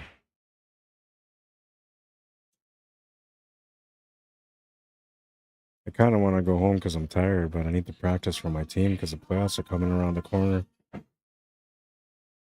And I don't want to be that guy. You know, when they look at you with that funny look like, should we sit him? I don't want to be that guy. I'm hoping to be that guy that my team says, hey, don't sit this guy out. He's on fire. Good shot from Junior. 2-0. 2-game spot is off the table now. Race to 5.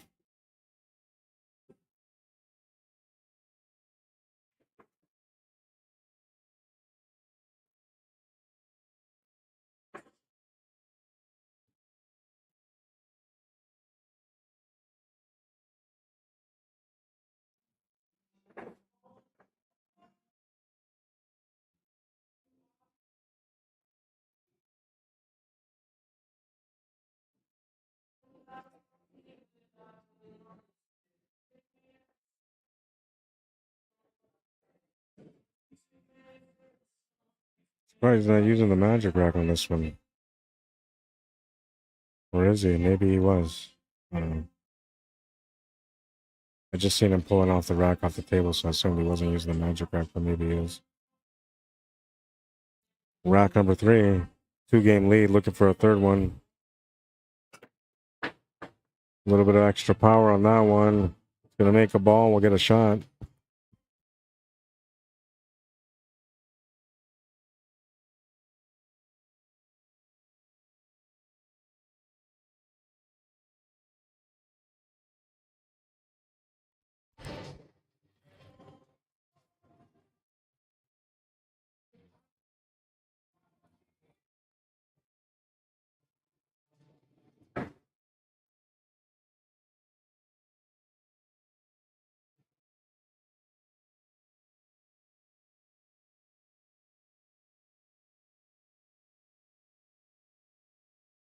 No real problems here. He's just trying to figure out the puzzle where he won't create any problems. The main area he's got to kind of figure out is the 3 and the 2.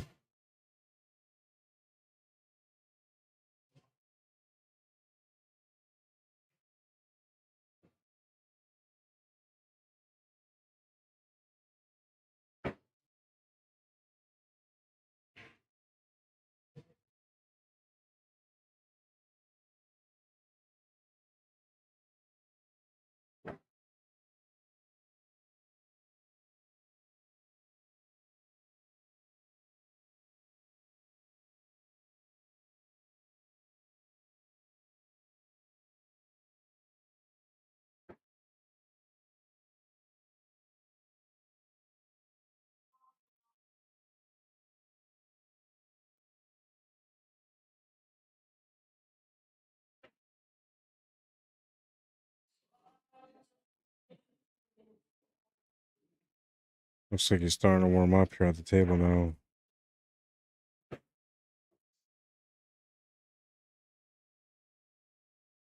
you don't catch him in the first few racks, you're going to have a tough time catching him after that. Not the kind of player that gives anybody too many opportunities, doesn't matter who you are. 3-0.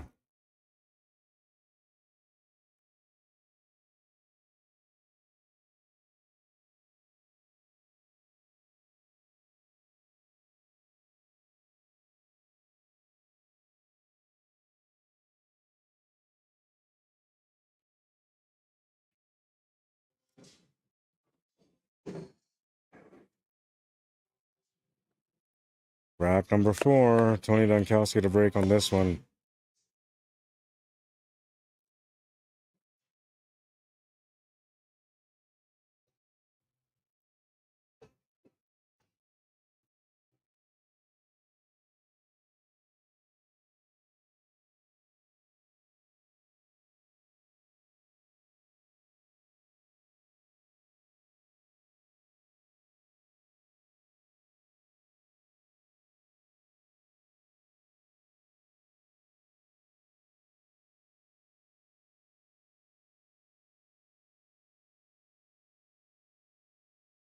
Lots of comments that I missed here, so I'm going to go back and check out some of these comments.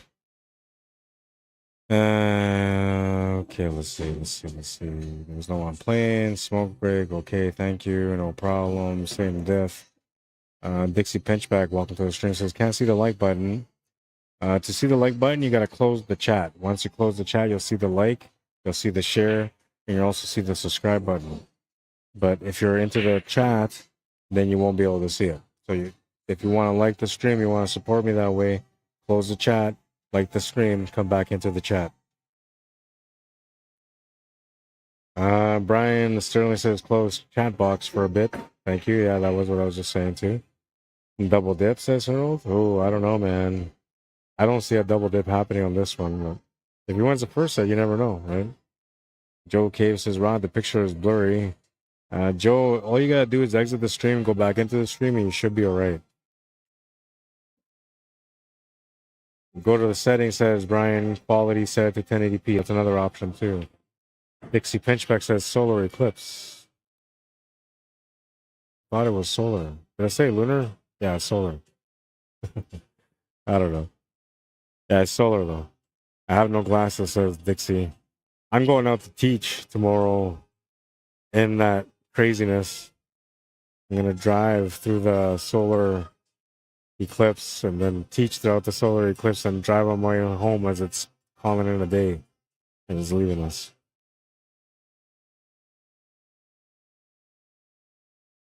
Harold says, we shall see, LOL, or be like Manfred Mann, blinded by the light. Yeah, that's right. Year-end tourney starts this Friday, says Brian. Playing a safety, trying to contain his opponent. Good discipline, even though he's, got a nice 3-game lead and he's got a comfortable position on the table. He's still being disciplined.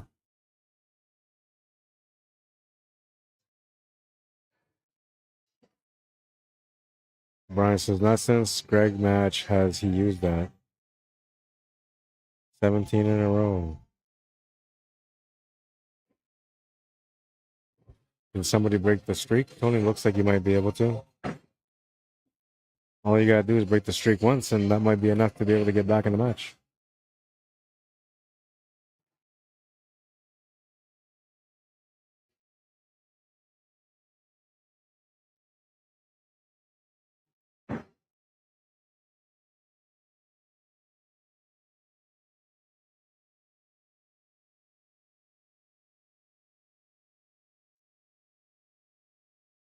In a weird situation here because he needs to come back down for that 10 and 12 ball, but he's got no way to get down there.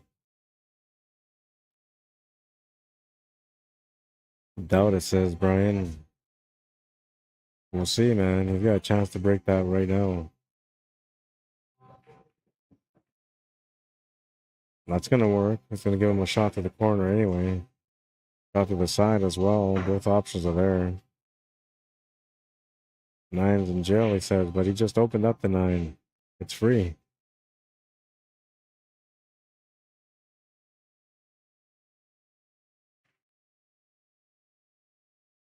Good option here to set up a forward angle off this 13 ball. Just needs to get down table. Not perfect on the 10, but just to have a shot on it. He ended up going corner instead. I thought he was going to go side and come down table. But now he's kind of more or less has to earn the win here because that cue ball has to travel quite a bit. He's got to go off the bottom rail and back off the top rail and back down to the bottom rail. I don't think he can spin it to hold shape somewhere where it's easier to make the shot, but if he could, he would try to spin the cue ball over to the right side cushion.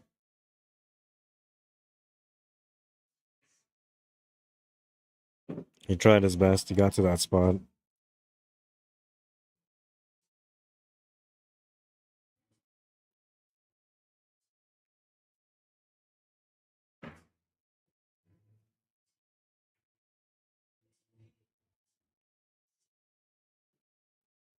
Too low of an angle, too low angle shots not happening. Correct, yeah. A lot of pool is about the angles, making sure they have the proper angles. And then the other thing that I think makes a difference too is when you have angles that work for the cue ball instead of against the power of the cue ball. The more you gotta like put power into a shot, the less likely you're gonna have a good time with that shot. Some people can adapt though. Some people can see the small millimeters that you gotta adapt to be able to make the shot. Tony says that's good. 4-0. Needs to win 3 more to win the match.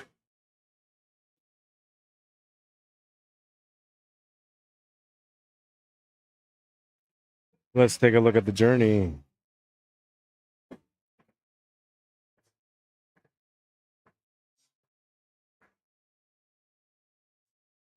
Junior played against David Wilkes. He won 7-3. No, it's going to go further back than that.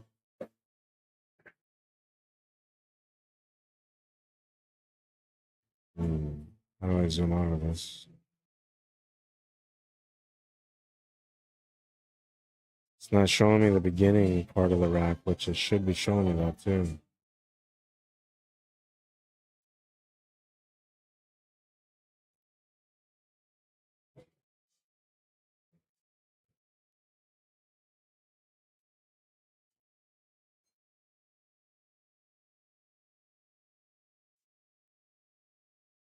It's not showing me the earlier rounds. I'm not sure why.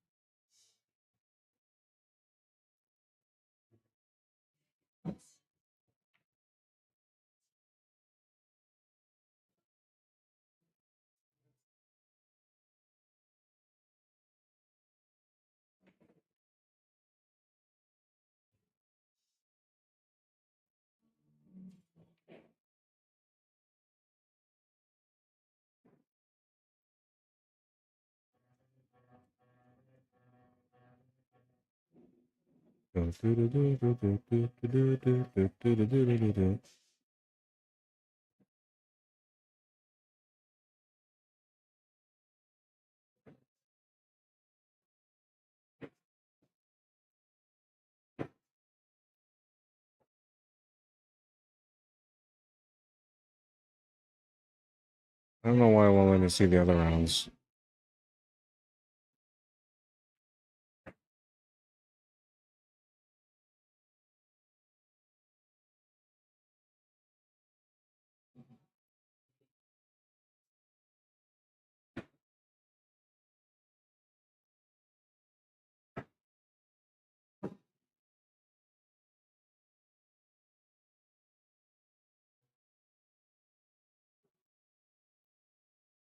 All right, so here's the first matches.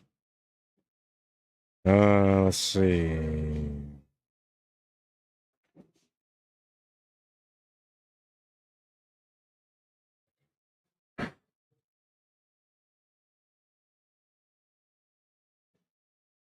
Junior played against Craig Murphy first, won 7-1. Played against Mike Orvis next, won 7-3 after being down 3-0. Played against David Wilkes, won 7-0 after that. Played against Greg Wilson, won 7-4 after that. And is currently now up 4-0 against Tony Lankowski.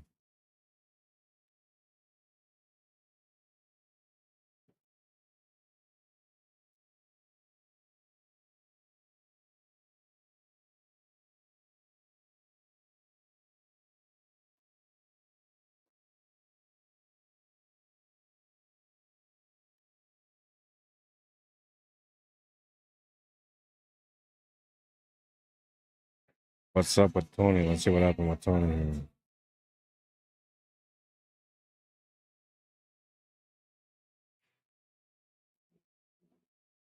Tony had a bye, played against Mike Vautour, won that game 6-0. Played against Andy Campbell, lost 5-5.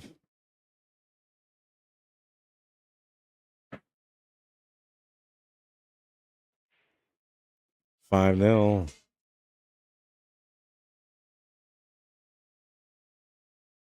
Where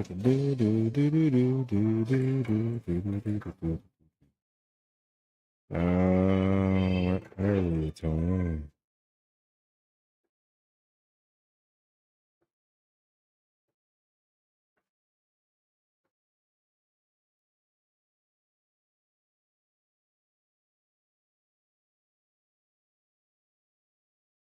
Okay, so Tony went to the B side after that match that he lost against Andy, and then he won 5-3 against Jason Drake.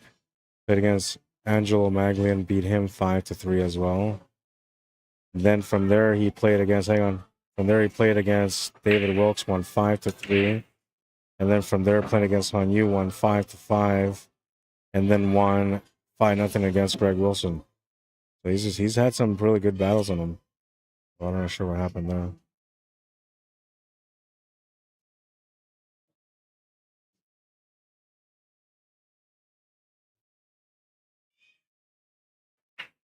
Five nothing. 2 more games for Junior to win the tournament today.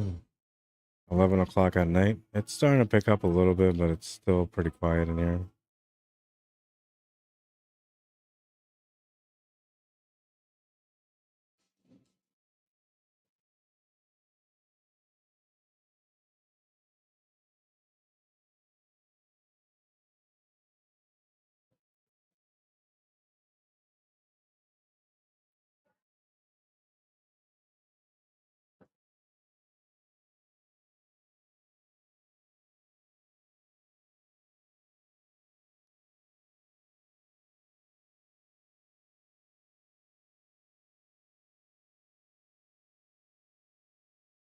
Good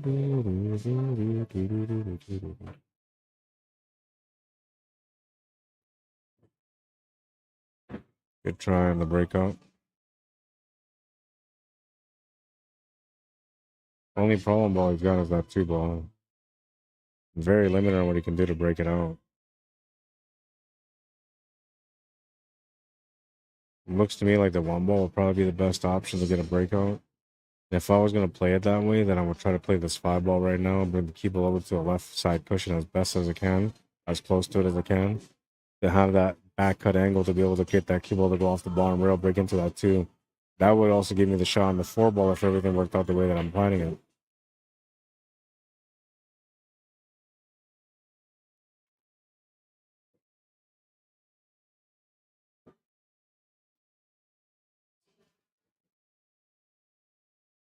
3 more, says Brian Sterling. He's on 18 wins.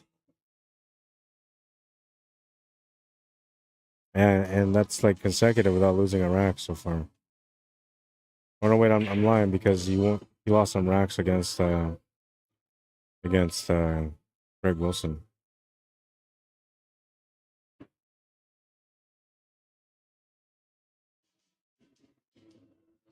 I finally found the like button. Says Dixie. I have to touch the screen to bring it up. Oh my god. Man, that's why I don't have the conversations up here right now. Because of you, man.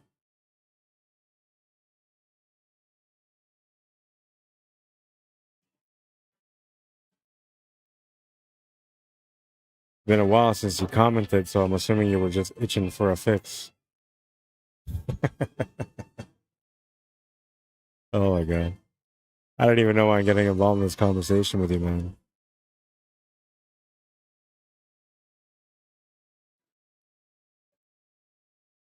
Opened up the table here. Junior with a chance to get on the hill now. No breakouts. All positional shots only. Chance to close out the match. If he can win this game. Which I'm pretty sure he's going to end up winning this game because it's wide open, man.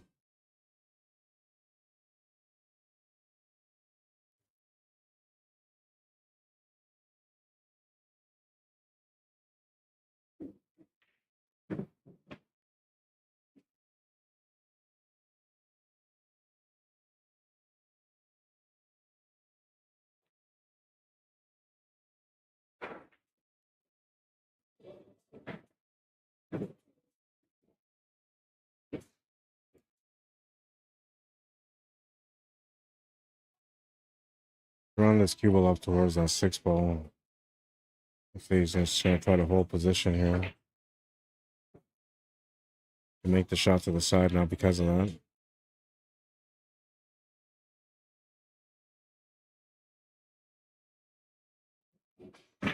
Just going to play the cue ball over to the left side of the table for the 8 ball. And he'll get on the hill.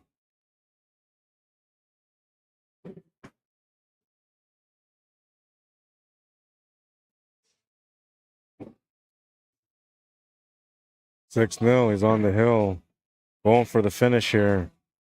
Because he's breaking next in rack number 7.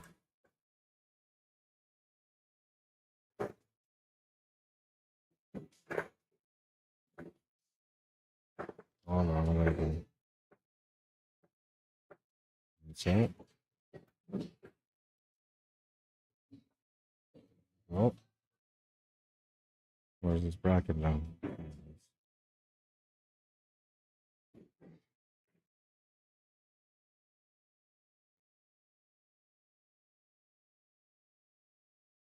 On the hill, the bracket has been updated on the digital pool bracket.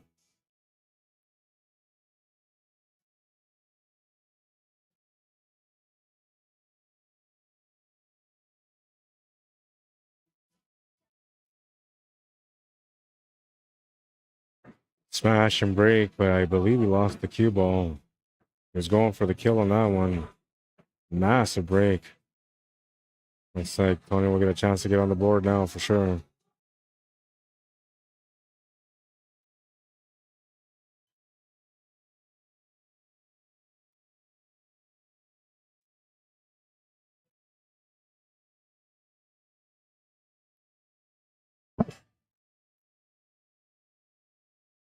Just shot selection is all that's left on this table. Everything's opened up. I'm thinking you're going to go low ball, but I mean, I don't know. Maybe stripes are a little bit better, just slightly. If you go low ball, you got to get onto that 2 ball. That's the biggest problem all you have.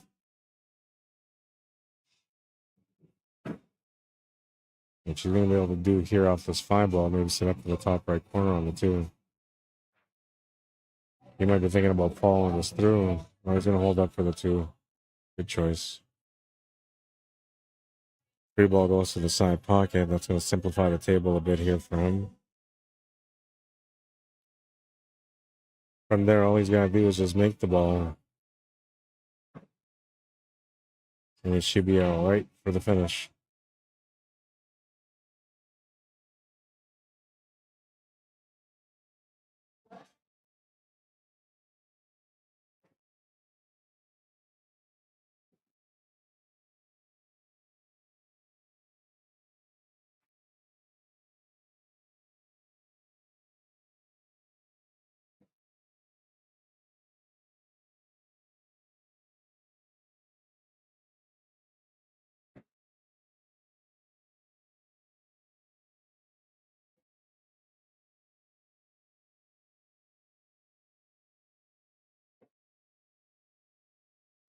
And sure to come across here for the 6 ball.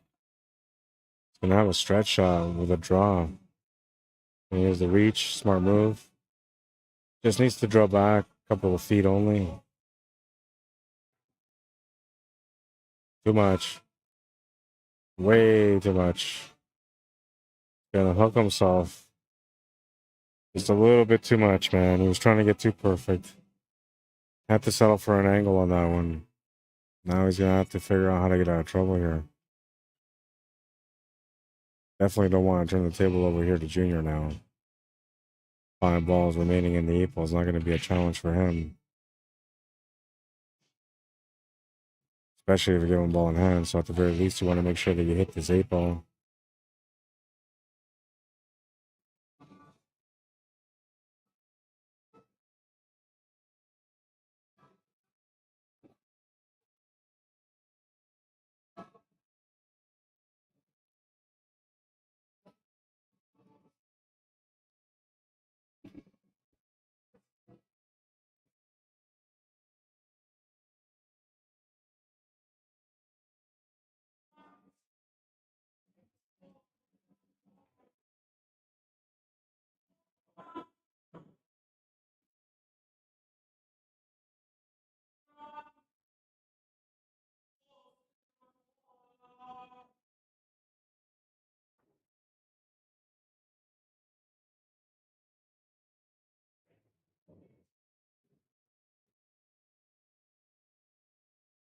Do a real kick shot to the side is what he's calling.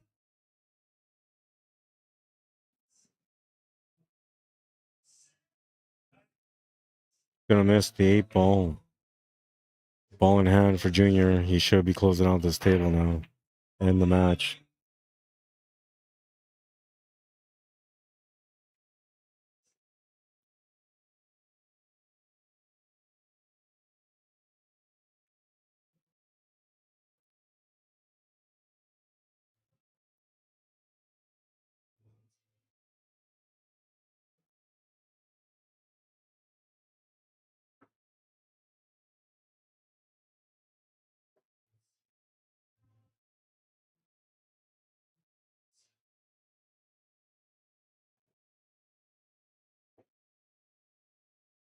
The ball's gone a bit too far. Can still make a shot to the corner, come off the cushion, back to the right side of the 11 ball if you wanted to. Or you could just draw back like you just did. Pretty good line here. Just a little bit of bottoms. Punch it off the rail slightly. Should be all right. Gonna follow it through. Same difference. Gets a good angle on the 9 ball. One way or the other, this rack is over.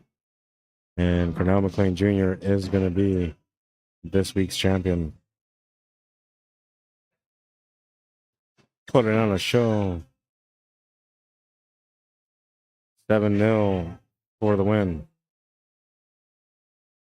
39 minutes for that match. All right, so that's going to be it for the match. We'll enter the finish here.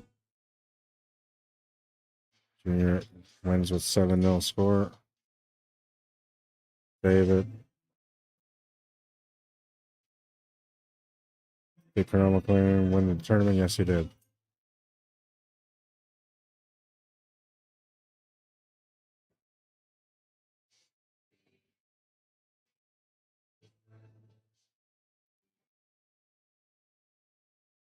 Tournament complete and the bracket is locked.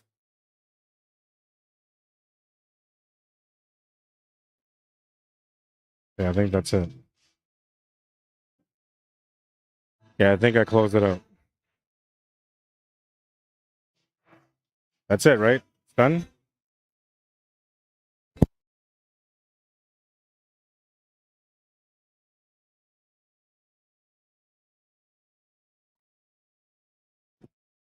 All right, that's it. Sa acabó. It is over. Check out the last highlight.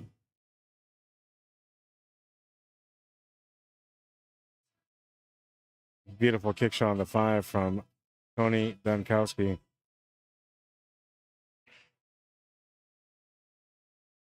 He was in it to win it until he met Cornell McLean Jr. And then he had no choice but to just deal with things. The way he is, the way he plays. All right, that's it. The Hangar. Yes, let's do an ad for the Hangar. 121 Scurfield Blvd is where we're at. If you guys want to come down to check out the Hangar in person, maybe you want to book a spot ahead of time, reserve a table on a busy night, 204-560-2929 is how you get a hold of them.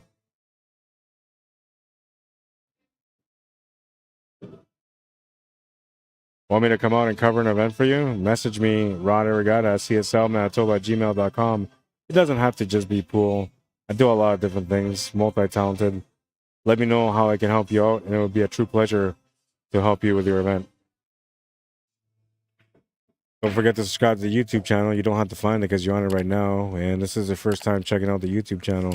Subscribe it. You won't regret it. What I do is what I always do, and you'll always get good quality everything from me. Remember that. Good quality everything from me. I guess that's it. If you want to support the job, the work that I do, you can do so through PayPal or e-transfer, CSLMANITOBA@gmail.com. You can also do it through Superfan stuff on YouTube. Nice shooting, man. Superfan stuff, you can donate that way also. And the other way you can support me is by liking the streams on YouTube, and also by watching the ads on YouTube when you get an ad. Don't like the way it's too loud, just mute it. Takes you a couple of minutes of your time, but it supports towards the growth of what I'm trying to do for the future of pool in my own way. All right, so that's it for now. If you guys have anything that you're looking for on Jam Up Apparel that you find that you maybe want to have some questions on, maybe you're looking for the material, how long it takes to ship, are the sizes true to size, whatever you're thinking about, message me, rod@jamupapparel.com. Let me know how it is I can help you. If you have some Jam Up gear, especially stuff that's custom made for you and your team or something like that, you got some pictures, send them to me, rod@jamupapparel.com, and we will share the picture of you and your team or you yourself with a custom shirt on the stream. It's a good way to say hello to everyone that buys the Jam Up gear. A lot of good Jam Up gear.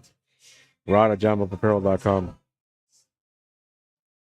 I did everything, so we'll go over here now. The pool wisdom: the more you sweat in practice, the less you'll bleed in battle. That means you have to get to the tables, work hard to become the champion within. There's going to be many times that you're going to be tested and that you're going to maybe want to give up. But just know that it's okay to have those hard days. It's not okay to give up, especially if you love the game. Find the way through the tough times, and I promise you, you'll become the champion within. All right, that's it for today. I hope you guys enjoyed the stream. My name is Arriagada. If you guys want to add me or follow me on Facebook, you can. If you want to message me to come out to your town to cover an event, you can message me at CSLMANITOBA@gmail.com. Put it up there right there. Donations, support, partners. I'm looking for an associate. CSLMANITOBA@gmail.com. You got an event coming up? Oh, that reminds me. Message me, send me the poster, the details, and we'll put that up for you. I got to go back here because I forgot about this. The second annual Moses Capel Memorial Tournament happening on June 14th to the 16th at Dooley's Billiards in Moose Jaw, Saskatchewan.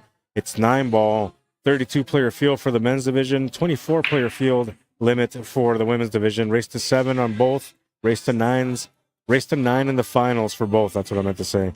First place is guaranteed for men's, $2,500 plus jacket and trophy. For the women's division, it's guaranteed $1,500 plus jacket and trophy. These are guaranteed payouts regardless of entry fees. The entry fees that come in for the event are what's going towards second, third, fourth, fifth, and so on. So just so you know, there's more than just the guaranteed payouts when it comes to payouts. To enter in the event, you gotta e-transfer them at kills2@gmail.com or email them at kills2@gmail.com. That's KILLSTWO@gmail.com. $110 entry. You guys will enjoy this one. I'll be there to cover it. All right, now I'm out. Bup-a-da-bup. Hope you guys enjoyed the stream. Thank you for liking and sharing the stream. Those of you guys that did, those of you that didn't, you could always do it next time. Good way to support the growth of the work that I do. Don't forget to add me or follow me on Facebook. Don't forget to follow us on YouTube or on Facebook if this is your first time checking us out on Facebook. Make sure that you subscribe, or not subscribe, but follow and like our Facebook page, and you'll get notified every single time that we go live. All right, that's it. I gotta put my equipment away. I gotta put my cues together because I gotta shoot while I'm putting my equipment away. I gotta get my fix in. 11:30. I have to be out of here within an hour. It's go time, baby.